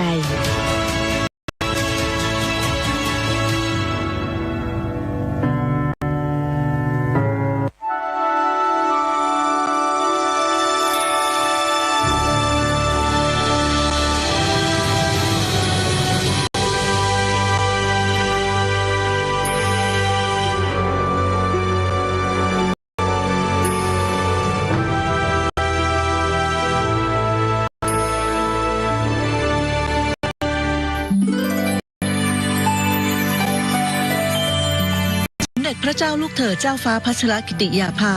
เรนทิลาเทพยวดี กรมหลวงราชสารินีสิริพัฒน์มหาวชิรราชธิดาประสูติเมื่อวันที่ธันวาคมพุทธศักราช 2521 ทรงเป็นพระราชธิดาในพระบาทสมเด็จพระเจ้าอยู่หัวและพระเจ้าวรวงศ์เธอพระองค์เจ้าโสมสวลีสุทนารีนาถทรงมีพระอุปนิสัยร่าเริงตั้งแต่ทรงพระเยาว์จึงทรงเป็นที่รักใคร่ของพระวงศานุวงศ์และราษฎรทุกหมู่เหล่าทรงดำเนินรอยตามเบื้องพระยุคลบาทของพระบาทสมเด็จพระบรมชนกาธิเบศร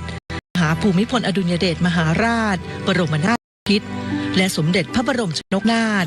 โดยได้ตามเสด็จไปทรงงานทั้งประเทศและต่างประเทศทรงศึกษาเรียนรู้การปฏิบัติพระกรณียกิจการทรงลงพื้นที่จริงซึ่งมีความหลากหลายแล้วทรงนำมาปรับใช้ในการทรงงานเพื่อทรงแบ่งเบาพระราชภาระในภายหลังโดยทรงปฏิบัติพระกรณียกิจมาตั้งแต่ยังทรงพระเยาว์ด้วยทรงมีพระปรีชาสามารถในงานด้านนิติศาสตร์และการต่างประเทศจึงทรงมุ่งมั่นทุ่มเทพระวรกายปฏิบัติพระกรณียกิจเพื่อช่วยเหลือราษฎรผ่านการทรงงานอย่างมิส่งย่อท้อทรงสั่งสมพระประสบการณ์ผ่านการทรงงานทั้งในประเทศและต่างประเทศพระเกียรติคุณจึงเป็นที่ประจักษ์แจ้งและทรงได้รับการยกย่องในประชาคมโลกพระกรณียกิจสำคัญคือการทรงงานเพื่อช่วยเหลือผู้ต้องราชทานผู้ต้องขังทรงมีพระดำริให้จัดตั้งโครงการกำลังใจในพระดำริเพื่อช่วยเหลือผู้ที่เคยก้าวพลาดให้ตระหนักว่ายังมีผู้ที่เต็มใจจะการและเอาใจช่วยให้พวกเขาสามารถเอาชนะปัญหาและอุปสรรคต่างๆได้โดยจัดโครงการอบรมวิชาชีพภายในเรือนจำและทัณฑสถานที่สามารถนำไปประกอบอาชีพได้ในอนาคตเมื่อคนได้รับโอกาสที่สมควรแล้วจะต้องรู้จักเคารพสิทธิของผู้อื่นช่วยลดการกระทำผิดซ้ำซ้อนสามารถกลับมาเป็นประชากรที่มีคุณภาพช่วยให้สังคมส่วนรวมกลับมาอยู่ร่วมกันได้อย่างสงบสุขและส่งให้ความสำคัญกับการพัฒนาทักษะด้านกีฬาให้กับเด็กและเยาวชนในสถานพินิจมีพระดำริให้จัดตั้งสโมสรกีฬา BBG ขึ้นด้วยทรงเล็งเห็นถึงคุณประโยชน์ของการนำกีฬามาใช้ในการพัฒนาเด็กและเยาวชนและทรงสนองพระราชดำริของพระบาทสมเด็จพระเจ้าอยู่หัวในการช่วยเหลือผู้ต้องขังป่วยให้เข้าถึงการรักษาพยาบาลอย่างเท่าเทียมตามหลักมนุษยธรรมผ่านโครงการราชทานปันสุขทำความดีเพื่อชาติศาสตร์กษัตริย์โดยทรงดำรงตำแหน่งองค์ประธานกรรมการโครงการเป็นการดูแลและพัฒนาคุณภาพชีวิตของผู้ต้องขังเพื่อให้สามารถดำเนินชีวิตอยู่ในสังคมได้อย่างมีคุณภาพหลังจากพ้นโทษสอดคล้องกับข้อกำหนดแมนเดลาซึ่งเป็นข้อกำหนดมาตรฐานขั้นต่ำขององค์การสหประชาชาติในการปฏิบัติต่อผู้ต้องขังและข้อกำหนดกรุงเทพซึ่งเป็นข้อกำหนดสหประชาชาติด้วยการปฏิบัติต่อผู้ต้องขังหญิงและมาตรการที่ไม่ใช่การคุมขังสำหรับผู้กระทำผิดหญิงที่มีหัวใจสำคัญคือการไม่เลือกปฏิบัติซึ่งสมเด็จพระเจ้าลูกเธอเจ้าฟ้าพัชรกิติยาภานเรศธิราเทพยวดีกรมหลวงราชสารินีสิริพัฒน์มหาวชิรราชธิดาทรงผลักดันให้เกิดการบังคับใช้อย่างต่อเนื่องในยามที่ราษฎรเดือดร้อนจากภัยพิบัติได้เสด็จไปส่งเยี่ยมราษฎรอย่างทันท่วงทีโดยทรงดำรงตำแหน่งประธานกรรมการมูลนิธิอาสาเพื่อนพึ่งพายามยากสภากาชาดไทยทางพระบาทสมเด็จเจ้าอยู่หัวเลยพระราชดีท่านก็เป็นห่วงนะคะท่านก็ส่งขอพระราชทานมาส่งจิตอาสามานะคะมูลนิธิเพื่อนพึ่งพาก็ได้มีส่วนมาช่วยด้วยในตอนนั้นก็เป็นห่วงคนไทยทุกคนก็เป็นห่วงแต่ที่มาเยี่ยมนี้มาช้าเพราะว่าตอนนั้นคิดว่าจังหวัดคงวุ่นวายความช่วยเหลือจะมารับเสด็จเขาคงไม่สะดวกแต่ว่าที่มาตอนนี้ก็คือมาช่วยดูเรื่องฟื้นฟูซ่อมแซมสิ่งของแล้วก็มาให้ค่าใช้จ่ายเรื่องการพัฒนาอาชีพที่เสียหายไปนะคะก็กำลังใจให้ทุกคนด้วยความรักและห่วงนอกจากนี้ทรงสืบสานพระราชปณิธานของพระบาทสมเด็จพระบรมชนกาธิเบศรมหาภูมิพลอดุลยเดชมหาราชบรมนาถบพิตรและสมเด็จพระนางสิริกิติ์พระบรมราชินีนาถพระบรมราชชนนีพันปีหลวงในการอนุรักษ์และดูแลช้างก่อเกิดเป็นโครงการพัชรสุธาคชานุรักษ์เพื่อดูแลสร้างความสมดุลระหว่างคนกับช้าง ในพื้นที่ป่ารอยต่อ5จังหวัดภาคตะวันออกได้แก่ระยองจันทบุรีชลบุรีฉะเชิงเทราและสระแก้วโดยพระบาทสมเด็จพระเจ้าอยู่หัวทรงรับโครงการไว้ในพระบรมราชูปถัมภ์มีสมเด็จพระเจ้าลูกเธอเจ้าฟ้าพัชรกิติยาภานเรศธิราเทพยวดีกรมหลวงราชสารินีสิริพัฒน์มหาวชิรราชธิดาทรงเป็นประธานคณะกรรมการตลอดระยะเวลาการทรงงานสมเด็จพระเจ้าลูกเธอเจ้าฟ้าพัชรกิติยาภานเรศธิราเทพยวดีกรมหลวงราชสารินีสิริพัฒน์มหาวชิรราชธิดาทรงมุ่งมั่นปฏิบัติพระกรณียกิจโดยทรงนำความรู้และพระประสบการณ์จากการทรงงานในด้านต่างๆทั้งในระดับประเทศและเวทีโลกมาใช้เพื่อพัฒนาประเทศชาติและประชาชนอันเป็นการสืบสานรักษาและต่อยอดพระราชปณิธานของพระบาทสมเด็จพระเจ้าอยู่หัวในการบำบัดทุกข์บำรุงสุขแก่อาณาราษฎรสมดังที่ทรงเป็นเจ้าฟ้าของปวงประชาอย่างแท้จริง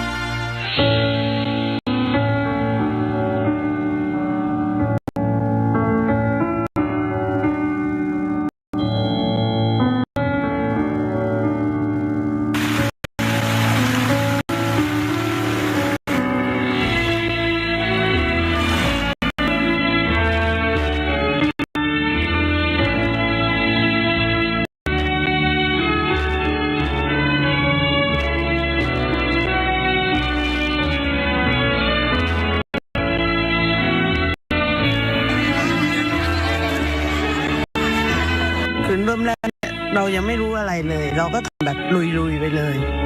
ก็ไปเยี่ยมจะมีของไปให้ก็มีประชาชนเนี่ยมายืนรอเฝ้าแบบแม่น้ำรอเฝ้าปรากฏเขาก็ส่งเงินมาให้บาทเปียกๆเขาก็บอกว่าถวายท่านเพื่อช่วยเหลือประชาชนอันนี้ก็เลยต้องบอกว่าเป็นเงิน20 บาทแรกที่ได้มาสำหรับทำมูลนิธิอาสาเพื่อนพึ่งพายามยาก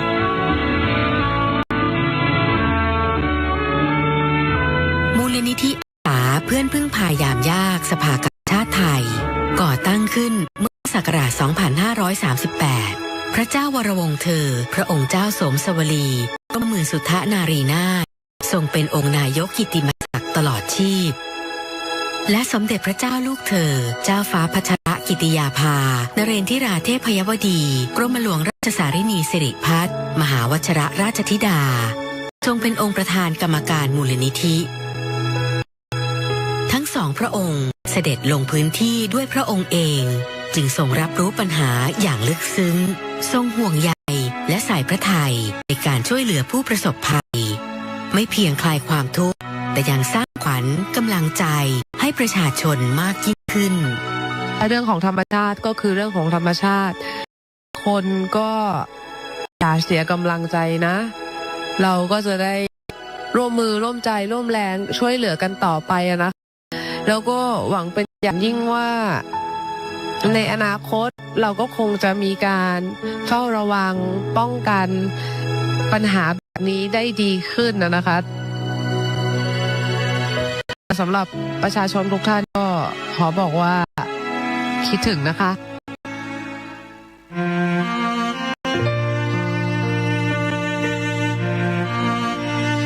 สมเด็จพระเจ้าลูกเธอเจ้าฟ้าพัชรกิติยาภานเรศธิราเทพยวดีกรมหลวงราชสารินีสิริพัฒน์มหาวชิรราชธิดาทรงตระหนักถึงการป้องกันระวังภัยเพื่อลดความสูญเสียต่อชีวิตและทรัพย์สินของประชาชนจึงมีพระดำริให้มูลนิธิจัดตั้งสถานีโทรมาตรอัตโนมัติโดยเฉพาะพื้นที่ป่าต้นน้ำเพื่อตรวจวัดปริมาณน้ำฝนระดับน้ำและความเร็วการไหลของน้ำแบบเรียลไทม์และริเริ่มเครือข่ายเตือนภัยพิบัติชุมชนเพื่อนพึ่งพาเพื่อให้ชุมชนในพื้นที่เสี่ยงภัยสามารถ โนโลยีเป็นและช่วยเหลือซึ่งกันและกันได้อย่างทันท่วงทีในระหว่างเกิดภัยสิ่งของจำเป็นที่บรรจุอยู่ในถุงยางชีพพระราชทานไปจนถึงโรงครัวพระราชทานจะส่งตรงไปถึงผู้ประสบภัยทำให้วิกฤตที่ต้องเผชิญบรรเทาเบาบางลงและเมื่อภัยพิบัติเริ่มคลี่คลายงานของมูลนิธิยังคงเดินหน้าต่อเพื่อช่วยฟื้นฟูคุณภาพชีวิตของผู้ประสบภัยให้กลับเข้าสู่ภาวะปกติโดยเร็ว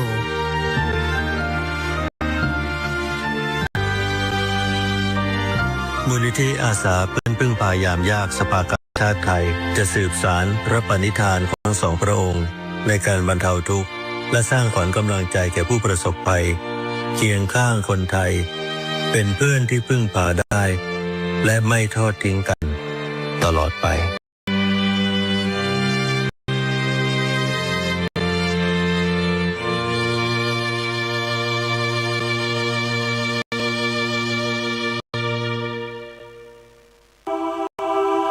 พิรุณพรำฟ้าร่ำให้อาลัยยิ่ง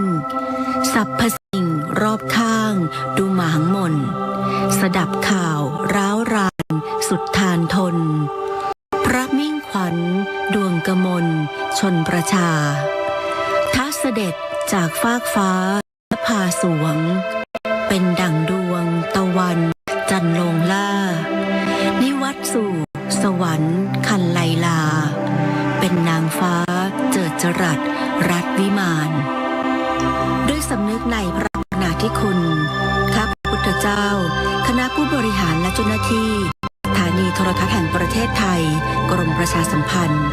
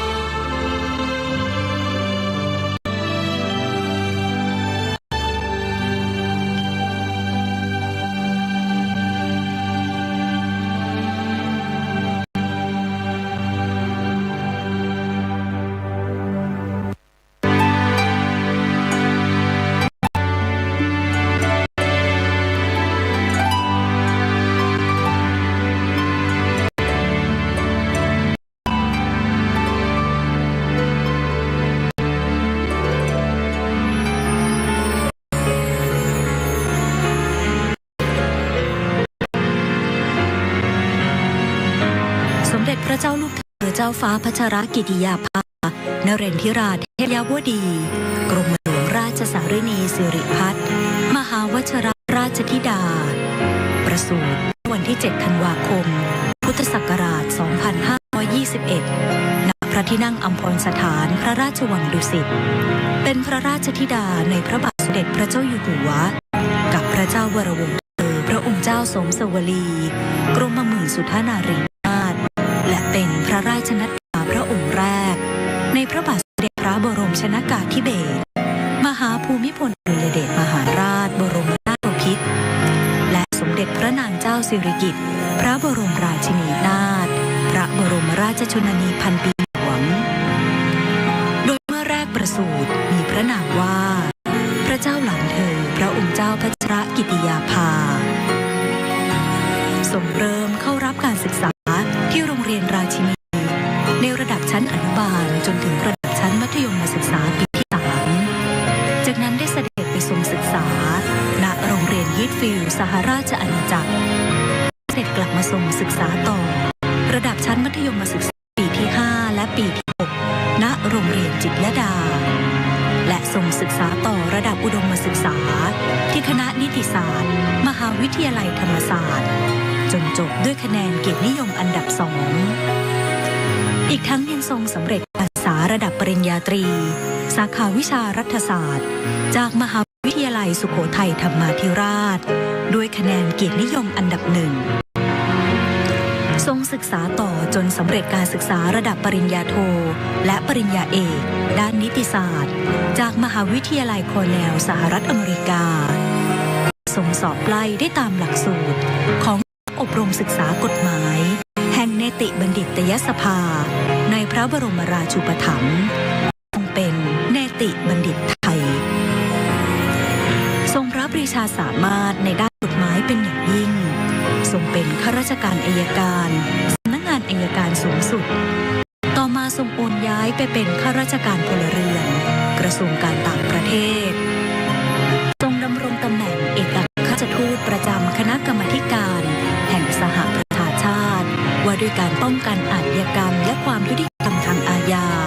นครเวียนนาสาธารณรัฐออสเตรียทรงดำรงตำแหน่งเอกอัครราชทูตวิสามัญผู้มีอำนาจเต็มประจำสาธารณรัฐออสเตรียประจำสาธารณรัฐสโลวักและประจำสาธารณรัฐสโลวีเนียหลังจากนั้น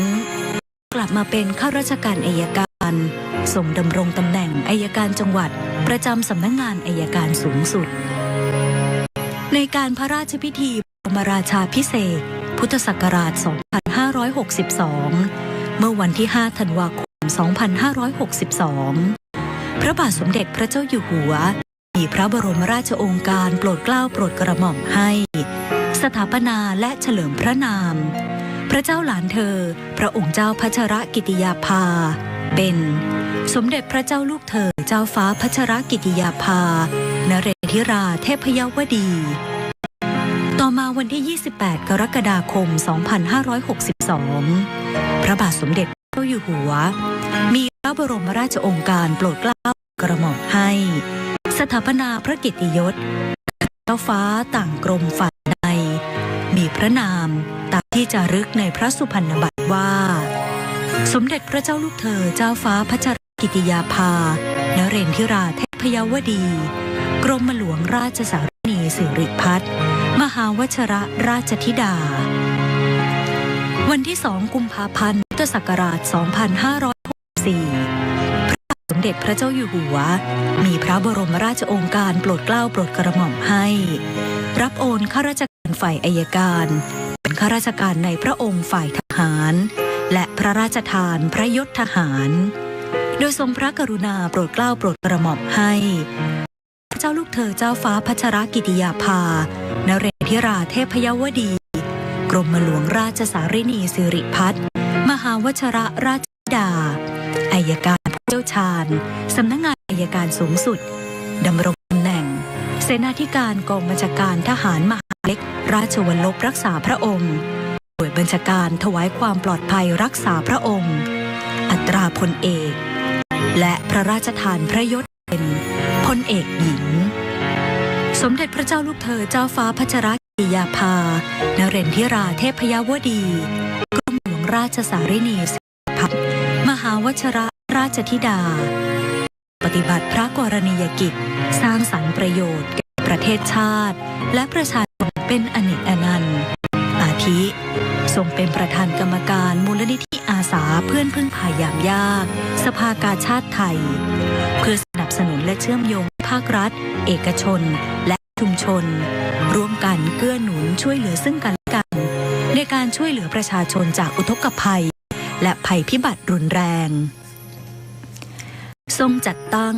มูลนิธินภาในพระดำริให้การช่วยเหลือผู้ด้อยโอกาสที่ได้รับผลกระทบทางกฎหมายช่วยเหลือผู้พ้นโทษให้กลับคืนสู่สังคมอย่างปกติสุขและทรงเป็นประธานกิตติมศักดิ์คณะกรรมการบริหารกองทุนพัชรกิติยาภาเพื่อการศึกษากฎหมายเพื่อจัดส่งนักศึกษากฎหมายของไทยไปศึกษาต่อในระดับปริญญาโท คณะนิติศาสตร์มหาวิทยาลัยคอร์เนลสหรัฐอเมริกาด้วยพระปรีชาสามารถและการทรงงานด้านกระบวนการยุติธรรมเพื่อประโยชน์สุขแก่ราษฎรจึงทรงได้รับการยกย่องจากองค์การนานาชาติขอพระราชทานถวายรางวัลเพื่อเฉลิมพระเกียรติคุณอาทิรางวัล Medal of Recognition จาก UNODC ซึ่งเป็นรางวัลเกียรติยศสูงสุดของสำนักงานว่าด้วยยาเสพติดและอาชญากรรมแห่งสหประชาชาติและยูนิเฟมกองทุนสหประชาชาติเพื่อการพัฒนาสตรีได้กราบทูลเชิญให้ทรงเป็นทูตสันทวไมตรีในการต่อต้านความรุนแรงต่อผู้หญิงนอกจากนี้พระเจ้าลูกเธอเจ้าฟ้าพัชรกิติยาภานเรนทิราเทพยวดีกรมหลวงราชสารินีสิริพัฒน์มหาวชรราชธิดายังทรงปฏิบัติพระกรณียกิจนับประการในการแบ่งเบาพระราชกรณียกิจในสมเด็จพระบรมชนกนาถด้วยความเรียบร้อยเป็นที่ไว้วางพระราชหฤทัย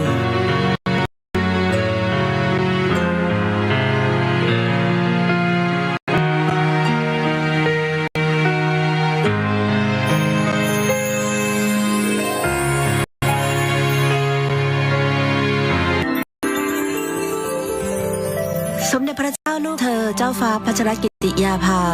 นเรนทิราเทพยวดีกรมหลวงราชสารินีสิริพัฒน์มหาวชรราชธิดาเป็นพระราชธิดาพระองค์โตในพระบาทสมเด็จพระเจ้าอยู่หัวและพระเจ้าระบงเธอพระองค์เจ้าสมเสวลีกรมหมื่นสุทานารีนาถทั้งเป็นพระราชนัดดาองค์แรกในพระบาทสมเด็จพระบรมชนกาธิเบศรมหาภูมิพลอดุลยเดชมหาราชบรมนาถบพิตรและสมเด็จพระนางเจ้าสิริกิติ์พระบรมราชินีนาถพระบรมราชชนนีพันปีหลวงเมื่อวันที่ 7 ธันวาคม พุทธศักราช 2521 ณ พระที่นั่งอัมพรสถานพระราชวังดุสิตสมเด็จพระเจ้าลูกเธอเจ้าฟ้าพัชรกิติยาภานเรนทิราเทพยวดีกรมหลวงราชสารินีสิริพัฒน์มหาวชรราชธิดาส่งเริ่มศึกษาที่โรงเรียนราชินีในระดับอนุบาลจนถึงชั้นมัธยมศึกษาปีที่ 3จากนั้นได้เสด็จไปทรงศึกษาณโรงเรียนฮิตฟิลด์ในเมืองแอสคอตสหราชอาณาจักรก่อนเสด็จกลับมาทรงศึกษาต่อชั้นมัธยมศึกษาปีที่ 5 และ 6 ที่โรงเรียนจิตรลดาและทรงศึกษาต่อระดับอุดมศึกษาที่คณะนิติศาสตร์มหาวิทยาลัยธรรมศาสตร์ด้วยคะแนนเกียรตินิยมอันดับ 2และปริญญาระดับบัณฑิตจากมหาวิทยาลัยสุโขทัยธรรมาธิราชด้วยคะแนนเกียรตินิยมอันดับ 1จากนั้นพระองค์เสด็จไปทรงศึกษาต่อณมหาวิทยาลัยคอร์เนลเมืองอิติก้ามลรัฐนิวยอร์กซึ่งเป็นหนึ่งมหาวิทยาลัยกลุ่มไอวี่ลีกมีชื่อเสียงของสหรัฐอเมริกาโดยทรงใช้เวลาศึกษาในระดับปริญญามหาบัณฑิตสาขานิติศาสตร์หรือ LLM เพียง1 ปีจากนั้นทรงเข้าศึกษาต่อระดับปริญญาดุษฎีบัณฑิตด้านนิติศาสตร์หรือ JSD และทรงศึกษากฎหมายที่สำนักอบรมศึกษากฎหมายแห่งเนติบัณฑิตยสภาที่ประเทศไทยควบคู่กันไปด้วยพระอัจฉริยภาพและผลแห่งความภาคเพียรทำให้ทรงสำเร็จการศึกษาทั้งดุษฎีบัณฑิตจากมหาวิทยาลัยคอร์เนลสหรัฐอเมริกาและทรงเป็นเนติบัณฑิตไทยพร้อมกัน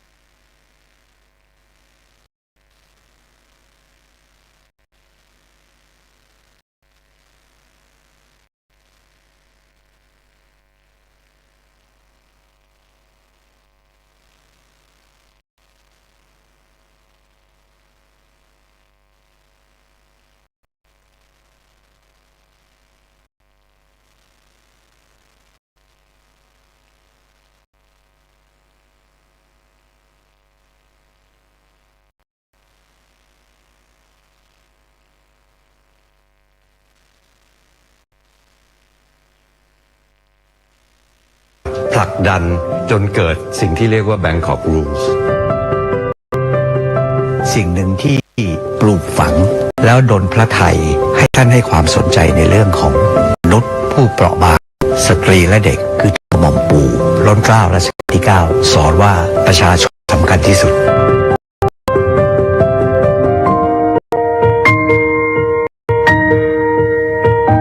สมเด็จพระเจ้าลูกเธอเจ้าฟ้าพัชรกิติยาภานเรนทิราเทพยวดีบรมหลวงราชสารินีสิริพัฒน์มหาวชิรราชธิดาทรงเป็นสะพานแห่งไมตรีจิตเชื่อมโยงประเทศไทยกับประชาคมโลกเพื่อส่งเสริมหลักนิติธรรมความยุติธรรมและสิทธิมนุษยชนบนเวทีนานาชาติระหว่างปีพุทธศักราช 2540 ถึง 2544 ทรงศึกษาวิชากฎหมายคณะนิติศาสตร์มหาวิทยาลัยธรรมศาสตร์จากนั้นทรงศึกษาต่อระดับปริญญาโทและปริญญาเอกทางด้านกฎหมายที่มหาวิทยาลัยคอร์เนลสหรัฐอเมริกาในปีพุทธศักราช 2544 เสด็จเยี่ยมทัณฑสถานหญิงกลางซึ่งถือเป็นจุดเริ่มต้นที่สมเด็จเจ้าฟ้ากรมหลวงราชสารินีสิริพัฒน์มหาวชิรราชธิดาทรงเห็นความสำคัญของการดูแลผู้ต้องขังหญิงในเรือนจำต่อมาในปีพุทธศักราช 2548 ทรงฝึกงานด้านการทูตพหุภาคีที่คณะผู้แทนถาวรไทยประจำสหประชาชาติณนครนิวยอร์กจากนั้นในปีพุทธศักราช 2551 ทรงได้รับการทูลเกล้าถวายตำแหน่งทูตสันทวไมตรีของกองทุนการพัฒนาเพื่อสตรีแห่งสหประชาชาติหรือยูนิเฟมเพื่อผลักดันการต่อต้านความรุนแรงต่อผู้หญิงในพุทธศักราช 2551 ทรงริเริ่มโครงการเพื่อยกระดับสิทธิมนุษยชนของผู้ต้องขังหญิงหรือโครงการเอลฟี่และวางรากฐานสู่ข้อกำหนดกรุงเทพในเวลาต่อมาโดยปีพุทธศักราช 2555 ทรงดำรงตำแหน่งเอกอัครราชทูตณกรุงเวียนนาผู้แทนถาวรไทยประจำองค์การสหประชาชาติและองค์การระหว่างประเทศณกรุงเวียนนาและประธานการประชุมคณะกรรมาธิการว่าด้วยการป้องกันอาชญากรรมและความยุติธรรมทางอาญาหรือ CCPCJ สมัยที่ 21 ต่อมาในปีพุทธศักราช 2556 สนับสนุนการจัดประชุมเสวนาระดับนานาชาติว่าด้วยหลักนิติธรรมหรือ The Bangkok Dialogue on the Rule of Law ในปีพุทธศักราช 2560 ทรงได้รับการทูลเกล้าถวายตำแหน่งทูตสันทวไมตรีของสำนักงานว่าด้วยยาเสพติดและอาชญากรรมแห่งสหประชาชาติหรือ UNODC ด้านหลักนิติธรรมและความยุติธรรมทางอาญาสำหรับภูมิภาคเอเชียตะวันออกเฉียงใต้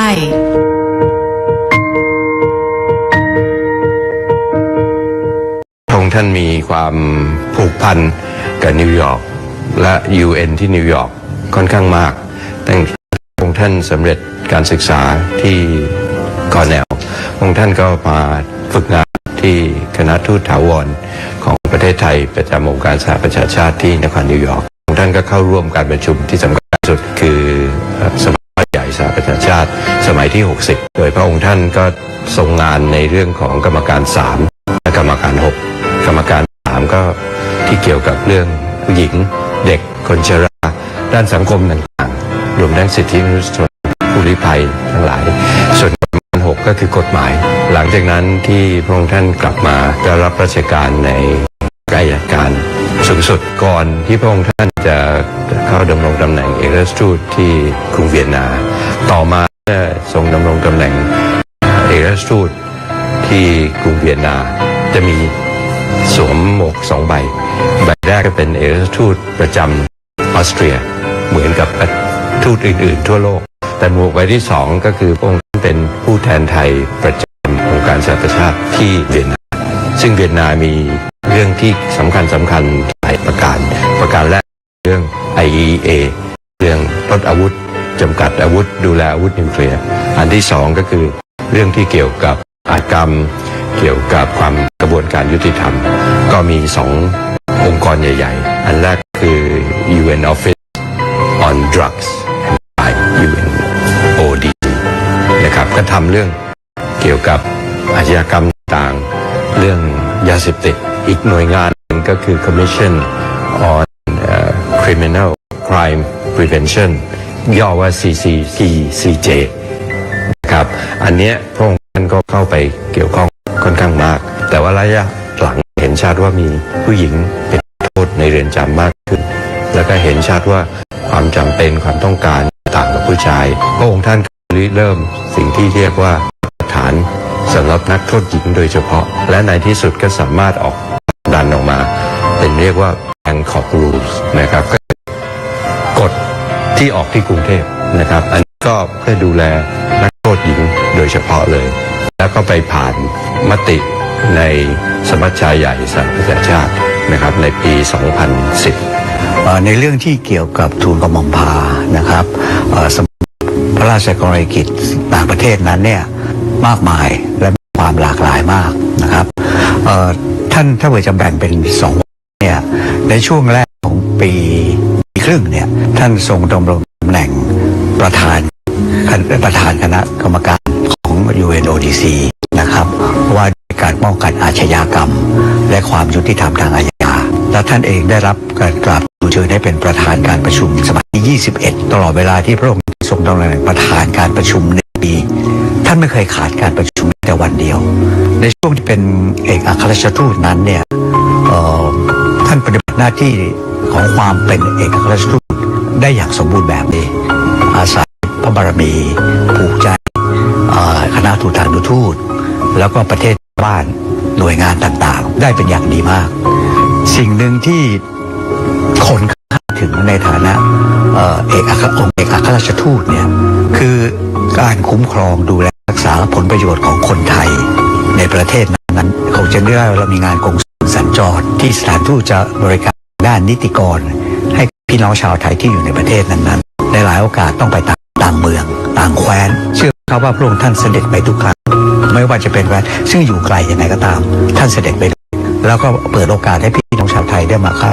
ท่านมาช่วยนั่งทำนิติกรนั่งช่วยเขียนดูพาสปอร์ตเขียนช่วยประชาชนด้วยพี่น้องประชาชนชาวไทยที่ได้สัมผัสเนี่ยปลื้มปิติยินดีมากไม่มีใครคาดคิดหรอกครับว่าวันหนึ่งเนี่ยตัวอยู่ซาวส์บุกนะครับทีโรจะมีเจ้าฟ้าเจ้าแผ่นดินเสด็จไปให้ความกันเองขนาดนั้นผมดูแล้วผมพิจารณาเองเนี่ยเป็นเพราะพระองค์เนี่ยพระเจริญพระชรรษาเติบโตมาเนี่ยด้วยความที่ท่านอยากใกล้ชิดประชาชนถามว่าทำไมคือท่านเป็นนักศึกษาคณะนิติศาสตร์ธรรมศาสตร์ท่านได้มีโอกาสเข้าไปเยี่ยมดูงานของทันตสถานผู้ต้องขังหญิงนะครับท่านได้ไปเห็นว่า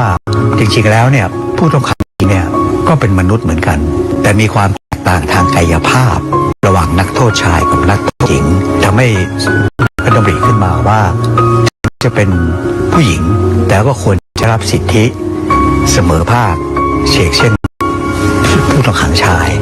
พระองค์ท่านก็เลยตั้งเป็นโครงการกำลังในพระดำริพระเจ้าหลานเธอพระองค์เจ้าพัชรกิติยาภานะครับมุ่งที่จะดูแลความเป็นอยู่การปฏิบัติต่อผู้ต้องขังหญิงนะครับที่ได้รับสิทธิที่พึงได้รับท่านเคยรับสั่งกับผมเองเสมอว่าสิ่งหนึ่งที่ปลูกฝังดลพระทัย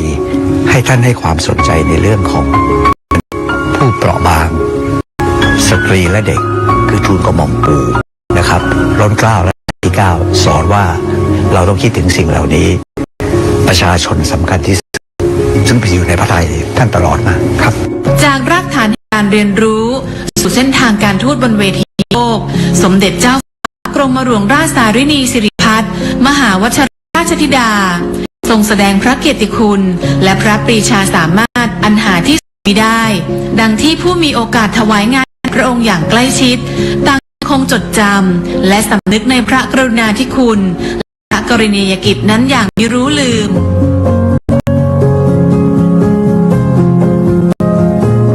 ประทับใจส่วนตัวผมว่าอันแรกเนี่ยก็คือว่าได้สัมผัสพระองค์ท่านความเมตตาท่านมีต่อข้าราชการความสนิทสนมที่ท่านให้ไม่เคยพระองค์ผมได้มีโอกาสในช่วงหนึ่งที่ท่านพระองค์เสด็จไปเนี่ยมีการจัดงานวันเด็กโลกและช่วงนั้นมันใกล้เคียงกับวันเฉลิม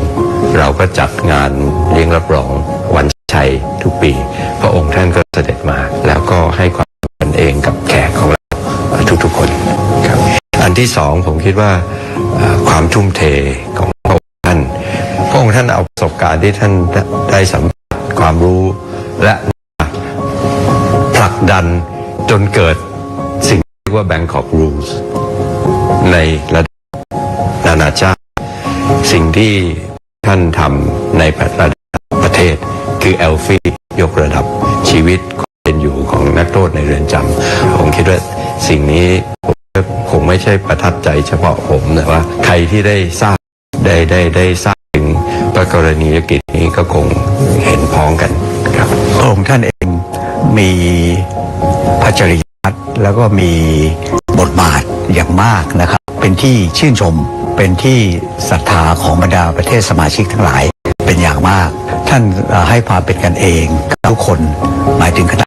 ทูตทั้งหลายและคณะทูตทั้งหลายด้วยนะฮะการที่จะเป็นประธานการประชุมเนี่ยสิ่งแรกเนี่ยเรียกศรัทธาจากผู้แทนประเทศต่างๆที่เข้าร่วมประชุมได้2จะต้องสามารถควบคุมประกาศและการแสดงข้อคิดเห็นต่างๆต้องรู้จักประนีประนอมผ่อนสั้นผ่อนยาวมีการวางแผนซึ่งพระองค์ท่านเองทูลกระหม่อมพาเนี่ยได้ทรงปฏิบัติหน้าที่ได้อย่างสมบูรณ์แบบมากงานไทยก็เหมือนกันมีจัดงานไทยเฟสติวัลนะฮะพระองค์ท่านก็เสด็จไปแล้วที่น่าปลื้มมากคือเฉพาะคณะทูตานุทูตทั้งที่ประจำใน UN หรือทวิภาคีมาร่วมงานนะผู้บริหารระดับสูงของรัฐบาลออสเตรียเนี่ยมากันเยอะแยะไปหมดเลยแน่นอนว่าเราจะก็เหมือนกับการวัฒนธรรมของไทยแล้วมีทุกอย่างพร้อมมูลงานนั้นก็ถือว่าประสบความสำเร็จมากอย่างหนึ่งที่ผู้คนกล่าวกันเนี่ยแน่นอนชื่นชมพอใจกับงานว่าดีอย่างไรแต่เขาบอกว่าเขารู้แล้วเขาเข้าใจแล้วคนที่พูดนี่เป็นระดับรัฐมนตรีก็บอกเขาเข้าใจเมื่อก่อนไม่เข้าใจแต่เดี๋ยวนี้เขาเข้าใจแล้วว่าทำไมสถาบันพระมหากษัตริย์เนี่ยถึงที่รักศรัทธาของประชาชนชาวไทย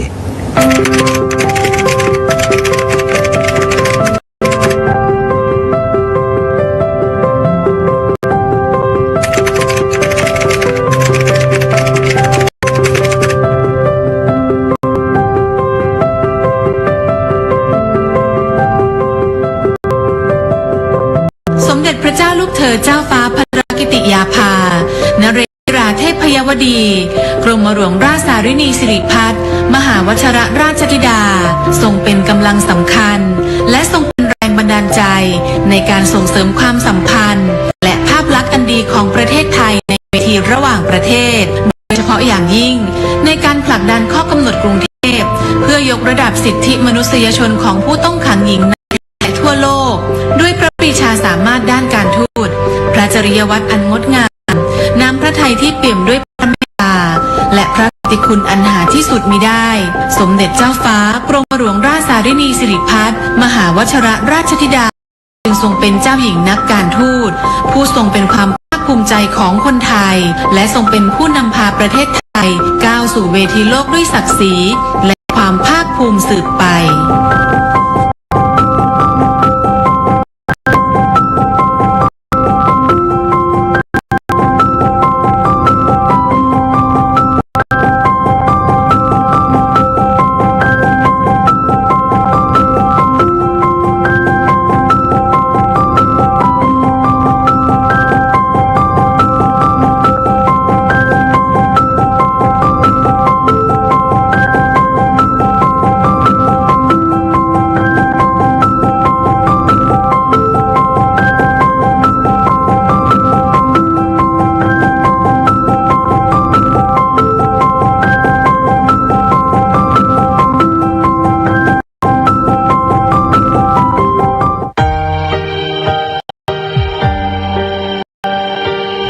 สมเด็จพระเจ้าอยู่หัวทรงมีพระราชปณิธานในการสืบสารรักษาต่อยอดพระราชปณิธานในพระบาทสมเด็จพระบรมชนกาธิเบศรมหาภูมิพลอดุลยเดชมหาราชบรมนาถบพิตรจึงพระราชทานโครงการพัฒนาชุมชนในเขตรักษาพันธุ์สัตว์ป่าและอุทยานแห่งชาติจังหวัดกาญจนบุรีเมื่อวันที่29 สิงหาคม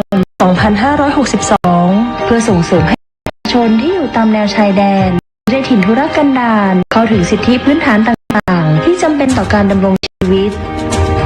บ้านสารวัตรและบ้านไร่โม่ตั้งอยู่ในเขตรักษาพันธุ์สัตว์ป่าใหญ่นเรศวรด้านตะวันตกจังหวัดกาญจนบุรีประชากร ส่วนใหญ่เป็นชาวกะเหรี่ยงซึ่งประสบปัญหานานานับประการไม่ว่าจะเป็นด้านคมนาคมสาธารณสุขสาธารณูปโภคการศึกษาเศรษฐกิจและการสื่อสารคมนาคมในช่วงฤดูฝนของทุกปีทั้งสองชุมชนประสบปัญหาน้ำหลากบนเส้นทางสัญจรการเดินทางยากลำบากใช้เวลาเดินทางไม่น้อยกว่า 5-6 ชั่วโมงดังนั้นโครงการได้เข้ามาแก้ไขปัญหาในการปรับปรุงเส้นทางให้สอดคล้องความเป็นอุทยานแห่งชาติและมรดกโลกซึ่งปัจจุบันได้มีการปรับปรุงเส้นทางให้สามารถสัญจรได้อย่างสะดวกแล้วการดำเนินที่ผ่านมานะครับตามงานโครงการตลาดไร่วุ้นนะครับก็ดำเนินการเสร็จตามเป้าหมายทำให้สามารถที่จะใช้สัญจรได้ตลอดทั้งปีด้านสาธารณสุขโครงการจึงได้สนับสนุนมีการสร้างโรงเรือนอนามัยในทั้งสองชุมชนรวมทั้งมีการอบรมประชาชนอาสาสมัครสาธารณสุขชุมชนซึ่งปัจจุบันมีอาสาสมัครสาธารณสุขชุมชนบ้านสารวะจำนวน24คนบ้านไรโวจำนวน26คนได้มีการขยายความช่วยเหลือไปยังพื้นที่ใกล้เคียงในพื้นที่บ้านที่ไร่ป้าบ้านเสน่ห์พ่องบ้านจักแกบ้านปังสนุกและบ้านเกาะเสดิงสมเด็จพระเจ้าลูกเธอเจ้าฟ้าพัชรกิติยาภาได้เสด็จไปพระราชทานใบประกาศนียบัตรผ่านการอบรมที่โรงเรียนบ้านที่ไร่ป้าเมื่อวันที่28กันยายน2563ก่อนที่จะมีโรงเรือนอนามัยนะคะก็ชาวบ้านก็คือถ้าป่วยมีอาการหนักๆอย่างนี้ชาวบ้านก็คือจะช่วยกันลงไปแบกลงไปข้างล่างค่ะตั้งแต่มีโรงเรือนอนามัยขึ้นมาชาวบ้านก็คือสะดวกสบายค่ะเจ็บป่วยนิดนึงก็คือมารักษากันเนิดเยอะขึ้นเพราะว่าคือมีอนามัยก็คือมียามายาก็ไม่ต้องซื้อแล้วค่ะก็มารักษาเรือนค่ะตั้งแต่โรงอนามัยของเรานะคะจัดตั้งขึ้นค่ะได้แล้ว1 ปีแล้วตั้งแต่ของตลาดแล้วก็ทางไรโวนะคะเราก็ได้มีการให้บริการกับคนไข้นะคะก็คือให้บริการทั่วไปก่อนค่ะแล้วก็ประเด็นที่2ก็คือในเรื่องของการให้วัคซีนเด็กนะคะประเด็นที่3คือเราจะมีการคุมกำเนิดและฝากครรภ์นะคะตามเกณฑ์แล้วก็มีการทำคลอดในโรงเรียนอนามัยนะคะต่อไปก็จะเป็นของการส่งต่อผู้ป่วยค่ะกรณีที่มีคนไข้เกิดนะคะเราก็จะมีรถที่โรงเรียนอนามัยนะคะคอยรับส่งผู้ป่วยเส้นทางในการรับส่งผู้ป่วยก็คือสะดวกสบายขึ้นเคสของเราที่ส่งต่อนะคะก็คือสามารถไปทันเวลาแล้วก็สามารถส่งต่อไปที่โรงพยาบาลสังขะได้อย่างปลอดภัยค่ะในช่วงที่เกิดการแพร่ระบาดของไวรัสโคโรนาหรือโควิด -19 โครงการได้สนับสนุนเจลแอลกอฮอล์พระราชทานจำนวน50 แกลลอนหน้ากากอนามัย 4,000 ชิ้นและชุดตรวจ ATK 200 ชุดนอกจากนี้โครงการยังได้นำถุงพระราชทานจำนวน200 ถุงข้าวสารจำนวน500 กิโลกรัมมอบให้แก่ประชาชนทั้ง2ชุมชนที่ต้องพักรักษาตัวและกักตัวเพื่อการสังเกตอาการณโรงพยาบาลสนามทางเราเนี่ยก็เตรียมสถานที่นะครับสำหรับที่จะรับผู้ป่วยผู้เสี่ยงสูงจนถึงในเรื่องของการเตรียมอาหารอีกในด้านหนึ่งเราก็จัดชุดประสานงานด้านการแพทย์เข้ามาร่วมกับสาธารณสุขในพื้นที่ในการคัดกรองในการตรวจหาเชื้อแล้วก็เข้ามาสู่ในกระบวนการกักตัวตามระบบครับด้านการสื่อสารภายในชุมชนจะใช้การติดต่อสื่อสารผ่าน2 ช่องทางคือวิทยุสื่อสารและสัญญาณ Wi-Fi โดยมีการทดสอบระบบการติดต่อสื่อสารประเภทวิทยุเป็นประจำทุกวันเพื่อดำรงการติดต่อสื่อสารตลอด 24 ชั่วโมงด้านสาธารณูปโภคก่อนเริ่มโครงการประชาชนที่อยู่อาศัยในเขตพื้นที่ดังกล่าวไม่มีไฟฟ้าใช้และไม่มีน้ำเพื่อการอุปโภคบริโภคที่สอดคล้องกับการดำรงชีวิตในเรื่องระบบไฟฟ้าได้วางแผนนำระบบไฟฟ้าพลังงานแสงอาทิตย์หรือโซลาร์เซลล์มาใช้ควบคู่กับระบบไฟฟ้าพลังงานน้ำหรือไฮโดรพาวเวอร์โดยระบบไฟฟ้าพลังงานแสงอาทิตย์หรือโซลาร์เซลล์มีการติดตั้งทั้งแบบรวมศูนย์หรือมินิกริดและแบบบ้านเดี่ยวหรือโซลาร์โฮมซึ่งปัจจุบันทั้ง2ชุมชนมีไฟฟ้าใช้ครบทุกครัวเรือนปัจจุบันนี้ไฟฟ้าไม่มีการดับแล้วแม้ในฤดูฝนเสร็จแล้วเรายังมีการพัฒนาในการเก็บค่าไฟฟ้ามูลค่า5 บาทสำหรับตัวโฮมจะเหมาจ่ายเนื่องจากเป็นระบบเดี่ยวที่ใช้กับบ้านเรือนคนเดียวก็จะเก็บ20 บาทระบบน้ำโครงการได้เข้ามาสำรวจพร้อมปรับปรุงระบบน้ำเพื่ออุปโภคบริโภคโดยได้ร่วมกับชุมชนสร้างระบบกักเก็บน้ำสำรองจำนวน42 แห่งสร้างเป็นสระเก็บน้ำเพื่อการเกษตรจำนวน1 แห่งและจะทำฝายในลำน้ำจำนวน33 แห่งจะเกิดปัญหาปริมาณน้ำไม่เพียงพอต่อการอุปโภคบริโภคในโครงการนี้เราก็เลยได้ดำเนินการในส่วนของการหาแหล่งน้ำเช่นบ่อน้ำสระนะครับรวมถึงการทำความสะอาดการบำรุงรักษา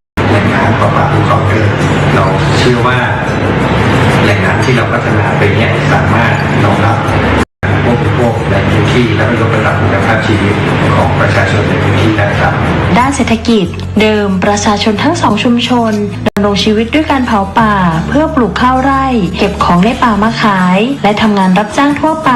โดยมีรายได้ต่อครัวเรือน 2,000 ถึง 3,000 บาทต่อปีเมื่อโครงการเข้ามาจึงได้มีการจัดทำสัมมโนประชากรชุมชนเสริมความรู้การพัฒนาอาชีพด้วยการปลูกผักทั้งในและโรงเรือนการทำนารวมและพัฒนาไม้ผลเดิมเช่นกาแฟเม็ดมะม่วงหิมพานต์และหมากโดยให้ความรู้กับชุมชนในการเก็บผลผลิตที่ถูกต้องจนปัจจุบันทำให้ชาวบ้านเก็บกาแฟได้ 14,900 กิโลกรัมคิดเป็นเงิน 720,000 บาทซึ่งสูงกว่าปีที่ผ่านมาที่จำหน่ายกาแฟได้เงิน 133,600 บาทการเข้ามาของโครงการก่อให้เกิดการรวมกลุ่มของชุมชนและพัฒนาเป็นวิสาหกิจชุมชนโดยมีการจดทะเบียนเป็นวิสาหกิจชุมชนขึ้นเมื่อวันที่ 15 มีนาคม 2564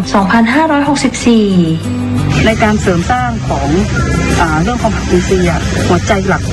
ของการทำผักอินทรีย์คือความซื่อสัตย์การทำงานในระยะแรกอาจจะเกิดปัญหาในเรื่องความเข้าใจเราพยายามเข้ามาปรับเปลี่ยนแล้วสอนคือให้เขาชาวบ้าน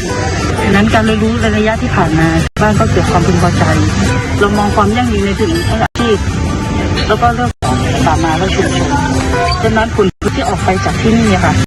จะมองถึงเรื่องของความเป็นอินทรีย์รวมถึงการลงทุนสุดท้ายเองหัวใจของความซื่อสัตย์จะมาช่วยชาวบ้านให้เขาช่วยเหลือกันได้โลหนึ่ง200 กิโลก็มีนะผมก็เลยบอกว่า100 กิโลนะกิโลละ30 บาทถ้าคุณมี2 โลล่ะเก็บรอบเนี่ยคุณก็ได้6,000ฉะนั้นผมคิดว่าก็ดีมากๆดีที่สุดก็คือหน่วยงานเขาก็สนับสนุนหาตลาดรองรับให้เราถ้าเกิดผมกับพวกท่านทำไม่ลงเนี่ยพวกผมก็ยังอยู่แบบลอยๆการช่วยเหลือครัวเรือนขาดแคลนโครงการได้เข้าช่วยเหลือครัวเรือนที่ขาดแคลนโดยนำแนวทางพระราชทานสายพานการผลิตของสมเด็จพระเจ้าลูกเธอเจ้าฟ้าพัชรกิติยาภาเข้ามาเป็นแนวทางหลักโดยให้ครัวเรือนขาดแคลนเข้าสู่สายพานการผลิตในทุกการผลิตของชุมชนซึ่งทำให้ครัวเรือนขาดแคลนมีรายได้เพิ่มขึ้นสามารถปลดหนี้สินได้อีกทั้งโครงการยังได้ซ่อมแซมบ้านครัวเรือนขาดแคลนที่ทรุดโทรมให้มีความแข็งแรงมากยิ่งขึ้นด้วยผมไม่ได้อยู่บ้านกลับมาเนี่ยห้องน้ำไม่มีฝาครับไม่มีฝาเนี่ยผมก็หาสังกะสีเก่าๆมาแปะครับแล้วโครงการสร้างห้องน้ำเนี่ยผมไม่รู้หรอกว่าเข้ามาครับแล้วอยู่ๆก็เขามาสร้างให้ครับโอ้เขาสร้างให้อย่างดีเลยครับการศึกษาเดิมใน2 ชุมชนมีเพียงห้องเรียนสาขาบ้านสารวะและบ้านไร่โวเมื่อโครงการเข้ามาจึงมีการยกระดับเป็นโรงเรียนกองม่องสาขาบ้านสารวะและสาขาบ้านไร่โวส่งผลให้มีอัตรากำลังครูและเจ้าหน้าที่มากขึ้นรวมถึงมีหลักสูตรการเรียนการสอนที่ดีขึ้นนอกจากนี้มีการนำระบบ DLTV เข้าไปสอนเสริมมีการสอนในหลักสูตรพื้นถิ่นมีการจัดทำหลักสูตรป่าต้นน้ำทุ่งใหญ่นเรศวรให้เห็นความสำคัญของการดูแลรักษาป่าและนักเรียนในพื้นที่ยังมีความสามารถด้านศิลปะโครงการจึงได้สนับสนุนให้มีการวาดรูปประกอบการเขียนนิทาน3 เรื่องที่ได้เรียน DLTV นะคะแล้วก็ได้เรียนกับคุณครูประจำชั้นด้วยเนี่ยก็ทำให้พัฒนาการเรียนของเด็กๆเนี่ยดีขึ้นค่ะการศึกษาต่อที่ผ่านมามีนักเรียนจากพื้นที่โครงการศึกษาต่อโรงเรียนอุดมสิทธิศึกษาจำนวน6 คนแต่โรงเรียนขาดแคลนหอพักนักเรียนดังนั้นสมเด็จพระเจ้าลูกเธอเจ้าฟ้าพัชรกิติยาภาจึงได้พระราชทานทรัพย์ส่วนพระองค์เป็นทุนตั้งต้นก่อสร้างหอพักนักเรียนซึ่งปัจจุบันก่อสร้างเสร็จเรียบร้อยแล้วอยู่มาจากหมู่บ้านสารวะค่ะมาม.4ก็มาเรียนที่อุดมสิทธิศึกษาค่ะ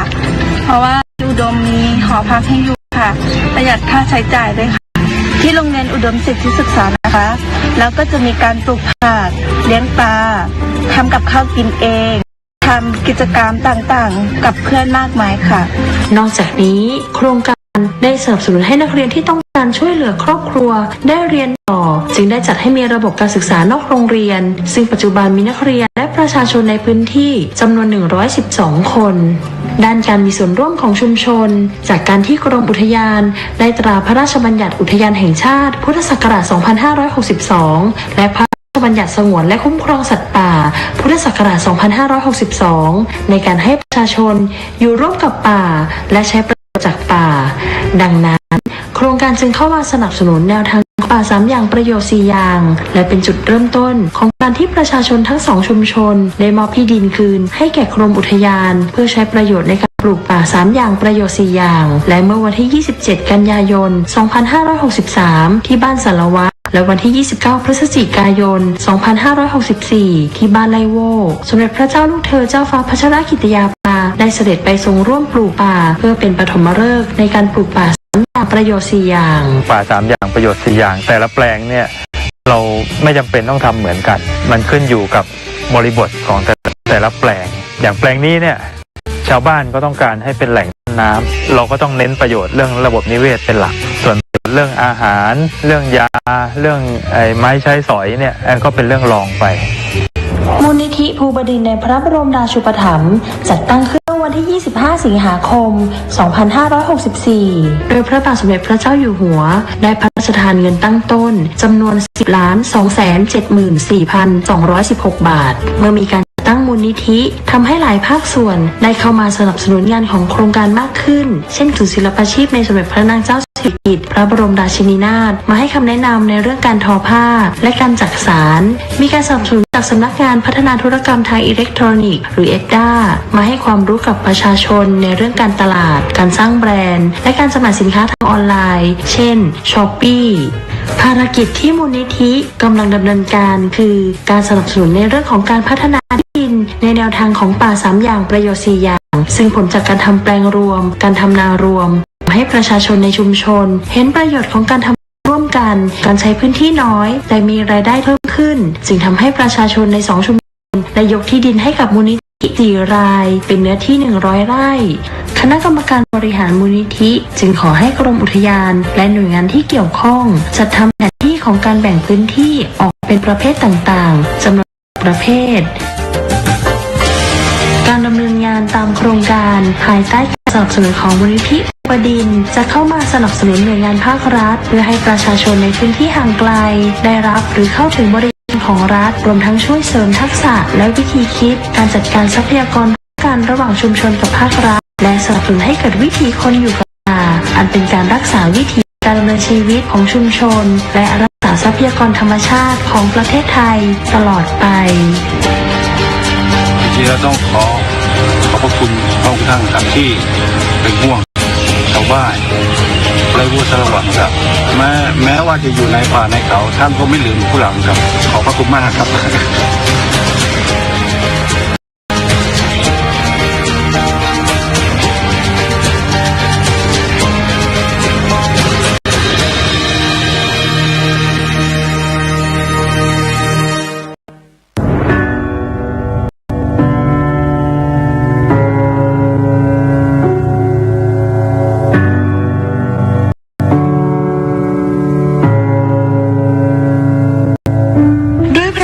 กรุณาธิคุณของพระบาทสมเด็จพระปรเมนทรรามาธิบดีศรีสินมหาวชิราลงกรณ์พระวชิรเกล้าเจ้าอยู่หัวที่ทรงใส่พระทัยกับประชาชนชาวไทยทุกหมู่เหล่าอย่างเท่าเทียมกันไม่เว้นแม้แต่ผู้ต้องขังในเรือนจำที่ประสบปัญหาด้านสุขภาพด้วยเหตุนี้จึงพระราชทานโครงการราชทานปันสุขทำความดีเพื่อชาติศาสตร์กษัตริย์เพื่อแก้ปัญหาด้านสุขภาพอนามัยของผู้ต้องขังอันเป็นสิทธิขั้นพื้นฐานที่มนุษยชนพึงได้รับเมื่อวันที่ 28 ธันวาคม 2562 พระบาทสมเด็จพระวชิรเกล้าเจ้าอยู่หัวและสมเด็จพระนางเจ้าพระบรมราชินีเสด็จเปิดโครงการระยะที่ 1 ณ ทัณฑสถานโรงพยาบาลราชทัณฑ์และได้พระราชทานเครื่องมือแพทย์ด้วยพระราชทรัพย์ส่วนพระองค์จำนวน 756 ชิ้นวงเงิน 190 ล้านบาทเศษให้กับเรือนจำทัณฑสถาน 15 แห่งรวมทั้งพระราชทานรถเอ็กซเรย์เคลื่อนที่ให้กับโรงพยาบาลประจำเขตอีก 12 แห่งและได้พระราชทานแนวทางอื่นๆอาทิการพัฒนาศักยภาพผู้ต้องขังให้มีความรู้ในเรื่องการรักษาพยาบาลด้วยการเป็นอาสาสมัครสาธารณสุขเรือนจำจัดตั้งมุมสุขภาพราชทัณฑ์ปันสุขการบูรณาการทำงานระหว่างเรือนจำและโรงพยาบาลและสนับสนุนให้จิตอาสาจากศูนย์อำนวยการใหญ่จิตอาสาพระราชทานเข้ามาช่วยดูแลมิติสุขภาพและสิ่งแวดล้อมโครงการราชทัณฑ์ปันสุขทำให้เกิดผลดีและเปลี่ยนแปลงในมิติสุขภาพในด้านต่างๆต่อเจ้าหน้าที่และผู้ต้องขังในทุกเรือนจำและบุคลากรจากโรงพยาบาลแม่ข่าย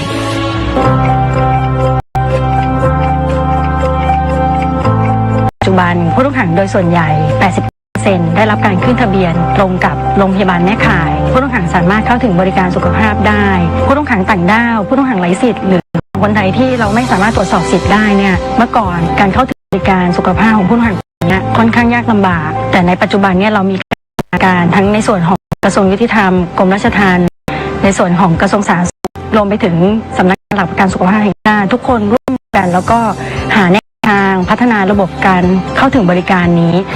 ที่นี่เนี่ยจะมีแพทย์เข้ามาให้การรักษา5 สาขานะคะมีทั้งแพทย์ทั่วไปสูตินรีแพทย์ทันตแพทย์จักษุแพทย์แล้วก็จิตแพทย์นอกจากนี้ถ้าอาการมากขึ้นเราก็จะส่งตามที่แพทย์เนี่ยได้ให้คำแนะนำว่าให้ไปที่นู่นที่นี่โรงพยาบาลหมอเป็นโรงพยาบาลชุมชนขนาด M2 ให้การดูแลเรือนจำสมุทรปราการครับซึ่งมีผู้ต้องขังอยู่ประมาณ 4,000 ถึง 5,000 รายซึ่งปัจจุบันปี 65 เนี่ยนะครับมีผู้ต้องขังอยู่ประมาณ 4,000 รายก็มีเรื่องของโรค NCD นะครับประมาณ 2,000 รายได้จากการที่มีโครงการราชการปันสุขขึ้นมานะครับก็ทำให้มีแพทย์มีพยาบาลมีเภสัชกรและเจ้าหน้าที่สาวิชาชีพนะครับลงไปให้การดูแลผู้ต้องขังในเรือนจำทำให้มีการคัดกรองผู้ป่วยเบาหวานความดันนะครับกลุ่มปกติเราก็จะให้คำแนะนำในการดูแลตัวเองในกลุ่มเสี่ยงสูงจะมีการติดตามเป็นระยะทุก6 เดือนนะครับส่วนในผู้ที่สงสัยก็การปรับเปลี่ยนพฤติกรรมควบคุมอาหารนะครับการออกกำลังแล้วก็มีการติดตามทุก3 เดือนนะครับมีการสั่งยาให้จากการดำเนินการโครงการราชทัณฑ์ปันสุขนะครับเกี่ยวกับโรคทางช่องปากนะครับโดยเฉพาะฟันนะฮะเราได้รับยูนิตฟันซึ่งเป็นของพระราชทานนะครับยูนิตพระราชทานเข้ามาเนี่ยแล้วเราส่งทีมทันตแพทย์เข้าไปทำการอุดฟันนะครับซึ่งทำให้ผู้ต้องขังเนี่ยสามารถทานอาหารแล้วก็สุขภาพดีขึ้นนะครับกลุ่มของวัณโรคนะครับโครงการราชทัณฑ์ปันสุขเนี่ยมีรถเอ็กซเรย์เคลื่อนที่นะครับเข้ามาเอ็กซเรย์อย่างน้อยคนละ1 ครั้งต่อปีนะครับก็สามารถทำให้ค้นพบได้เร็วนะครับซึ่งขณะที่เขาไปค้นพบปีแรกเนี่ยค้นพบถึง 16% นะครับสุขภาพจิตนะครับตอนนี้เราการส่งพยาบาลจิตเวชไปให้คำแนะนำเบื้องต้นนะครับแล้วก็กำลังดำเนินการระบบเทเลเมดิซีนนะครับซึ่งทำให้คุณหมอหรือว่าคุณพยาบาลเนี่ยคนไข้สามารถเข้าบริการตรงนี้มากขึ้นถ้าผู้ต้องขังเนี่ยมาโรงพยาบาลวันหนึ่งอาจจะจำกัดมาแค่ได้ไม่กี่คนประสงค์มาค่ะแต่ว่าในหลวงรัชกาลที่ 10นะคะได้พระราชทานเครื่องมือตามเรือนจำค่ะกล้องจุลทรรศน์ตรวจตาหรือว่าสลิดแลมป์ทำให้เนี่ยไม่ต้องเดินทางมาโรงพยาบาลเขาวินิจฉัยโรคได้ก็รักษาได้เลยทันทีไม่ต้องรอค่ะก็อุปกรณ์จากโครงการราชทัณฑ์ปันสุขซึ่งที่ได้ใช้บ่อยๆก็อันดับแรกก็จะเป็นเครื่องวัดความดันอันดับ2ก็คือเครื่องสลิปแลมป์เนาะแล้วก็อันดับ3ก็จะเป็นระบบเทเลเมดิซีนค่ะก็เริ่มจากที่หนูไม่สบายค่ะแล้วก็ได้เห็นผู้ช่วยงานฐานพยาบาลอสจพยาบาลค่ะช่วยคุณในการดูแลผู้ต้องขังป่วยค่ะหนูเลยรู้สึกว่าหนูอยากแบบพี่เขาบ้างหนูอยากจะช่วยเหลือผู้อื่นบ้างสำหรับการอบรมสรจนะคะเดิมอบรม5 วันค่ะแต่ในปัจจุบันเพิ่มความเข้มข้นขึ้นกลายเป็น7 วันค่ะก็มีการอบรมด้านการฟื้นคืนชีพขั้นพื้นฐานค่ะการดูแลผู้ต้องขังป่วยในเรือนจำค่ะก็ดีใจครับสุขครับที่ได้ดูแลเราถ้าเราอยู่ข้างนอกเราก็ไม่ได้ดูแลแบบนี้หรอกครับเวลาเราดูแลเขาหายเนี่ย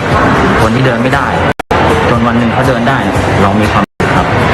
เป็นโรคไตครับพระเจ้าอยู่หัวได้เสด็จมาโรงพยาบาลนี้พระองค์ท่านก็ได้มาบริจาคเครื่องไม้เครื่องมือทางการแพทย์แล้วก็มีบริจาคเครื่องฟอกไตด้วยครับที่ผมฟอกอยู่ทุกวันนะครับก็ปลาบปลื้มใจมากเลยครับที่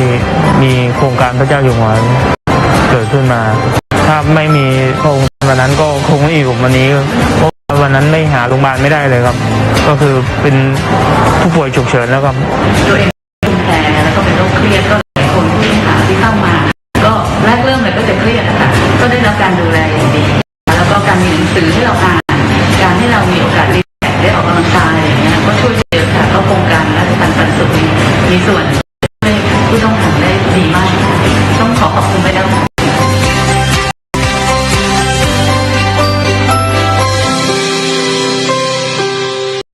งานในระยะที่ 2 พระบาทสมเด็จพระเจ้าอยู่หัวได้พระราชทานความช่วยเหลือในระยะที่ 2 ไปยังเรือนจำอำเภอจำนวน 19 แห่งโดยพระราชทานพระราชทรัพย์ส่วนพระองค์จำนวน118 ล้านบาทเศษเพื่อจัดซื้อครุภัณฑ์ทางการแพทย์ที่แบ่งเป็นครุภัณฑ์ที่ใช้ในเรือนจำ15 ล้านบาทเศษและครุภัณฑ์เครื่องมือทางการแพทย์ที่ใช้ในโรงพยาบาลแม่ข่ายจำนวน102 ล้านบาทเศษและได้เสด็จเปิดโครงการในระยะที่ 2 เมื่อวันที่8 เมษายน 2564 ณ พระที่นั่งอัมพรสถานพระราชวังดุสิต โดยมีผู้บริหาร ผู้บัญชาการเรือนจำและผู้ต้องขังเฝ้ารับเสด็จณที่ตั้งผ่านระบบออนไลน์ นอกจากการพระราชทานครุภัณฑ์ทางการแพทย์แล้วยังได้พระราชทานแนวทางเพิ่มเติมได้แก่ การบริหารจัดการโรคติดต่อการกักโรคการส่งเสริมสุขอนามัยและสิ่งแวดล้อมโภชนาการการบำบัดน้ำเสียและการกำจัดขยะเป็นต้นซึ่งแต่ก่อนที่ผ่านมามีข้อพิพาทระหว่างเรือนจำและชุมชนในการปล่อยน้ำเสียตั้งแต่มีโครงการราชทัณฑ์ปันสุขมีแผนงานที่ชัดเจนในการบำบัดน้ำเสียมีการใช้ไขมันมีการเติมจุลินทรีย์ลงในท่อระบายน้ำเมื่อวันที่ 13 กันยายน 2564 โครงการได้รับภารกิจการดูแลสุขภาพผู้ต้องขังหญิงตั้งครรภ์และเด็กตั้งขังมาดูแลเพิ่มเติมตอนหนูเข้าท้องง่าย4 เดือนจะเข้า5 เดือนนะครับหนูก็กังวลว่าจะเป็นยังไงจะอยู่ตรงไหนจะอยู่ได้ไหมแต่พอถึงวันจริงหนูก็มีเจ้าหน้าที่เขามาฝัดท้องแล้วก็พาหนูไปหาหมอแล้วก็กำหนดคลอดพ่อหนูไปคลอดที่โรงพยาบาลเจ้าหน้าที่เขาก็คุมดีมากแล้วก็โครงการราชทัณฑ์สุขเขาเคยให้กำลังใจให้หนูด้วยจริงๆก็บอกว่าท้ออยู่นะคะแต่ก็เห็นหน้าลูกเคยให้กำลังใจให้หนูทุกวันนี้ค่ะปัญหาเกี่ยวกับมะเร็งนะครับโดยเฉพาะผู้ต้องขังสตรีนะครับก็พบว่ามีเรื่องของมะเร็งเต้านมมะเร็งปากมดลูกนะครับสองกลุ่มนี้อยู่ในขั้นกลางการดำเนินการอย่างต่อเนื่องนะครับสถานการณ์การแพร่ระบาดของโรคติดเชื้อไวรัสโคโรนา 2019 โควิด -19 ไปทั่วโลกรวมถึงประเทศไทยและส่งผลกระทบต่อเรือนจำเช่นกันทว่าด้วยแนวทางที่ได้พระราชทานไว้ตั้งแต่ห้องกักโรคการส่งเสริมเรื่องสุขาภิบาลเรือนจำและอนามัยสิ่งแวดล้อมการบูรณาการระหว่างเรือนจำกับโรงพยาบาลแม่ข่ายจึงทำให้เรือนจำสามารถรับมือและแก้ไขปัญหาได้ทันการนอกจากนี้ผู้ต้องขังก็ยังได้รับพระมหากรุณาธิคุณอีกเช่นเดิมโดยได้พระราชทานพระราชทรัพย์ส่วนพระองค์จำนวน48 ล้านบาทเศษในการจัดหาอุปกรณ์ทางการแพทย์นอกจากนี้ยังได้พระราชทานยาฟาวิพิลาเวียจำนวน 200,000 เม็ดพระราชทานพระราชทรัพย์ส่วนพระองค์อีก1 ล้านบาทในการปรุงห้องปฏิบัติการอนูชีวโมเลกุลระบบความดันลบณทันตสถานโรงพยาบาลราชทัณฑ์เมื่อวันที่ 25 สิงหาคม 2564 พระบาทสมเด็จพระเจ้าอยู่หัวทรงให้จัดตั้งมูลนิธิราชทัณฑ์ปันสุขทำความดีเพื่อชาติศาสตร์กษัตริย์ขึ้นและพระราชทานพระราชทรัพย์ส่วนพระองค์ตั้งต้นจำนวน 10,274,216 บาทโดยการดำเนินงานของมูลนิธิจะเน้นเข้าไปเสริมการทำงานของภาครัฐในการดูแลขังในเรื่องสุขภาพสวัสดิภาพของผู้ต้องขังเพื่อให้เป็นไปตามหลักมนุษยธรรมนับแต่นี้ไปการทำงานของมูลนิธิจะเข้าไปช่วยเสริมสนับสนุนและช่วยเหลือรวมทั้งดำเนินการร่วมกับทุกภาคส่วนเพื่อสาธารณประโยชน์ที่เกี่ยวข้องกับด้านสุขภาพและการสาธารณสุขของผู้ต้องขังตลอดไป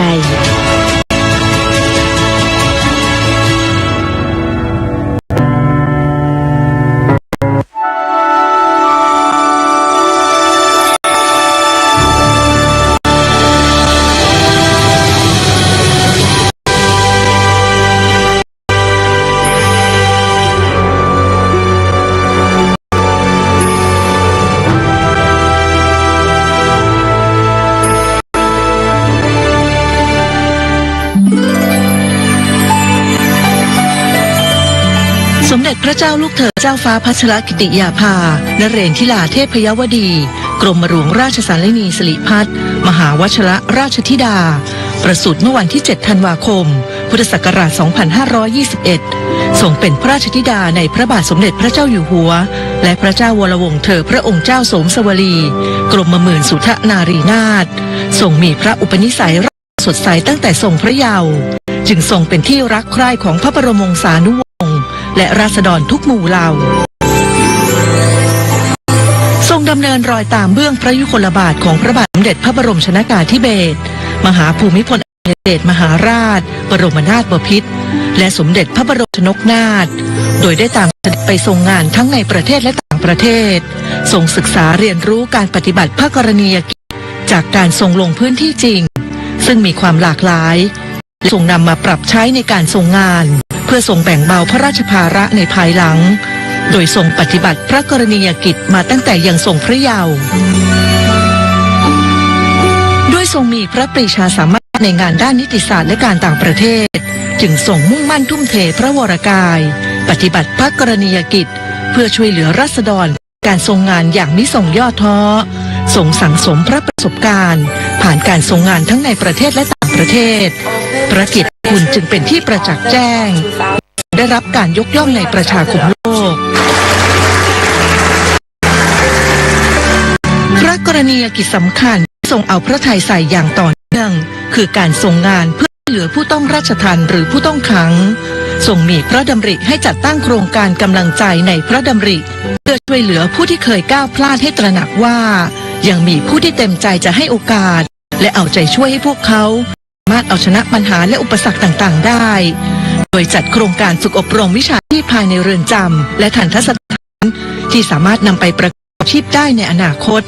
เมื่อทุกคนได้รับโอกาสที่สมควรแล้วจะต้องรู้จักเคารพสิทธิของผู้อื่นซึ่งจะช่วยลดการกระทำผิดซ้ำซ้อนสามารถกลับมาเป็นประชากรที่มีคุณภาพช่วยให้สังคมส่วนรวมกลับมาอยู่ร่วมกันได้อย่างสงบสุขและส่งให้ความสำคัญกับการพัฒนาทักษะด้านกีฬาให้กับเด็กและเยาวชนในสถานพินิจมีพระดำริให้จัดตั้งสโมสรกีฬา BBG ขึ้นด้วยทรงเล็งเห็นถึงคุณประโยชน์ของการนำกีฬามาใช้ในการพัฒนาเด็กและเยาวชนและทรงสนองพระราชดำริของพระบาทสมเด็จพระเจ้าอยู่หัวในการช่วยเหลือผู้ต้องขังป่วยให้เข้าถึงการรักษาพยาบาลอย่างเท่าเทียมตามหลักมนุษยธรรมผ่านโครงการราชทานปันสุขทำความดีเพื่อชาติศาสตร์กษัตริย์โดยทรงดำรงตำแหน่งองค์ประธานกรรมการโครงการเป็นการดูแลและพัฒนาคุณภาพชีวิตของผู้ต้องขังเพื่อให้สามารถดำเนินชีวิตอยู่ในสังคมได้อย่างมีคุณภาพหลังจากพ้นโทษสอดคล้องกับข้อกำหนดแมนเดลาซึ่งเป็นข้อกำหนดมาตรฐานขั้นต่ำขององค์การสหประชาชาติในการปฏิบัติต่อผู้ต้องขังและข้อกำหนดกรุงเทพซึ่งเป็นข้อกำหนดประชาชาติว่าด้วยการปฏิบัติต่อผู้ต้องขังหญิงและมาตรการที่มีให้การคุมขังสำหรับผู้กระทำผิดหญิงที่มีหัวใจสำคัญคือการไม่เลือกปฏิบัติซึ่งสมเด็จพระเจ้าลูกเธอเจ้าฟ้าพัชรกิติยาภานเรศธิราเทพยวดีกรมหลวงราชสารินีสิริพัฒน์มหาวชิรราชธิดาทรงผลักดันให้เกิดการบังคับใช้อย่างต่อเนื่องในยามที่ราษฎรเดือดร้อนจากภัยพิบัติไปส่งเยี่ยมราษฎรอย่างท่วงทีโดยทรงดำรงตำแหน่งประธานกรรมการมูลนิธิอาสาเพื่อนพึ่งพายามยากสภากาชาดไทยทางพระบาทสมเด็จเจ้าอยู่หัวและราชท่านก็เป็นห่วงนะคะท่านก็ส่งขอพระราชทานมาส่งจิตอาสามานะคะมูลนิธิเพื่อนพึ่งพาก็ได้มีส่วนมาช่วยด้วยในตอนนั้นก็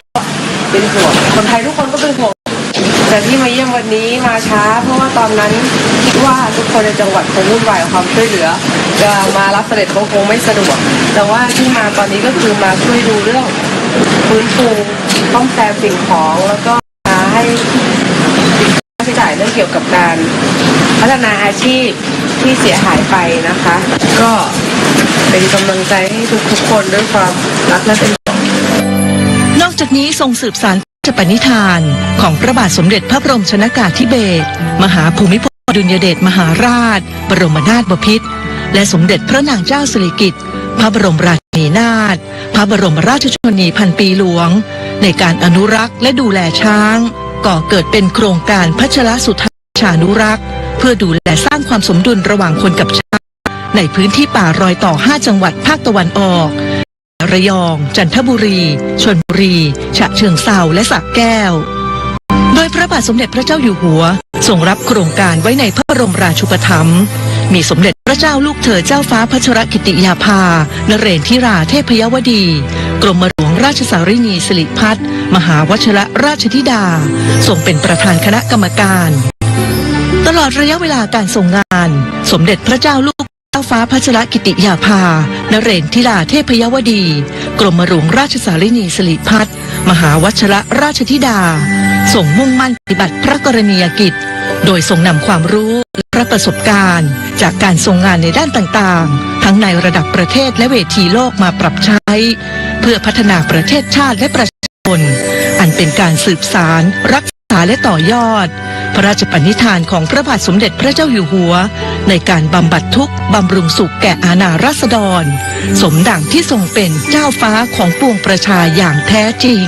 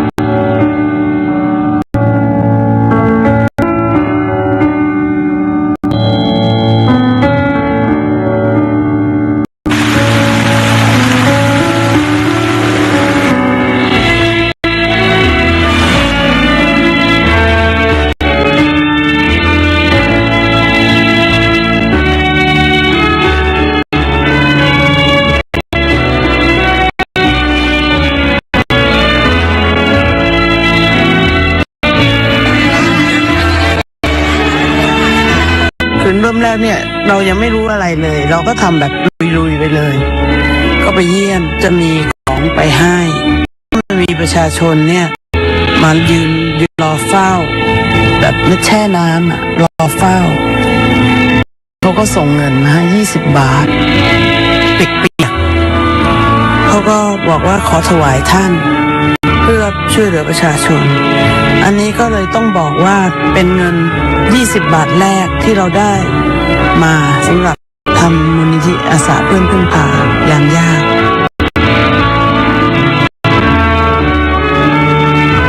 มูลนิธิอาสาเพื่อนพึ่งพายามยากสภากาชาดไทยก่อตั้งขึ้นเมื่อพุทธศักราช 2538 พระเจ้าวรวงศ์เธอพระองค์เจ้าสมสวลีกรมหมื่นสุทธนารีนาถทรงเป็นองค์นายกกิตติมศักดิ์ตลอดชีพและสมเด็จพระเจ้าลูกเธอเจ้าฟ้าพัชรกิติยาภานเรนทิราเทพยวดีกรมหลวงราชสารินีสิริพัฒน์มหาพัชรราชธิดาทรงเป็นองค์ประธานกรรมการมูลนิธิทั้งสองพระองค์เสด็จลงพื้นที่ด้วยพระองค์เองจึงทรงรู้ปัญหาอย่างลึกซึ้งทรงห่วงใยและใส่พระทัยในการช่วยเหลือผู้ประสบภัยไม่เพียงคลายความทุกข์แต่ยังสร้างขวัญกำลังใจให้ประชาชนมากยิ่งขึ้นเรื่องของธรรมชาติก็คือเรื่องของธรรมชาติแต่คนก็อย่าเสียกำลังใจนะเราก็จะได้ร่วมมือร่วมใจร่วมแรงช่วยเหลือกันต่อไปนะคะแล้วก็หวังเป็นอย่างยิ่งว่าในอนาคตเราก็คงจะมีการเฝ้าระวังป้องกันปัญหาแบบนี้ได้ดีขึ้นนะคะแต่สำหรับประชาชนทุกท่านก็ขอบอกว่าคิดถึงนะคะ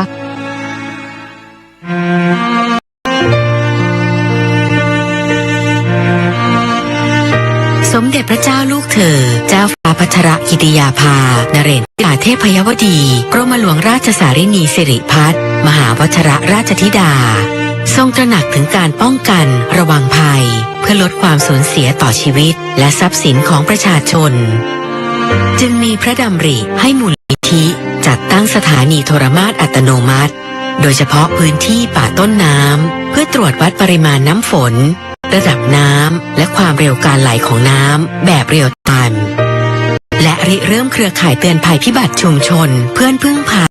เพื่อให้ชุมชนในพื้นที่เสี่ยงภัยสามารถใช้เทคโนโลยีเป็นและช่วยเหลือซึ่งกันและกันได้อย่างทันท่วงทีในระหว่างเกิดภัยสิ่งของจำเป็นที่บรรจุอยู่ในถุงยางชีพพระราชทานไปจนถึงโรงครัวพระราชทานจะส่งตรงไปถึงผู้ประสบภัยทำให้วิกฤตที่ต้องเผชิญบรรเทาเบาบางลงและเมื่อภัยพิบัติเริ่มคลี่คลายของมูลนิธิยังคงเดินหน้าต่อเพื่อช่วยฟื้นฟูคุณภาพชีวิตของผู้ประสบภัยให้กลับเข้าสู่ภาวะปกติโดยเร็ว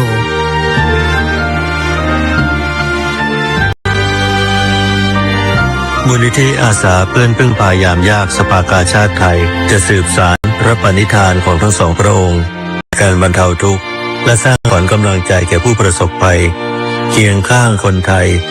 เป็นเพื่อนที่พึ่งพาได้และไม่ทอดทิ้งกันตลอดไป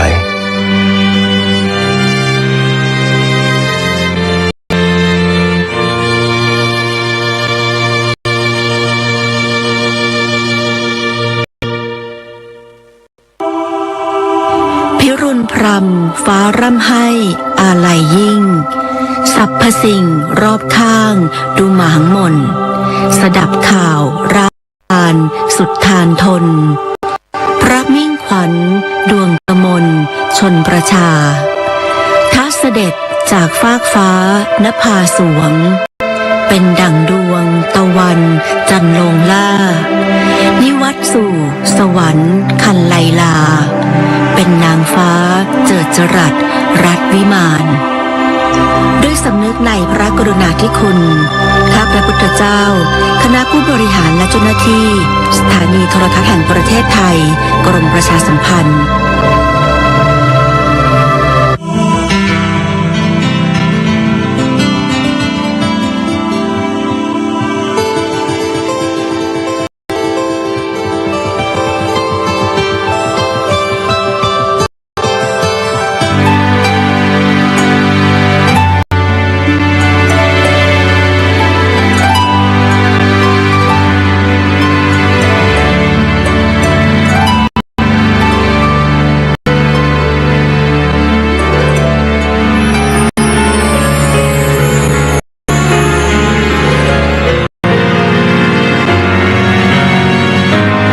ด็จพระเจ้าลูกเธอเจ้าฟ้าพัชรกิติยาภา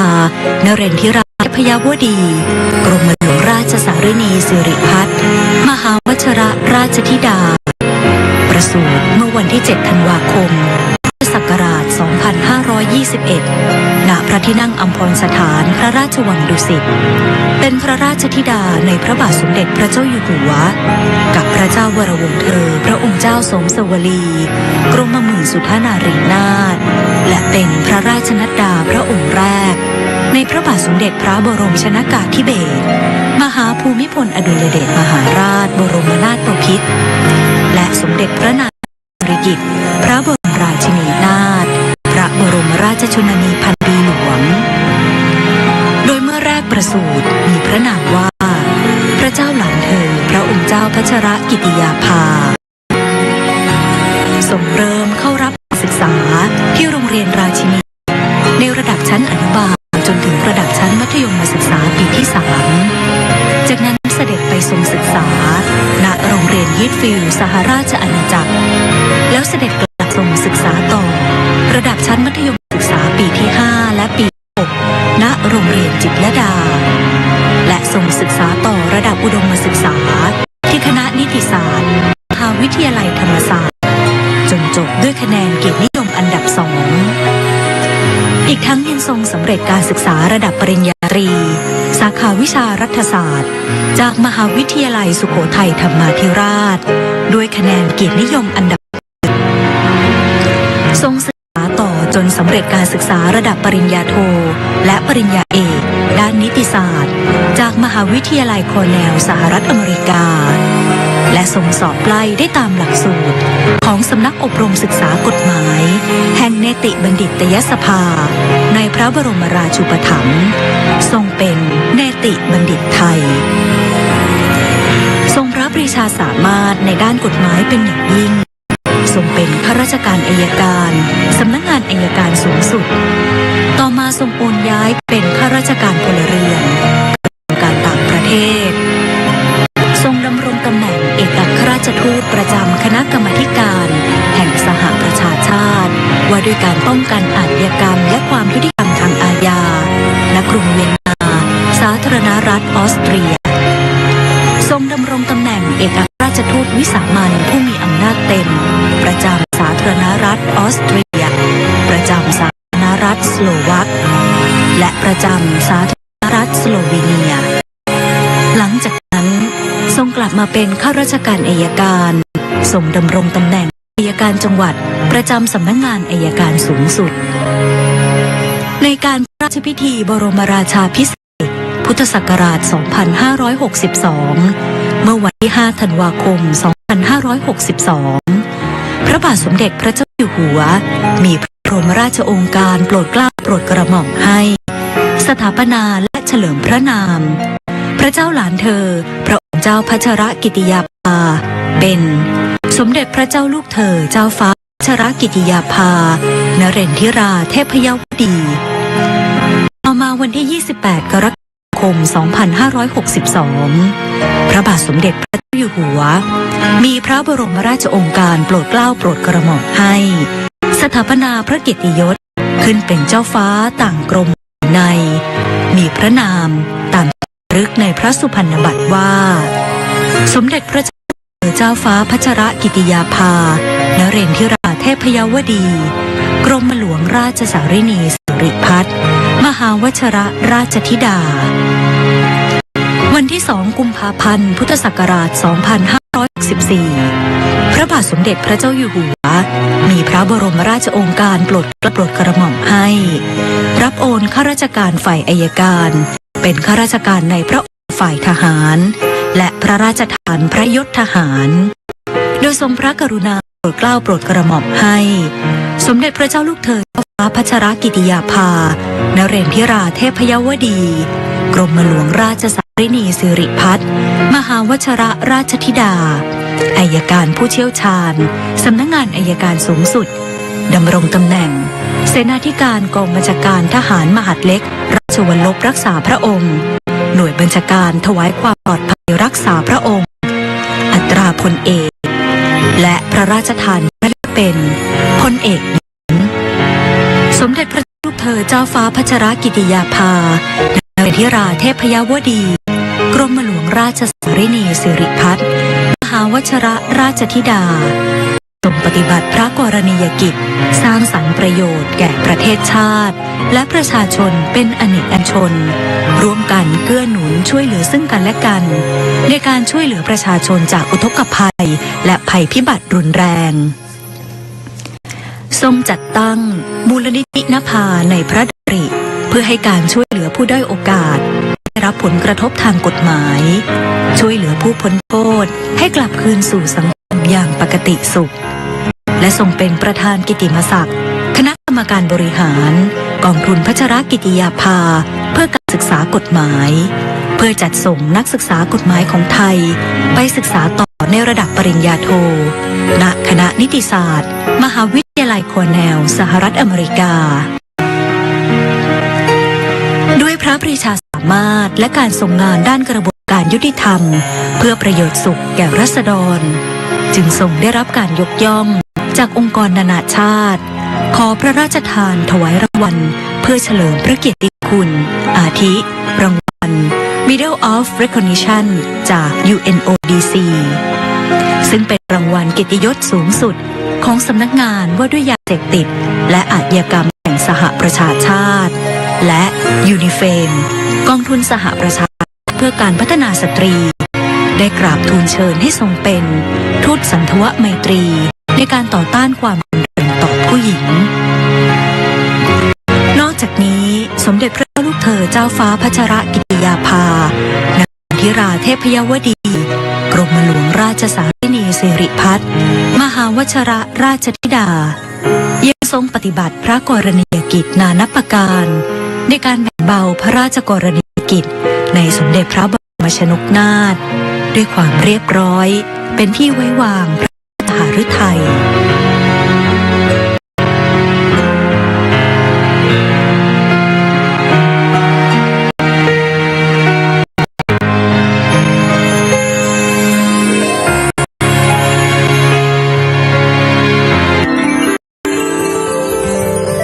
สมเด็จพระเจ้าลูกเธอเจ้าฟ้าพัชรกิติยาภานเรศธิราเทพยวดีกรมหลวงราชสารินีสิริพัฒน์มหาวชรราชธิดาเป็นพระราชธิดาพระองค์โตในพระบาทสมเด็จพระเจ้าอยู่หัวและพระเจ้าวรวงศ์เธอพระองค์เจ้าโสเสวลีกรมหมื่นสุทธานารีนาถ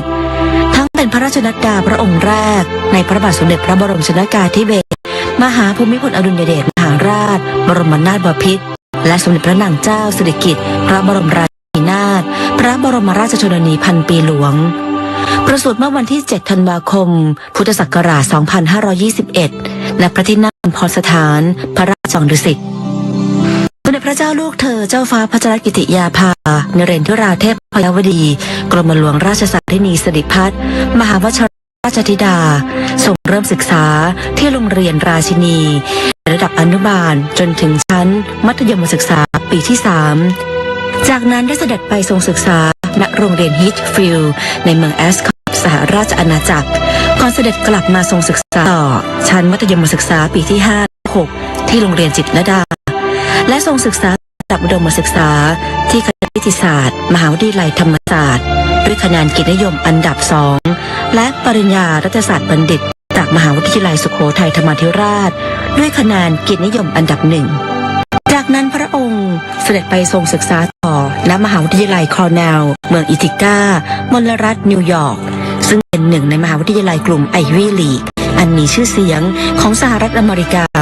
โดยทรงใช้เวลาศึกษาในระดับปริญญามหาบัณฑิตสาขานิติศาสตร์หรือ LLM เพียง1 ปีจากนั้นทรงเข้าศึกษาต่อระดับปริญญาดุษฎีบัณฑิตด้านนิติศาสตร์หรือ JSD และทรงศึกษากฎหมายที่สำนักอบรมศึกษากฎหมายแห่งเนติบัณฑิตยสภาที่ประเทศไทยควบคู่กันไปด้วยพระอัจฉริยภาพและผลแห่งภาคเพียรทำให้ทรงสำเร็จการศึกษา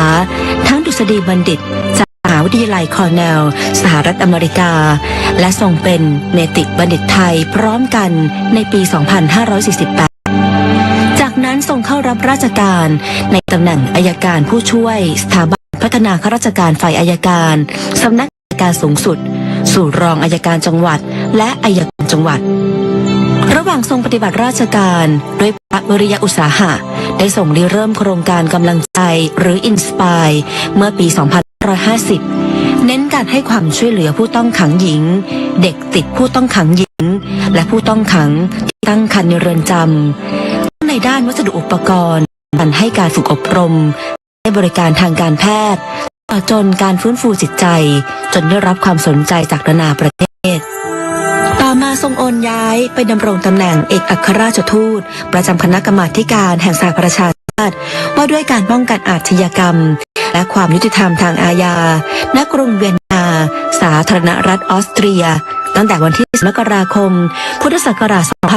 2555 เอกอัครราชทูตวิสามัญผู้มีอำนาจเต็มได้แก่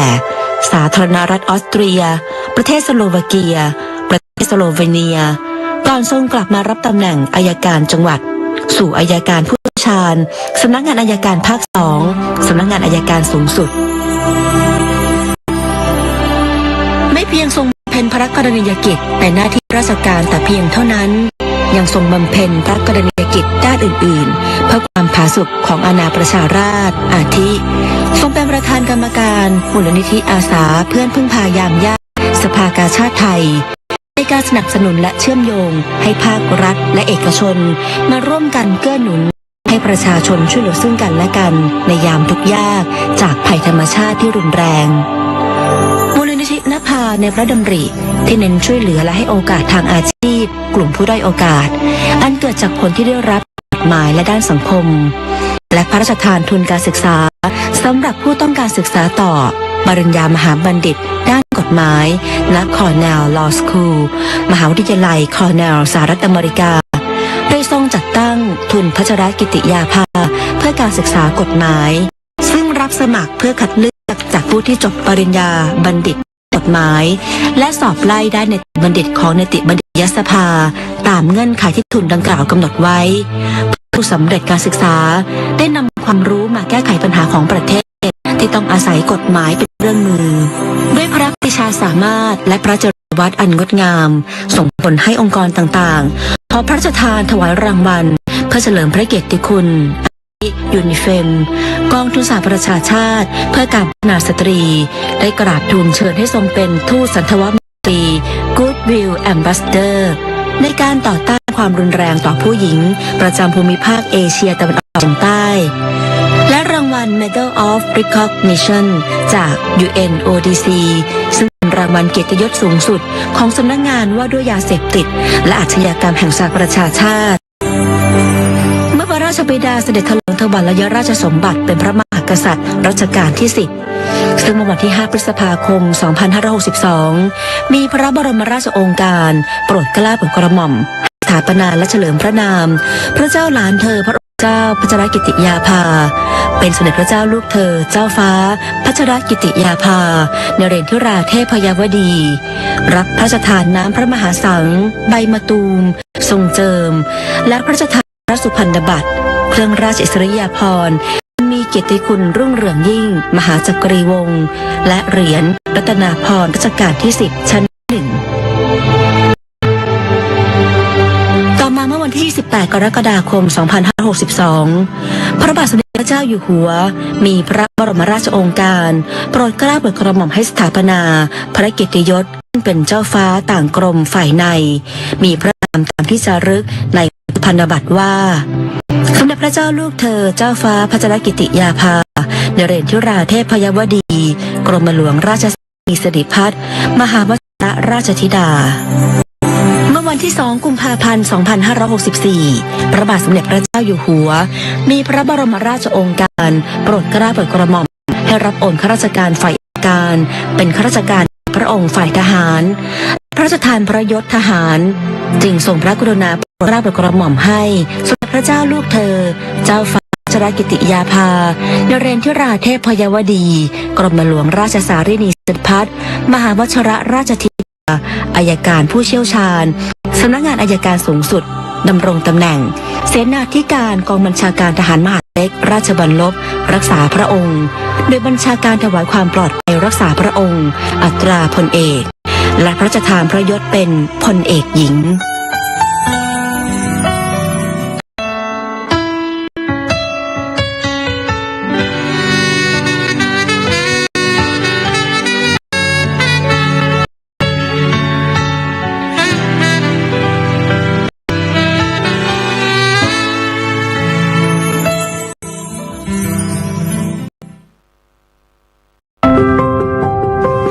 ประสบการณ์ที่ท่านได้สัมผัสความรู้และมาผลักดันจนเกิดสิ่งที่เรียกว่า Bangkok Rules สิ่งหนึ่งที่ปลูกฝังแล้วโดนพระไทยให้ท่านให้ความสนใจในเรื่องของมนุษย์ผู้เปราะบางสตรีและเด็กคือทูลกระหม่อมปู่ล้นเกล้ารัชกาลที่ 9 สอนว่าประชาชนสำคัญที่สุด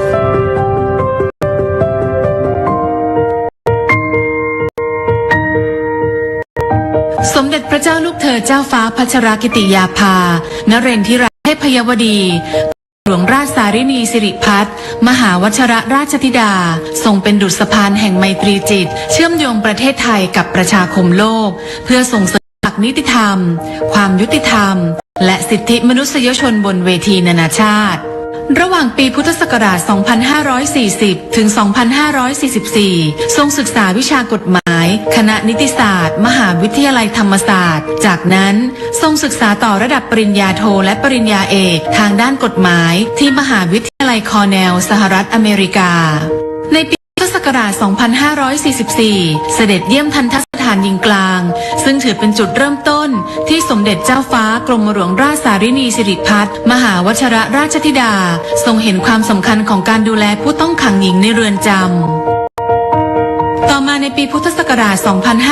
2548 ทรงฝึกงานด้านการทูตพหุภาคีที่คณะผู้แทนถาวรไทยประจำสหประชาชาติณนครนิวยอร์กจากนั้นในปีพุทธศักราช 2551 ทรงได้รับการทูลเกล้าถวายตำแหน่งทูตสันทวไมตรีของกองทุนการพัฒนาเพื่อสตรีแห่งสหประชาชาติหรือยูนิเฟมเพื่อผลักดันการต่อต้านความรุนแรงต่อผู้หญิงในปีพุทธศักราช 2551 ทรงริเริ่มโครงการเพื่อยกระดับสิทธิมนุษยชนของผู้ต้องขังหญิงหรือโครงการเอลฟี่และวางรากฐานสู่ข้อกำหนดกรุงเทพในเวลาต่อมาโดยในปีพุทธศักราช 2555 ทรงดำรงตำแหน่งเอกอัครราชทูตณกรุงเวียนนาแทนถาวรไทยประจำองค์การสหประชาชาติและองค์การระหว่างประเทศณกรุงเวียนนาและประธานการประชุมคณะกรรมาธิการว่าด้วยการป้องกันอาชญากรรมและความยุติธรรมทางอาญาหรือ CCPCJ สมัยที่ 21 ต่อมาในปีพุทธศักราช 2556 ทรงสนับสนุนการจัดประชุมเสวนาระดับนานาชาติว่าด้วยหลักนิติธรรมหรือ The Bangkok Dialogue on the Rule of Law ในปีพุทธศักราช 2560 ทรงได้รับการทูลเกล้าถวายตำแหน่งทูตสันทวไมตรีของสำนักงานว่าด้วยยาเสพติดและอาชญากรรมแห่งสหประชาชาติหรือ UNODC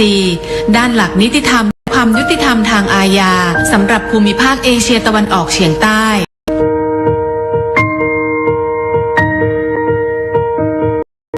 พระองค์ท่านมีความ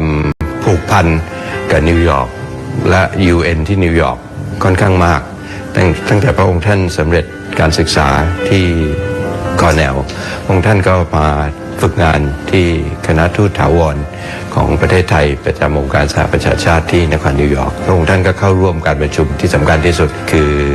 สมัชชาใหญ่สหประชาชาติสมัยที่ 60 โดยพระองค์ท่านก็ทรงงานในเรื่องของกรรมการ3และกรรมการ 3ก็ที่เกี่ยวกับเรื่องผู้หญิงเด็กคนชราด้านสังคมต่างๆรวมทั้งสิทธิมนุษยชนผู้ลี้ภัยทั้งหลายส่วนกรรมการ 6ก็คือกฎหมายหลังจากนั้นที่พระองค์ท่านกลับมาก็รับราชการในสำนักอัยการสูงสุดก่อนที่พระองค์ท่านจะเข้าดำรงตำแหน่งเอกอัครราชทูตที่กรุงเวียนนาต่อมาเมื่อทรงดำรงตำแหน่งเอกอัครราชทูตที่กรุงเวียนนาจะมีสวมหมวก2 ใบแรกก็เป็นเอกอัครราชทูตประจำออสเตรียเหมือนกับทูตอื่นๆทั่วโลกแต่หมวกใบที่2ก็คือพระองค์ท่านเป็นผู้แทนไทยประจำองค์การสหประชาชาติที่เวียนนาซึ่งเวียนนามีเรื่องที่สำคัญหลายประการแรกก็คือเรื่อง IEA เรื่องลดอาวุธจำกัดอาวุธดูแลอาวุธนิวเคลียร์อันที่2ก็คือเรื่องที่เกี่ยวกับอาชญากรรมเกี่ยวกับความกระบวนการยุติธรรมก็มี2 องค์กรใหญ่ๆอันแรกก็คือ UN Office on Drugs and Crime UNODC นะครับก็ทำเรื่องเกี่ยวกับอาชญากรรมต่างๆเรื่องยาเสพติดอีกหน่วยงานหนึ่งก็คือ Commission on Criminal Crime Prevention ย่อว่า CCPCJ นะครับอันเนี้ยพระองค์ท่านก็ เข้าไปเกี่ยวข้องค่อนข้างมากแต่ว่าระยะหลังเนี่ยเห็นชัดว่ามีผู้หญิงเป็นนักโทษในเรือนจำมากขึ้นแล้วก็เห็นชัดว่าความต้องการเนี่ยต่างกับผู้ชายพระองค์ท่านก็เลยเริ่มสิ่งที่เรียกว่ามาตรฐานสำหรับนักโทษหญิงโดยเฉพาะและในที่สุดก็สามารถออกผลักดันออกมาเป็นเรียกว่า Bangkok Rules คือกฎที่ออกที่กรุงเทพนะครับอันนี้ก็เพื่อดูแลนักโทษหญิงโดยเฉพาะเลยแล้วก็ไปผ่านมติในสมัชชาใหญ่สหประชาชาตินะครับในปี 2010 ในเรื่องที่เกี่ยวกับทูลกระหม่อมนะครับสำหรับพระราชกรณียกิจต่างประเทศนั้นเนี่ยมากมายและมีความหลากหลายมากนะครับท่านถ้าเกิดจะแบ่งเป็น2วาระเนี่ยในช่วงแรกของปีครึ่งท่านทรงดำรงตำแหน่งประธานคณะกรรมการของ UNODC นะครับว่าด้วยการป้องกันอาชญากรรมและความยุติธรรมทางอาญาและท่านเองได้รับการกราบทูลเชิญให้เป็นประธานประชุมสมัยที่21ตลอดเวลาที่พระองค์ท่านทรงดำรงตำแหน่งประธานการประชุม1ปีท่านไม่เคยขาดการประชุมแม้แต่วันเดียวในช่วงที่เป็นเอกอัครราชทูตนั้นเนี่ยท่านปฏิบัติหน้าที่ของความเป็นเอกอัครราชทูตได้อย่างสมบูรณ์แบบมากแน่นอนว่างานส่วนใหญ่ของเรานั้นมุ่งที่พหุภาคีที่ UNODC ที่นั่นนะครับแต่ในเรื่องการเจริญสัมพันธไมตรีกับออสเตรียพระองค์ท่านก็สามารถที่จะอาศัยน้ำพระทัยอาศัยพระบารมีผูกใจคณะทูตานุทูตแล้วก็ประเทศเจ้าบ้านหน่วยงานต่างๆได้เป็นอย่างดีมากสิ่งหนึ่งที่คนคาดไม่ถึงในฐานะองค์เอกอัครราชทูตเนี่ยคือการคุ้มครองดูแลรักษาผลประโยชน์ของคนไทยในประเทศนั้นๆคงจะได้เรามีงานกงสุลสัญจรที่สถานทูตจะบริการทางด้านนิติกรให้กับพี่น้องชาวไทยที่อยู่ในประเทศนั้นๆในหลายโอกาสต้องไปต่างแคว้นเชื่อไหมครับว่าพระองค์ท่านเสด็จไปทุกครั้งไม่ว่าจะเป็นแคว้นซึ่งอยู่ไกลยังไงก็ตามท่านเสด็จไปด้วยแล้วก็เปิดโอกาสให้พี่น้องชาวไทยได้มาเข้าท่านมาช่วยนั่งทำนิติกรนั่งช่วยเขียนดูพาสปอร์ตช่วยเขียนช่วยประชาชนด้วยพี่น้องประชาชนชาวไทยที่ได้สัมผัสเนี่ยปลื้มปิติยินดีมากไม่มีใครคาดคิดหรอกครับว่าวันหนึ่งเนี่ยตัวอยู่ซาวส์บุกนะครับอยู่ทีโรจะมีเจ้าฟ้าเจ้าแผ่นดินไปให้ความกันเองขนาดนั้นผมดูแล้วผมพิจารณาเองแล้วเนี่ยเป็นเพราะพระองค์ท่านเนี่ยพระเจริญพระชรรษาเติบโตมาเนี่ยด้วยความที่ท่านอยากใกล้ชิดประชาชนถามว่าทำไมคือท่านเป็นนักศึกษาคณะนิติศาสตร์ธรรมศาสตร์ท่านได้มีโอกาสเข้าไปเยี่ยมดูงานของทันตสถานผู้ต้องขังหญิงนะครับท่านได้ไปเห็นว่าจริงๆแล้วเนี่ยผู้ต้องขังหญิงเนี่ยก็เป็นมนุษย์เหมือนกันแต่มีความแตกต่างทางกายภาพระหว่างนักโทษชายกับนักโทษหญิงทำให้มีพระดำริขึ้นมาว่าถึงแม้จะเป็นผู้หญิงแต่ก็ควรจะได้รับสิทธิเสมอภาคเช่นกับ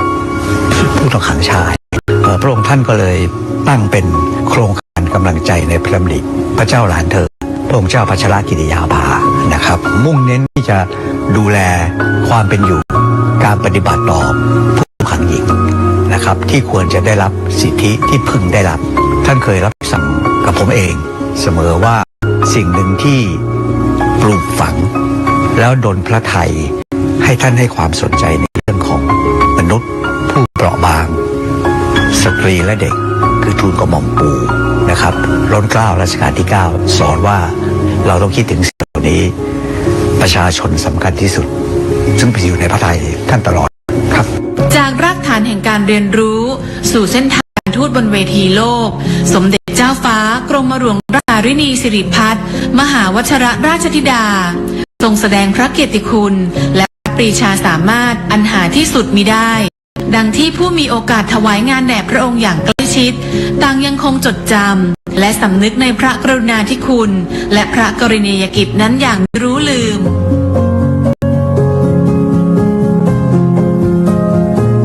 ประทับใจส่วนตัวผมคิดว่าอันแรกเนี่ยก็คือว่าได้สัมผัสพระองค์ท่านความเมตตาที่ท่านมีต่อข้าราชการความสนิทสนมที่ท่านให้ไม่เคยถือพระองค์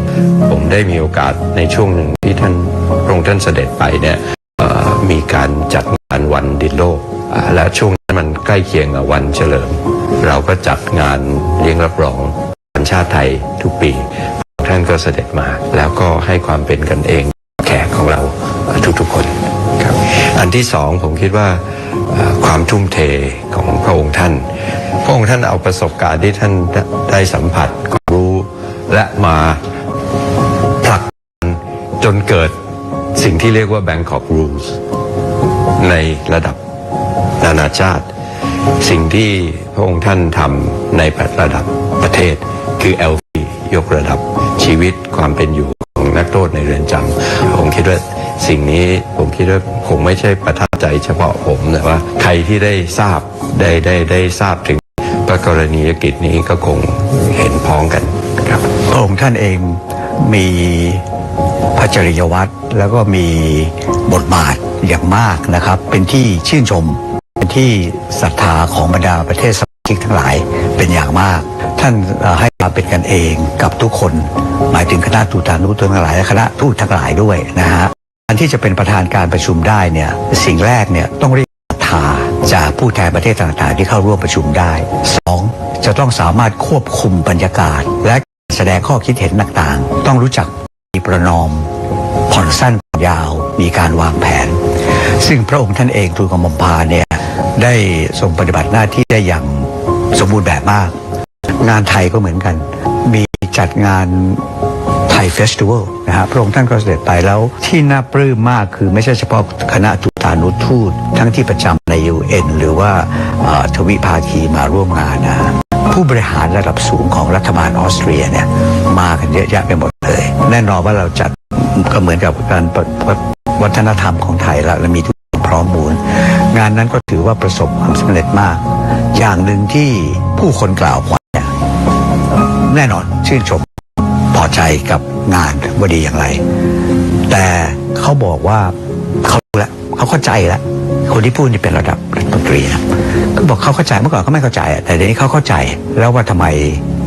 สถาบันพระมหากษัตริย์เนี่ยถือได้เป็นที่รักศรัทธาของประชาชนชาวไทย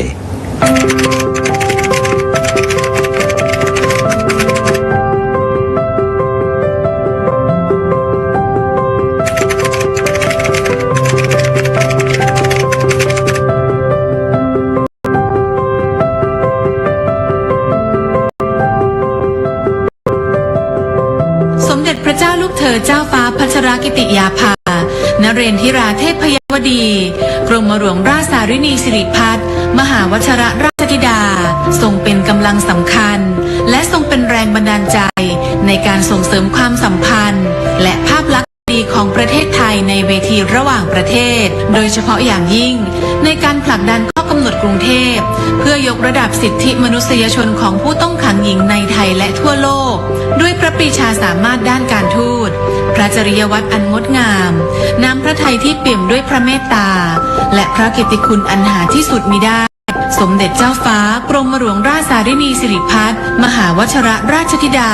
จึงทรงเป็นเจ้าหญิงนักการทูตผู้ทรงเป็นความภาคภูมิใจของคนไทยและทรงเป็นผู้นำพาประเทศไทยก้าวสู่เวทีโลกด้วยศักดิ์ศรี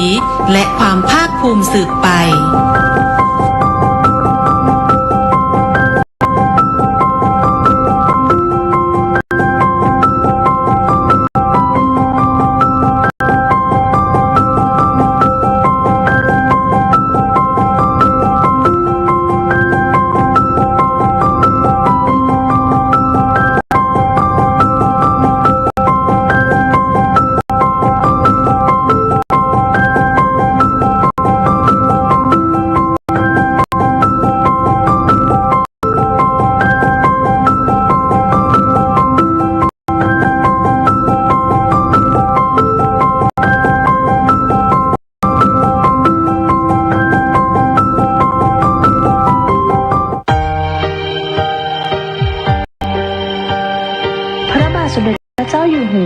ทรงมีพระราชปณิธานในการสืบสารรักษาต่อยอดพระราชปณิธานในพระบาทสมเด็จพระบรมชนกาธิเบศรมหาภูมิพลอดุลยเดชมหาราชบรมนาถบพิตรจึงพระราชทานโครงการพัฒนาชุมชนในเขตรักษาพันธุ์สัตว์ป่าและอุทยานแห่งชาติจังหวัดกาญจนบุรี มื่อวันที่ 29 สิงหาคม 2562 เพื่อส่งเสริมให้ประชาชนที่อยู่ตามแนวชายแดนในถิ่นทุรกันดารเข้าถึงสิทธิพื้นฐานต่างๆที่จำเป็นต่อการดำรงชีวิตบ้านสารวะและบ้านไร่โว่ตั้งอยู่ในเขตรักษาพันธุ์สัตว์ป่าทุ่งใหญ่นเรศวรด้านตะวันตกจังหวัดกาญจนบุรีประชากรส่วนใหญ่เป็นชาวกะเหรี่ยงซึ่งประสบปัญหานานานับประการไม่ว่าจะเป็นด้านคมนาคมสาธารณสุขสาธารณูปโภคการศึกษาเศรษฐกิจและการสื่อสารด้านคมนาคมในช่วงฤดูฝนของทุกปีทั้งสองชุมชนประสบปัญหาน้ำหลากบนเส้นทางสัญจรการเดินทางยากลำบากใช้เวลาเดินทางไม่น้อยกว่า 5-6 ชั่วโมงดังนั้นโครงการได้เข้ามาแก้ไขปัญหาในการปรับปรุงเส้นทางให้สอดคล้องกับความเป็นอุทยานแห่งชาติและมรดกโลกซึ่งปัจจุบันได้มีการปรับปรุงเส้นทางให้สามารถสัญจรได้อย่างสะดวกแล้วการดำเนินงานที่ผ่านมานะครับตามแผนงานโครงการตลาดไร่โว่นะครับก็ดำเนินการแล้วเสร็จตามเป้าหมายทำให้สามารถที่จะใช้สัญจรได้ตลอดทั้งปีครับ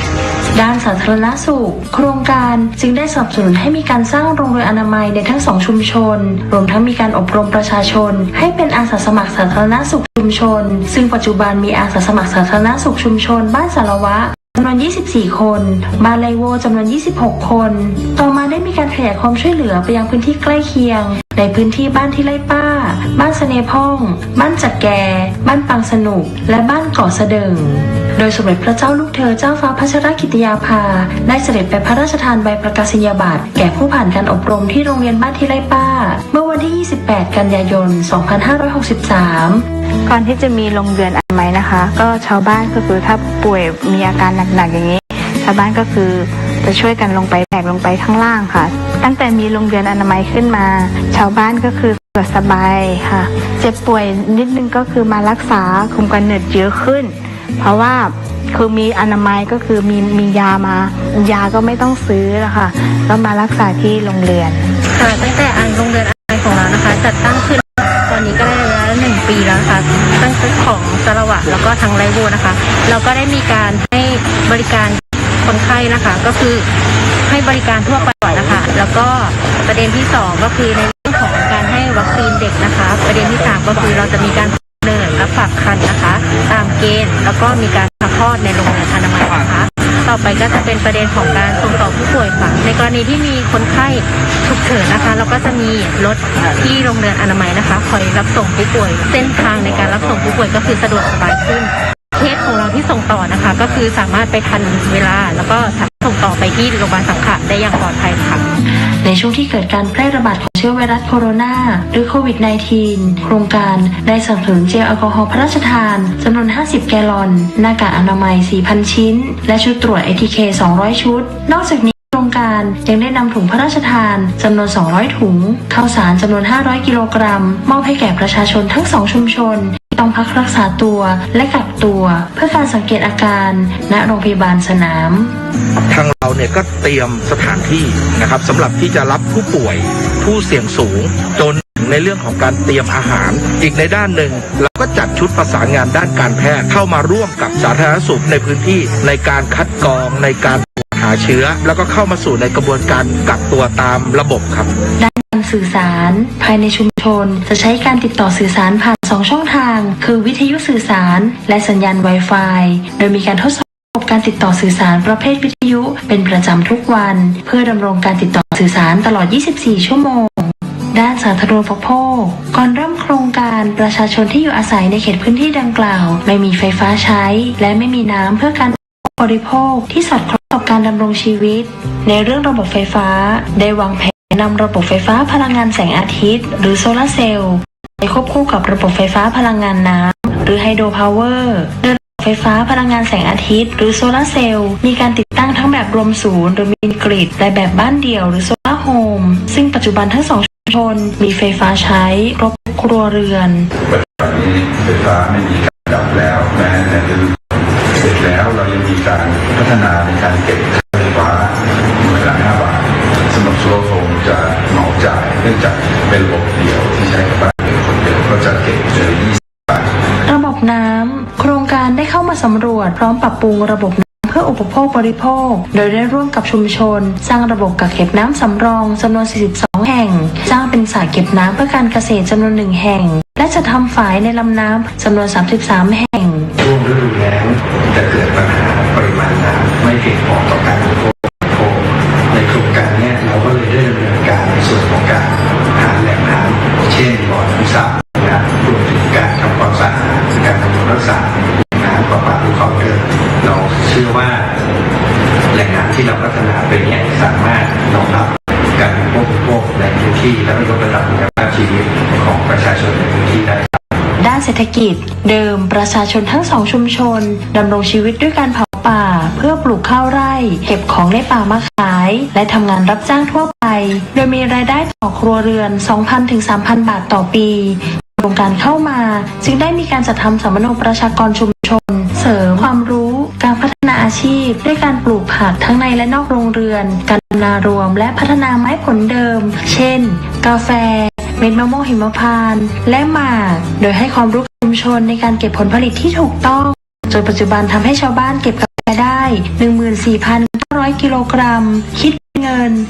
720,000 บาทซึ่งสูงปีที่ผ่านมาที่จำหน่ายกาแฟได้เงิน 133,600 บาทการเข้ามาของโครงการก่อให้เกิดการรวมกลุ่มของชุมชนและพัฒนาเป็นวิสาหกิจชุมชนโดยมีการจดทะเบียนเป็นวิสาหกิจชุมชนขึ้นเมื่อวันที่ 15 มีนาคม 2564ในการเสริมสร้างของผักอินทรีย์หัวหลักของการทำผักอินทรีย์คือความซื่อสัตย์การทำงานในระยะแรกอาจจะเกิดปัญหาในเรื่องความเข้าใจเราพยายามเข้ามาปรับเปลี่ยนแล้วสอนวิธีให้เขาชาวบ้านดังนั้นการเรียนรู้ในระยะที่ผ่านมาชาวบ้านก็เกิดความพึงพอใจเรามองความยั่งยืนในถึงอาชีพแล้วก็เรื่องของความมั่นคงดังนั้นผลผลิตที่ออกไปจากที่นี่ค่ะจะมองถึงเรื่องของความอินทรีย์รวมไปถึงการลงสุดท้ายเองหัวใจของความซื่อสัตย์จะมาช่วยชาวบ้านให้เขาช่วยเหลือกันเองได้โลงเนี่ย200 กิโลก็มีนะผมก็เลยบอกว่า100 กิโลนะกิโล30 บาทถ้าคุณมี2 โลงล่ะเก็บรอบหนึ่งคุณก็ได้ฉะนั้นผมคิดว่าก็ดีมากดีที่สุดก็คือหน่วยงานเขาก็สนับสนุนหาตลาดรองรับให้เราถ้าเกิดโครงการพวกท่านทำให้ไม่เนี่ยพวกผมก็ยังอยู่แบบลอยๆอยู่การช่วยเหลือครัวเรือนขาดแคลนโครงการได้เข้าช่วยเหลือครัวเรือนที่ขาดแคลนโดยนำแนวทางพระราชทานสายพันธุ์การผลิตของสมเด็จพระเจ้าลูกเธอเจ้าฟ้าพัชรกิติยาภาเข้ามาเป็นแนวทางหลักให้ครัวเรือนขาดแคลนเข้าสู่สายพันธุ์การในทุกการผลิตของชุมชนซึ่งทำให้ครัวเรือนขาดแคลนมีรายได้เพิ่มขึ้นสามารถปลดหนี้สินได้อีกทั้งโครงการยังได้ซ่อมแซมบ้านครัวเรือนขาดแคลนที่ทรุดโทรมให้มีความแข็งแรงมากยิ่งขึ้นด้วยผมไม่ได้อยู่บ้านกลับมาเนี่ยห้องน้ำไม่มีฝาครับไม่มีฝาเนี่ยผมก็หาสังกะสีเก่าๆมาแปะครับแล้วโครงการสร้างห้องน้ำเนี่ยผมไม่รู้หรอกว่าเข้ามาครับแล้วอยู่ๆก็เขามาสร้างให้ครับโอ้เขาสร้างให้อย่างดีเลยครับด้านการศึกษาเดิมใน2ชุมชนมีเพียงห้องเรียนสาขาบ้านสารวะและบ้านไร่โว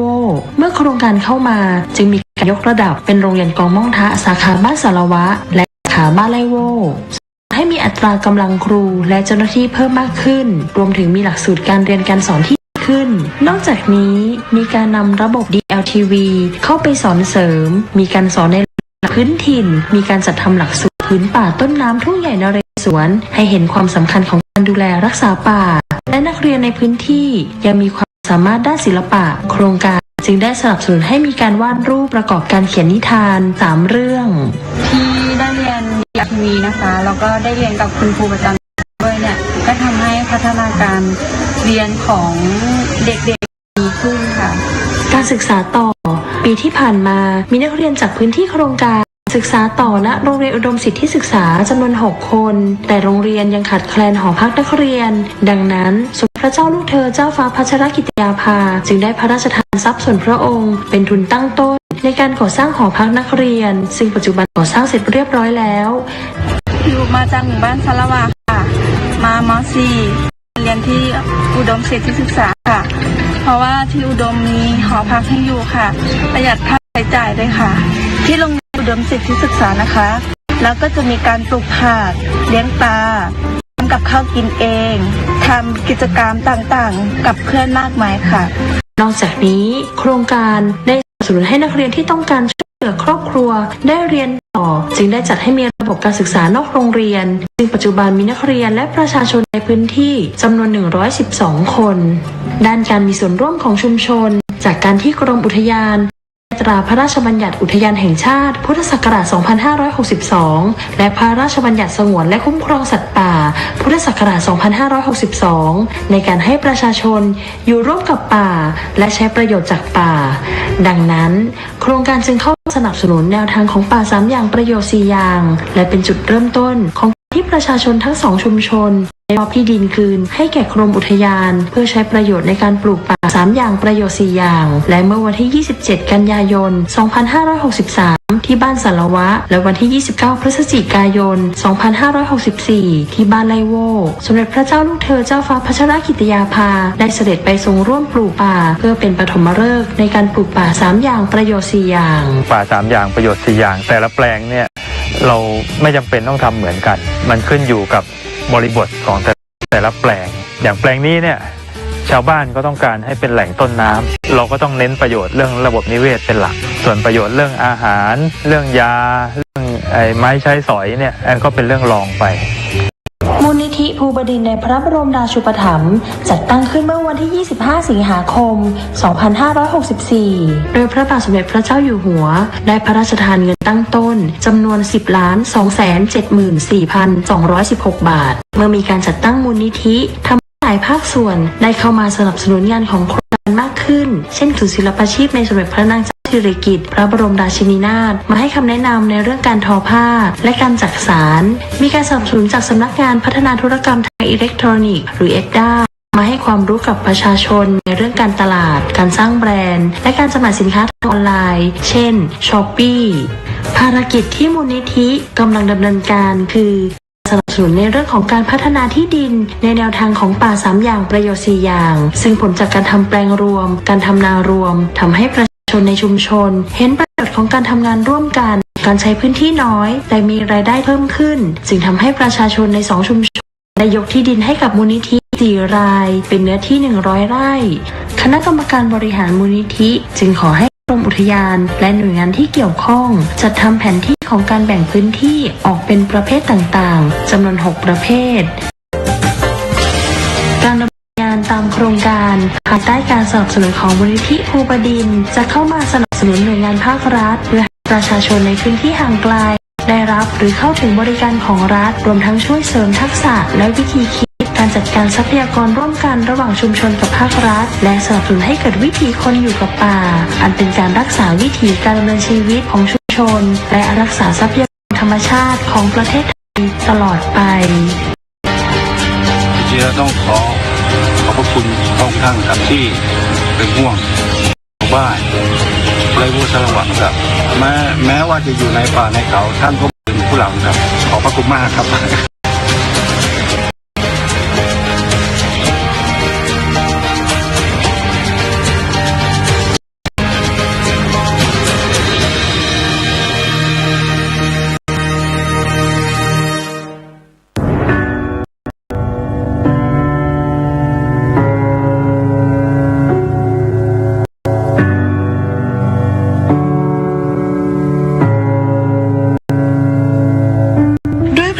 กรุณาธิคุณของพระบาทสมเด็จพระปรเมนทรรามาธิบดีศรีสินมหาวชิราลงกรณ์พระวชิรเกล้าเจ้าอยู่หัวที่ทรงใส่พระทัยกับประชาชนชาวไทยทุกหมู่เหล่าอย่างเท่าเทียมกันไม่เว้นแม้แต่ผู้ต้องขังในเรือนจำที่ประสบปัญหาด้านสุขภาพด้วยเหตุนี้พระราชทานโครงการราชทานปันสุขทำความดีเพื่อชาติศาสตร์เพื่อแก้ปัญหาด้านสุขภาพอนามัยของผู้ต้องขังอันเป็นสิทธิขั้นพื้นฐานที่มนุษยชนพึงได้รับเมื่อวันที่ 28 ธันวาคม 2562 พระบาทสมเด็จพระวชิรเกล้าเจ้าอยู่หัวและสมเด็จพระนางเจ้าพระบรมราชินีเสด็จเปิดโครงการระยะที่ 1 ณ ทัณฑสถานโรงพยาบาลราชทัณฑ์และได้พระราชทานเครื่องมือแพทย์ด้วยพระราชทรัพย์ส่วนพระองค์จำนวน706 ชิ้นวงเงิน190 ล้านบาทเศษให้กับเรือนจำทัณฑสถาน25 แห่งรวมทั้งพระราชทานรถเอ็กซเรย์ที่ให้กับโรงพยาบาลประจำเขตอีก12แห่งและได้พระราชทานแนวทางอื่นๆอาทิการพัฒนาศักยภาพผู้ต้องขังให้มีความรู้ในเรื่องการรักษาพยาบาลด้วยการเป็นอาสาสมัครสาธารณสุขเรือนจำการจัดตั้งมุมสุขภาพราชทัณฑ์ปันสุขการบูรณาการในการทำงานระหว่างเรือนจำและโรงพยาบาล และสนับสนุนให้จิตอาสาจากศูนย์อำนวยการใหญ่จิตอาสาพระราชทานเข้ามาดูแลในมิติสุขภาพและสิ่งแวดล้อมโครงการรัชทานปันสุขทำให้เกิดผลดีและเปลี่ยนแปลงในมิติสุขภาพในด้านต่างๆต่อเจ้าหน้าที่และผู้ต้องขังในทุกเรือนจำและบุคลากรจากโรงพยาบาลแม่ข่าย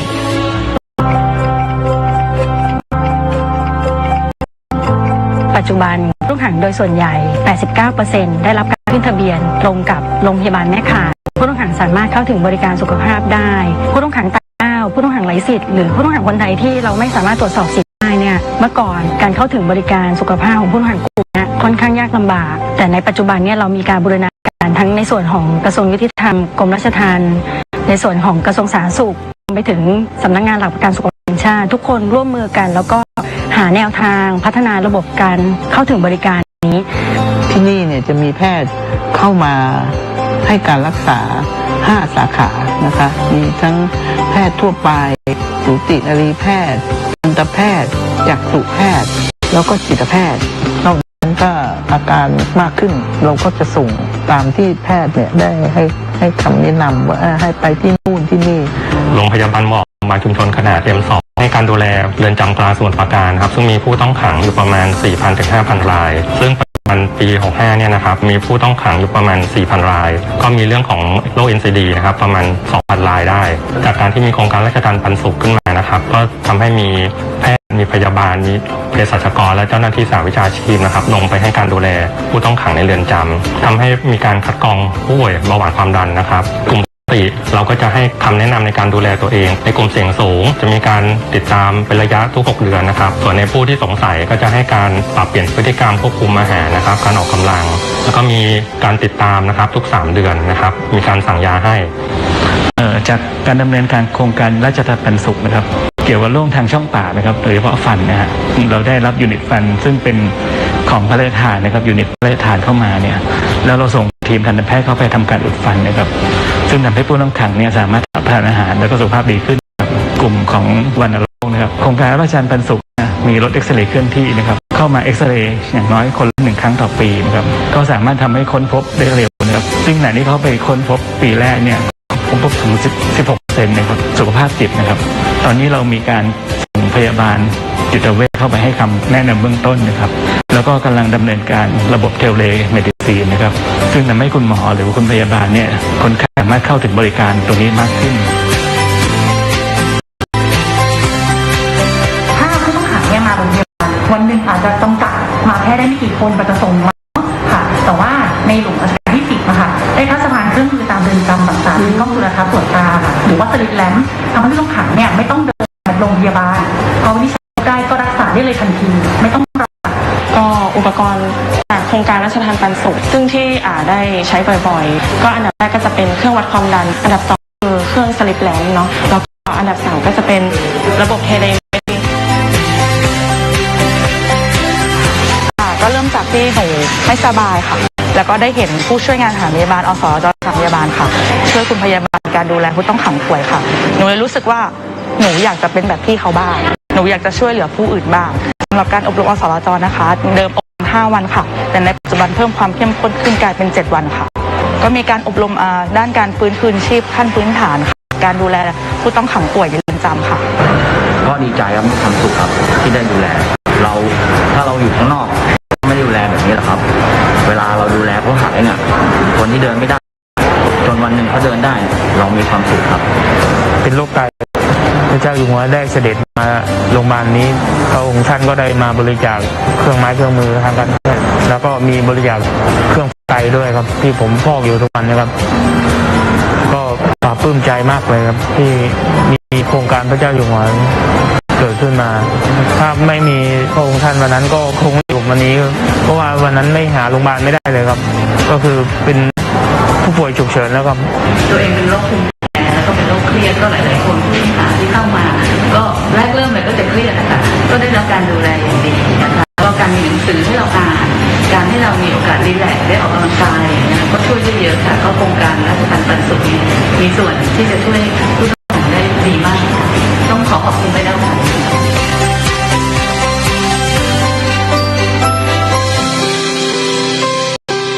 การดำเนินงาน ในระยะที่ 2 พระบาทสมเด็จพระเจ้าอยู่หัวได้พระราชทานความช่วยเหลือในระยะที่ 2 ไปยังเรือนจำอำเภอจำนวน19 แห่งโดยพระราชทานพระราชทรัพย์ส่วนพระองค์จำนวน118 ล้านบาทเศษเพื่อจัดซื้อครุภัณฑ์ทางการแพทย์ที่แบ่งเป็นครุภัณฑ์ที่ใช้ในเรือนจำ15 ล้านบาทเศษและครุภัณฑ์เครื่องมือทางการแพทย์ที่ใช้ในโรงพยาบาลแม่ข่ายจำนวน102 ล้านและได้เสด็จเปิดโครงการในระยะที่ 2 เมื่อวันที่ 28 เมษายน 2564 ณ ที่นั่งอัมพรสถานพระราชวังดุสิตโดยมีผู้บริหารผู้บัญชาการเรือนจำและผู้ต้องขังเฝ้ารับเสด็จณที่ตั้งผ่านระบบออนไลน์นอกจากการพระราชทานครุภัณฑ์ทางการแพทย์แล้วยังได้พระราชทานแนวทางเพิ่มเติมได้แก่การบริหารจัดการโรคติดต่อการกักโรคการส่งเสริมสุขอนามัยและสิ่งแวดล้อมโภชนาการบำบัดน้ำเสียและการกำจัดขยะเป็นต้นซึ่งแต่ก่อนที่ผ่านมามีข้อพิพาทระหว่างเรือนจำและชุมชนในการปล่อยน้ำเสียตั้งแต่มีการราชทัณฑ์ปันสุขมีแผนงานที่ชัดเจนในการบำบัดน้ำเสียมีการใช้ก่อดักไขมันมีการเติมจุลินทรีย์ลงในท่อระบายน้ำเมื่อวันที่ 13 กันยายน 2564 โครงการได้รับภารกิจการดูแลสุขภาพผู้ต้องขังหญิงตั้งครรภ์และเด็กติดผู้ต้องขังมาดูแลเพิ่มเติมตอนหนูมาหนูก็ท้องง่าย4 เดือนจะเข้า5 เดือนนะครับหนูก็กังวลว่าหนูจะเป็นยังไงจะอยู่ตรงไหนจะอยู่ได้ไหมแต่พอถึงวันจริงหนูก็มีเจ้าหน้าที่เขาเคยมาผ่าท้องแล้วก็พาหนูไปหาหมอแล้วก็กำหนดคลอดหนูไปคลอดที่โรงพยาบาลเจ้าหน้าที่เขาก็คุมดีมากเลยค่ะแล้วก็โครงการราชทัณฑ์ปันสุขเขาเคยให้กำลังใจให้หนูด้วยจริงๆก็บอกว่าท้ออยู่นะคะแต่ก็เห็นหน้าลูกเคยให้กำลังใจให้หนูทุกวันนี้ค่ะปัญหาเรื่องเกี่ยวกับมะเร็งนะครับโดยเฉพาะผู้ต้องขังสตรีนะครับก็พบว่ามีเรื่องของมะเร็งเต้านมมะเร็งปากมดลูกนะครับสองกลุ่มนี้อยู่ในขั้นกลางการดำเนินการอย่างต่อเนื่องนะครับจากสถานการณ์การแพร่ระบาดของโรคติดเชื้อไวรัสโคโรนา 2019 โควิด -19 ไปทั่วโลกรวมถึงประเทศไทยจะส่งผลกระทบต่อเรือนจำเช่นกันทว่าด้วยแนวทางที่ได้พระราชทานไว้ตั้งแต่ห้องกักโรคการส่งเสริมเรื่องสุขาภิบาลเรือนจำและอนามัยสิ่งแวดล้อมการบูรณาการระหว่างเรือนจำกับโรงพยาบาลแม่ข่ายทำให้เรือนจำสามารถรับมือและแก้ไขปัญหาได้ทันการนอกจากนี้ผู้ต้องขังยังได้รับพระมหากรุณาธิคุณอีกเช่นเดิมโดยได้พระราชทานพระราชส่วนพระองค์จำนวน48 ล้านบาทเศษในการจัดหาอุปกรณ์ทางการแพทย์นอกจากนี้ยังได้พระราชทานยาฟาวิพิลาเวียจำนวน 200,000 เม็ดพระราชทานพระราชทรัพย์ส่วนพระองค์อีก1 ล้านบาทในการปรับปรุงห้องปฏิบัติการอนูชีวโมเลกุลระบบความดันลบณทันตสถานโรงพยาบาลราชทัณฑ์เมื่อวันที่ 25 สิงหาคม 2564 พระบาทสมเด็จพระเจ้าอยู่หัวทรงให้จัดตั้งมูลนิธิราชทัณฑ์ปันสุขทำความดีเพื่อชาติศาสตร์กษัตริย์ขึ้นและพระราชทานพระราชทรัพย์ส่วนพระองค์ตั้งต้นจำนวน 10,274,216 บาทโดยการดำเนินงานของมูลนิธิจะเน้นเข้าไปเสริมการทำงานของภาครัฐในการดูแลผู้ต้องขังในเรื่องสุขภาพสวัสดิภาพของผู้ต้องขังเพื่อให้เป็นไปตามหลักมนุษยธรรมนับแต่นี้ไปการทำงานของมูลนิธิจะเข้าไปช่วยเสริมสนับสนุนและช่วยเหลือรวมทั้งดำเนินการร่วมกับทุกภาคส่วนเพื่อสาธารณประโยชน์ที่เกี่ยวข้องด้านสุขภาพและการสาธารณสุขของผู้ต้องขังตลอดไป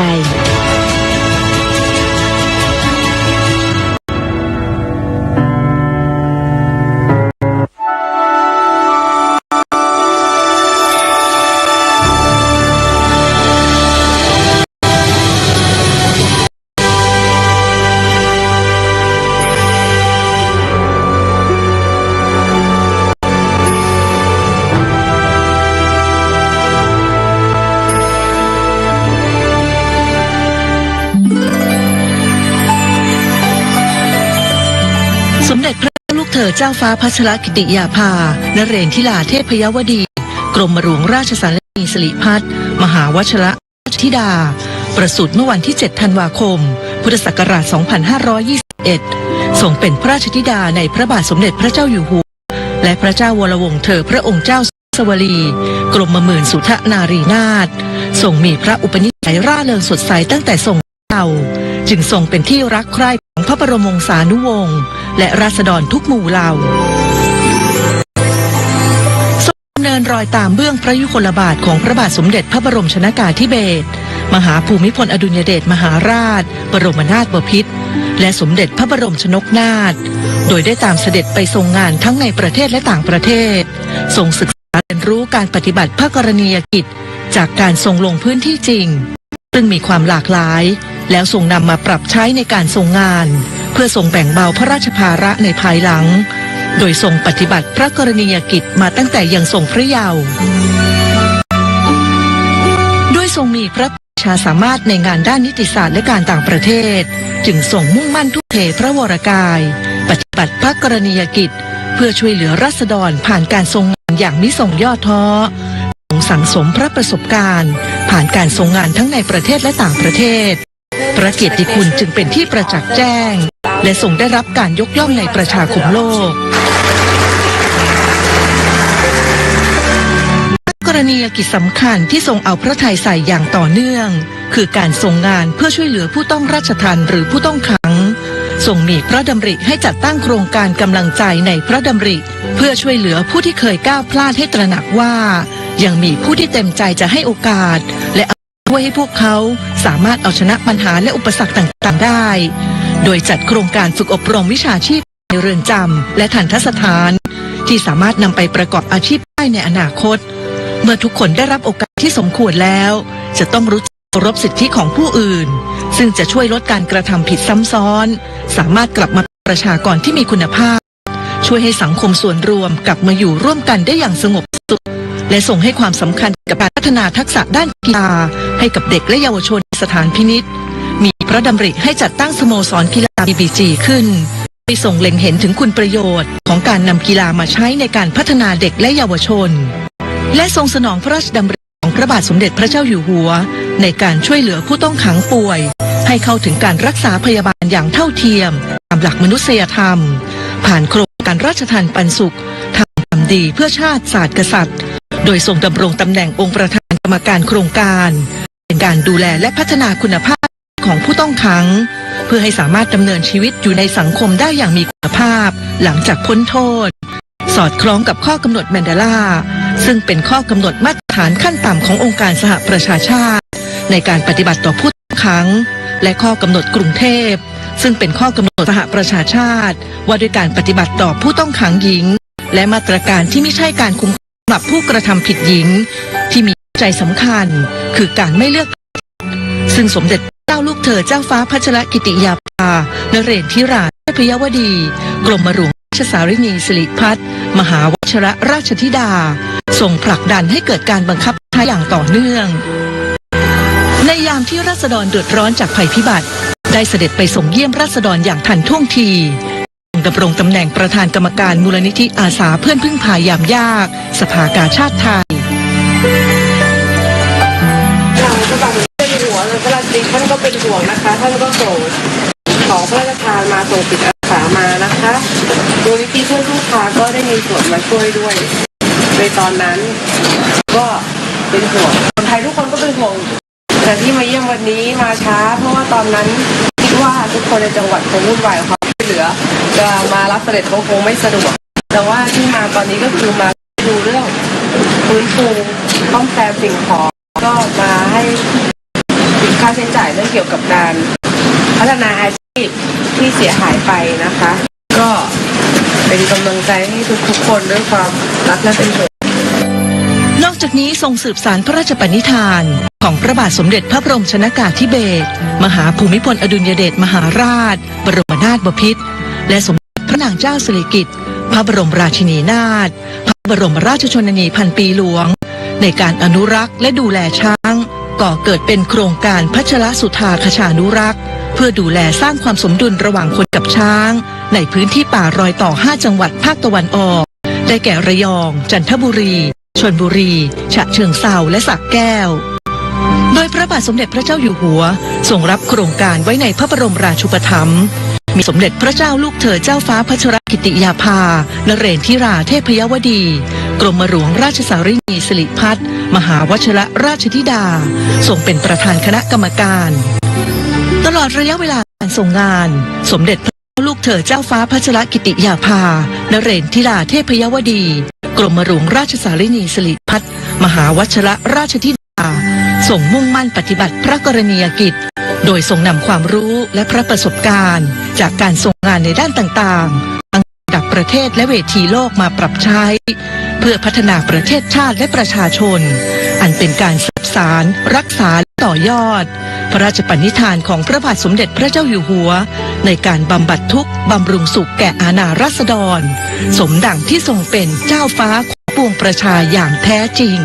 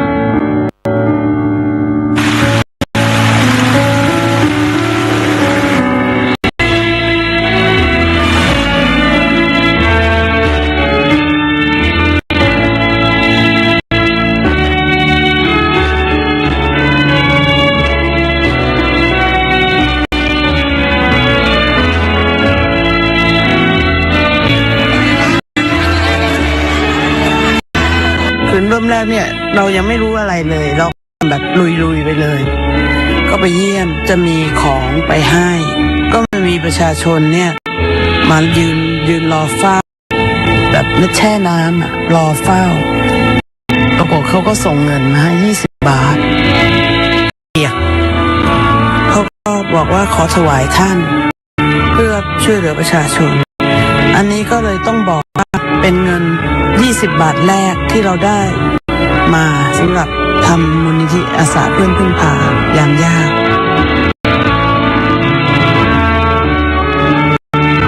มูลนิธิอาสาเพื่อนพึ่งพายากสภากาชาติไทยก่อตั้งขึ้นเมื่อพุทธศักราช 2538 พระเจ้าวรวงศ์เธอพระองค์เจ้าสมสวลีกรมหมื่นสุทธานรีนาถทรงเป็นองค์นายกกิตติมศักดิ์ตลอดชีพ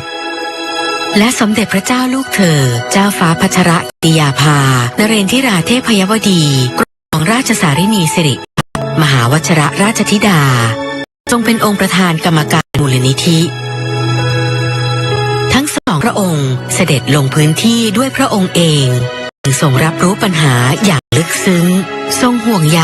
และใส่พระทัยในการช่วยเหลือผู้ประสบภัยไม่เพียงคลายความทุกข์แต่ยังสร้างขวัญกำลังใจให้ประชาชนมากยิ่งขึ้นเรื่องของธรรมชาติก็คือเรื่องของธรรมชาติแต่คนก็อย่าเสียกำลังใจนะเราก็จะได้ร่วมมือร่วมใจร่วมแรงช่วยเหลือกันต่อไปนะคะแล้วก็หวังเป็นอย่างยิ่งว่าในอนาคตเราก็คงจะมีการเฝ้าระวังป้องกันปัญหาแบบนี้ได้ดีนะคะแต่สำหรับประชาชนทุกท่านก็ขอบอกว่าคิดถึงนะคะ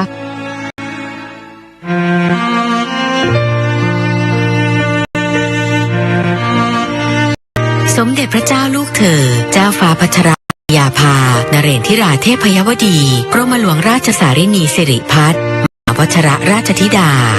ทรงตระหนักการป้องกันระวังภัยเพื่อลดความสูญเสียต่อชีวิตและทรัพย์สินของประชาชนจึงมีพระดำริให้มูลนิธิจัดสถานีโทรมาตรอัตโนมัติ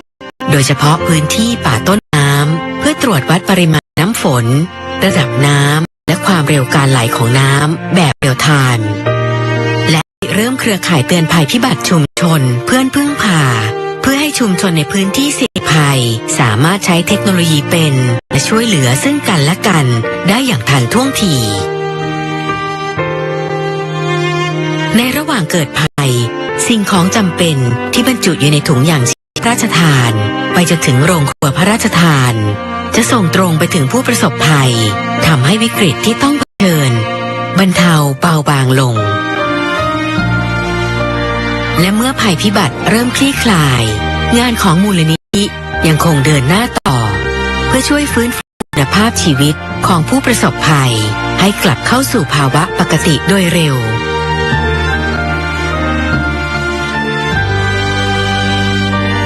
มูลนิธิอาสาเพื่อนพึ่งพายามยากสภากาชาติไทยจะสืบสานพระปฏิญาณของทั้งสองพระองค์ในการบรรเทาทุกข์และสร้างขวัญกำลังใจแก่ผู้ประสบภัย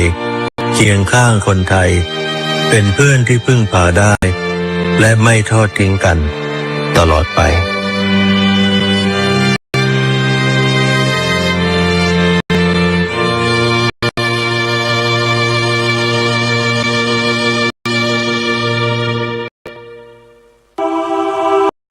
พิรุณพรำฟ้าร่ำให้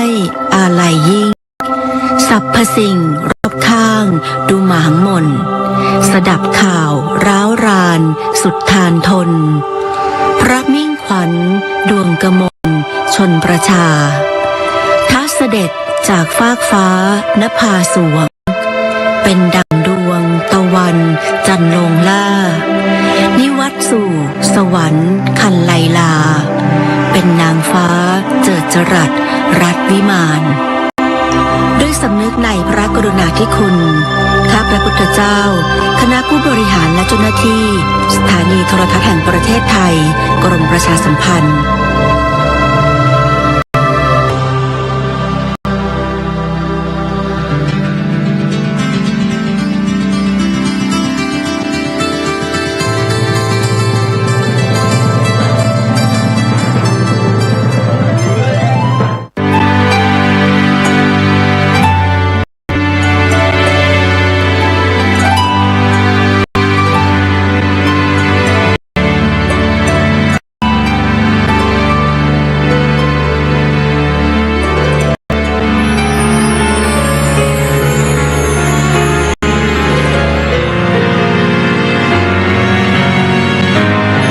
พระเจ้าลูกเธอเจ้าฟ้าพัชรกิติยาภา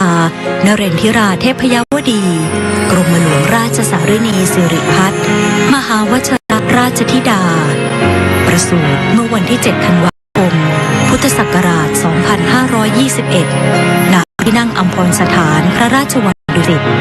เป็นพระราชธิดาในพระบาทสมเด็จพระเจ้าอยู่หัว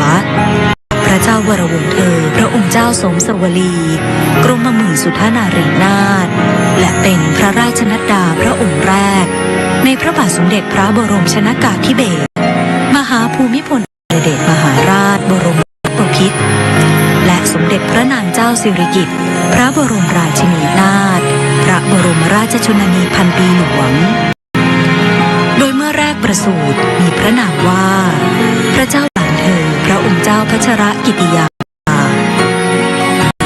ทรงเริ่มเข้ารับการศึกษาที่โรงเรียนราชินีในระดับชั้นอนุบาลจนถึงระดับชั้นมัธยมศึกษาปีที่ 3จากนั้นได้เสด็จไปทรงศึกษาณโรงเรียนยีทฟิลด์สหราชอาณาจักรแล้วเสด็จกลับมาทรงศึกษาต่อระดับชั้นมัธยมศึกษาปีที่ 5 และปีที่ 6ณโรงเรียนจิตรลดาและทรงต่อระดับอุดมศึกษาที่คณะนิติศาสตร์มหาวิทยาลัยธรรมศาสตร์จนจบด้วยคะแนนเกียรตินิยมอันดับ 2อีกทั้งยังทรงสำเร็จการศึกษาระดับปริญญาตรีสาขาวิชารัฐศาสตร์จากมหาวิทยาลัยสุโขทัยธรรมาธิราชด้วยคะแนนเกียรตินิยมอันดับ 1ทรงศึกษาต่อจนสำเร็จการศึกษาระดับปริญญาโทและปริญญาเอกด้านนิติศาสตร์มหาวิทยาลัยคอร์เนลสหรัฐอเมริกาและทรงสอบไล่ได้ตามหลักสูตรของสำนักอบรมศึกษากฎหมายแห่งเนติบัณฑิตยสภาในพระบรมราชูปถัมภ์ทรงเป็นเนติบัณฑิตไทยทรงพระปรีชาสามารถในด้านกฎหมายเป็นอย่างยิ่งทรงเป็นข้าราชการอัยการสำนักงานอัยการสูงสุดต่อมาทรงโอนย้ายไปเป็นข้าราชการพลเรือนกระทรวงการต่างประเทศทรงดำรงตำแหน่งเอกอัครราชทูตประจำคณะกรรมาธิการแห่งสหประชาชาติด้วยการป้องกันอาชญากรรมและความยุติธรรมทางอาญาณกรุงเวียนนาสาธารณรัฐออสเตรียทรงดำรงตำแหน่งเอกอัครราชทูตวิสามัญผู้มีอำนาจเต็มประจำ ำสาธารณรัฐออสเตรียประจำสาธารณรัฐสโลวักและประจำสาธารณรัฐสโลวีเนียหลังจากนั้นทรงมาเป็นข้าราชการอัยการดำรงตำแหน่งอัยการจังหวัดประจำสำนักงานอัยการสูงสุดในการพระราชพิธีบรมราชาภิเษกพุทธศักราช 2562 วันที่ 5 ธันวาคม 2562 พระบาทสมเด็จพระเจ้าอยู่หัวมีพระบรมราชโองการโปรดเกล้าโปรดกระหม่อมให้สถาปนาและเฉลิมพระนามพระเจ้าหลานเธอพระองค์เจ้าพัชรกิติยาภาเป็นสมเด็จพระเจ้าลูกเธอเจ้าฟ้าพัชรกิติยาภานเรนทิราเทพยวดี ต่อมาวันที่ 28 กรกฎาคม 2562 พระบาทสมเด็จพระเจ้าอยู่หัวมีพระบรมราชโองการโปรดเกล้าโปรดกระหม่อมให้สถาปนาพระเกียรติยศขึ้นเป็นเจ้าฟ้าต่างกรมฝ่ายในมีพระนามตามที่จารึกในพระสุพรรณบัตรว่าสมเด็จพระเจ้าลูกเธอเจ้าฟ้าพัชรกิติยาภานเรนทิราเทพยวดีกรมหลวงราชสารินีสิริพัฒน์มหาวชรราชธิดาวันที่ 2 กุมภาพันธ์ พุทธศักราช 2564 พระบาทสมเด็จพระเจ้าอยู่หัวมีพระบรมราชโองการโปรดเกล้าโปรดกระหม่อมให้รับโอนข้าราชการฝ่ายอัยการเป็นข้าราชการในพระองค์ฝ่ายทหารและพระราชทานพระยศทหารโดยทรงพระกรุณาโปรดเกล้ากระหม่อมให้สมเด็จพระเจ้าลูกเธอเจ้าฟ้าพัชรกิติยาภานเรนทิราเทพยวดีกรมหลวงราชสารินีสิริพัฒน์มหาวชรราชธิดาอัยการผู้เชี่ยวชาญสำนักงานอัยการสูงสุดดำรงตำแหน่งเสนาธิการกองบัญชาการทหารมหาดเล็กราชวัลลบรักษาพระองค์หน่วยบัญชาการถวายความปลอดภัยรักษาพระองค์อัตราพลเอกและพระราชทานพระยศเป็นพลเอกหญิงสมเด็จพระเจ้าลูกเธอเจ้าฟ้าพัชรกิติยาภานเรนทิราเทพยวดีกรมหลวงราชสารินีสิริพัฒน์มหาวชรราชธิดาทรงปฏิบัติพระกรณียกิจสร้างสรรค์ประโยชน์แก่ประเทศชาติและประชาชนเป็นอเนกอนันต์อาทิทรงเป็นประธานกรรมการมูลนิธิอาสาเพื่อนพึ่งพายามยากสภากาชาติไทยเพื่อสนับสนุนและเชื่อมโยงให้ภาครัฐเอกชนและชุมชนร่วมกันเกื้อหนุนช่วยเหลือซึ่งกันและกันในการช่วยเหลือประชาชนจากอุทกภัยและภัยพิบัติรุนแรงทรงจัดตั้งมูลนิธินภาในพระดำริเพื่อให้การช่วยเหลือผู้ด้อยโอกาสที่ได้รับผลกระทบทางกฎหมายช่วยเหลือผู้พ้นโทษให้กลับคืนสู่สังคมอย่างปกติสุขและทรงเป็นประธานกิตติมศักดิ์คณะกรรมการบริหารกองทุนพัชรกิติยาภาเพื่อการศึกษากฎหมายเพื่อจัดส่งนักศึกษากฎหมายของไทยไปศึกษาต่อในระดับปริญญาโทณคณะนิติศาสตร์มหาวิทยาลัยคอร์เนลสหรัฐอเมริกาด้วยพระปรีชาสามารถและการทรงงานด้านกระบวนการยุติธรรมประโยชน์สุขแก่ราษฎรจึงทรงได้รับการยกย่องจากองค์กรนานาชาติขอพระราชทานถวายรางวัลเพื่อเฉลิมพระเกียรติคุณอาทิรางวัล Medal of Recognition จาก UNODC ซึ่งเป็นรางวัลเกียรติยศสูงสุดของสำนักงานว่าด้วยยาเสพติดและอาชญากรรมสหประชาชาติและยูนิเฟมกองทุนสหประชาชาติเพื่อการพัฒนาสตรีได้กราบทูลเชิญให้ทรงเป็นทูตสันทวไมตรีในการต่อต้านความรุนแรงต่อผู้หญิงนอกจากนี้สมเด็จพระเจ้าลูกเธอเจ้าฟ้าพัชรกิติยาภานเรนทิราเทพยวดีกรมหลวงราชสารินีสิริพัฒน์มหาวชรราชธิดายังทรงปฏิบัติพระกรณียกิจนานับประการ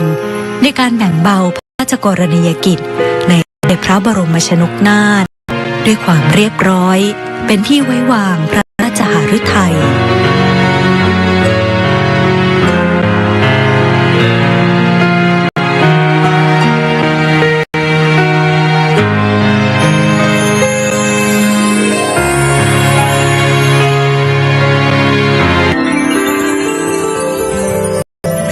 เจ้าลูกเธอเจ้าฟ้าพัชรกิติยาภานเรนทิราเทพยวดี กรมหลวงราชสารินีสิริพัฒน์มหาพัชรราชธิดาเป็นพระราชธิดาพระองค์โตในพระบาทสมเด็จพระเจ้าอยู่หัวและพระเจ้าวรวงศ์เธอพระองค์เจ้าโสมเสบาลีกรมหมื่นสุทธานารีนาถทั้งดาพระองค์แรกในพระบาทสมเด็จพระบรมชนกาธิเบศรมหาภูมิพลอดุลยเดชมหาราชบรมนาถบพิตรและพระนางเจ้าสิริกิติ์พระบรมราชินีนาถพระบรมราชชนนีพันปีหลวงประสูติเมื่อวันที่ 7 ธันวาคม พุทธศักราช 2521 ณ พระที่นั่งอัมพรสถานพระราชวังดุสิตสมเด็จพระเจ้าลูกเธอเจ้าฟ้าพัชรกิติยาภานเรนทิราเทพยวดีกรมหลวงราชสารินีสิริพัฒน์มหาวชรราชธิดาส่งเริ่มศึกษาที่โรงเรียนราชินีในระดับอนุบาลจนถึงชั้นมัธยมศึกษาปีที่ 3จากนั้นได้เสด็จไปศึกษาณโรงเรียนฮิตฟิลด์ในเมืองแอสคอตสหราชอาณาจักรก่อนเสด็จกลับมาทรงศึกษาต่อชั้นมัธยมศึกษาปีที่ 5 และ 6 ที่โรงเรียนจิตรลดาและศึกษาต่อระดับอุดมศึกษาที่คณะนิติศาสตร์มหาวิทยาลัยธรรมศาสตร์ด้วยคะแนนเกียรตินิยมอันดับ 2และปริญญารัฐศาสตร์บัณฑิตจากมหาวิทยาลัยสุโขทัยธรรมาธิราชด้วยคะแนนเกียรตินิยมอันดับ 1จากนั้นพระองค์เสด็จไปทรงศึกษาต่อณมหาวิทยาลัยคอร์เนลเมืองอิติก้ามลรัฐนิวยอร์กซึ่งเป็นในมหาวิทยาลัยกลุ่มไอวี่ลีกอันมีชื่อเสียงของสหรัฐอเมริกาโดยทรงใช้เวลาศึกษาในระดับปริญญามหาบัณฑิตสาขานิติศาสตร์หรือ LLM เพียง1 ปีจากนั้นทรงเข้าศึกษาต่อระดับปริญญาดุษฎีบัณฑิตด้านนิติศาสตร์หรือ JSD และศึกษากฎหมายที่สำนักอบรมศึกษากฎหมายแห่งเนติบัณฑิตยสภาที่ประเทศไทยควบคู่กันไปด้วยพระอัจฉริยภาพและผลแห่งความภาคเพียรทำให้ทรงสำเร็จการศึกษาทั้งดุษฎีบัณฑิตจากมหาวิทยาลัยคอร์เนลสหรัฐอเมริกาและทรงเป็นเนติบัณฑิตไทยพร้อมกันในปี 2548 จากนั้นทรงเข้ารับราชการในตำแหน่งอัยการผู้ช่วยสถาบันพัฒนาราชการฝ่ายอัยการสำนักอัยการสูงสุดสู่รองอัยการจังหวัดและอัยการจังหวัดระหว่างทรงปฏิบัติราชการด้วยพระวริยอุตสาหะได้ส่งริเริ่มโครงการกำลังใจหรือ Inspire เมื่อปี 2550 เน้นการให้ความช่วยเหลือผู้ต้องขังหญิงเด็กติดผู้ต้องขังหญิงและผู้ต้องขังที่ตั้งครรภ์ในเรือนจำทั้งในด้านวัสดุอุปกรณ์การให้การฝึกอบรมการให้บริการทางแพทย์ตลอดจนการฟื้นฟูจิตใจจนได้รับความสนใจจากนานาประเทศต่อมาทรงโอนย้ายไปดำรงตำแหน่งเอกอัครราชทูตประจำคณะกรรมาการแห่งสหประชาชาติว่าด้วยการป้องกันอาชญากรรมและความยุติธรรมทางอาญาณกรุงเวียนนาสาธารณรัฐออสเตรียตั้งแต่วันที่ 10 มกราคม พุทธศักราช 2555 สู่เอกอัครราชทูตวิสามัญผู้มีอำนาจเต็มได้แก่สาธารณรัฐออสเตรียประเทศสโลวาเกียประเทศสโลเวเนียก่อนทรงกลับมารับตำแหน่งอัยการจังหวัดสู่อัยการผู้เชี่ยวชาญสำนักงานอัยการภาค 2สำนักงานอัยการสูงสุดไม่เพียงทรงบำเพ็ญพระกรณียกิจในหน้าที่ราชการแต่เพียงเท่านั้นยังทรงบำเพ็ญพระกรณียกิจด้านอื่นๆเพื่อความผาสุกของอาณาประชาราษฎร์อาทิทรงเป็นประธานกรรมการมูลนิธิอาสาเพื่อนพึ่งพายามยากสภากาชาดไทยในการสนับสนุนเชื่อมโยงให้ภาครัฐและเอกชนมาร่วมกันเกื้อหนุนให้ประชาชนช่วยเหลือซึ่งกันและกันในยามทุกข์ยากจากภัยธรรมชาติที่รุนแรงมูลนิธินภาในพระดำริที่เน้นช่วยเหลือและให้โอกาสทางอาชีพกลุ่มผู้ด้อยโอกาสอันเกิดจากผลที่ได้รับทางกฎหมายและด้านสังคมและพระราชทานทุนการศึกษาสำหรับผู้ต้องการศึกษาต่อปริญญามหาบัณฑิตด้านกฎหมายณคอร์เนลลอว์สคูลมหาวิทยาลัยคอร์เนลสหรัฐอเมริกาทรงจัดตั้งทุนพัชรกิติยาภาเพื่อการศึกษากฎหมายซึ่งสมัครเพื่อคัดเลือกจากผู้ที่จบปริญญาบัณฑิตด้านกฎหมายและสอบไล่ได้เนติบัณฑิตของเนติบัณฑิตยสภาตามเงื่อนไขที่ทุนดังกล่าวกำหนดไว้เพื่อให้ผู้สำเร็จการศึกษา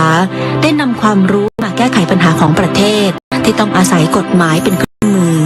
ด้วยพระปรีชาสามารถและพระจริยวัตรอันงดงาม ส่งผลให้องค์กรต่างๆขอพระราชทานถวายรางวัลเพื่อเฉลิมพระเกียรติคุณ อาทิยูนิเฟม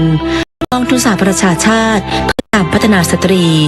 กราบทูลเชิญให้ทรงเป็นทูตสันทวไมตรี Goodwill Ambassador ในการต่อต้านความรุนแรงต่อผู้หญิงประจำภูมิภาคเอเชียตะวันออกเฉียงใต้และรางวัล Medal of Recognition จาก UNODC ซึ่งเป็นรางวัลเกียรติยศสูงสุดของสำนักงานว่าด้วยยาเสพติดและอาชญากรรมแห่งสหประชาชาติ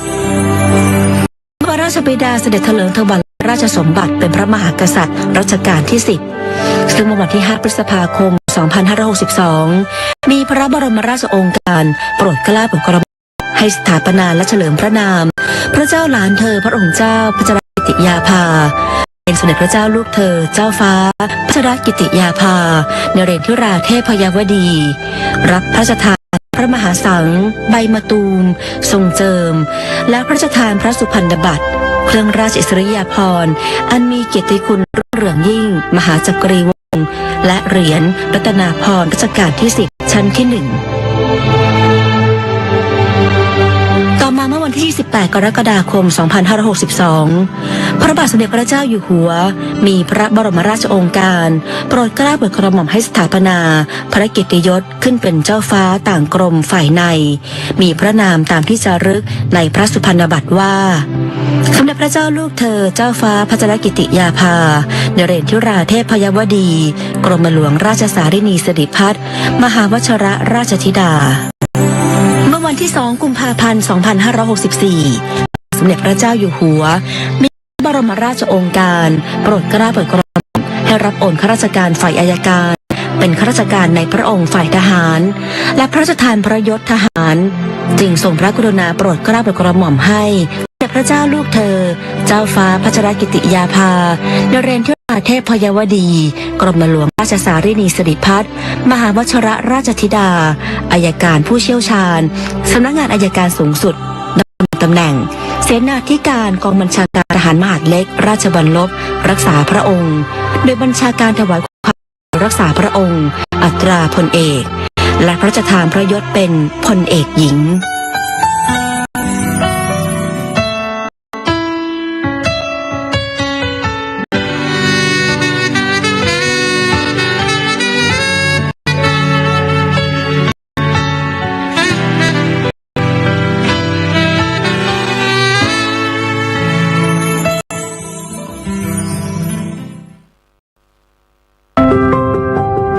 ท่านเอาประสบการณ์ที่ท่าน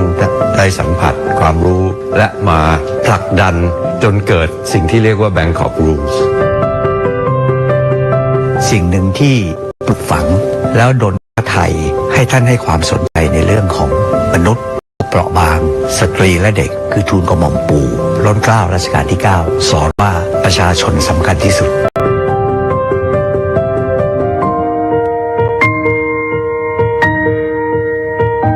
สมเด็จพระเจ้าลูกเธอเจ้าฟ้าพัชรกิติยาภานเรศวราเทพยวดีกรมหลวงราชสารินีสิริพัฒน์มหาวชิรราชธิดาทรงเป็นดุจสะพานแห่งไมตรีจิตเชื่อมโยงประเทศไทยกับประชาคมโลกเพื่อส่งเสริมหลักนิติธรรมความยุติธรรมและสิทธิมนุษยชนบนเวทีนานาชาติระหว่างปีพุทธศักราช 2540 ถึง 2544 ทรงศึกษาวิชากฎหมายคณะนิติศาสตร์มหาวิทยาลัยธรรมศาสตร์จากนั้นทรงศึกษาต่อระดับปริญญาโทและปริญญาเอกทางด้านกฎหมายที่มหาวิทยาลัยคอร์เนลสหรัฐอเมริกาในปีพุทธศักราช 2544 เสด็จเยี่ยมทัณฑสถานหญิงกลางซึ่งถือเป็นจุดเริ่มต้นที่สมเด็จเจ้าฟ้ากรมหลวงราชสารินีสิริพัฒน์มหาวชิรราชธิดาทรงเห็นความสำคัญของการดูแลผู้ต้องขังหญิงในเรือนจำต่อมาในปีพุทธศักราช 2548 ทรงงานด้านการทูตพหุภาคีที่คณะผู้แทนถาวรไทยประจำสหประชาชาติณนครนิวยอร์กจากนั้นในพุทธศักราช 2551 ทรงได้รับการทูลเกล้าถวายตำแหน่งทูตสันทวไมตรีของกองทุนการพัฒนาเพื่อสตรีแห่งสหประชาชาติหรือ นิเฟมเพื่อผลักดันการต่อต้านความรุนแรงต่อผู้หญิงในปีพุทธศักราช 2551 ทรงริเริ่มโครงการเพื่อยกระดับสิทธิมนุษยชนของผู้ต้องขังหญิงหรือโครงการเอลฟี่และวางรากฐานสู่ข้อกำหนดกรุงเทพในเวลาต่อมาโดยในปีพุทธศักราช 2555 ทรงดำรงตำแหน่งเอกอัครราชทูตณกรุงเวียนนาผู้แทนถาวรไทยประจำองค์การสหประชาชาติและองค์การระหว่างประเทศณกรุงเวียนนาและประธานการประชุมคณะกรรมาธิการว่าด้วยการป้องกันอาชญากรรมและความยุติธรรมทางอาญาหรือ CCPCJ สมัยที่ 21 ต่อมาในปีพุทธศักราช 2556 ทรงสนับสนุนการจัดประชุมเสวนาระดับนานาชาติว่าด้วยหลักนิติธรรมหรือ The Bangkok Dialogue on the Rule of Law ในปีพุทธศักราช 2560 ทรงได้รับการทูลเกล้าถวายตำแหน่งทูตสันทวไมตรีของสำนักงานว่าด้วยยาเสพติดและอาชญากรรมแห่งสหประชาชาติหรือ UNODC ด้านหลักนิติธรรมและความยุติธรรมทางอาญาสำหรับภูมิภาคเอเชียตะวันออกเฉียงใต้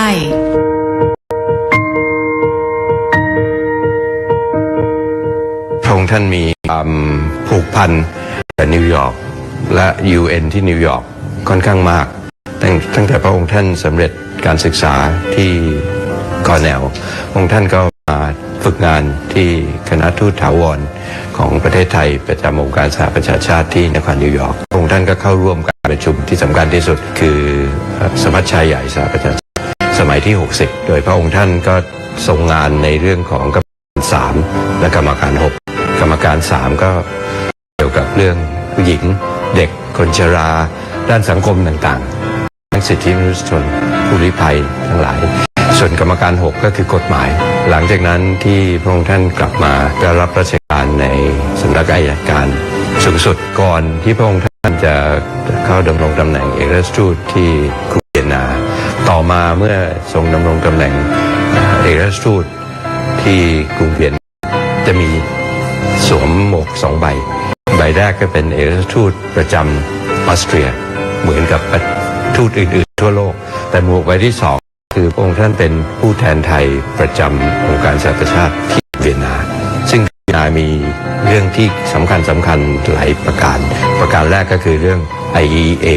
เรื่องลดอาวุธจำกัดอาวุธดูแลอาวุธนิวเคลียร์อันที่2ก็คือเรื่องที่เกี่ยวกับอาชญากรรม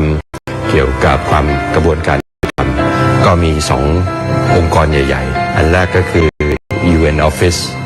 on Drugs and Crime UNODC นะครับทำเรื่องเกี่ยวกับอาชญากรรมต่างๆเรื่องยาเสพติดอีกหน่วยงานหนึ่งก็คือ Commission on Criminal Crime Prevention ย่อว่า CCPCJ นะครับอันเนี้ยพระองค์ท่านก็เข้าไปเกี่ยวข้องค่อนข้างมากแต่ว่าระยะหลังเนี่ยเห็นชัดว่ามีผู้หญิงเป็นนักโทษในเรือนจำมากขึ้นแล้วก็เห็นชัดว่าความจำเป็นความต้องการเนี่ยต่างกับผู้ชายพระองค์ท่านก็เลยเริ่มสิ่งที่เรียกว่ามาตรฐานสำหรับนักโทษหญิงโดยเฉพาะและในที่สุดก็สามารถออกผลักดันออกมาเป็นเรียกว่า Bangkok Rules นะครับก็คือกฎที่ออกที่กรุงเทพนะครับอันนี้ก็เพื่อดูแลนักโทษหญิงโดยเฉพาะเลยแล้วก็ไปผ่านมติในสมัชชาใหญ่สหประชาชาตินะครับในปี 2010ในเรื่องที่เกี่ยวกับทูลกระหม่อมพานะครับสำหรับพระราชกรณียกิจต่างประเทศนั้นเนี่ยมากมายและมีความหลากหลายมากนะครับท่านถ้าเกิดจะแบ่งเป็น2 วาระเนี่ยในช่วงแรกของปีครึ่งเนี่ยท่านทรงดำรงตำแหน่งประธานคณะกรรมการของ UNODC นะครับว่าด้วยการป้องกันอาชญากรรมและความยุติธรรมทางอาญาและท่านเองได้รับการกราบทูลเชิญให้เป็นประธานการประชุมสมัยที่ 21ตลอดเวลาที่พระองค์ท่านทรงดำรงตำแหน่งประธานการประชุม1 ปีท่านไม่เคยขาดการประชุมแม้แต่เดียวในช่วงที่เป็นอัครราชทูตนั้นเนี่ยท่านปฏิบัติหน้าที่ของความเป็นเอกอัครราชทูตได้อย่างสมบูรณ์แบบมากแน่นอนว่างานส่วนใหญ่ของเรานั้นมุ่งที่พหุภาคีที่ UNODC ที่นั่นนะครับแต่ในเรื่องเจริญสัมพันธไมตรีกับออสเตรียนั้นพระองค์ท่านก็สามารถที่จะอาศัยน้ำพระทัยอาศัยพระบารมีผูกใจคณะทูตานุทูตแล้วก็ประเทศเจ้าบ้าน งานต่างๆได้เป็นอย่างดีมากสิ่งหนึ่งที่คนคาดไม่ถึงในฐานะองค์เอกอัครราชทูตเนี่ยคือการคุ้มครองดูแลรักษาผลประโยชน์ของคนไทยในประเทศนั้นๆคงจะได้เรามีงานกงสุลสัญจรที่สถานทูตจะบริการทางด้านนิติกรให้กับพี่น้องชาวไทยที่อยู่ในประเทศนั้นๆในหลายโอกาสต้องไปต่างเมืองต่างแคว้นเชื่อนะครับว่าพระองค์ท่านเสด็จไปทุกครั้งไม่ว่าจะเป็นแคว้นซึ่งอยู่ไกลยังไงก็ตามท่านเสด็จไปด้วยแล้วก็เปิดโอกาสให้พี่น้องชาวไทยได้มาเข้าท่านมาช่วยนั่งทำนิติกรนั่งช่วยเขียนดูพาสปอร์ตช่วยเขียนช่วยประชาชนด้วยพี่น้องประชาชนชาวไทยที่ได้สัมผัสเนี่ยปลื้มปิติยินดีมากไม่มีใครคาดคิดหรอกครับว่าวันหนึ่งเนี่ยตัวอยู่ซาวส์บุกนะครับทีโรจะมีเจ้าฟ้าเจ้าแผ่นดินเสด็จไปให้ความกันเองขนาดนั้นผมดูแล้วผมพิจารณาเองแล้วเนี่ยเป็นเพราะพระองค์ท่านเนี่ยพระเจริญพระชรรษาเติบโตมาเนี่ยด้วยความที่ท่านอยากใกล้ชิดประชาชนถามว่าทำไมคือท่านเป็นนักศึกษาคณะนิติศาสตร์ธรรมศาสตร์ท่านได้มีโอกาสเข้าไปเยี่ยมดูงานของทัศนผู้ต้องขังหญิงนะครับท่านได้ไปเห็นว่าจริงๆแล้วเนี่ยผู้ต้องขังหญิงเนี่ยก็เป็นมนุษย์เหมือนกันแต่มีความแตกต่างทางกายภาพระหว่างนักชายกับนักโทษหญิงทำให้ดำริขึ้นมาว่าถึงแม้จะเป็นผู้หญิงแต่ก็ควรจะได้รับสิทธิเสมอภาคเช่นกับผู้ต้องขังชายพระองค์ท่านก็เลยตั้งเป็นโครงการกำลังใจในพระดำริพระเจ้าหลานเธอพระองค์เจ้าพัชรกิติยาภานะครับมุ่งเน้นที่จะดูแลความเป็นอยู่การปฏิบัติต่อผู้ต้องขังหญิงนะครับที่ควรจะได้รับสิทธิที่พึงได้รับท่านเคยรับสั่งกับผมเองเสมอว่าสิ่งหนึ่งที่ปลูกฝังแล้วดลพระทัยให้ท่านให้ความสนใจในเรื่องของมนุษย์ผู้เปราะบางสตรีเด็กคือทูลกระหม่อมนะครับล้นเกล้ารัชกาลที่9สอนว่าเราต้องคิดถึงสิ่งเหล่านี้ประชาชนสำคัญที่สุดอยู่ในพระทัยท่านตลอดมาครับจากรากฐานแห่งการเรียนรู้สู่เส้นทางการทูตบนเวทีโลกสมเด็จเจ้าฟ้ากรมหลวงราชสารินีสิริพัฒน์มหาวชิรราชธิดาทรงแสดงพระเกียรติคุณและพระปรีชาสามารถอันหาที่สุดมิได้ดังที่ผู้มีโอกาสถวายงานแด่พระองค์อย่างใกล้ชิดต่างยังคงจดจำและสำนึกในพระกรุณาธิคุณและพระกรณียกิจนั้นอย่างมิรู้ลืม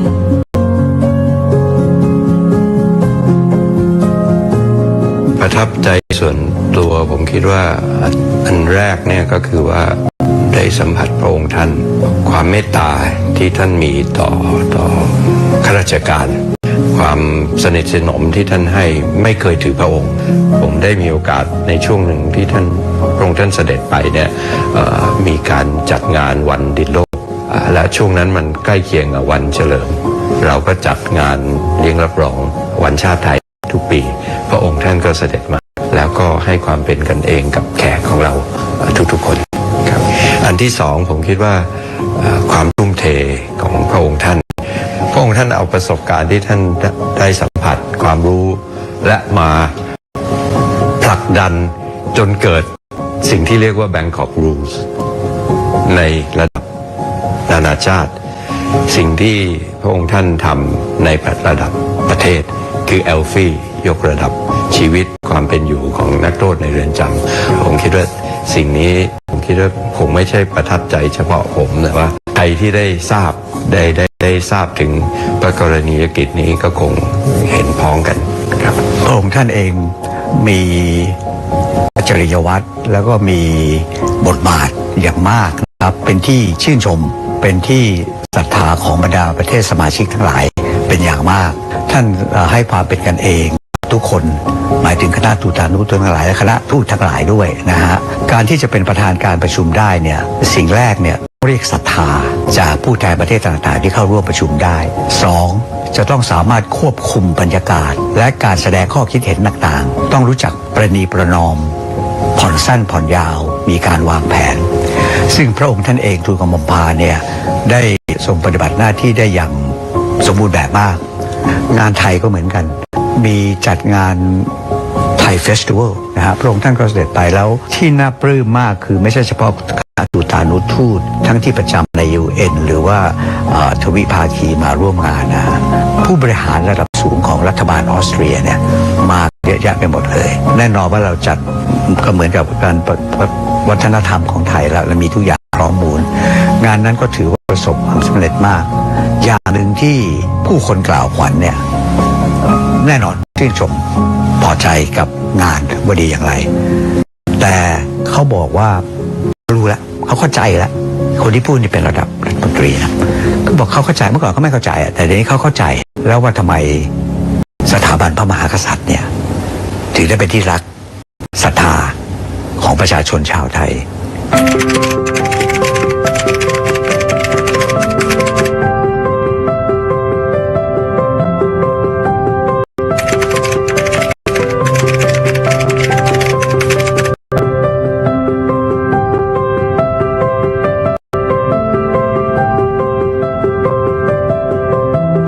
พระเจ้าลูกเธอเจ้าฟ้าพัชรกิติยาภา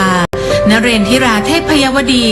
กรมหลวงราชสารินีสิริพัฒน์มหาวชิรราชธิดาทรงเป็นกำลังสำคัญและทรงเป็นแรงบันดาลใจในการส่งเสริมความสัมพันธ์และภาพลักษณ์อันดีของประเทศไทยในเวทีระหว่างประเทศโดยเฉพาะอย่างยิ่งในการผลักดันข้อกำหนดกรุงเทพเพื่อยกระดับสิทธิมนุษยชนของผู้ต้องขังในไทยและทั่วโลกสามารถด้านการพูดพระจริยวัตรอันงดงามน้ำพระทัยที่เปลี่ยนด้วยพระเมตตาและพระกิตติคุณอันที่สุดมิได้สมเด็จเจ้าฟ้ากรมหลวงราชสารินีสิริพัฒน์มหาวชิรราชธิดาจึงทรงเป็นเจ้าหญิงนักการทูตผู้ทรงเป็นความภาคภูมิใจของคนไทยและทรงเป็นผู้นำพาประเทศไทยก้าวสู่เวทีโลกด้วยศักดิ์ศรีและความภาคภูมิสืบไป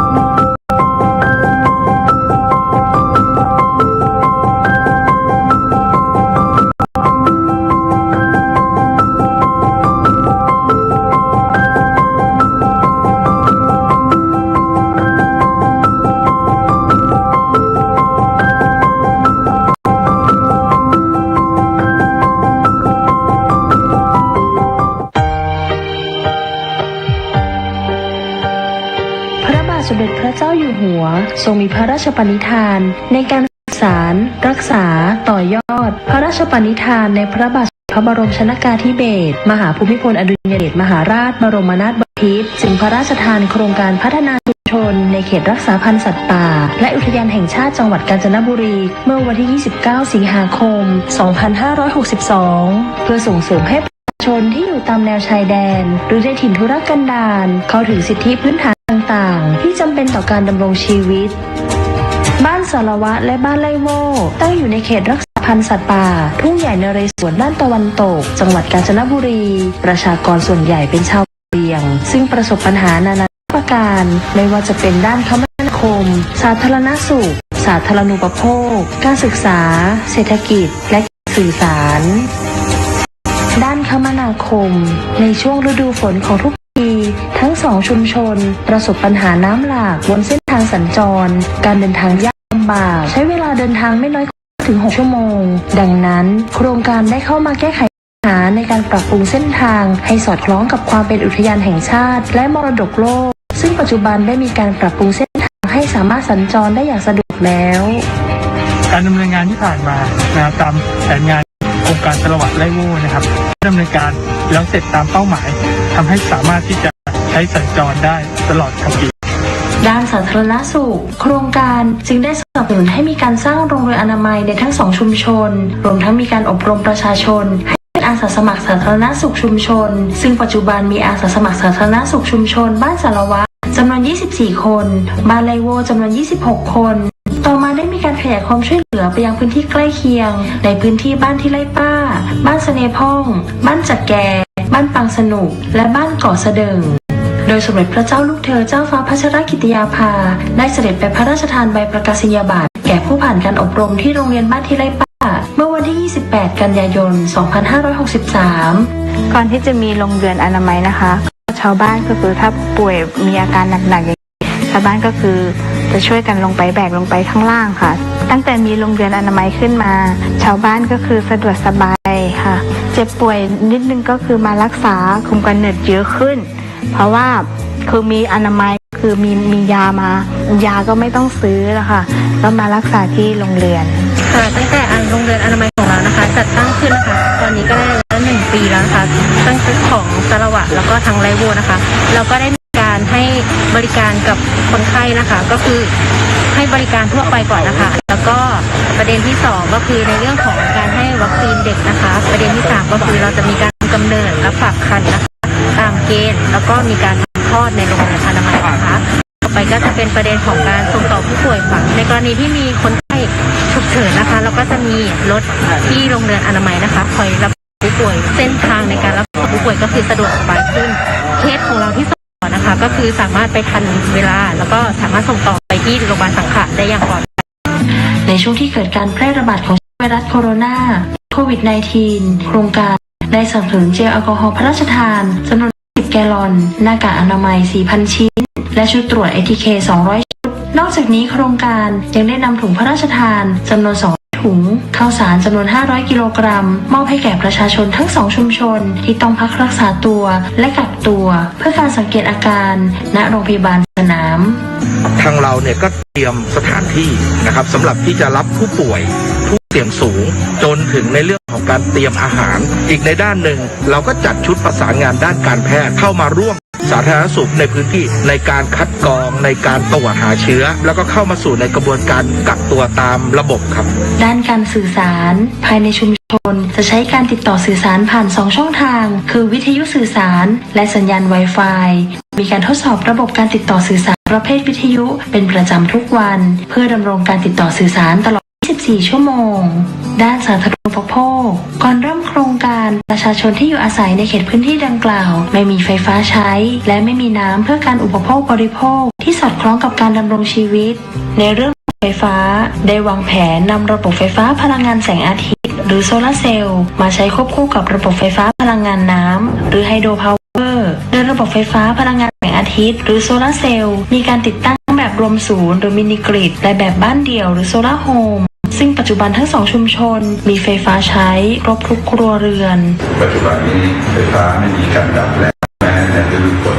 เสร็จแล้วเรายังมีการพัฒนาในการเก็บค่าไฟฟ้าหน่วยละ5 บาทสำหรับโซลาร์โฮมจะเหมาจ่ายเนื่องจากเป็นระบบเดียวในบ้านเรือนคนเดียวก็จะเก็บเจอ20 บาทระบบน้ำโครงการได้เข้ามาสำรวจพร้อมปรับปรุงระบบน้ำเพื่ออุปโภคบริโภคโดยได้ร่วมชุมชนสร้างระบบกักเก็บน้ำสำรองจำนวน42 แห่งสร้างเป็นสระเก็บน้ำเพื่อการเกษตรจำนวน1 แห่งและจะทำฝายในลำน้ำจำนวน33 แห่งช่วงฤดูแล้งจะเกิดปัญหาปริมาณน้ำไม่เพียงพอต่อการอุปโภคในโครงการนี้เราก็ดำเนินการในส่วนของการหาแหล่งน้ำเช่นบ่อน้ำสะอาดนะครับรวมถึงการทำความสะอาดการบำรุงรักษาแหล่งน้ำประปาต่อเนื่องเราเชื่อว่าแหล่งน้ำที่พัฒนาไปนี้สามารถรองรับการบริโภคในพื้นที่และยกระดับคุณภาพชีวิตของประชาชนในพื้นที่ได้ครับด้านเศรษฐกิจเดิมประชาชนทั้ง2ชุมชนดำรงชีวิตด้วยการเผาป่าเพื่อปลูกข้าวไร่เก็บของป่ามาขายและทำงานรับจ้างทั่วไปโดยมีรายได้ต่อครัวเรือน 2,000 ถึง 3,000 บาทต่อปีเมื่อโครงการเข้ามาจึงได้มีการจัดทำสัมมโนประชากรชุมชนเสริมความรู้พัฒนาอาชีพด้วยการปลูกผักทั้งในและนอกโรงเรือนการทำนารวมและพัฒนาไม้ผลเดิมเช่นกาแฟเม็ดมะม่วงหิมพานต์และหมากโดยให้ความรู้กับชุมชนในการเก็บผลผลิตที่ถูกต้องจนปัจจุบันทำให้ชาวบ้านเก็บกาแฟได้ 14,900 กิโลกรัมคิดเป็นเงิน 720,000 บาทซึ่งสูงกว่าปีที่ผ่านมาที่จำหน่ายกาแฟได้เงิน 133,600 บาทการเข้ามาของโครงการก่อให้เกิดการรวมกลุ่มของชุมชนและพัฒนาเป็นวิสาหกิจชุมชนโดยมีการจดทะเบียนเป็นวิสาหกิจชุมชนขึ้นเมื่อวันที่15 มีนาคม 2564ในการเสริมสร้างของเรื่องของผักอินทรีย์หัวใจหลักการทำผักอินทรีย์คือความซื่อสัตย์การทำงานในระยะแรกอาจจะเกิดปัญหาในเรื่องความเข้าใจพยายามเข้ามาปรับเปลี่ยนแล้วสอนวิธีให้ เขาชาวบ้านดังนั้นการเรียนรู้รายละเอียดมาชาวบ้านก็เกิดความพึงพอใจเรามองยั่งยืนในถึงอาชีพแล้วก็เรื่องของป่าไม้และชุมชนจะนำผลิตที่ออกไปจากที่นี่ค่ะจะมองถึงเรื่องของความเป็นอินทรีย์รวมไปถึงรวมกลุ่มสุดท้ายเองหัวใจของความซื่อสัตย์จะมาช่วยชาวบ้านช่วยเหลือกันได้ โลหนึ่ง200 กิโลก็มีนะผมก็ว่า100 กิโลนะกิโลละ30 บาทถ้าคุณมี2 โรงล่ะเก็บรอบหนึ่งคุณก็ได้6,000ฉะนั้นผมคิดว่าก็ดีมากๆดีที่สุดก็คือหน่วยงานเขาก็สนับสนุนหาตลาดรองรับให้เราถ้าเกิดโครงการพวกท่านถ้า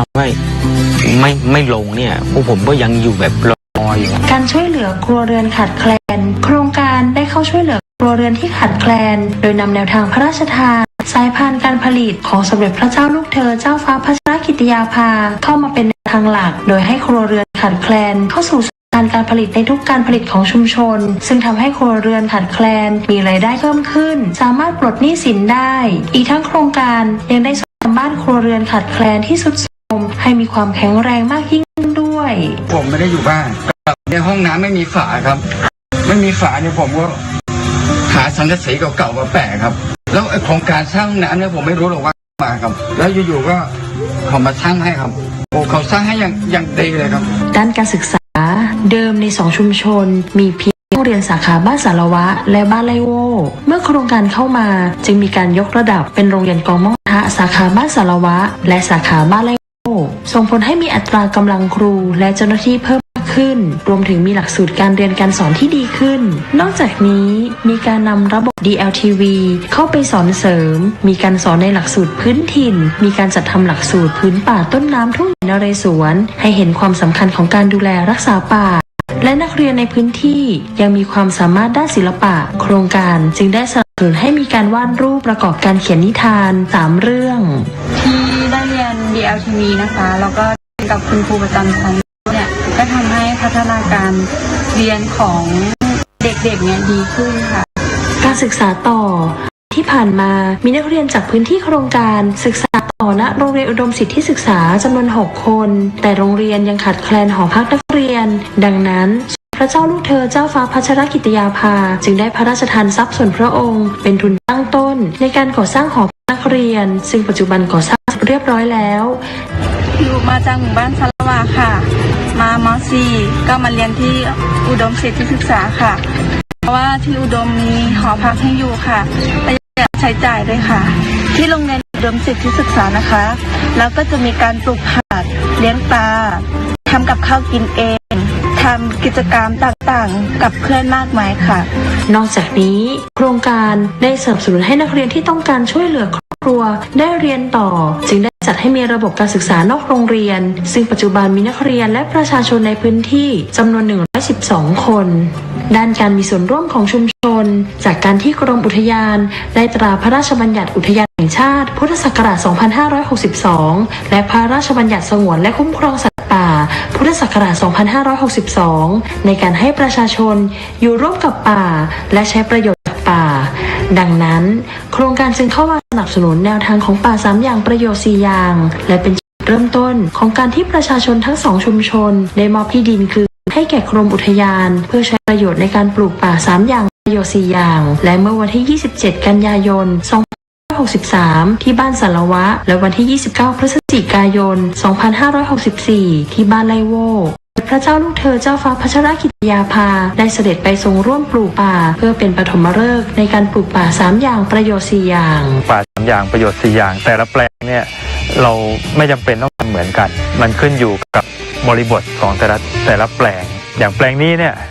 ชาวบ้านก็ต้องการให้เป็นแหล่งต้นน้ำเราก็ต้องเน้นประโยชน์เรื่องระบบนิเวศเป็นหลักส่วนประโยชน์เรื่องอาหารเรื่องยาเรื่องไม้ใช้สอยเนี่ยก็เป็นเรื่องรองไปมูลนิธิภูบดินทร์ในพระบรมราชูปถัมภ์จัดตั้งขึ้นเมื่อวันที่ 25 สิงหาคม 2564 โดยพระบาทสมเด็จพระเจ้าอยู่หัวได้พระราชทานเงินตั้งต้นจำนวน 10,275,000 74,216 บาทเมื่อมีการจัดตั้งมูลนิธิทำให้หลายภาคส่วนได้เข้ามาสนับสนุนงานของโครงการมากขึ้นเช่นศูนย์ศิลปาชีพในสมเด็จพระนางเจ้าสิริกิติ์พระบรมราชินีนาถมาให้คำแนะนำในเรื่องการทอผ้าและการจักสานมีการสนับสนุนจากสำนักงานพัฒนาธุรกรรมทางอิเล็กทรอนิกส์หรือ EDDA มาให้ความรู้กับประชาชนในเรื่องการตลาดการสร้างแบรนด์และการจำหน่ายสินค้าทางออนไลน์เช่น Shopee ภารกิจที่มูลนิธิกำลังดำเนินการคือการสนับสนุนในเรื่องของการพัฒนาที่ดินในแนวทางของป่า3อย่างประโยชน์4อย่างซึ่งผลจากการทำแปลงรวมการทำนารวมทำให้ประชาชนในชุมชนเห็นประโยชน์ของการทำงานร่วมกันการใช้พื้นที่น้อยแต่มีรายได้เพิ่มขึ้นจึงทำให้ประชาชนใน2ชุมชนได้ยกที่ดินให้กับมูลนิธิ4รายเป็นเนื้อที่100 ไร่การบริหารมูลนิธิจึงขอให้กรมอุทยานและหน่วยงานที่เกี่ยวข้องจัดทำแผนที่ของการแบ่งพื้นที่ออกเป็นประเภทต่างๆจำนวน6ประเภทการดำเนินงานตามโครงการภายใต้การสนับสนุนของมูลนิธิภูวดินทร์จะเข้ามาสนับสนุนหน่วยภาครัฐเพื่อให้ประชาชนในพื้นที่ห่างไกลได้รับหรือเข้าถึงบริการของรัฐรวมทั้งช่วยเสริมทักษะและวิธีคิดการทรัพยากรร่วมกันระหว่างชุมชนกับภาครัฐและสนับสนุนให้เกิดวิถีคนอยู่กับป่าอันเป็นการรักษาวิถีการดำเนินชีวิตของชุมชนและรักษาทรัพยากรธรรมชาติของประเทศไทยตลอดไปที่เราต้องขอบคุณพระองค์ท่านครับที่เป็นห่วงชาวบ้านไรวัวสารวัตรครับแม้ว่าจะอยู่ในป่าในเขาท่านก็ไม่ลืมผู้หลังครับขอบพระคุณมาก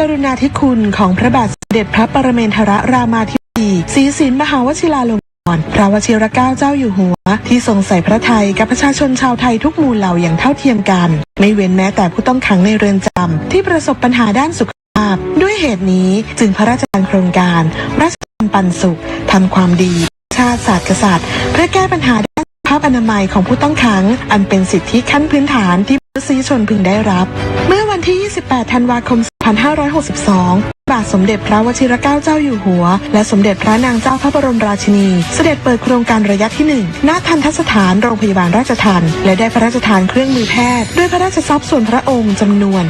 756 ชิ้นวงเงิน 190 ล้านบาทเศษให้กับเรือนจำทัณฑสถาน 25 แห่งรวมทั้งพระราชทานรถเอ็กซเรย์เคลื่อนที่ให้กับโรงพยาบาลประจำเขตอีก 12 แห่งและได้พระราชทานแนวทางอื่นๆอาทิการพัฒนาศักยภาพผู้ต้องขังให้มีความรู้ในเรื่องการรักษาพยาบาลด้วยการเป็นอาสาสมัครสาธารณสุขเรือนจำการจัดตั้งมุมสุขภาพราชทัณฑ์ปันสุขการบูรณาการในการทำงานระหว่างเรือนจำและโรงพยาบาลและสนับสนุนให้จิตอาสาจากศูนย์หน่วยการใหญ่จิตอาสาพระราชทานเข้ามาช่วยดูแลในมิติสุขภาพและสิ่งแวดล้อมโครงการราชทัณฑ์ปันสุขทำให้เกิดผลดีและเปลี่ยนแปลงในมิติสุขภาพในด้านต่างๆต่อเจ้าหน้าที่และผู้ต้องขังในทุกเรือนจำและบุคลากรจากโรงพยาบาลแม่ข่าย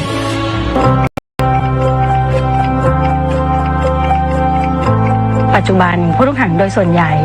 89% ได้รับการขึ้นทะเบียนตรงกับโรงพยาบาลแม่ข่ายผู้ต้องขังสามารถเข้าถึงบริการสุขภาพได้ผู้ต้องขังต่างด้าวผู้ต้องขังไร้สิทธิ์หรือผู้ต้องขังคนไทยที่เราไม่สามารถตรวจสอบสิทธิ์ได้เนี่ยเมื่อก่อนการเข้าถึงบริการสุขภาพผู้ต้องขังกลุ่มนี้ค่อนข้างยากลำบากแต่ในปัจจุบันเนี่ยเรามีการบูรณาการทั้งในส่วนของกระทรวงยุติธรรมกรมราชทัณฑ์ในส่วนของกระทรวงสาธารณสุขรวมไปถึงสำนักงานหลักประกันสุขภาพแห่งชาติทุกร่วมมือกันแล้วก็แนวทางพัฒนาระบบการเข้าถึงบริการนี้ที่นี่เนี่ยจะมีแพทย์เข้ามาให้การรักษา5สาขานะคะมีทั้งแพทย์ทั่วไปสูตินรีแพทย์ทันตแพทย์จักษุแพทย์แล้วก็จิตแพทย์นอกจากนั้นอาการมากขึ้นเราก็จะส่งตามที่แพทย์เนี่ยให้คำแนะนำว่าให้ไปที่นู่นที่นี่โรงพยาบาลหมอเป็นโรงพยาบาลชุมชนขนาด M2 การดูแลเรือนจำกลางสมุทรปราการครับซึ่งมีผู้ต้องขังอยู่ประมาณ 4,000 ถึง 5,000 รายซึ่งปัจจุบันปี 65 เนี่ยนะครับมีผู้ต้องขังอยู่ประมาณรายก็มีเรื่องของโรค NCD นะครับประมาณ 2,000 รายได้จากการที่มี การราชทัณฑ์ปันสุขขึ้นมานะครับทำให้มีแพทย์มีพยาบาลมีเภสัชกรและเจ้าหน้าที่สาวิชาชีพนะครับลงไปให้การดูแลผู้ต้องขังในเรือนจำทำให้มีการคัดกรองผู้ป่วยเบาหวานความดันนะครับกลุ่มปกติเราก็จะให้คำแนะนำในการดูแลตัวเองในกลุ่มเสี่ยงสูงจะมีการติดตามเป็นระยะทุก6เดือนนะครับส่วนในผู้ที่สงสัยก็จะให้การปรับเปลี่ยนพฤติกรรมควบคุมอาหารนะครับการออกกำลังแล้วก็มีการติดตามนะครับทุก3เดือนนะครับมีการสั่งยาให้จากการดำเนินการโครงการราชทัณฑ์ปันสุขครับเกี่ยวกับโรคทางช่องปากนะครับโดยเฉพาะฟันนะฮะเราได้รับยูนิตฟันซึ่งเป็นของพระราชทานนะครับยูนิตพระราชทานเข้ามาเนี่ยแล้วเราส่งทีมทันตแพทย์เข้าไปทำการอุดฟันนะครับซึ่งทำให้ผู้ต้องขังเนี่ยสามารถทานอาหารสุขภาพดีขึ้นนะครับกลุ่มของวัณโรคนะครับโครงการราชทัณฑ์ปันสุขเนี่ยมีรถเอ็กซเรย์เคลื่อนที่เข้ามาเอ็กซเรย์อย่างน้อยคนละ1 ครั้งต่อปีนะครับก็สามารถทำให้ค้นพบได้เร็วนะครับซึ่งขณะที่เขาไปค้นพบปีแรกเนี่ยค้นพบถึง 16% นะครับสุขภาพจิตนะครับตอนนี้มีการส่งพยาบาลจิตเวชเข้าไปให้แนะนำเบื้องต้นนะครับแล้วก็กำลังดำเนินการระบบเทเลเมดิซีนครับซึ่งทำให้คุณหมอหรือคุณพยาบาลเนี่ยคนไข้สามารถเข้าถึงบริการนี้มากขึ้นถ้าผู้ต้องขังมาโรงพยาบาลวันหนึ่งอาจจะมาแค่ได้ไม่กี่คนแต่จะส่งมาเนาะค่ะแต่ว่ารัชกาลที่10นะคะได้พระราชทานเครื่องมือตามเรือนจำต่างๆก็คือตรวจตราค่ะหรือว่าสลิปแลมทำให้ผู้ต้องขังเนี่ยไม่ต้องเดินทางมาโรงพยาบาลพอวินิจฉัยได้ก็รักษาได้เลยทันทีไม่ต้องรอค่ะก็อุปกรณ์จากโครงการราชทานปันสุขซึ่งที่ได้ใช้บ่อยๆก็อันดับแรกก็จะเป็นเครื่องวัดความดันอันดับ2ก็คือเครื่องสลิปแลมเนาะแล้วก็อันดับ3ก็จะเป็นระบบเทเลเมดิซีนค่ะก็เริ่มจากที่หนูไม่สบายค่ะแล้วก็ได้เห็นผู้ช่วยงานสถานพยาบาลอสจสถานพยาบาลค่ะช่วยคุณพยาบาลในการดูแลผู้ต้องขังป่วยค่ะหนูเลยรู้สึกว่าหนูอยากจะเป็นแบบพี่เขาบ้างหนูอยากจะช่วยเหลือผู้อื่นบ้างสำหรับการอบรมอสจนะคะเดิมอบรม5 วันค่ะแต่ในปัจจุบันเพิ่มความเข้มข้นขึ้นกลายเป็น7 วันค่ะก็มีการอบรมด้านการฟื้นคืนชีพขั้นพื้นฐานค่ะการดูแลผู้ต้องขังป่วยในเรือนจำค่ะก็ดีใจครับมีความสุขครับได้ดูแลเราถ้าเราอยู่ข้างนอกเราก็ไม่ได้ดูแลอย่างนี้หรอกครับเวลาเราดูแลเขาหายเนี่ยคนที่เดินไม่ได้จนวันหนึ่งเขาเดินได้เรามีความสุขครับเป็นโรคไตครับพระเจ้าอยู่หัวได้เสด็จมาลงมานี้พระองค์ท่านก็ได้มาบริจาคเครื่องไม้เครื่องมือครับได้แล้วก็มีบริจาคเครื่องฟอกไตด้วยครับที่ผมฟอกทุกวันนะครับก็ปลาบปลื้มใจมากเลยครับที่มีโครงการพระเจ้าอยู่หัวขึ้นมาถ้าไม่มีพระองค์ท่านวันนั้นก็คงไม่อยู่วันนี้เพราะว่าวันนั้นไม่หาโรงพยาบาลไม่ได้เลยครับก็คือเป็นผู้ป่วยฉุกเฉินแล้วครับตัวเองเป็นโรคภูมิแพ้ก็เป็นโรคเครียดก็หลายๆคนที่เข้ามาก็แรกเริ่มเลยก็จะเครียดนะคะก็ได้รับการดูแลอย่างดีแล้วก็การมีหนังสือให้เราอ่านการให้เรามีโอกาสรีแลกซ์ได้ออกกำลังกายก็ช่วยได้เยอะค่ะก็โครงการราชทัณฑ์ปันสุขนี้มีส่วนที่จะช่วยผู้ต้องขังดีมากต้องขอบคุณ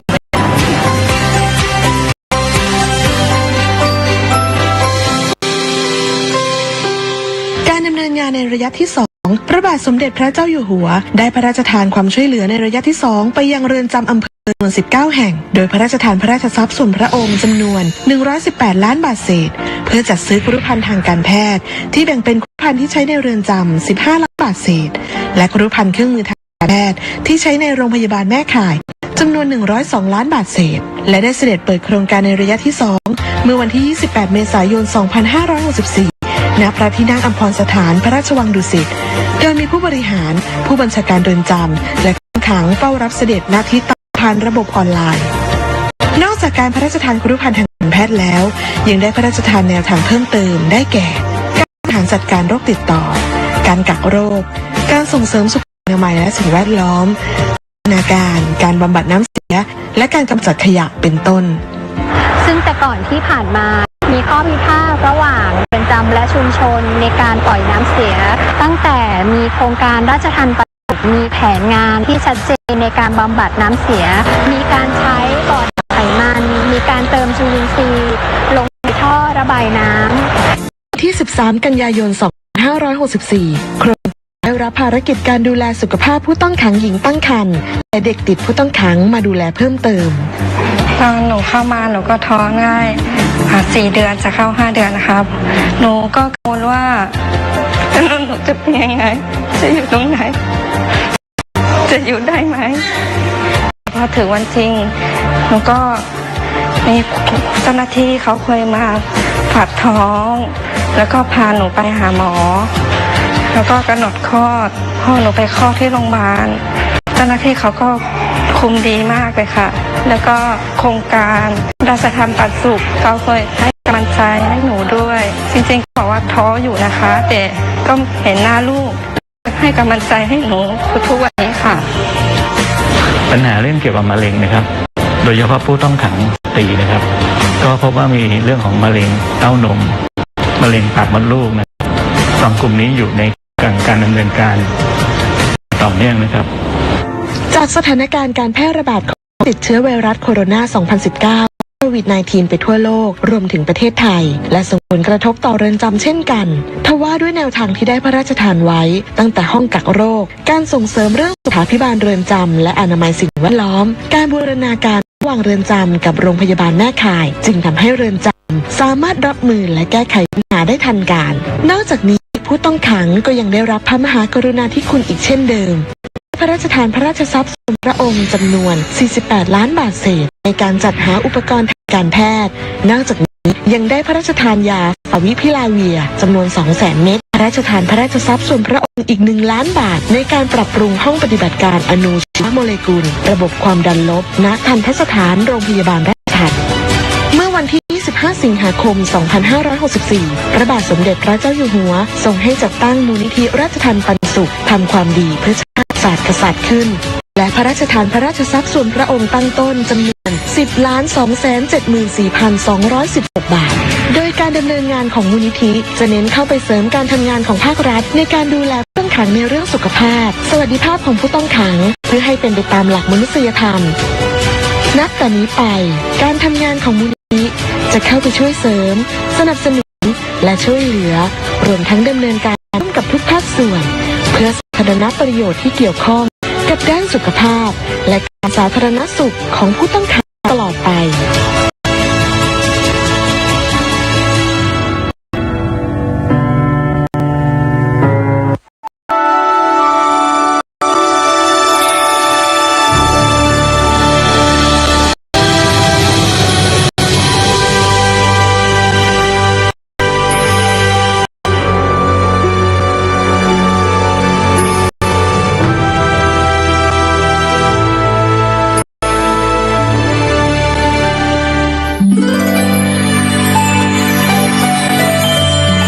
สมเด็จพระเจ้าลูกเธอเจ้าฟ้าพัชรกิติยาภานเรนทิลาเทพยวดี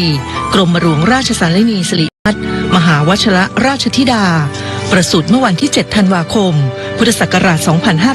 2521 ทรงเป็นพระราชธิดาในพระบาทสมเด็จพระเจ้าอยู่หัวและพระเจ้าวรวงศ์เธอพระองค์เจ้าสวลีกรมหมื่นสุทนารีนาถทรงมีพระอุปนิสัยร่าเริงสดใสตั้งแต่ทรงพระเยาว์จึงทรงเป็นที่รักใคร่ของพระบรมวงศานุวงศ์และราษฎรทุกหมู่เหล่าทรงดำเนินรอยตามเบื้องพระยุคลบาทของพระบาทสมเด็จพระบรมชนกาธิเบศรมหาภูมิพลอดุลยเดชมหาราชบรมนาถบพิตรและสมเด็จพระบรมชนกนาถโดยได้ตามเสด็จไปทรงงานทั้งในประเทศและต่างประเทศทรงศึกษาเรียนรู้การปฏิบัติพระกรณียกิจจากการทรงลงพื้นที่จริงซึ่งมีความหลากหลายแล้วทรงนำมาปรับใช้ในการทรงงานเพื่อทรงแบ่งเบาพระราชภาระในภายหลัง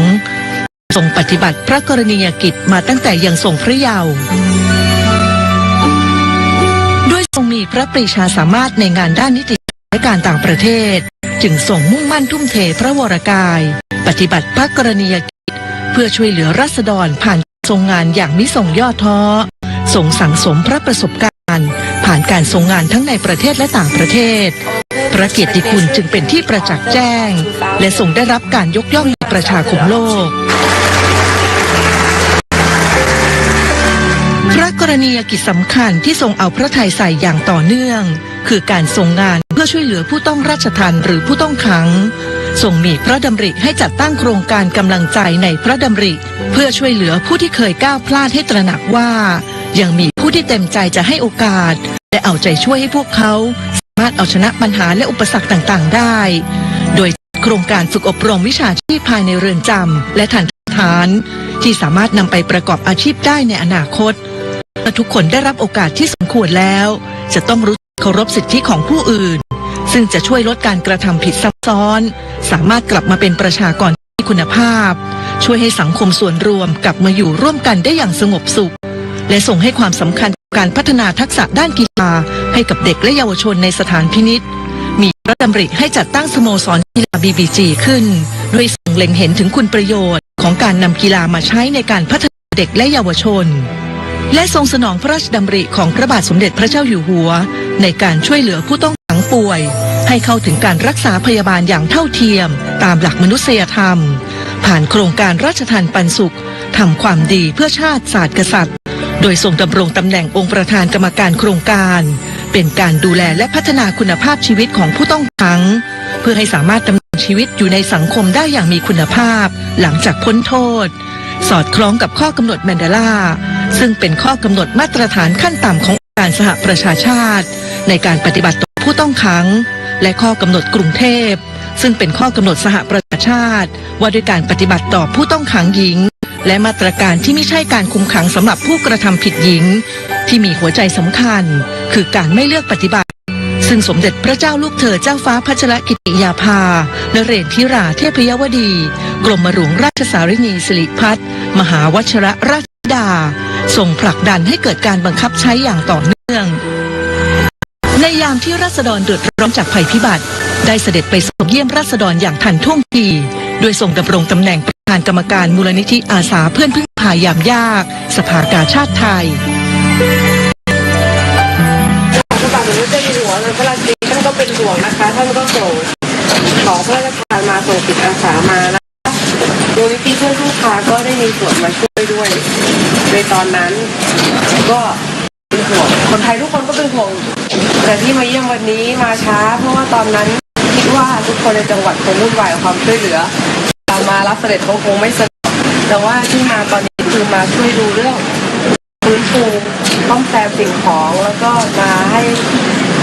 ค่าใช้จ่ายเรื่องเกี่ยวกับการพัฒนาอาชีพที่เสียหายนะคะ ก็เป็นกำลังใจให้ทุกคนด้วยความรักและเป็นห่วง นอกจากนี้ทรงสืบสานพระราชปณิธานของพระบาทสมเด็จพระบรมชนกาธิเบศรมหาภูมิพลอดุลยเดชมหาราชบรมนาถบพิตรและสมเด็จพระนางเจ้าสิริกิติ์พระบรมราชินีนาถพระบรมราชชนนีพันปีหลวงในการอนุรักษ์และดูแลช้าง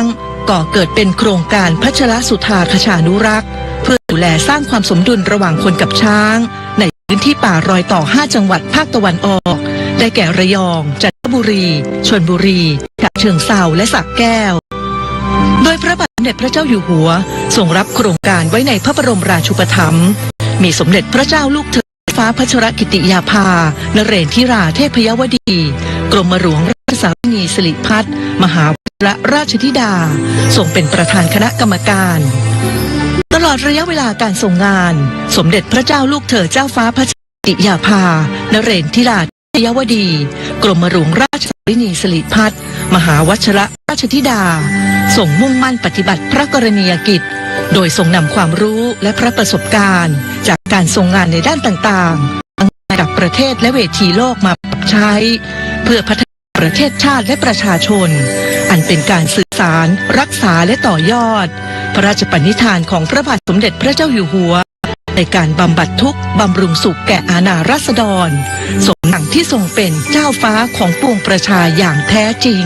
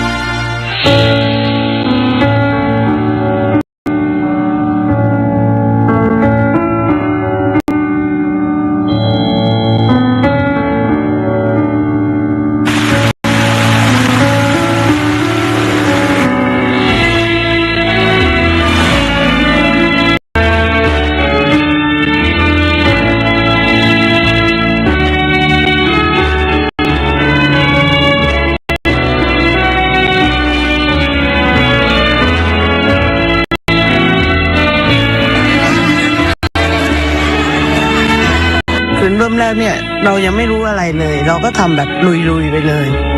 ก็ไปเยี่ยมจะมีของไปให้ ก็มีประชาชนเนี่ยมายืนรอเฝ้า แบบไม่แช่น้ำอะรอเฝ้าปรากฏเขาก็ส่งเงินให้20 บาทเปียกๆเขาก็บอกว่าขอถวายท่านเพื่อช่วยเหลือประชาชนอันนี้ก็เลยต้องบอกว่าเป็นเงิน20 บาทแรกที่เราได้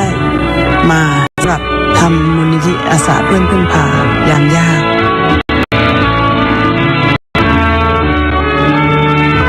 มูลนิธิอาสาเพื่อนพึ่งพายามยากสภากาชาติไทยก่อตั้งขึ้นเมื่อพุทธศักราช 2538 พระเจ้าวรวงศ์เธอพระองค์เจ้าสมสวลีกรมหมื่นสุทธนารีนาถทรงเป็นองค์นายกกิตติมศักดิ์ตลอดชีพและสมเด็จพระเจ้าลูกเธอเจ้าฟ้าพัชรกิติยาภานเรนทิราเทพยวดีกรมหลวงราชสารินีสิริพัฒน์มหาวชิรราชธิดาทรงเป็นองค์ประธานกรรมการมูลนิธิทั้งสองพระองค์เสด็จลงพื้นที่ด้วยพระองค์เองจึงทรงรู้ปัญหาอย่างลึกซึ้งทรงห่วงใยและใส่พระทัยในการช่วยเหลือผู้ประสบภัยไม่เพียงคลายความทุกข์แต่ยังสร้างขวัญกำลังใจให้ประชาชนมากยิ่งขึ้นเรื่องของธรรมชาติก็คือเรื่องของธรรมชาติแต่คนก็อย่าเสียกำลังใจนะเราก็จะได้ร่วมมือร่วมใจร่วมแรงช่วยเหลือกันต่อไปนะคะแล้วก็หวังเป็นอย่างยิ่งว่าในอนาคตเราก็คงมีการเฝ้าระวังป้องกันปัญหาแบบนี้ได้ดีขึ้นนะคะแต่สำหรับประชาชนทุกท่านก็ขอบอกว่าคิดถึงนะคะ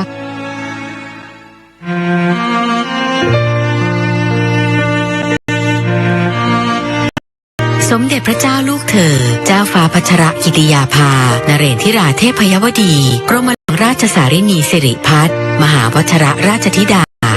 ทรงตระหนักถึงการป้องกันระวังภัยเพื่อลดความสูญเสียต่อชีวิตและทรัพย์สินของประชาชนจึงมีพระดำริให้มูลนิธิจัดตั้งสถานีโทรมาตรอัตโนมัติโดยเฉพาะพื้นที่ป่าต้นน้ำเพื่อตรวจวัดปริมาณน้ำฝน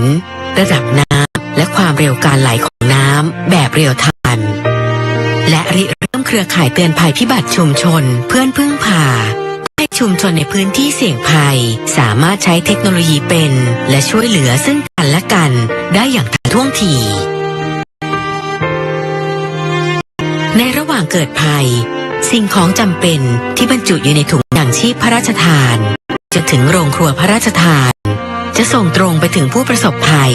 ทำให้วิกฤตที่ต้องเผชิญบรรเทาเบาบางลงและเมื่อภัยพิบัติเริ่มคลี่คลายงานของมูลนิธิยังคงเดินหน้าต่อเพื่อช่วยฟื้นฟูคุณภาพชีวิตของผู้ประสบภัยให้กลับเข้าสู่ภาวะปกติโดยเร็ว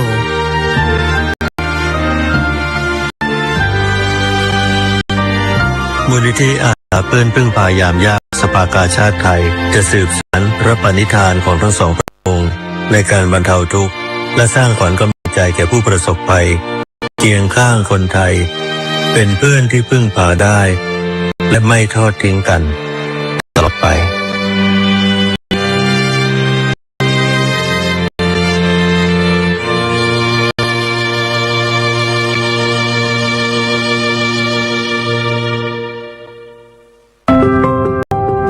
ท่านเอาประสบการณ์ที่ท่านได้สัมผัสความรู้และมาผลักดันจนเกิดสิ่งที่เรียกว่า Bangkok Rules สิ่งหนึ่งที่ปลูกฝังแล้วดลพระทัยให้ท่านให้ความสนใจในเรื่องของมนุษย์ผู้เปราะบางสตรีเด็กคือทูลกระหม่อมปู่ล้นเกล้ารัชกาลที่ 9 สอนว่าประชาชนสำคัญที่สุด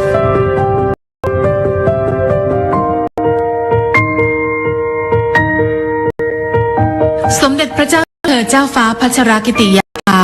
นเรนทิราเทพยวดีกรมหลวงราชสารินีสิริพัฒน์มหาวชิรราชธิดา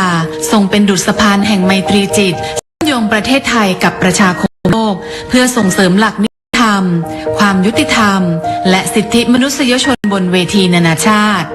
ระหว่างปีพุทธศักราช 2540 ถึง 2544 ศึกษาวิชากฎหมายคณะนิติศาสตร์ มหาวิทยาลัยธรรมศาสตร์จากนั้นทรงศึกษาต่อระดับปริญญาโทและปริญญาเอกทางด้านกฎหมายที่มหาวิทยาลัยคอร์เนลสหรัฐอเมริกาในปีพุทธศักราช 2544 เสด็จเยี่ยมทัณฑสถานหญิงกลางซึ่งถือเป็นจุดเริ่มต้นที่สมเด็จฟ้ากรมหลวงราชสารินีสิริพัฒน์มหาวชิรราชธิดาทรงเห็นความสำคัญของการดูแลผู้ต้องขังหญิงเรือนจำต่อมาในปีพุทธศักราช 2548 ทรงฝึกงานด้านการทูตพหุภาคีที่คณะผู้แทนถาวรไทยประจำสหประชาชาติณนครนิวยอร์กจากนั้นในปีพุทธศักราช 2551 ทรงได้รับการทูลเกล้าถวายตำแหน่งทูตสันทวไมตรีของกองทุนการพัฒนาเพื่อสตรีแห่งสหประชาชาติหรือยูนิเฟมเพื่อผลักดันการต่อต้านความรุนแรงต่อผู้หญิงในปีพุทธศักราช 2551 ทรงริเริ่มโครงการเพื่อยกระดับสิทธิมนุษยชนของผู้ต้องขังหญิงหรือโครงการเอลฟี่และวางรากฐานสู่ข้อกำหนดกรุงเทพในเวลาต่อมาโดยในปีพุทธศักราช 2555 ทรงดำรงตำแหน่งเอกอัครราชทูตณกรุงเวียนนาผู้แทนถาวรไทยประจำองค์การสหประชาชาติและองค์การระหว่างประเทศณกรุงเวียนนาและประธานการประชุมคณะกรรมาธิการว่าด้วยการป้องกันอาชญากรรมและความยุติธรรมทางอาญาหรือ CCPCJ สมัยที่ 21 ต่อมาในปีพุทธศักราช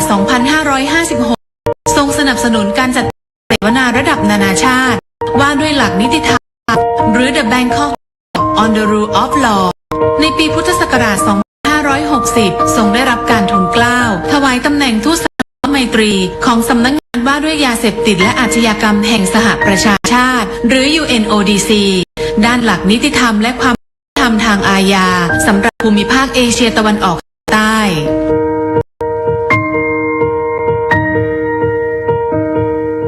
พระองค์ท่านมีความผูกพันกับนิวยอร์ก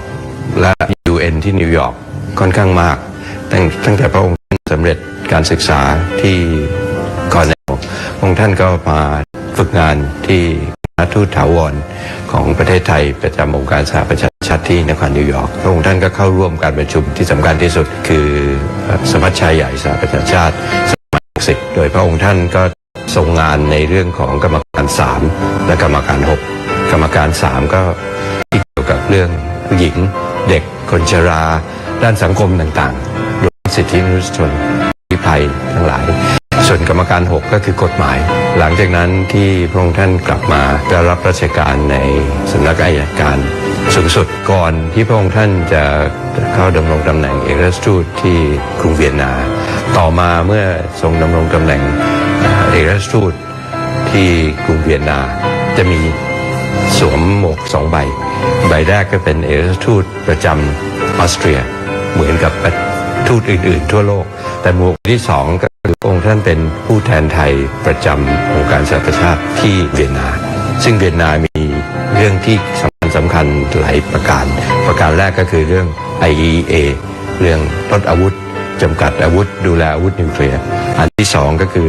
เรื่องที่เกี่ยวกับอาชญากรรมเกี่ยวกับการยุติธรรมก็มี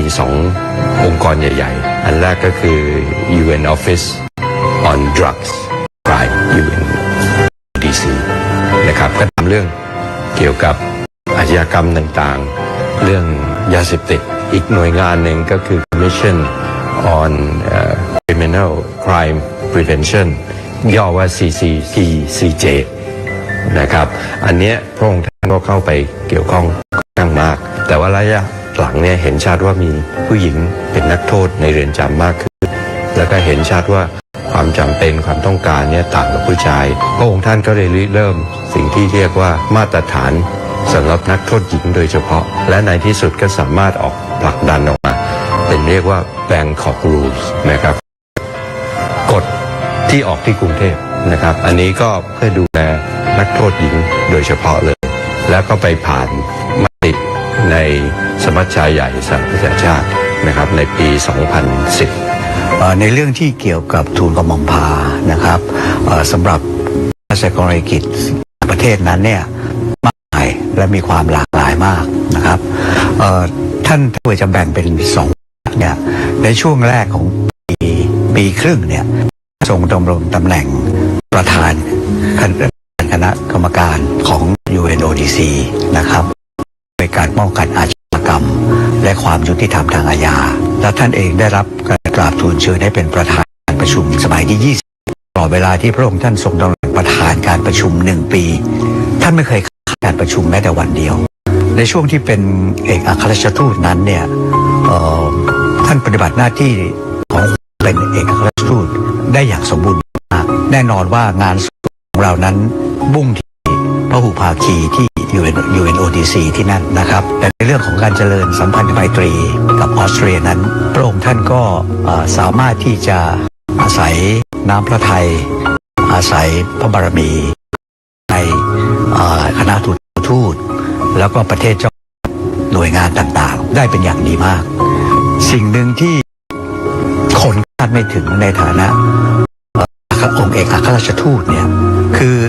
การคุ้มดูแลรักษาผลประโยชน์ของคนไทยในประเทศนั้นๆของเช่นเรามีงานกงสุลสัญจรที่สถานทูตจะบริการทางด้านนิติกรให้กับพี่น้องชาวไทยที่อยู่ในประเทศนั้นๆในหลายโอกาสต้องไปต่างเมืองต่างแคว้นเชื่อพระองค์ท่านเสด็จไปทุกครั้งไม่ว่าจะเป็นแคว้นซึ่งอยู่ไกลยังไงก็ตามท่านเสด็จไปด้วยแล้วก็เปิดโอกาสให้พี่น้องชาวไทยได้เข้าท่านมาช่วยนั่งทำนิติกรนั่งช่วยเขียนดูพาสปอร์ตช่วยเขียนช่วยประชาชนด้วยพี่น้องประชาชนชาวไทยที่ผัดเนี่ยปลื้มปิติยินดีมากไม่มีแค่คิดหรอกครับว่าวันหนึ่งเนี่ยตัวอยู่ซาวส์บุกนะครับอยู่ทีโรจะมีเจ้าฟ้าเจ้าแผ่นดินเสด็จไปให้ความกันเองขนาดนั้นผมดูแล้วผมพิจารณาเองแล้วเนี่ยเป็นเพราะพระองค์ท่านเนี่ยพระเจริญพระชรรษาเติบโตมาเนี่ยด้วยความที่ท่านอยากใกล้ชิดประชาชนถามว่าทำไมคือท่านเป็นนักศึกษาคณะนิติศาสตร์ธรรมศาสตร์ท่านได้มีโอกาสเข้าไปเยี่ยมดูงานของทันตสถานผู้ต้องขังหญิงนะครับท่านได้ไปเห็นว่าแล้วเนี่ยผู้ต้องขังหญิงเนี่ยก็เป็นมนุษย์เหมือนกันแต่มีความแตกต่างทางกายภาพระหว่างนักโทษชายกับนักโทษหญิงทำให้มีพระดำริขึ้นมาว่าถึงแม้จะเป็นผู้หญิงแต่ก็ควรจะได้รับสิทธิเสมอภาคเช่นผู้ต้องขังชายพระองค์ท่านก็เลยตั้งเป็นโครงการกำลังใจในพระดำริพระเจ้าหลานเธอพระองค์เจ้าพัชรกิติยาภานะครับมุ่งเน้นที่จะดูแลความเป็นอยู่การปฏิบัติต่อผู้ต้องขังหญิงและที่ควรจะได้รับสิทธิที่พึงได้รับท่านเคยรับสั่งกับผมเองเสมอว่าสิ่งหนึ่งที่ปลูกฝังแล้วดลพระทัยให้ท่านให้ความสนใจในเรื่องของมนุษย์ผู้เปราะบาง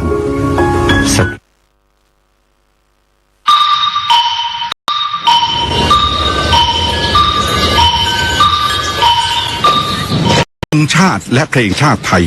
เป็นสัญลักษณ์ของความไทยเราจงร่วมใจยืนตรงเคารพชาติด้วยความภาคภูมิใจในเอกราชและความเสียสละของบรรพบุรุษไทย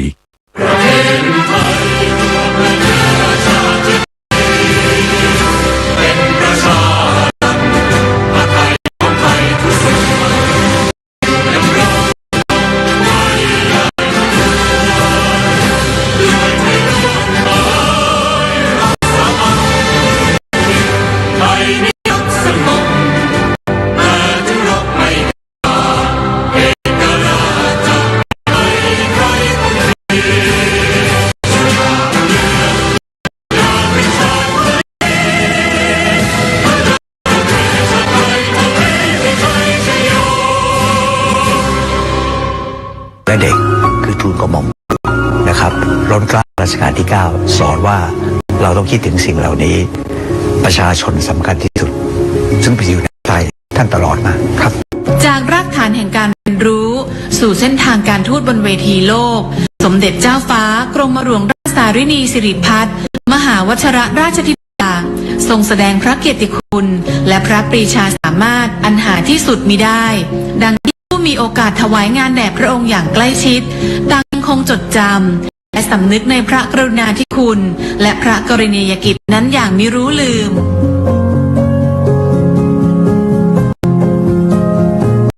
ประทับใจส่วนตัวผมคิดว่าอันแรกเนี่ยก็คือว่าได้สัมผัสพระองค์ท่านความเมตตาที่ท่านมีต่อข้าราชการ ความสนิทสนมที่ท่านให้ไม่เคยถือพระองค์ผมได้มีโอกาสในช่วงหนึ่งที่พระองค์ท่านมีการจัดงานวันดิโลกและช่วงนั้นมันใกล้เคียงกับวันเฉลิมเราก็จัดงานเลี้ยงรับรองวันชาติไทยทุกปีพระองค์ท่านก็เสด็จมาแล้วก็ให้ความเป็นกันเองกับแขกของเราทุกๆคนครับอันที่สองผมคิดว่าความทุ่มเทของพระองค์ท่านเอาประสบการณ์ที่ท่านได้สัมผัสความรู้และมาผลักดันจนเกิดสิ่งที่เรียกว่า Bangkok Rules ในระดับนานาชาติสิ่งที่พระองค์ท่านทำในระดับประเทศคือเอลฟี่ยกระดับชีวิตความเป็นอยู่ของนักโทษในเรือนจำผมคิดว่าสิ่งนี้ผมคิดว่าคงไม่ใช่ประทับใจเฉพาะผมนะว่าใครที่ได้ทราบถึงพระกรณียกิจนี้ก็คงเห็นพ้องกันครับพระองค์ท่านเองมีพระจริยวัตรแล้วก็มีบทบาทอย่างมากนะครับเป็นที่ชื่นชมเป็นที่ศรัทธาของบรรดาประเทศสมาชิกทั้งหลายเป็นอย่างมากท่านให้ความเป็นกันเองกับทุกคนหมายถึงคณะทูตทั้งหลายและคณะทูตทั้งหลายด้วยนะฮะการที่จะเป็นประธานการประชุมได้เนี่ยสิ่งแรกเนี่ยต้องเรียกศรัทธาจากผู้แทนประเทศต่างๆที่เข้าร่วมประชุมได้2จะต้องสามารถควบคุมบรรยากาศและการแสดงข้อคิดเห็นต่างๆต้องรู้จักประนีประนอมผ่อนสั้นผ่อนยาวมีการวางแผนซึ่งพระองค์ท่านเองทูลกระหม่อมปานเนี่ยได้ทรงปฏิบัติที่ได้อย่างสมบูรณ์แบบมากงานไทยก็เหมือนกันมีจัดงานไทยเฟสติวัลนะฮะพระองค์ท่านเกิดไปแล้วที่น่าปลื้มมากคือไม่ใช่เฉพาะคณะทูตทั้งที่ประจำใน UN หรือว่าทวีปมาร่วมงานนะผู้บริหารระดับสูงของรัฐบาลออสเตรียเนี่ยมากันเยอะแยะไปหมดเลยแน่นอนว่าเราจัดก็เหมือนกับการวัฒนธรรมแล้วเรามีทุกอย่างพร้อมมูลงานนั้นก็ถือว่าประสบความสำเร็จมากอย่างหนึ่งที่ผู้คนกล่าวขวัญเนี่ยแน่นอนชื่นชมพอใจกับงานว่าดีอย่างไรแต่เขาบอกว่าเขารู้แล้วใจแล้วคนที่พูดในระดับรัฐมนตรีนะก็บอกเขาเข้าใจเมื่อก่อนเขาไม่เข้าใจแต่เดี๋ยวนี้เขาเข้าใจแล้วว่าทำไมสถาบันพระมหากษัตริย์เนี่ยถือเป็นที่รักศรัทธาของประชาชนชาวไทย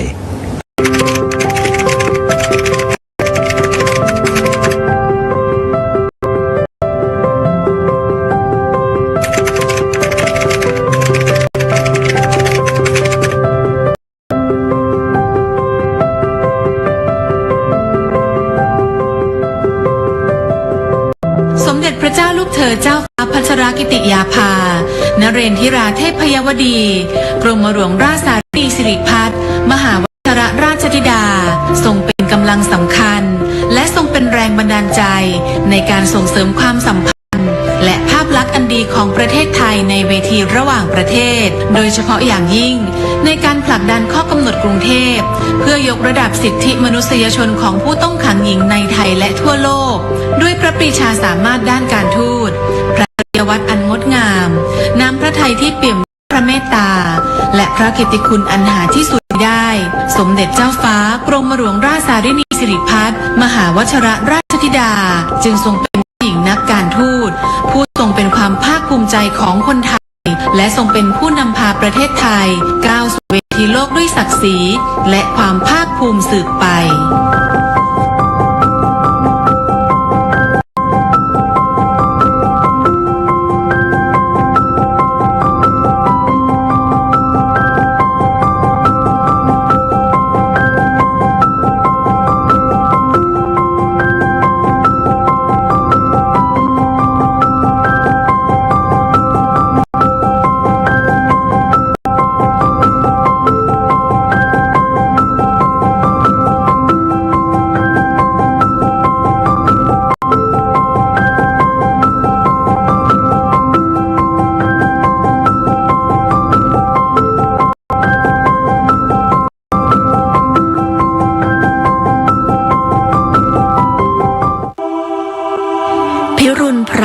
ฟ้าร่ำให้อาลัยยิ่ง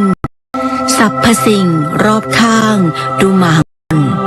สดับข่าวร้าวรานสุดทานทนพระมิ่งขวัญดวงกมลชนประชา ฟากฟ้า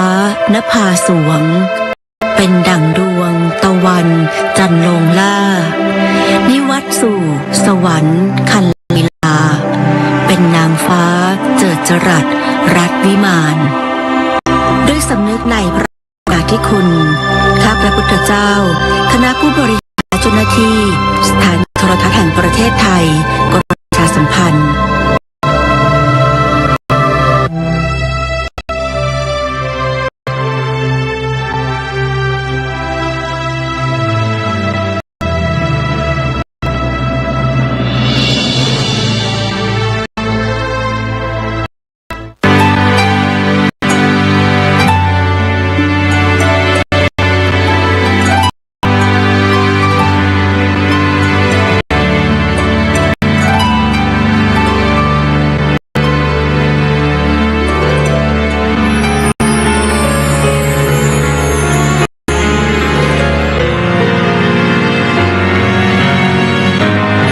พระเจ้าลูกเธอเจ้าฟ้าพัชรกิติยาภา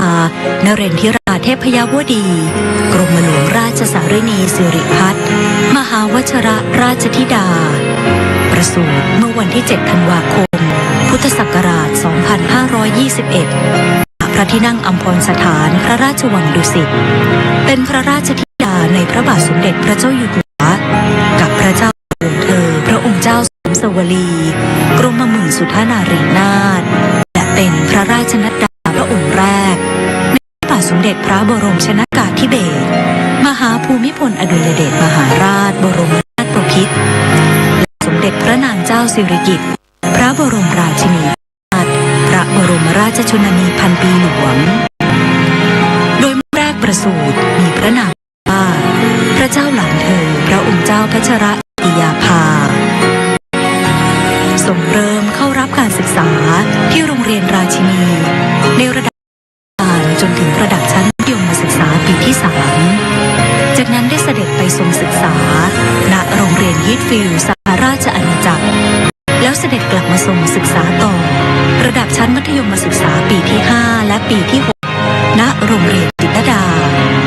และทรงศึกษาต่อระดับอุดมศึกษาคณะนิติศาสตร์มหาวิทยาลัยธรรมศาสตร์จนจบด้วยคะแนนเกียรตินิยมอันดับ 2อีกทั้งยังทรงสำเร็จการศึกษาระดับปริญญาตรีสาขาวิชารัฐศาสตร์จากมหาวิทยาลัยสุโขทัยธรรมาธิราชด้วยคะแนนเกียรตินิยมอันดับ 1ทรงศึกษาต่อจนสำเร็จการศึกษาระดับปริญญาโทและปริญญาเอกด้านนิติศาสตร์จากมหาวิทยาลัยคอร์เนลสหรัฐอเมริกาและทรงสอบไล่ได้ตามหลักสูตรของสำนักอบรมศึกษากฎหมายแห่งเนติบัณฑิตยสภาในพระบรมราชูปถัมภ์เป็นเนติบัณฑิตไทยทรงรับปริญญาสามารถในด้านกฎหมายเป็นอย่างยิ่งทรงเป็นข้าราชการอัยการสำนักงานอัยการสูงสุดต่อมาทรงโอนย้ายเป็นข้าราชการพลเรือน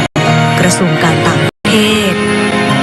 ทรงดำรงตำแหน่งเอกอัครราชทูตประจำคณะกรรมาธิการสหประชาชาติว่าด้วยการป้องกันอาชญากรรมและความยุติธรรมทางอาญาณกรุงเวียนนาสาธารณรัฐออสเตรียทรงดำรงตำแหน่งเอกอัครราชทูตวิสามัญผู้มีอำนาจเต็มประจำสาธารณรัฐออสเตรียประจำสาธารณรัฐสโลวักและประจำสาธารณรัฐสโลวีเนียหลังจากนั้นทรงกลับมาเป็นข้าราชการอัยการทรงตำแหน่งอัยการจังหวัดประจำสำนักงานอัยการสูงสุดในการพระราชพิธีบรมราชาภิเษกพุทธศักราช 2562 เมื่อวันที่ 5 ธันวาคม 2562 พระบาทสมเด็จพระเจ้าอยู่หัวมีพระบรมราชโองการโปรดกระหม่อมให้สถาปนาและเฉลิมพระนามพระเจ้าหลานเธอพระองค์เจ้าพัชรกิติยาภาเป็นสมเด็จพระเจ้าลูกเธอเจ้าฟ้าพัชรกิติยาภานเรนทิราเทพยวดีต่อมาวันที่ 28 กรกฎาคม 2562 พระบาทสมเด็จพระเจ้าอยู่หัวมีพระบรมราชโองการโปรดเกล้าโปรดกระหม่อมให้สถาปนาพระเกียรติยศขึ้นเป็นเจ้าฟ้าต่างกรมฝ่ายในมีพระนาม ตามที่จารึกในพระสุพรรณบัตรว่าสมเด็จพระเจ้าลูกเธอเจ้าฟ้าพัชรกิติยาภานเรนทิราเทพยวดี กรมหลวงราชสารินีสิริพัฒน์มหาวชรราชธิดาวันที่ 2 กุมภาพันธ์ พุทธศักราช 2564 พระบาทสมเด็จพระเจ้าอยู่หัวมีพระบรมราชโองการโปรดเกล้าโปรดกระหม่อมให้รับโอนข้าราชการฝ่ายอัยการเป็นข้าราชการในพระองค์ฝ่ายทหารและพระราชทานพระยศทหารโดยทรงพระกรุณาโปรดเกล้าโปรดกระหม่อมให้สมเด็จพระเจ้าลูกเธอเจ้าฟ้าพัชรกิติยาภานเรนทิราเทพยวดี กรมหลวงราชสารินีสิริพัฒน์มหาวชรราชธิดาอัยการผู้เชี่ยวชาญสำนักงานอัยการสูงสุดดำรงตำแหน่งเสนาธิการกองบัญชาการทหารมหาดเล็กราชวรรักษาพระองค์หน่วยบัญชาการถวายความปลอดภัยพระองค์อัตราพลเอกและพระราชทานพระยศเป็นพลเอกหญิงสมเด็จพระเจ้าลูกเธอเจ้าฟ้าพัชรกิติยาภานเรนทิราเทพยวดี กรมหลวงราชสารินีพัฒน์มหาวชรราชธิดาปฏิบัติพระกรณียกิจสร้างสรรค์ประโยชน์แก่ประเทศชาติและประชาชนเป็นอเนกอนันต์อาทิทรงเป็นประธานกรรมการมูลนิธิอาสาเพื่อนพึ่งพายามยากสภากาชาดไทยเพื่อสนับสนุนเชื่อมโยงให้ภาครัฐเอกชนและชุมชนร่วมเกื้อหนุนช่วยเหลือซึ่งกันและกันในการช่วยเหลือประชาชนจากอุทกภัยและภัยพิบัติรุนแรงทรงจัดตั้งมูลนิธินภาในพระดำริเพื่อให้การช่วยเหลือผู้ด้อยโอกาสที่ได้รับผลกระทบทางกฎหมายช่วยเหลือผู้พ้นโทษให้กลับคืนสู่สังคมอย่างปกติสุขและทรงเป็นประธานกิตติมศักดิ์คณะกรรมการบริหารกองทุนพระกิติยาภาเพื่อการศึกษากฎหมายเพื่อจัดส่งนักศึกษากฎหมายของไทยศึกษาต่อในระดับปริญญาโทณคณะนิติศาสตร์มหาวิทยาลัยคอร์เนลสหรัฐอเมริกาด้วยพระปรีชาสามารถทรงงานด้านกระบวนการยุติธรรมเพื่อประโยชน์สุขแก่ราษฎรจึงทรงได้รับการยกย่องจากองค์กรนานาชาติขอพระราชทานรางวัลเพื่อเสริมพระเกียรติคุณที่รางวัล Medal of Recognition จาก UNODC ซึ่งเป็นรางวัลเกียรติยศสูงสุดของสำนักงานว่าด้วยยาเสพติดและอาชญากรรมแห่งสหประชาชาติและยูนิเฟมกองทุนสหประชาชาติเพื่อการพัฒนาสตรีได้กราบเชิญให้ทรงเป็นทูตสันทวไมตรีการความรุนแรงต่อผู้หญิงนอกจากนี้สมเด็จพระเจ้าลูกเธอเจ้าฟ้าพัชรกิติยาภานเรนทิราเทพยวดี กรมหลวงราชสารินีสิริพัฒน์มหาวชรราชธิดายังทรงปฏิบัติพระกรณียกิจนานับประการในการแบ่งเบาพระราชกรณียกิจในสมเด็จพระบรมชนกนาถด้วยความเรียบร้อยเป็นที่ไว้วางพระราชหฤทัย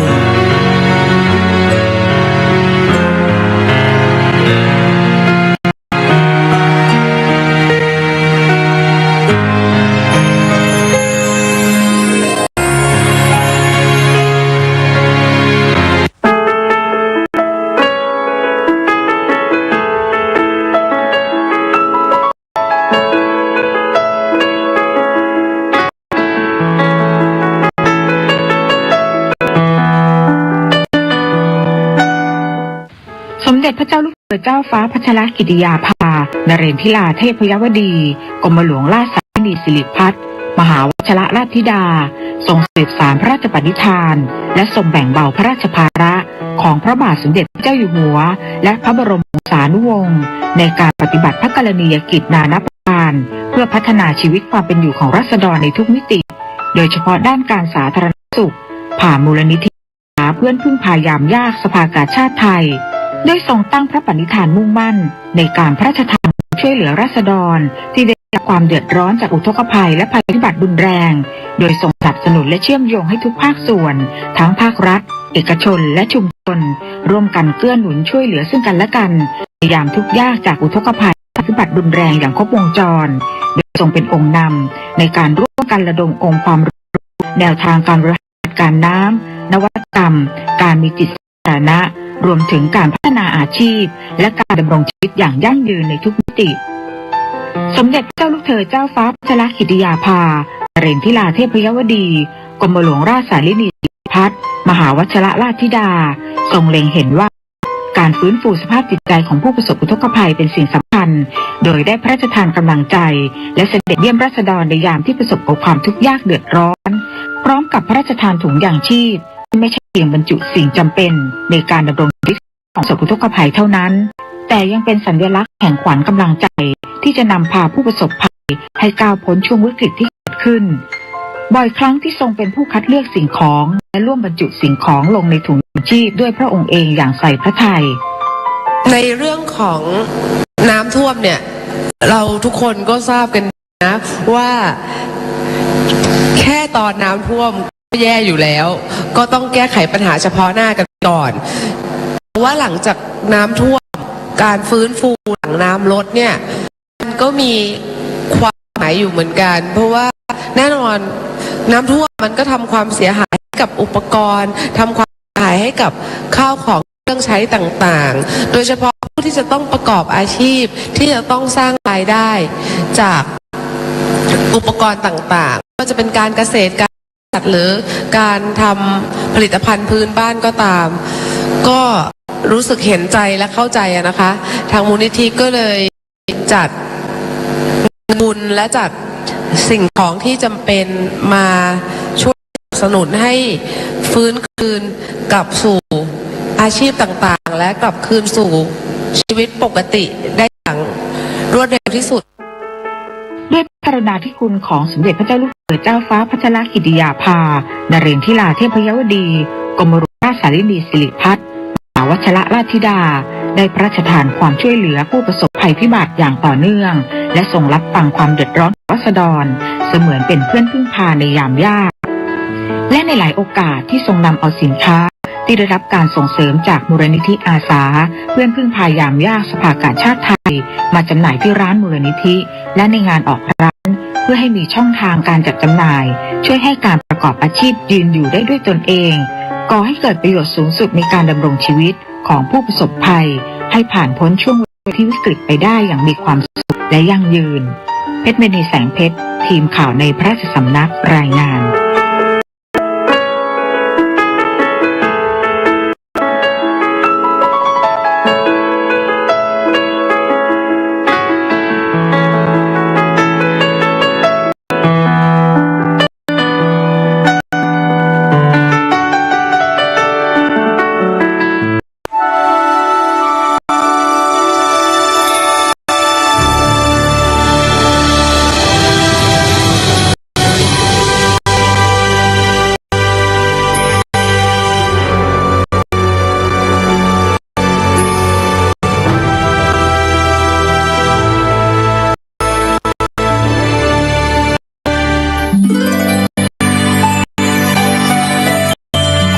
สมเด็จลูกเธอเจ้าฟ้าพัชรกิติยาภานเรนทิราเทพยวดีกรมหลวงราชสารินีสิริพัฒน์มหาวชิรราชธิดาประสูติเมื่อวันที่ 7 ธันวาคม พุทธศักราช 2521 ทรงเป็นพระราชธิดาในพระบาทสมเด็จพระเจ้าอยู่หัวและพระเจ้าวรวงศ์เธอพระองค์เจ้าสมสวลีกรมหมื่นสุทนารีนาถทรงมีพระอุปนิสัยร่าเริงสดใสตั้งแต่ทรงพระเยาว์จึงทรงเป็นที่รักใคร่ของพระบรมวงศานุวงศ์และราษฎรทุกหมู่เหล่าทรงดำเนินรอยตามเบื้องพระยุคลบาทของพระบาทสมเด็จพระบรมชนกาธิเบศรมหาภูมิพลอดุลยเดชมหาราชบรมนาถบพิตรและสมเด็จพระบรมนาถโดยได้ตามเสด็จไปทรงงานทั้งในประเทศและต่างประเทศทรงศึกษาเรียนรู้การปฏิบัติพระกรณียกิจจากการทรงลงพื้นที่จริงซึ่งมีความหลากหลายแล้วทรงมาปรับใช้ในการทรงงานเพื่อทรงแบ่งเบาพระราชภาระในภายหลังโดยปฏิบัติพระกรณียกิจมาตั้งแต่ยังทรงพระเยาว์ด้วยทรงมีพระปรีชาสามารถในงานด้านนิติศาสตร์และการต่างประเทศจึงทรงมุ่งมั่นทุ่มเทพระวรกายปฏิบัติพระกรณียกิจเพื่อช่วยเหลือราษฎรผ่านการทรงงานอย่างมิส่งย่อท้อ ทรงสั่งสมพระประสบการณ์ทรงงานทั้งในประเทศและต่างประเทศพระเกียรติคุณจึงเป็นที่ประจักษ์แจ้งและทรงได้รับการยกย่องในประชาคมโลกพระกิจสำคัญที่ทรงเอาพระทัยใส่อย่างต่อเนื่องคือการทรงงานเพื่อช่วยเหลือผู้ต้องราชทัณฑ์หรือผู้ต้องขังทรงมีพระดำริให้จัดตั้งโครงการกำลังใจในพระดำริเพื่อช่วยเหลือผู้ที่เคยพลาดให้ตระหนักว่ายังมีผู้ที่เต็มใจจะให้โอกาสและเอาใจช่วยให้พวกเขาสามารถเอาชนะปัญหาและอุปสรรคต่างๆได้โดยจัดโครงการฝึกอบรมวิชาชีพภายในเรือนจำและทัณฑสถานที่สามารถนำไปประกอบอาชีพได้ในอนาคตเมื่อทุกคนได้โอกาสที่สมควรแล้วจะต้องรู้จักเคารพสิทธิของผู้อื่นซึ่งช่วยลดการกระทำผิดซ้ำซ้อนสามารถกลับมาเป็นประชากรที่มีคุณภาพช่วยให้สังคมส่วนรวมกลับมาอยู่ร่วมกันได้อย่างสงบสุขและส่งให้ความสำคัญกับการพัฒนาทักษะด้านกีฬาให้กับเด็กและเยาวชนในสถานพินิจมีพระดำริให้จัดตั้งสโมสรกีฬา BBG ขึ้นด้วยทรงเล็งเห็นถึงคุณประโยชน์ของการนำกีฬามาใช้ในการพัฒนาเด็กและเยาวชนและทรงสนองพระราชดำริของพระบาทสมเด็จพระเจ้าอยู่หัวในการช่วยเหลือผู้ต้องขังป่วยให้เข้ารักษาพยาบาลอย่างเท่าเทียมตามหลักมนุษยธรรมผ่านโครงการราชทานปันสุขทำความดีเพื่อชาติศาสตร์กษัตริย์โดยทรงดำรงตำแหน่งองค์ประธานกรรมการโครงการเป็นการดูแลและพัฒนาคุณภาพชีวิตของผู้ต้องขังเพื่อให้สามารถดำเนินชีวิตอยู่ในสังคมอย่างมีคุณภาพและจากพ้นโทษคล้องกับข้อกำหนดแมนเดลาซึ่งเป็นข้อกำหนดมาตรฐานขั้นต่ำขององค์การสหประชาชาติในการปฏิบัติต่อผู้ต้องขังและข้อกำหนดกรุงเทพซึ่งเป็นข้อกำหนดสหประชาชาติว่าด้วยการปฏิบัติต่อผู้ต้องขังหญิงและมาตรการที่ไม่ใช่การคุมขังผู้กระทำผิดหญิงที่มีหัวใจสำคัญคือการไม่เลือกปฏิบัติซึ่งสมเด็จพระเจ้าลูกเธอเจ้าฟ้าพัชรกิติยาภานเรศธิราธิบดีกรมหลวงราชสารินีสิริพัฒน์มหาวชิรราชธิดาทรงผลักดันให้เกิดการบังคับใช้อย่างต่อเนื่องในยามที่ราษฎรร้อนจากภัยพิบัติได้เสด็จไปส่งเยี่ยมราษฎรอย่างทันท่วงทีโดยทรงดำรงตำแหน่งประธานกรรมการมูลนิธิอาสาเพื่อนพึ่งพายามยากสภากาชาดไทยพระบาทสมเด็จเจ้าอยู่หัวพระราชินีท่านก็เป็นห่วงนะคะท่านก็ส่งของพระราชทานมาส่งจิตอาสามานะคะมูลนิธิเพื่อนพึ่งพาก็ได้มีส่วนมาช่วยด้วยในตอนนั้นก็เป็นห่วงคนไทยทุกคนห่วงแต่ที่มาเยี่ยมวันนี้มาช้าเพราะว่าตอนนั้นคิดว่าทุกคนในจังหวัดคงวุ่นวายกับความช่วยจะมารับเสด็จเขาคงสะดวกแต่ว่าที่มาตอนนี้ก็คือมาดูเรื่องฟื้นฟูต้องการสิ่งของแล้วก็มาให้ค่าใช้จ่ายเรื่องเกี่ยวกับการพัฒนาอาชีพที่เสียหายไปนะคะก็เป็นกำลังใจให้ทุกๆคนด้วยความรักและเป็นห่วงนอกจากนี้ทรงสืบสานพระราชปณิธานของพระบาทสมเด็จพระบรมชนกาธิเบศรมหาภูมิพลอดุลยเดชมหาราชบรมนาถบพิตรและสมเด็จพระนางเจ้าสิริกิติ์พระราชินีนาถพระบรมราชชนนีพันปีหลวงในการอนุรักษ์และดูแลช้างก่อเกิดเป็นโครงการพัชรสุธาอนุรักษ์เพื่อดูแลสร้างความสมดุลระหว่างคนกับช้างในพื้นที่ป่ารอยต่อจังหวัดภาคตะวันออกได้แก่ระยองจันทบุรีชลบุรีฉะเชิงเทราและสระแก้วโดยพระบาทสมเด็จพระเจ้าอยู่หัวทรงรับโครงการไว้ในพระบรมราชูปถัมภ์มีสมเด็จพระเจ้าลูกเธอเจ้าฟ้าพัชรกิติยาภานเรศธิราเทพยวดีกรมหลวงราชสารินีสิริพัฒน์มหาวชิรราชธิดาเป็นประธานคณะกรรมการตลอดการทรงงานสมเด็จพระเจ้าลูกเธอเจ้าฟ้าพัชรกิติยาภานเรศธิราเทพยวดีกรมราชสารินีสิริพัฒน์มหาวชิรราชธิดาทรงมุ่งมั่นปฏิบัติพระกรณียกิจ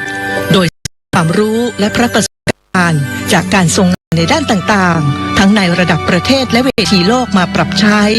เพื่อพัฒนาประเทศชาติและประชาชน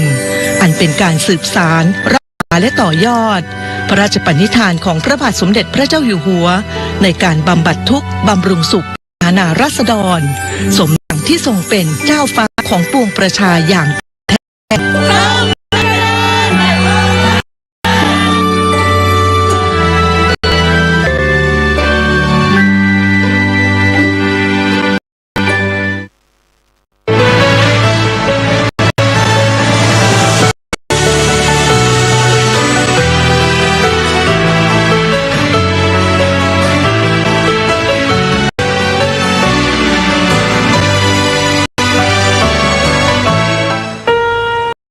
พระเจ้าลูกเธอ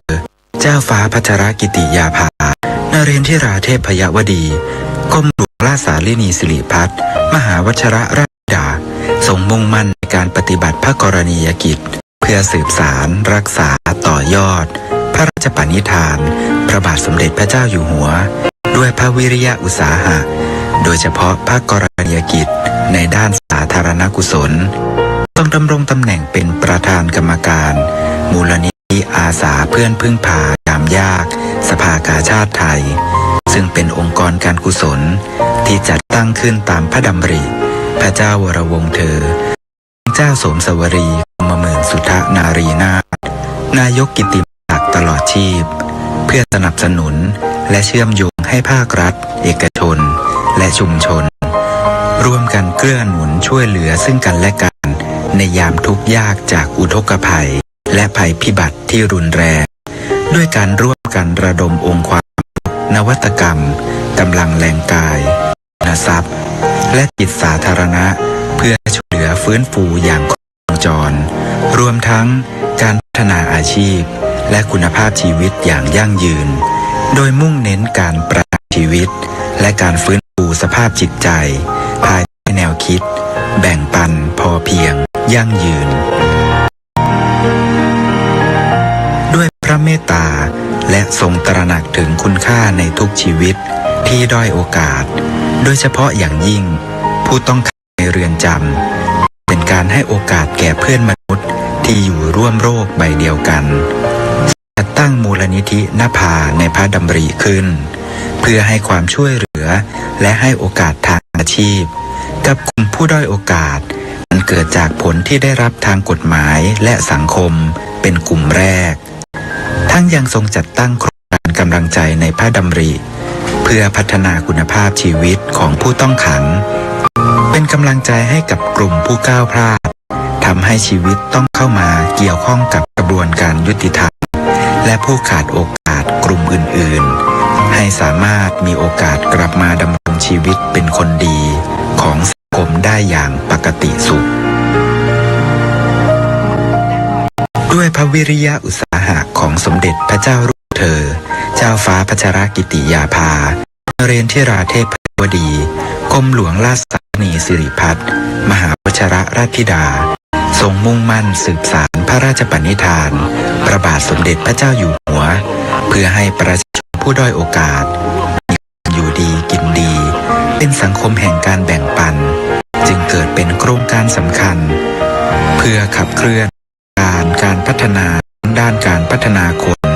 ทรัพยากรธรรมชาติและชุมชนผ่านไตรโครงการในพระดำริโดยพระบาทสมเด็จพระเจ้าอยู่หัว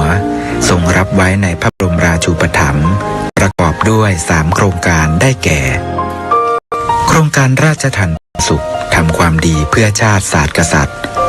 โดยพระราชทานเครื่องมือและคุรุภัณฑ์ทางการแพทย์แก่เรือนจำและทัณฑสถานตลอดจนโรงพยาบาลเครือข่ายเพื่อแก้ไขปัญหาขาดแคลนอุปกรณ์และคุรุภัณฑ์ทางการแพทย์พร้อมพระราชทานแนวทางการแก้ไขปัญหา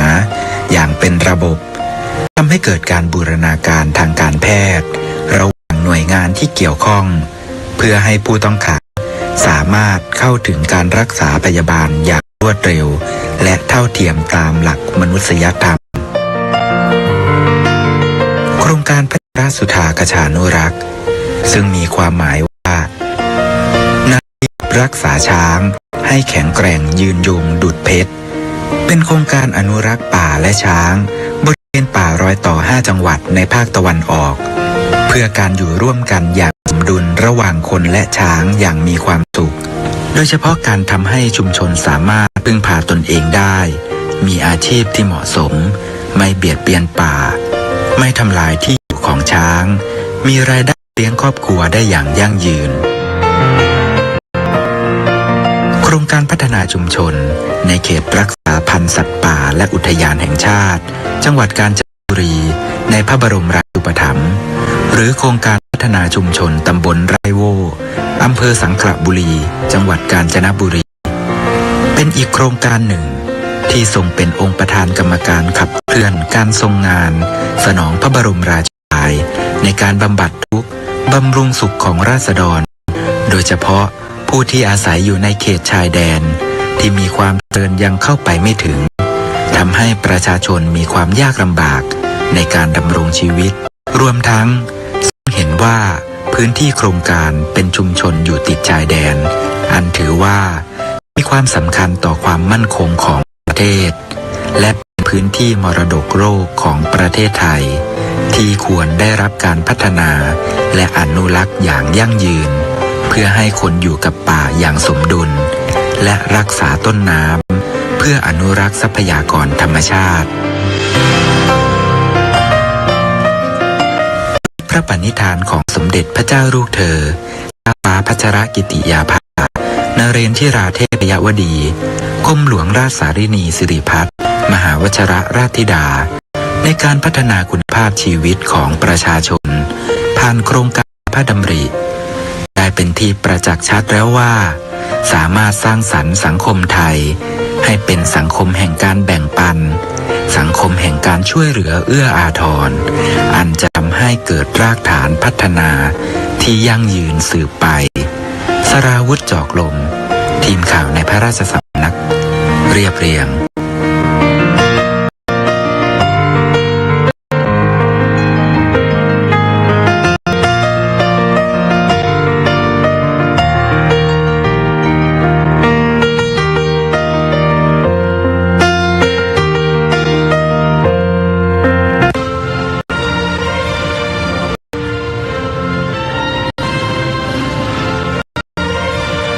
สมเด็จพระเจ้าลูกเธอเจ้าฟ้าพัชรกิติยาภานเรนทิราเทพยวดีกรมหลวงราชสารินีสิริพัฒน์มหาวชิรราชธิดาทรงเปลี่ยนด้วยพระปรีชาสามารถรอบด้านรวมถึงด้านกีฬาที่ทรงสนพระทัยและทรงฝึกซ้อมด้วยพระวิริยะตั้งแต่ครั้งทรงพระเยาว์ทั้งการวิ่งที่สามารถดังกล่าวเป็นที่ประจักษ์ชัดในครั้งที่ทรงร่วมแข่งขันในประเทศเต็มมาราธอน 42.195 กิโลเมตรในแข่งขันสสสจมาราธอน 2007 ที่จังหวัดราชบุรีรวมถึงกิจกรรมงานวิ่งอีกมากมายนอกจากการวิ่งแข่งแล้วครั้งหนึ่งศาสตราจารย์พิเศษดร.สุรเกียรติเสถียรไทยประธานที่ปรึกษาและประธานกรรมการบริหารมูลนิธิอาสาเพื่อนพึ่งพายามยากสภากาชาติไทยเคยกล่าวถึงพระกรณียกิจของสมเด็จพระเจ้าลูกเธอเจ้าฟ้าพัชรกิติยาภานเรนทิราเทพยวดีกรมหลวงราชสารินีสิริพัฒน์มหาวชิรราชธิดาว่าทรงช่วยเหลือประชาชนโดยมีพันธกิจหลักคือช่วยบรรเทาทุกข์จากน้ำท่วมเสด็จไปบรรจุถุงยางชีพทานเพื่อนำไปมอบให้แก่ราษฎรโดยไม่เป็นข่าวทั้งไม่ถ้วนช่วงฟื้นฟูเสด็จไปพระราชทานขวัญกำลังใจให้แก่ประชาชนที่ได้รับผลกระทบทรงพระดำเนินไปตามบ้านต่างๆและบางครั้งทรงวิ่งจากหมู่บ้านหนึ่งไปอีกหมู่บ้านหนึ่งเพื่อไปพระราชทานความช่วยเหลือประสบกนิกรด้านการขี่ม้าทรงมีพระอัจฉริยภาพอย่างยิ่งทั้งทรงการแข่งขันขี่ม้าการต่างๆนับเป็นความปราบปลื้มใจของประสบกนิกรที่ได้ชื่นชมพระปรีชาสามารถด้านการขี่ม้าเมื่อสมเด็จพระเจ้าลูกเธอเจ้าฟ้าพัชรกิติยาภานเรนทิราเทพยวดีกรมหลวงราชสารินีสิริพัฒน์มหาวชิรราชธิดาโดดขึ้นหลังม้าอย่างคล่องแคล่วอีกภาพความปลื้มใจของประสบกนิกรยังรวมถึงภาพที่ลูกเธอเจ้าฟ้าพัชรกิติยาภานเรนทิราเทพยวดีกรมหลวงราชสารินีสิริพัฒน์มหาวชิรราชธิดาพร้อมด้วยสมเด็จพระลูกเธอเจ้าฟ้าสิริวัณวรีนารีรัตนราชกัญญาเสด็จไปทรงเป็นประธานในพิธีเปิดการแข่งขันกีฬาขี่ม้ารายการ Princess Cup Thailand ในหลายคราปรีชาสามารถด้านกีฬาจักรยานทรงจักรยานนำคณะปั่นจักรยานผู้พิการทางสายตาและอาสาสมัครจากสนามฟุตบอลมหาวิทยาลัยธรรมศาสตร์ท่าจันทร์ไปยังสวนลุมพินีสิ้นสุดที่โรงเรียนนายเรือจังหวัดสมุทรปราการทั้งนี้เพื่อเป็นขวัญและกำลังใจให้คณะนักปั่นผู้พิการทางสายตาและอาสาสมัครในการปั่นจักรยานวันแรกหลังทรงเป็นประธานในพิธีเปิดงานปั่นไปไม่ก กัน No One และ Behind ปีที่ 2 และอีกหลากหลายกิจกรรม Bike for Mom ปั่นเพื่อแม่การเสด็จทรงปั่นจักรยานราชภัฏ Bike and Concert แทนคุณแผ่นดินการนำขบวนปั่นจักรยานปั่นเพื่อพ่อ Bike for Dad มีใช่เพียงปรีชาสามารถและวิสัยทัศน์อันกว้างไกลด้านกีฬาที่ยอดเยี่ยมของสมเด็จพระเจ้าลูกเธอเจ้าฟ้าพัชรกิติยาภาเท่านั้นแต่ความซาบซึ้งในพระกรุณาธิคุณของพระองค์ที่มีต่อประสบกนิกรชาวไทยคือพระวิสัยทัศน์อันกว้างไกลและพระเมตตาในการนำสปิริตแห่งกีฬามาเยียวยาสร้างโอกาสและยกระดับคุณภาพชีวิตของประชาชนชาวไทยอย่างแท้จริง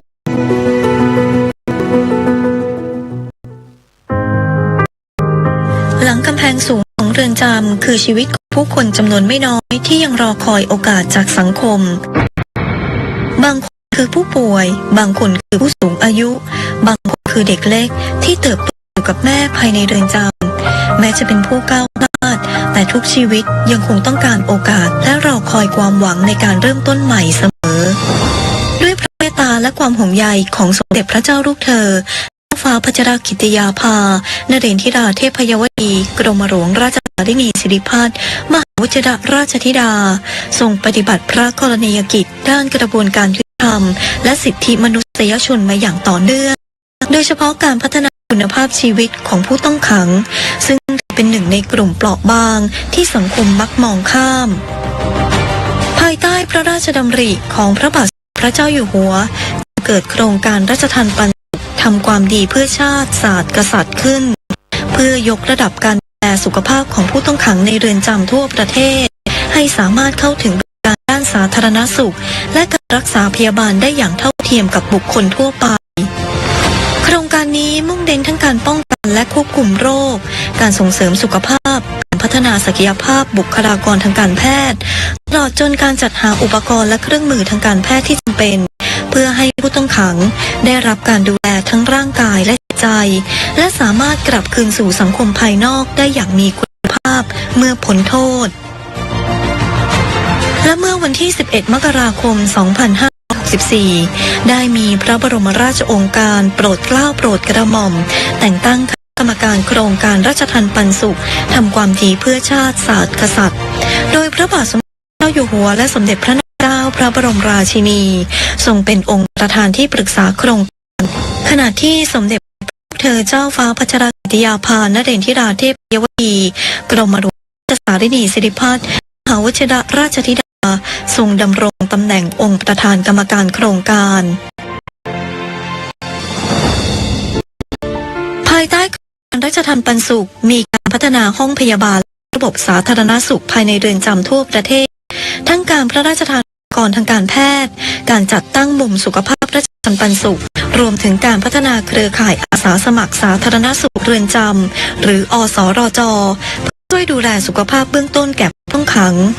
โดยเฉพาะผู้ป่วยติดเตียงผู้สูงอายุหญิงตั้งครรภ์รวมถึงเด็กเล็กที่อยู่กับมารดาภายในเรือนจำซึ่งล้วนต้องการการดูแลใกล้ชิดและเหมาะสมจากพื้นที่ซึ่งครั้งหนึ่งเคยขาดโอกาสด้านสาธารณสุขวันนี้หลายชีวิตได้รับการดูแลอย่างมีศักดิ์ศรีและมีความหวังมากขึ้นนอกจากการดูแลสุขภาพพระองค์ยังทรงให้ความสำคัญกับการคืนคนดีสู่สังคมผ่านการฝึกวิชาชีพส่งเสริมการศึกษาและพัฒนาทักษะชีวิตแก่ผู้ต้องขังเพื่อให้สามารถนำความรู้ไปประกอบอาชีพหลังพ้นโทษเพราะการให้โอกาสอาจเป็นจุดเริ่มต้นสำคัญของการเปลี่ยนแปลงชีวิตพระกรณียกิจของพระองค์จึงไม่ใช่เพียงการช่วยเหลือผู้ต้องขังในวันนี้แต่ยังเป็นการลดโอกาสการกระทำผิดซ้ำและสร้างโอกาสให้พวกเขาได้กลับมาเป็นกำลังสำคัญของสังคมอีกครั้งภายใต้พระเมตตาและความห่วงใยของสมเด็จพระเจ้าลูกเธอเจ้าฟ้าพัชรกิติยาภานเรนทิราเทพยวดีกรมหลวงราชสารินีสิริพัฒน์มหาวชิรราชธิดาทรงพิสูจน์ให้เห็นว่าแม้ผู้ที่เคยก้าวพลาดก็ยังควรได้รับโอกาสในการยืนหยัดอีกครั้งราชทัณฑ์ปันสุขจึงไม่ใช่เพียงการพัฒนาเรือนจำแต่คือการมอบความหวังมอบศักดิ์ศรีและมอบให้ชีวิตได้เริ่มต้นใหม่ ภายใต้พระกรุณาธิคุณที่ทรงอุทิศเพื่อประชาชนทุกกลุ่มอย่างแท้จริงจากพระเมตตาที่ส่งต่อถึงผู้คนหลังกำแพงเรือนจำกลายเป็นพลังสำคัญในการสร้างโอกาสและคืนคนดีสู่สังคมนี่คืออีกหนึ่งพระกรณียกิจสำคัญที่สะท้อนถึงพระวิสัยทัศน์น้ำพระทัยและความห่วงใยประชาชนของสมเด็จพระเจ้าลูกเธอเจ้าฟ้าพัชรกิติยาภานเรนทิราเทพยวดีกรมหลวงราชสารินีสิริพัฒน์มหาวชิรราชธิดาที่ทรงมุ่งหวังให้ทุกชีวิตแม้เคยก้าวพลาดได้มีโอกาสกลับมายืนหยัดในสังคมอย่างมีคุณค่าอีกครั้ง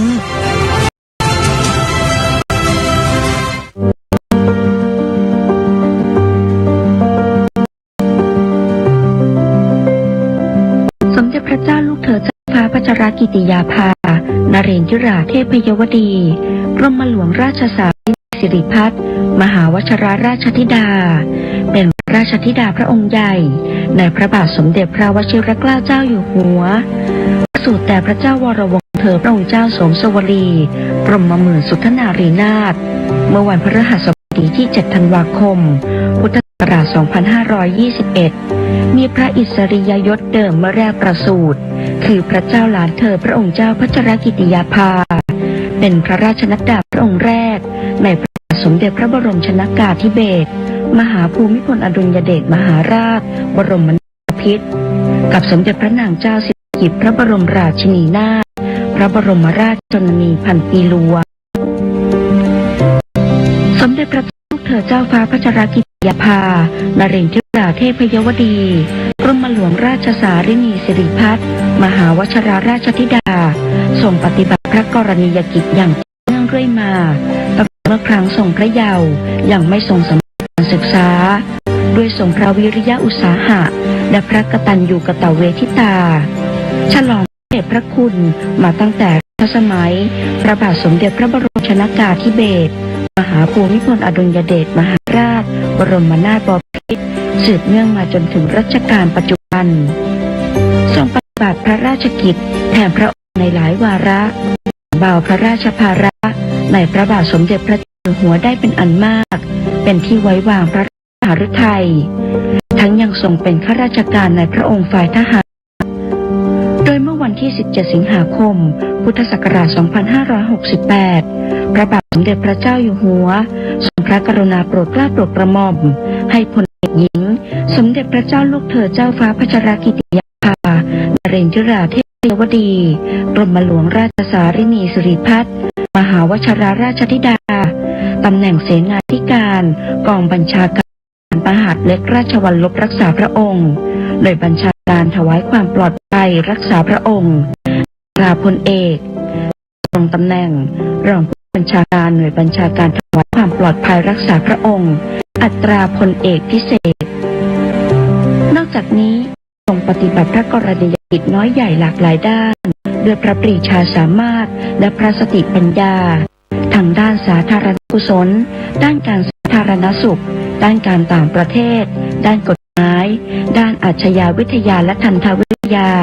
ด้านการศาสนาด้านการศึกษาด้านมนุษยธรรมและด้านการพัฒนาคุณภาพชีวิตด้วยพระปณิธานอันแน่วแน่ที่จะขจัดทุกข์บำรุงสุขแก่ราษฎร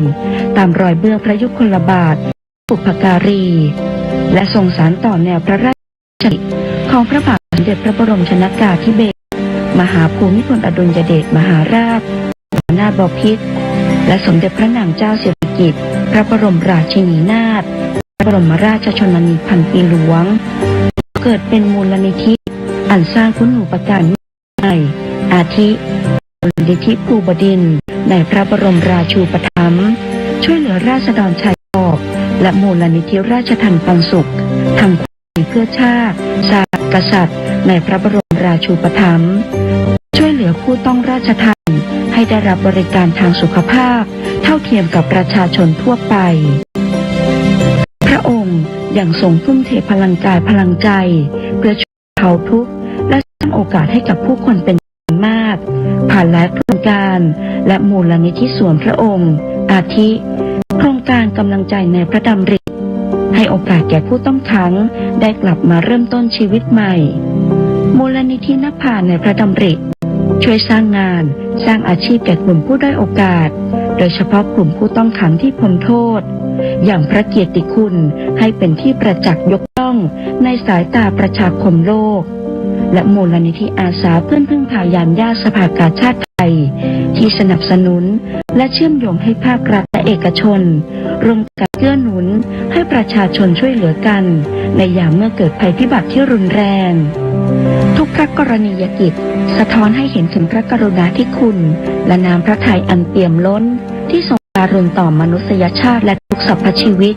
ยังประโยชน์ให้ผู้คนมากมายได้เปลี่ยนชีวิตความคิดและดำรงตนในวิถีแห่งความสุขที่ยั่งยืนส่งผลต่อความผาสุกร่มเย็นของประเทศชาติเป็นอเนกอนันต์ปริตยารอดรัตนาทูลทีมข่าวในพระราชสำนักททบเรียบเรียง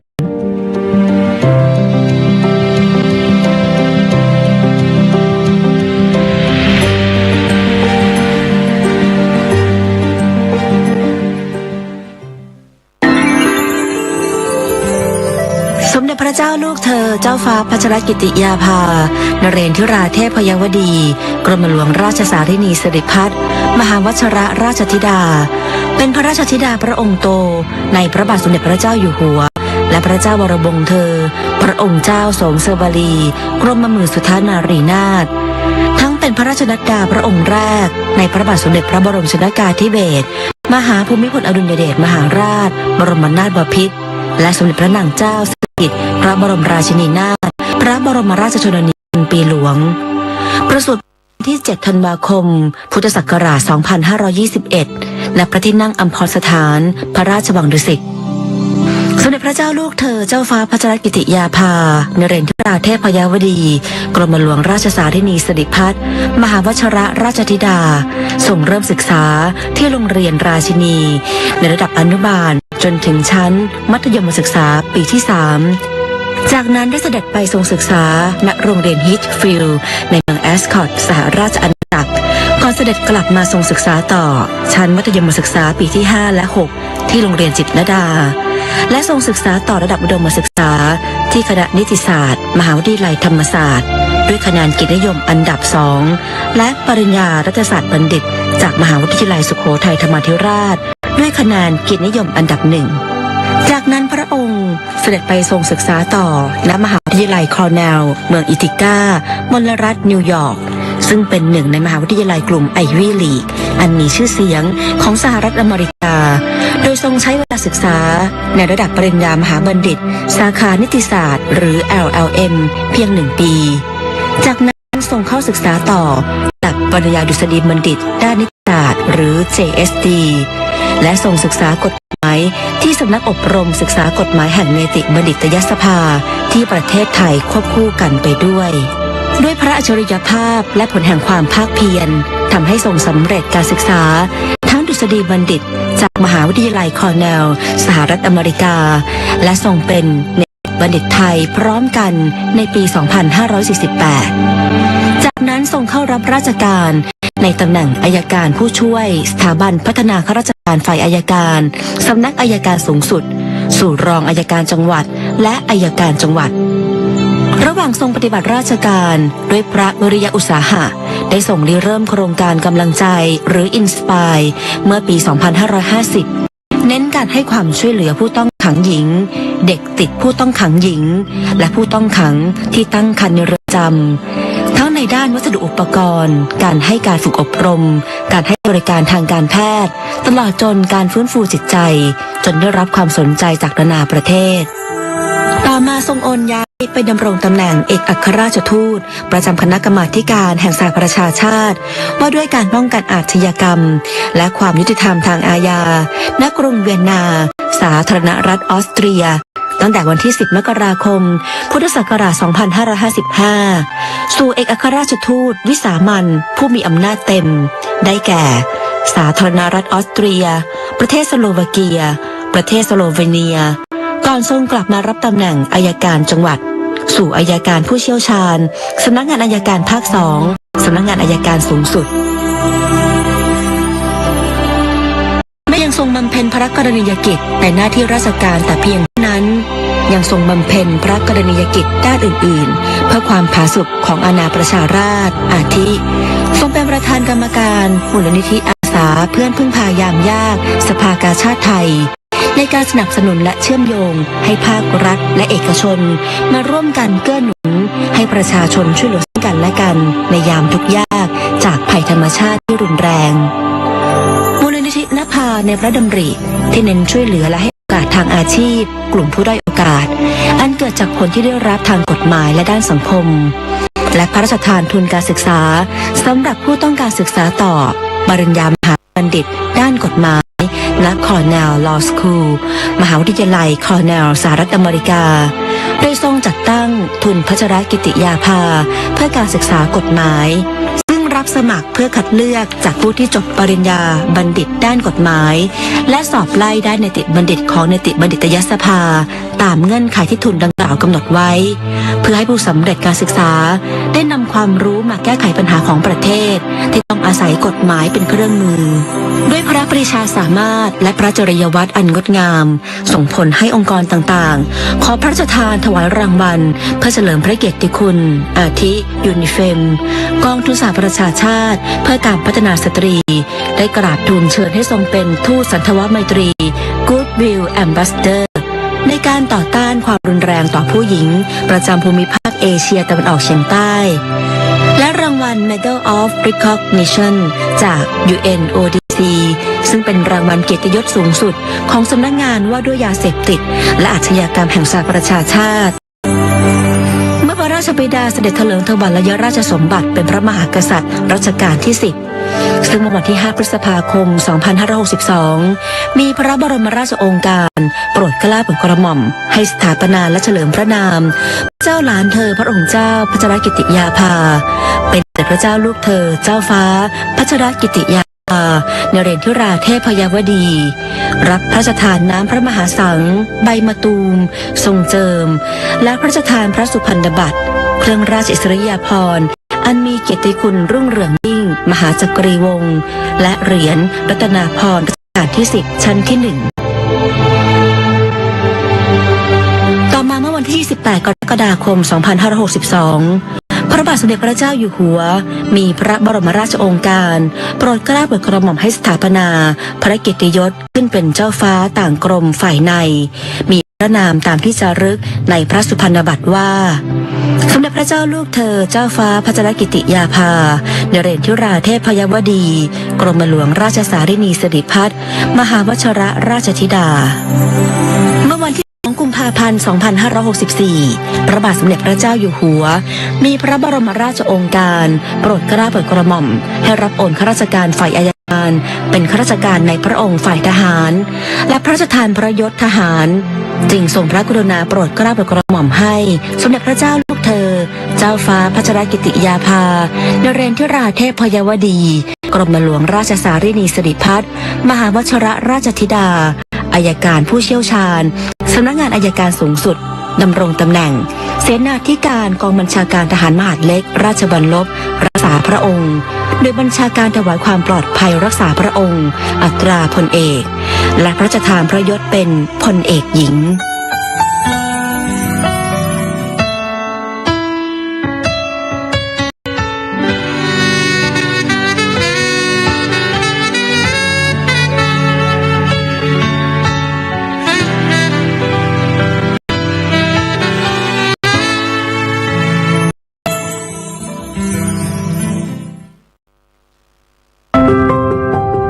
ท่านเอาประสบการณ์ที่ท่านได้สัมผัสความรู้และมาผลักดันจนเกิดสิ่งที่เรียกว่า Bangkok Blues สิ่งหนึ่งที่ปลูกฝังแล้วดลพระทัยให้ท่านให้ความสนใจในเรื่องของมนุษย์ผู้เปราะบางสตรีและเด็กคือทูลกระหม่อมปู่ล้นเกล้ารัชกาลที่ 9 สอนว่าประชาชนสำคัญที่สุด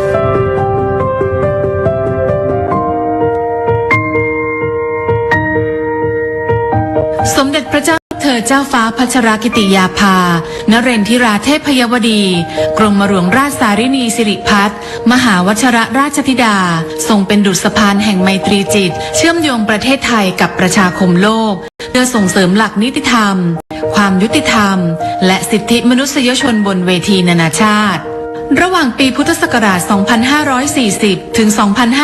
2544 ทรงศึกษาวิชากฎหมาย คณะนิติศาสตร์ มหาวิทยาลัยธรรมศาสตร์ จากนั้นทรงศึกษาต่อระดับปริญญาโทและปริญญาเอกทางด้านกฎหมายที่มหาวิทยาลัยคอร์เนลสหรัฐอเมริกาในปีพุทธศักราช 2544 เสด็จเยี่ยมทัณฑสถานหญิงกลางซึ่งถือเป็นจุดเริ่มต้นที่สมเด็จเจ้าฟ้ากรมหลวงราชสารินีสิริพัฒน์มหาวชิรราชธิดาทรงเห็นความสำคัญของการดูแลผู้ต้องขังหญิงในเรือนจำต่อมาในปีพุทธศักราช 2548 ทรงฝึกงานด้านการทูตพหุภาคีที่คณะผู้แทนถาวรไทยประจำสหประชาชาติณนครนิวยอร์กจากนั้นในปีพุทธศักราช 2551 ทรงได้รับการทูลเกล้าถวายตำแหน่งทูตสันทวไมตรีของกองทุนการพัฒนาเพื่อสตรีแห่งสหประชาชาติหรือยูนิเฟมเพื่อผลักดันการต่อต้านความรุนแรงต่อผู้หญิงในปีพุทธศักราช 2551 ทรงโครงการเพื่อยกระดับสิทธิมนุษยชนของผู้ต้องขังหญิงหรือโครงการเอลฟี่และวางรากฐานสู่ข้อกำหนดกรุงเทพในเวลาต่อมาโดยในปีพุทธศักราช 2555 ทรงดำรงตำแหน่งเอกอัครราชทูตณกรุงเวียนนาผู้แทนถาวรไทยประจำองค์การสหประชาชาติและองค์การระหว่างประเทศณกรุงเวียนนาและประธานการประชุมคณะกรรมาธิการว่าด้วยการป้องกันอาชญากรรมและความยุติธรรมอาญาหรือ CCPCJ สมัยที่ 21 ต่อมาในปีพุทธศักราช 2556 ทรงสนับสนุนการจัดประชุมเสวนาระดับนานาชาติว่าด้วยหลักนิติธรรมหรือ The Bangkok Dialogue on the Rule of Law ในปีพุทธศักราช 2560 ทรงได้รับการทูลเกล้าถวายตำแหน่งทูตสันทวไมตรีของสำนักงานว่าด้วยยาเสพติดและอาชญากรรมแห่งสหประชาชาติหรือ UNODC ด้านหลักนิติธรรมและความยุติธรรมทางอาญาภูมิภาคเอเชียตะวันออกเฉียงใต้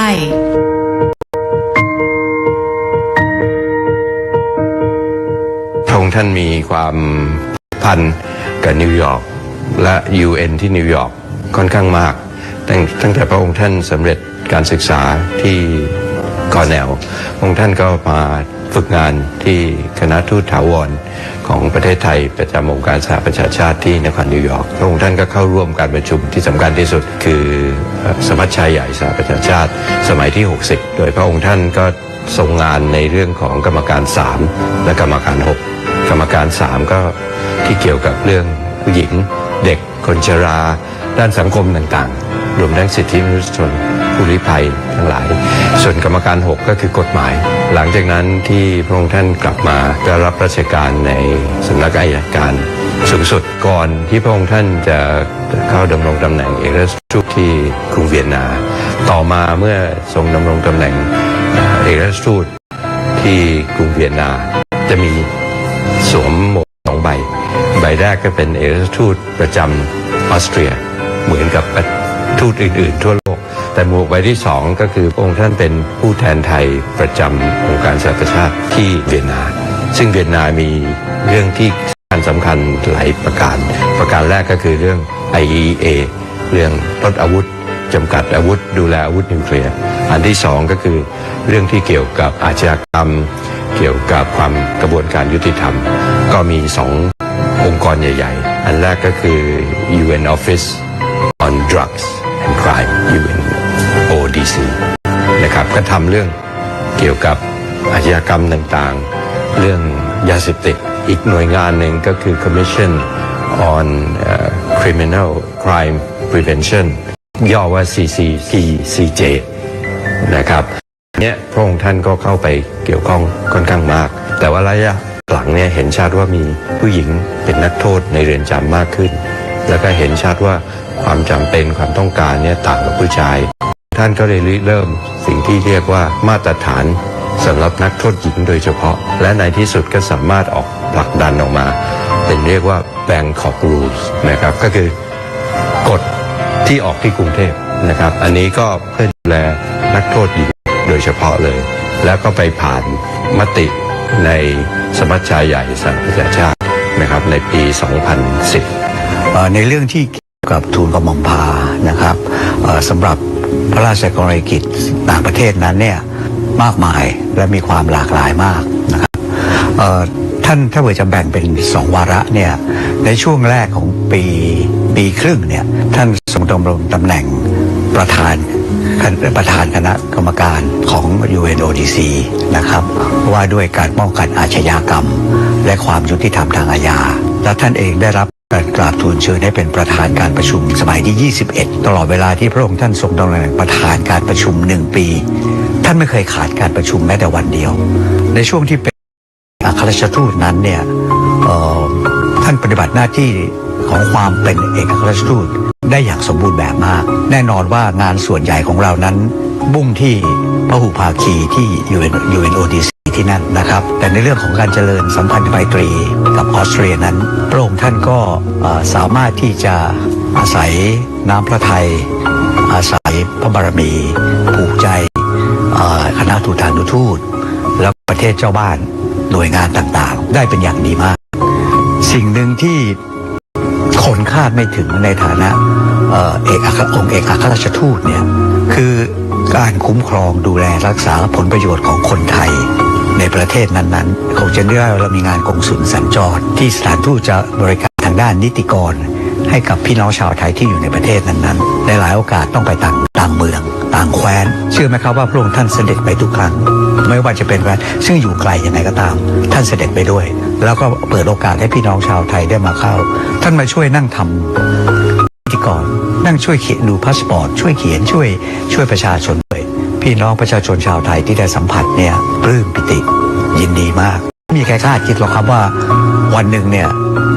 ตัวอยู่ซาวส์บูร์กนะครับอยู่ทีโรจะมีเจ้าแผ่นดินเสด็จไปให้ความกันเองขนาดนั้นผมพิจารณาเองแล้วเนี่ยเป็นเพราะพระองค์ท่านเนี่ยพระเจริญพระชรรษาเติบโตมาเนี่ยด้วยความที่ท่านอยากใกล้ชิดประชาชนถามว่าคือท่านเป็นนักศึกษาคณะนิติศาสตร์ท่านได้มีโอกาสเข้าไปเยี่ยมดูงานของทันตสถานผู้ต้องขังหญิงนะครับท่านได้ไปเห็นว่าจริงๆแล้วเนี่ยผู้ต้องขังหญิงเนี่ยก็เป็นมนุษย์เหมือนกันแต่มีความแตกต่างทางกายภาพระหว่างนักโทษชายกับนักโทษหญิงทำให้มีพระดำริขึ้นมาว่าถึงแม้จะเป็นผู้หญิงแต่ก็ควรได้รับสิทธิเสมอภาคเช่นกับผู้ต้องขังชายพระองค์ท่านก็เลยตั้งเป็นโครงการกำลังใจในพระดำริพระเจ้าหลานเธอพระองค์เจ้าพัชรกิติยาภานะครับมุ่งเน้นที่จะดูแลความเป็นอยู่การปฏิบัติต่อผู้ต้องขังหญิงนะครับที่ควรจะได้รับสิทธิที่พึงได้รับท่านเคยรับสั่งกับผมเองเสมอว่าสิ่งหนึ่งที่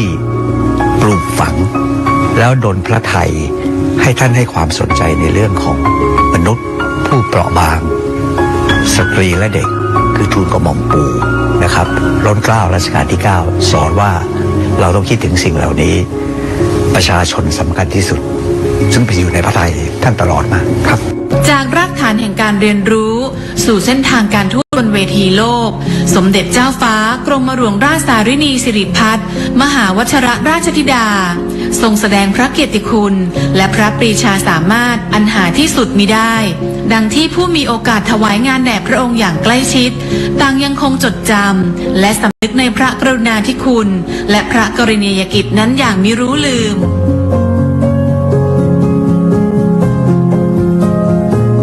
ประทับใจส่วนตัวผมคิดว่าอันแรกเนี่ยก็คือว่าได้สัมผัสพระองค์ท่านความเมตตาที่ท่านมีต่อข้าราชการความสนิทสนมที่ท่านให้ไม่เคยถือพระองค์ผมได้มีโอกาสในช่วงหนึ่งที่พระองค์ท่านเสด็จไปเนี่ยมีการจัดงานวันดินโลกและช่วงนั้นมันใกล้เคียงกับวันเฉลิมเราก็จัดงานเลี้ยงรับรองวันชาติไทยทุกปีพระองค์ท่านก็เสด็จมาแล้วก็ให้ความเป็นกันเองกับแขกของเราทุกๆคนครับอันที่สองผมคิดว่าความทุ่มเทของพระองค์ท่านเอาประสบการณ์ที่ท่านได้สัมผัสความรู้และมาผลักดันจนเกิดสิ่งที่เรียกว่า Bangkok Rules ในระดับนานาชาติสิ่งที่พระองค์ท่านทำในระดับประเทศคือเอลฟี่ยกระดับชีวิตความเป็นอยู่ของนักโทษในเรือนจำผมคิดว่า สิ่งนี้ผมคิดว่าคงไม่ใช่ประทับใจเฉพาะผมแต่ว่าใครที่ได้ทราบได้ทราบถึงพระกรณียกิจนี้ก็คงเห็นพ้องกันครับ พระองค์ท่านเองมีพระจริยวัตรแล้วก็มีบทบาทอย่างมากนะครับ เป็นที่ชื่นชมเป็นที่ศรัทธาของบรรดาประเทศสมาชิกทั้งหลายเป็นอย่างมาก ท่านให้ความเป็นกันเองกับทุกคนหมายถึงคณะทูตานุทูตทั้งหลายและคณะทูตทั้งหลายด้วยนะฮะการที่จะเป็นประธานการประชุมได้เนี่ยสิ่งแรกเนี่ยต้องเรียกศรัทธาจากผู้แทนประเทศต่างๆที่เข้าร่วมประชุมได้2จะต้องสามารถควบคุมบรรยากาศและการแสดงข้อคิดเห็นต่างๆต้องรู้จักประนีประนอมผ่อนสั้นผ่อนยาวมีการวางแผนซึ่งพระองค์ท่านเองทูลกระหม่อมพาเนี่ยได้ทรงปฏิบัติหน้าที่ได้อย่างสมบูรณ์แบบมากงานไทยก็เหมือนกันมีจัดงานไทยเฟสติวัลนะฮะพระองค์ท่านก็เสด็จไปแล้วที่น่าปลื้มมากคือไม่ใช่เฉพาะคณะทูตานุทูตทั้งที่ประจำใน UN หรือว่าทวิภาคีมาร่วมงานนะผู้บริหารระดับสูงของรัฐบาลออสเตรียเนี่ยมาเยอะแยะไปหมดเลยแน่นอนว่าเราจัดก็เหมือนกับการวัฒนธรรมของไทยแล้วมีทุกอย่างพร้อมมูลงานนั้นก็ถือว่าประสบความสำเร็จมากอย่างหนึ่งที่ผู้คนกล่าวขวัญเนี่ยแน่นอนชื่นชมพอใจกับงานว่าดีอย่างไรแต่เขาบอกว่าเขารู้แล้วเขาเข้าใจแล้วคนที่พูดนี่เป็นระดับรัฐมนตรีนะก็บอกเขาเข้าใจเมื่อก่อนเขาไม่เข้าใจแต่เดี๋ยวนี้เขาเข้าใจแล้วว่าทำไมสถาบันพระมหากษัตริย์เนี่ยถึงได้เป็นที่รักศรัทธาของประชาชนชาวไทย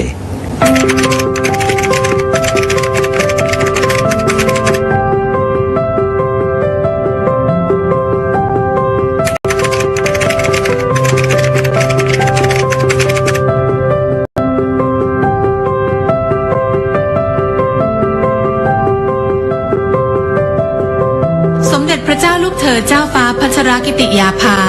นเรนทิราเทพยวดี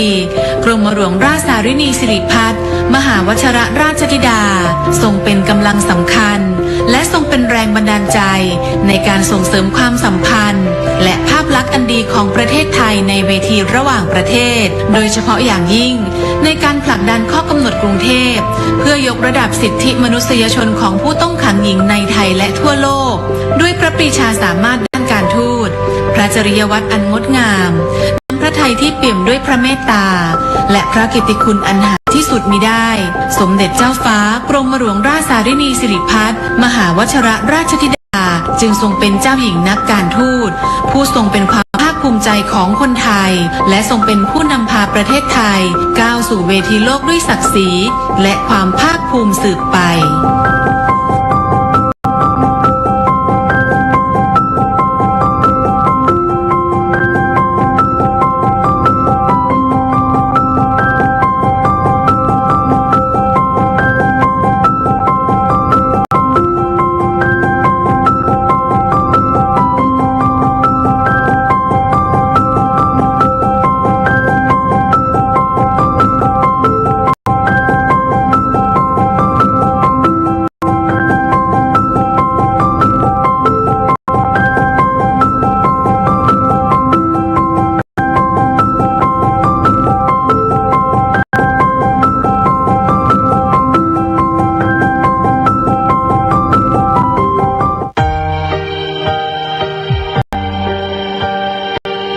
สมเด็จพระเจ้าอยู่หัวทรงมีพระราชปณิธานในการสืบสารรักษาต่อยอดพระราชปณิธานในพระบาทสมเด็จพระบรมชนกาธิเบศรมหาภูมิพลอดุลยเดชมหาราชบรมนาถบพิตรจึงพระราชทานโครงการพัฒนาชุมชนในเขตรักษาพันธุ์สัตว์ป่าและอุทยานแห่งชาติจังหวัดกาญจนบุรีเมื่อวันที่ 29 สิงหาคม 2562 เพื่อส่งเสริมให้ประชาชนที่อยู่ตามแนวชายแดนหรือในถิ่นทุรกันดารเข้าถึงสิทธิพื้นฐานต่างๆที่จำเป็นต่อการดำรงชีวิต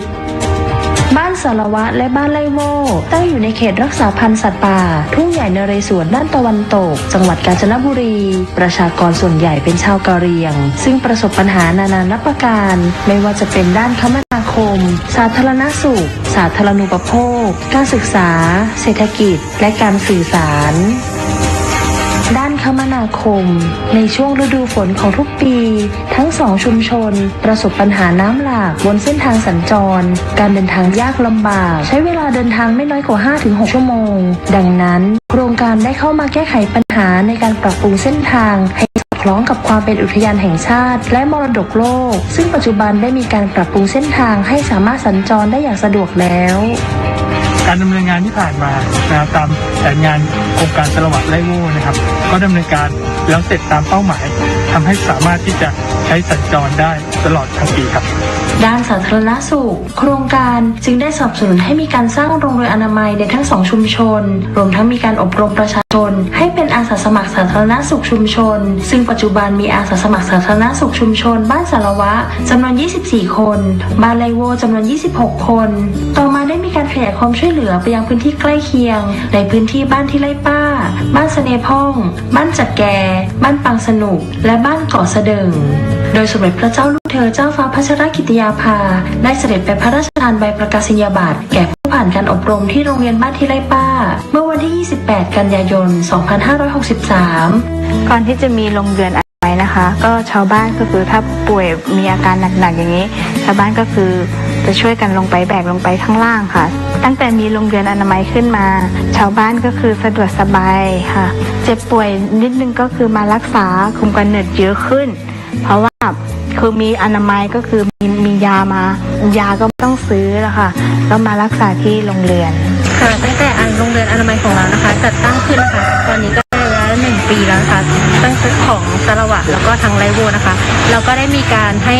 บริการกับคนไข้นะคะก็คือให้บริการทั่วไปก่อนนะคะแล้วก็ประเด็นที่2ก็คือในเรื่องของการให้วัคซีนเด็กนะคะประเด็นที่3ก็คือเราจะมีการคุมกำเนิดและฝากครรภ์นะคะตามเกณฑ์แล้วก็มีการทำคลอดในโรงเรียนอนามัยนะคะต่อไปก็จะเป็นประเด็นของการส่งต่อผู้ป่วยค่ะในกรณีที่มีคนไข้ฉุกเฉินนะคะเราก็จะมีรถที่โรงเรียนอนามัยนะคะคอยรับส่งผู้ป่วยเส้นทางในการรับส่งผู้ป่วยก็คือสะดวกสบายขึ้นเคสของเราที่ส่งต่อนะคะก็คือสามารถไปทันเวลาแล้วก็สามารถส่งต่อไปที่โรงพยาบาลสังขะได้อย่างปลอดภัยค่ะในช่วงที่เกิดการแพร่ระบาดของเชื้อไวรัสโคโรนาหรือโควิด -19 โครงการได้สนับสนุนเจลแอลกอฮอล์พระราชทานจำนวน50 แกลลอนหน้ากากอนามัย 4,000 ชิ้นและชุดตรวจ ATK 200 ชุดนอกจากนี้โครงการยังได้นำถุงพระราชทานจำนวน200 ถุงข้าวสารจำนวน500 กิโลกรัมมอบให้แก่ประชาชนทั้ง2ชุมชนที่ต้องพักรักษาตัวและกักตัวเพื่อการสังเกตอาการณโรงพยาบาลสนามทางเราเนี่ยก็เตรียมสถานที่นะครับสำหรับที่จะรับผู้ป่วยผู้เสี่ยงสูงจนถึงในเรื่องของการเตรียมอาหารอีกในด้านหนึ่งเราก็จัดชุดประสานงานด้านการแพทย์เข้ามาร่วมกับสาธารณสุขในพื้นที่ในการคัดกรองในการตรวจหาเชื้อแล้วก็เข้ามาสู่ในกระบวนการกักตัวตามระบบครับด้านการสื่อสารภายในชุมชนจะใช้การติดต่อสื่อสารผ่าน2ช่องทางคือวิทยุสื่อสารและสัญญาณ Wi-Fi โดยมีการทดสอบระบบการติดต่อสื่อสารประเภทวิทยุเป็นประจำทุกวันเพื่อดำรงการติดต่อสื่อสารตลอด 24 ชั่วโมงด้านสาธารณูปโภคก่อนเริ่มโครงการประชาชนที่อยู่อาศัยในเขตพื้นที่ดังกล่าวไม่มีไฟฟ้าใช้และไม่มีน้ำเพื่อการอุปโภคบริโภคที่สอดคล้องกับการดำรงชีวิตในเรื่องระบบไฟฟ้าได้วางแผนนำระบบไฟฟ้าพลังงานแสงอาทิตย์หรือโซลาร์เซลล์มาใช้ควบคู่กับระบบไฟฟ้าพลังงานน้ำหรือไฮโดรพาวเวอร์โดยระบบไฟฟ้าพลังงานแสงอาทิตย์หรือโซลาร์เซลล์มีการติดตั้งทั้งแบบรวมศูนย์หรือมินิกริดและแบบบ้านเดี่ยวหรือโซลาร์โฮมซึ่งปัจจุบันทั้ง2ชุมชนมีไฟฟ้าใช้ครบทุกครัวเรือนปัจจุบันนี้ไฟฟ้าไม่มีการดับแล้วแม้ในฤดูฝนเสร็จแล้วเรายังมีการพัฒนาในการเก็บค่าไฟฟ้าหน่วยละ5 บาทสำหรับโซลาร์โฮมจะเหมาจ่ายเนื่องจากเป็นระบบเดี่ยวที่ใช้กับบ้านเรือนคนเดียวก็จะเก็บ20 บาทระบบน้ำโครงการได้เข้ามาสำรวจพร้อมปรับปรุงระบบน้ำเพื่ออุปโภคบริโภคโดยได้ร่วมกับชุมชนสร้างระบบกักเก็บน้ำสำรองจำนวน42 แห่งสร้างเป็นสระเก็บน้ำเพื่อการเกษตรจำนวน1 แห่งและจะทำฝายในลำน้ำจำนวน33 แห่งช่วงฤดูแล้งจะเกิดปัญหาปริมาณน้ำไม่เพียงพอต่อการอุปโภคบริโภคในโครงการนี้เราก็เลยได้ดำเนินการในส่วนของการหาแหล่งน้ำเช่นบ่อน้ำซับนะรวมถึงการทำความสะอาดในการบำรุงรักษาแหล่งน้ำประปาภูเขาเดิมเราเชื่อว่าแหล่งน้ำที่เราพัฒนาไปนี้สามารถรองรับการบริโภคในพื้นที่และยกระดับคุณภาพชีวิตของประชาชนในพื้นที่ได้ครับ เศรษฐกิจเดิมประชาชนทั้งสองชุมชนดำรงชีวิตด้วยการเผาป่าเพื่อปลูกข้าวไร่เก็บของในป่ามาขายและทำงานรับจ้างทั่วไปโดยมีรายได้ต่อครัวเรือน 2,000 ถึง 3,000 บาทต่อปีเมื่อโครงการเข้ามาจึงได้มีการจัดทำสัมมโนประชากรชุมชนเสริมความรู้การพัฒนาอาชีพด้วยการปลูกผักทั้งในและนอกโรงเรือนการทำนารวมและพัฒนาไม้ผลเดิมเช่นกาแฟเม็ดมะม่วงหิมพานต์และหมากโดยให้ความรู้กับชุมชนในการเก็บผลผลิตที่ถูกต้องจนปัจจุบันทำให้ชาวบ้านเก็บกาแฟได้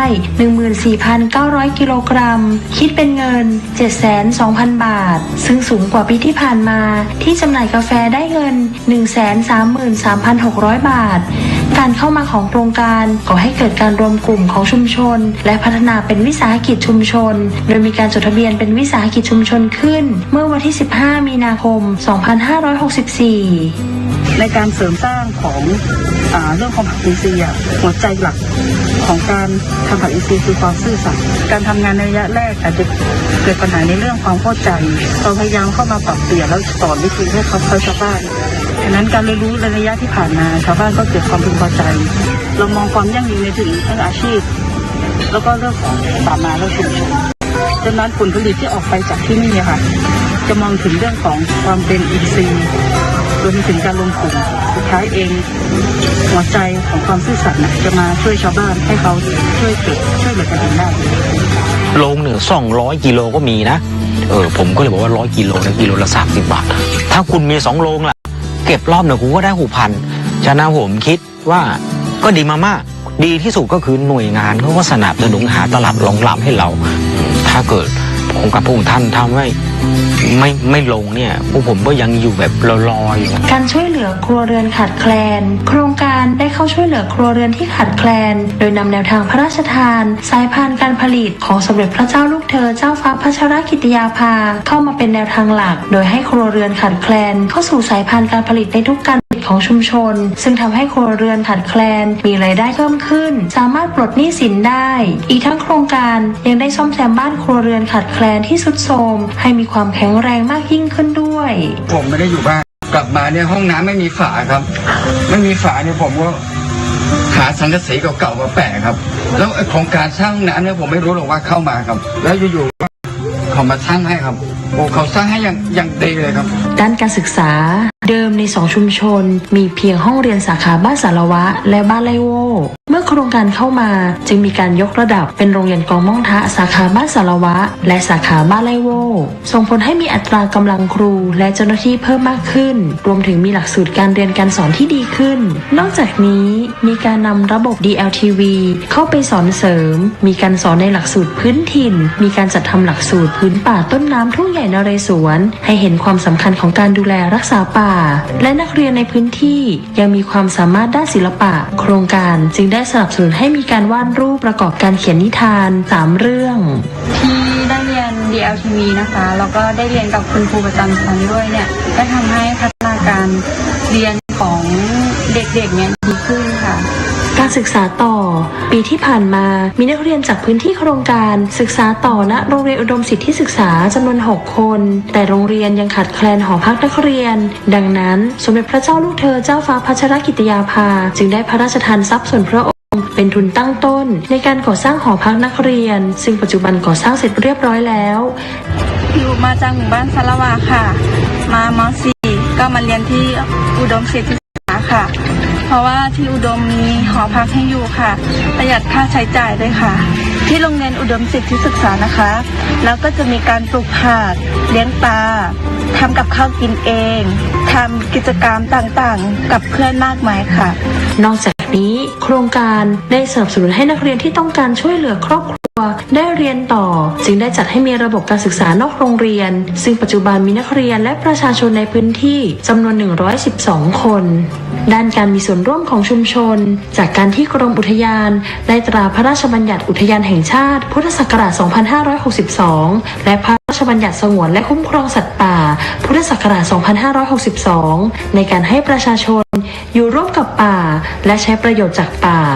ดังนั้นโครงการจึงเข้ามาสนับสนุนแนวทางของป่า3อย่างประโยชน์4อย่างและเป็นจุดเริ่มต้นของการที่ประชาชนทั้ง2ชุมชนได้มอบที่ดินคืนให้แก่กรมอุทยานเพื่อใช้ประโยชน์ในการปลูกป่า3อย่างประโยชน์4อย่างและเมื่อวันที่27กันยายน2563บ้านสารวะและวันที่29พฤศจิกายน2564ที่บ้านไลโวสมเด็จพระเจ้าลูกเธอเจ้าฟ้าพัชรกิติยาภาได้เสด็จไปทรงร่วมปลูกป่าเพื่อเป็นปฐมฤกษ์ในการปลูกป่า3อย่างประโยชน์4อย่างป่า3อย่างประโยชน์4อย่างแต่ละแปลงเนี่ยเราไม่จำเป็นต้องทำเหมือนกันมันขึ้นอยู่กับบริบทของแต่ละแปลงอย่างแปลงนี้เนี่ยชาวบ้านก็ต้องการให้เป็นแหล่งต้นน้ำเราก็ต้องเน้นประโยชน์เรื่องระบบนิเวศเป็นหลักส่วนประโยชน์เรื่องอาหารเรื่องยาเรื่องไม้ใช้สอยเนี่ยก็เป็นเรื่องรองไปมูลนิธิภูมินทร์ในพระบรมราชูปถัมภ์จัดตั้งขึ้นเมื่อวันที่25สิงหาคม2564โดยพระบาทสมเด็จพระเจ้าอยู่หัวได้พระราชทานเงินตั้งต้นจำนวน10,274,216 บาทเมื่อมีการจัดตั้งมูลนิธิทำให้หลายภาคส่วนได้เข้ามาสนับสนุนงานของโครงการมากขึ้นเช่นศูนย์ศิลปาชีพในสมเด็จพระนางเจ้าสิริกิติ์พระบรมราชินีนาถมาให้คำแนะนำในเรื่องการทอผ้าและการจักสานมีการสนับสนุนจากสำนักงานพัฒนาธุรกรรมทางอิเล็กทรอนิกส์หรือ EDDA มาให้ความรู้กับประชาชนในเรื่องการตลาดการสร้างแบรนด์และการจำหน่ายสินค้าทางออนไลน์เช่น Shopee ภารกิจที่มูลนิธิกำลังดำเนินการคือการสนับสนุนในเรื่องของการพัฒนาที่ดินในแนวทางของป่า3อย่างประโยชน์4อย่างซึ่งผลจากการทำรวมการทำนารวมทำให้ประชาชนในชุมชนเห็นประโยชน์ของการทำงานร่วมกันการใช้พื้นที่น้อยแต่มีรายได้เพิ่มขึ้นจึงทำให้ประชาชนใน2ชุมชนได้ยกที่ดินให้กับมูลนิธิ4รายเป็นเนื้อที่100ไร่คณะกรรมการบริหารมูลนิธิจึงขอให้กรมอุทยานและหน่วยงานที่เกี่ยวข้องจัดทำแผนที่ของการแบ่งที่ออกเป็นประเภทต่างๆจำนวน6ประเภทการดำเนินงานตามโครงการภายใต้การสนับสนุนของมูลนิธิภูมินทร์จะเข้ามาสนับสนุนหน่วยงานภาครัฐเพื่อให้ประชาชนในพื้นที่ห่างไกลได้รับหรือเข้าถึงบริการของรัฐรวมทั้งช่วยเสริมทักษะและวิธีคิดการจัดการทรัพยากรร่วมกันระหว่างชุมชนกับภาครัฐและสนับสนุนให้เกิดวิถีคนอยู่กับป่าอันเป็นการรักษาวิถีการดำเนินชีวิตของชุมชนและรักษาทรัพยากรธรรมชาติของประเทศไทยตลอดไปต้องขอบพระคุณต้องตั้งกับที่เป็นห่วงชาวบ้านและผู้สารวัตรครับแม้ว่าจะอยู่ในป่าในเขาท่านก็ไม่ลืมพวกเราครับขอบพระคุณมากครับ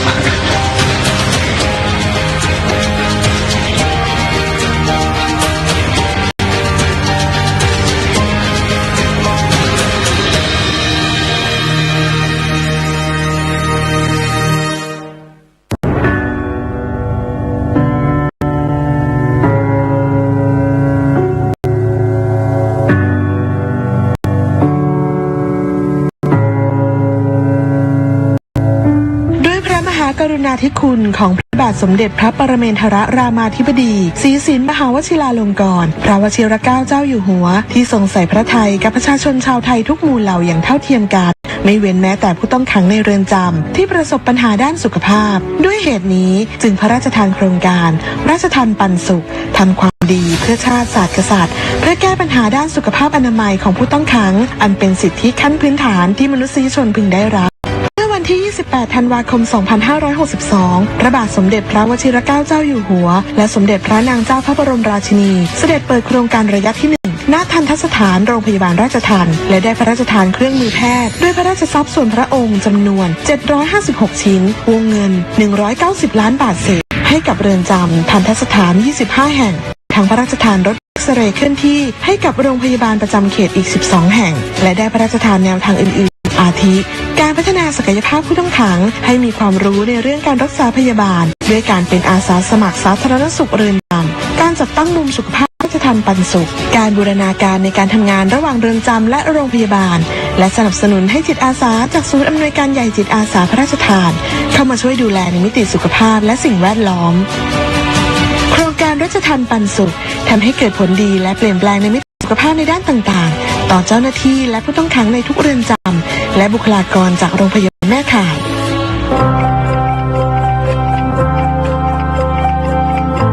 ปัจจุบันผู้ต้องขังโดยส่วนใหญ่ 89% ได้รับการขึ้นทะเบียนลงกับโรงพยาบาลแม่ข่ายผู้ต้องขังสามารถเข้าถึงบริการสุขภาพได้ผู้ต้องขังต่างด้าวผู้ต้องขังไร้สิทธิ์หรือผู้ต้องขังคนไทยที่เราไม่สามารถตรวจสอบสิทธิ์ได้เนี่ยเมื่อก่อนการเข้าถึงบริการสุขภาพของผู้ต้องขังกลุ่มนี้ค่อนข้างยากลำบากแต่ในปัจจุบันเนี่ยเรามีการบูรณาการทั้งในส่วนของกระทรวงยุติธรรมกรมราชทัณฑ์ในส่วนของกระทรวงสาธารณสุขรวมไปถึงสำนักงานหลักประกันสุขภาพแห่งชาติทุกคนร่วมมือกันแล้วก็หาแนวทางพัฒนาระบบการเข้าถึงบริการนี้ที่นี่เนี่ยจะมีแพทย์เข้ามาให้การรักษา5 สาขานะคะมีทั้งแพทย์ทั่วไปสูตินรีแพทย์ทันตแพทย์จักษุแพทย์แล้วก็จิตแพทย์นอกจากนั้นถ้าอาการมากขึ้นเราก็จะส่งตามที่แพทย์เนี่ยได้ให้คำแนะนำว่าให้ไปที่นู่นที่นี่โรงพยาบาลหมอเป็นโรงพยาบาลชุมชนขนาด M2 ให้การดูแลเรือนจำกลางสมุทรปราการครับซึ่งมีผู้ต้องขังอยู่ประมาณ 4,000 ถึง 5,000 รายซึ่งปัจจุบันปี 65 เนี่ยนะครับมีผู้ต้องขังอยู่ประมาณ 4,000 รายก็มีเรื่องของโรค NCD นะครับประมาณ 2,000 รายได้จากการที่มีโครงการราชทัณฑ์ปันสุขขึ้นมานะครับก็ทำให้มีแพทย์มีพยาบาลมีเภสัชกรและเจ้าหน้าที่สาวิชาชีพนะครับลงไปให้การดูแลผู้ต้องขังในเรือนจำทำให้มีการคัดกรองผู้ป่วยเบาหวานความดันนะครับกลุ่มปกติเราก็จะให้คำแนะนำในการดูแลตัวเองในกลุ่มเสี่ยงสูงจะมีการติดตามเป็นระยะทุก6 เดือนนะครับส่วนในผู้ที่สงสัยก็จะให้การปรับเปลี่ยนพฤติกรรมควบคุมอาหารนะครับการออกกำลังแล้วก็มีการติดตามนะครับทุก3 เดือนนะครับมีการสั่งยาให้จากการดำเนินการโครงการราชทัณฑ์ปันสุขนะครับเกี่ยวกับโรคทางช่องปากนะครับโดยเฉพาะฟันนะฮะเราได้รับยูนิตฟันซึ่งเป็นของพระราชทานนะครับยูนิตพระราชทานเข้ามาเนี่ยแล้วเราส่งทีมทันตแพทย์เข้าไปทำการอุดฟันนะครับซึ่งทำให้ผู้ต้องขังเนี่ยสามารถทานอาหารแล้วก็สุขภาพดีขึ้นนะครับกลุ่มของวัณโรคนะครับโครงการราชทัณฑ์ปันสุขมีรถเอ็กซเรย์เคลื่อนที่นะครับเข้ามาเอ็กซเรย์อย่างน้อยคนละ1 ครั้งต่อปีครับก็สามารถทำให้ค้นพบได้เร็วนะครับซึ่งขณะที่เขาไปค้นพบปีแรกเนี่ยค้นพบถึง16% นะครับสุขภาพจิตนะครับตอนนี้เรามีการส่งพยาบาลจิตเวชเข้าไปให้คำแนะนำเบื้องต้นนะครับแล้วก็กำลังดำเนินการระบบเทเลเมดิซีนนะครับซึ่งทำให้คุณหมอหรือคุณพยาบาลเนี่ยคนไข้สามารถเข้าถึงบริการตรงนี้มากขึ้นถ้าผู้ต้องขังเนี่ยมาโรงพยาบาลวันหนึ่งอาจจะจำกัดมาแค่ได้ไม่กี่คนประสงค์มาค่ะแต่ว่าในหลวงรัชกาลที่ 10นะคะได้พระราชทานเครื่องมือตามเรือนจำตรวจตาหรือว่าสลิปแลมทำให้ผู้ต้องขังเนี่ยไม่ต้องเดินทางมาโรงพยาบาลเขาวินิจฉัยโรคได้ก็รักษาได้ทีไม่ต้องรอค่ะก็อุปกรณ์จากโครงการราชทัณฑ์ปันสุขซึ่งที่ได้ใช้บ่อยๆก็อันดับแรกก็จะเป็นเครื่องวัดความดันอันดับ2ก็คือเครื่องสลิปแลมเนาะแล้วก็อันดับ3ก็จะเป็นระบบเทเลเมดิซีนค่ะก็เริ่มจากที่หนูไม่สบายค่ะแล้วก็ได้เห็นผู้ช่วยงานสถานพยาบาลอสจสถานพยาบาลค่ะช่วยคุณพยาบาลในการดูแลผู้ต้องขังป่วยค่ะหนูเลยรู้สึกว่าหนูอยากจะเป็นแบบพี่เขาบ้างหนูอยากจะช่วยเหลือผู้อื่นบ้างสำหรับการอบรมอสจนะคะเดิมอบรม5 วันค่ะแต่ในปัจจุบันเพิ่มความเข้มข้นขึ้นกลายเป็น7 วันค่ะก็มีการอบรมด้านการฟื้นคืนชีพขั้นพื้นฐานค่ะการดูแลผู้ต้องขังป่วยในเรือนจำค่ะก็ดีใจครับมีความสุขครับที่ได้ดูแลถ้าเราอยู่ข้างนอกเราก็ไม่ได้ดูแลแบบนี้หรอกครับเวลาเราดูแลเขาหายเนี่ยคนที่เดินไม่ได้จนวันหนึ่งเขาเดินได้เรามีความสุขครับเป็นโรคไตครับพระเจ้าอยู่หัวได้เสด็จมาโรงพยาบาลนี้พระองค์ท่านก็ได้มาบริจาคเครื่องไม้เครื่องมือทางการแพทย์แล้วก็มีบริจาคเครื่องฟอกไตด้วยครับที่ผมฟอกอยู่ทุกวันนะครับก็ปลาปลื้มใจมากเลยครับที่มีโครงการพระเจ้าอยู่หัวเกิดขึ้นมาถ้าไม่มีพระองค์ท่านวันนั้นก็คงไม่อยู่วันนี้เพราะว่าวันนั้นไม่หาโรงพยาบาลไม่ได้เลยครับก็คือเป็นผู้ป่วยฉุกเฉินแล้วครับตัวเองเป็นโรคภูมิแพ้แล้วก็เป็นโรคเครียดก็หลายๆคนที่เข้ามาก็แรกเริ่มเลยก็จะเครียดนะคะก็ได้รับการดูแลอย่างดีนะคะแล้วก็การมีหนังสือที่เราอ่านการที่เรามีโอกาสรีแลกซ์ได้ออกกำลังกายนะคะก็ช่วยได้เยอะค่ะก็โครงการราชทัณฑ์ปันสุขนี้มีส่วนที่จะช่วยผู้ต้องขังได้ดีมากต้องขอบคุณไปแล้วค่ะ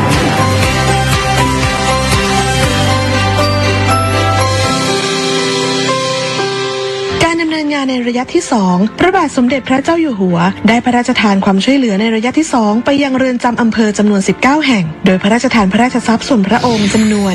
118 ล้านบาทเศษเพื่อจัดซื้อครุภัณฑ์ทางการแพทย์ที่แบ่งเป็นครุภัณฑ์ที่ใช้ในเรือนจำ15 ล้านบาทเศษและครุภัณฑ์เครื่องมือทางการแพทย์ที่ใช้ในโรงพยาบาลแม่ข่ายจำนวน102 ล้านบาทเศษและได้เสด็จเปิดโครงการในระยะที่ 2 เมื่อวันที่ 28 เมษายน 2564 ณ พระที่นั่งอัมพรสถานพระราชวังดุสิตโดยมีผู้บริหารผู้บัญชาการเรือนจำและผู้ต้องขังเฝ้ารับเสด็จณที่ตั้งผ่านระบบออนไลน์นอกจากการพระราชทานครุภัณฑ์ทางการแพทย์แล้วยังได้พระราชทานแนวทางเพิ่มเติมได้แก่การบริหารจัดการโรคติดต่อการกักโรคการส่งเสริมสุขอนามัยและสิ่งแวดล้อมโภชนาการการบำบัดน้ำเสียและการกำจัดขยะเป็นต้นซึ่งแต่ก่อนที่ผ่านมามีข้อพิพาทระหว่างเรือนจำและชุมชนในการปล่อยน้ำเสียตั้งแต่มีโครงการราชทัณฑ์ปันสุขมีแผนงานที่ชัดเจนในการบำบัดน้ำเสียมีการใช้บ่อดักไขมันมีการเติมจุลินทรีย์ลงในท่อระบายน้ำเมื่อวันที่ 13 กันยายน 2564 โครงการได้รับภารกิจการดูแลสุขภาพผู้ต้องขังหญิงตั้งครรภ์และเด็กผู้ต้องขังมาดูแลเพิ่มเติมตอนหนูเข้ามาหนูก็ท้องง่าย4 เดือนจะเข้า5 เดือนนะครับหนูก็กังวลว่า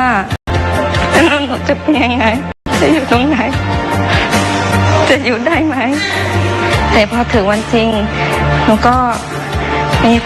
เจ้าหน้าที่เขาเคยมาฝัดท้องแล้วก็พาหนูไปหาหมอ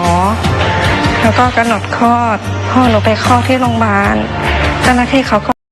คุมดีมากเลยค่ะแล้วก็โครงการราชทัณฑ์ปันสุขเขาเคยมาใช้ให้หนูด้วยจริงๆก็บอกว่าท้ออยู่นะคะแต่ก็เห็นหน้าลูกเคยให้กำลังใจให้หนูทุกวันนี้ค่ะปัญหาเรื่องเกี่ยวกับมะเร็งนะครับโดยเฉพาะผู้ต้องขังสตรีนะครับก็พบว่ามีเรื่องของมะเร็งเต้านมมะเร็งปากมดลูกนะครับ2 กลุ่มนี้อยู่ในขั้นกลางการดำเนินการอย่างต่อเนื่องนะครับจากสถานการณ์การแพร่ระบาดของโรคติดเชื้อไวรัสโคโรนา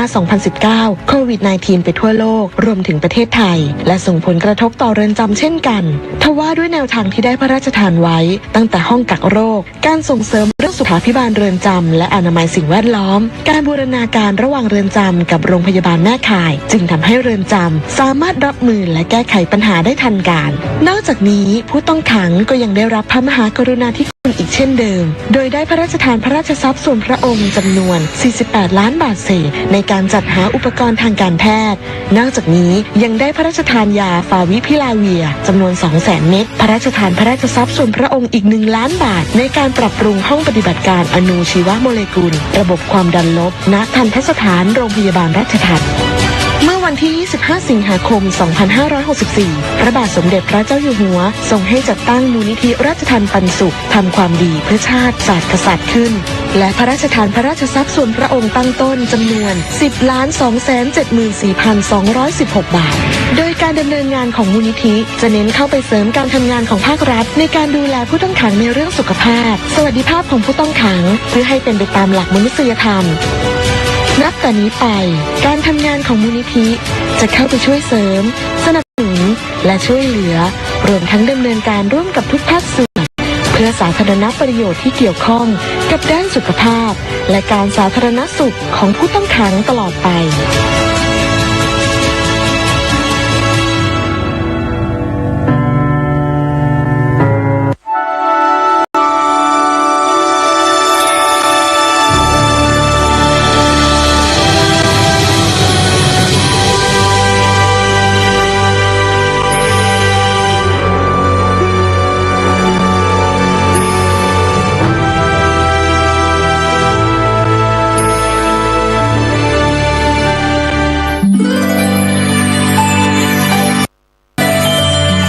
สมเด็จพระเจ้าลูกเธอเจ้าฟ้าพัชรกิติยาภานเรนทิลาเทพยวดีกรมหลวงราชสารินีสิริพัฒน์มหาวชิรราชธิดา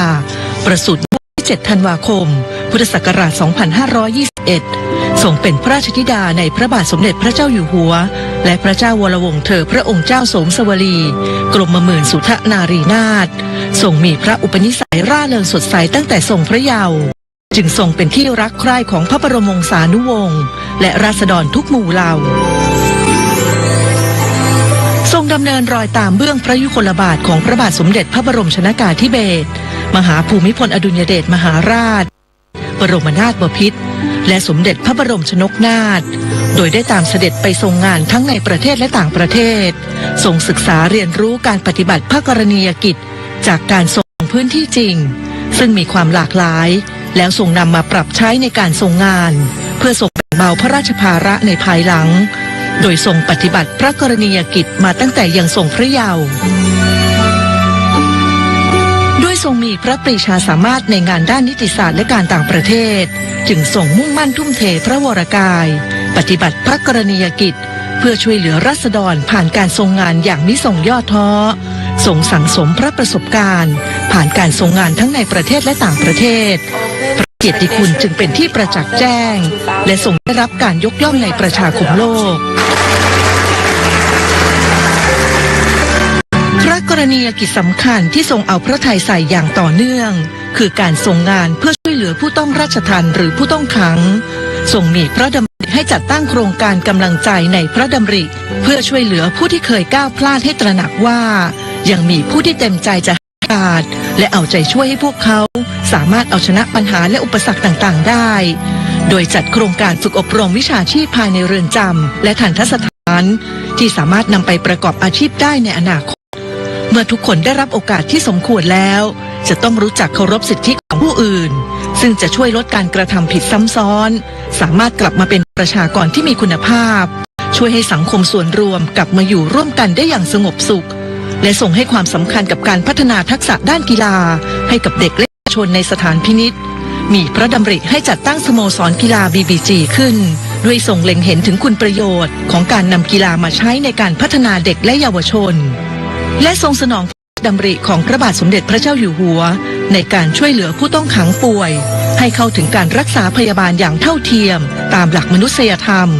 ผ่านโครงการราชทัณฑ์ปันสุขทำความดีเพื่อชาติศาสตร์กษัตริย์โดยทรงดำรงตำแหน่งองค์ประธานกรรมการโครงการเป็นการดูแลและพัฒนาคุณภาพชีวิตของผู้ขัง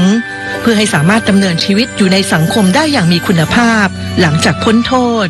สอดคล้องกับข้อกำหนดแมนเดลาซึ่งเป็นข้อกำหนดมาตรฐานขั้นต่ำขององค์การสหประชาชาติในการปฏิบัติต่อผู้ต้องขัง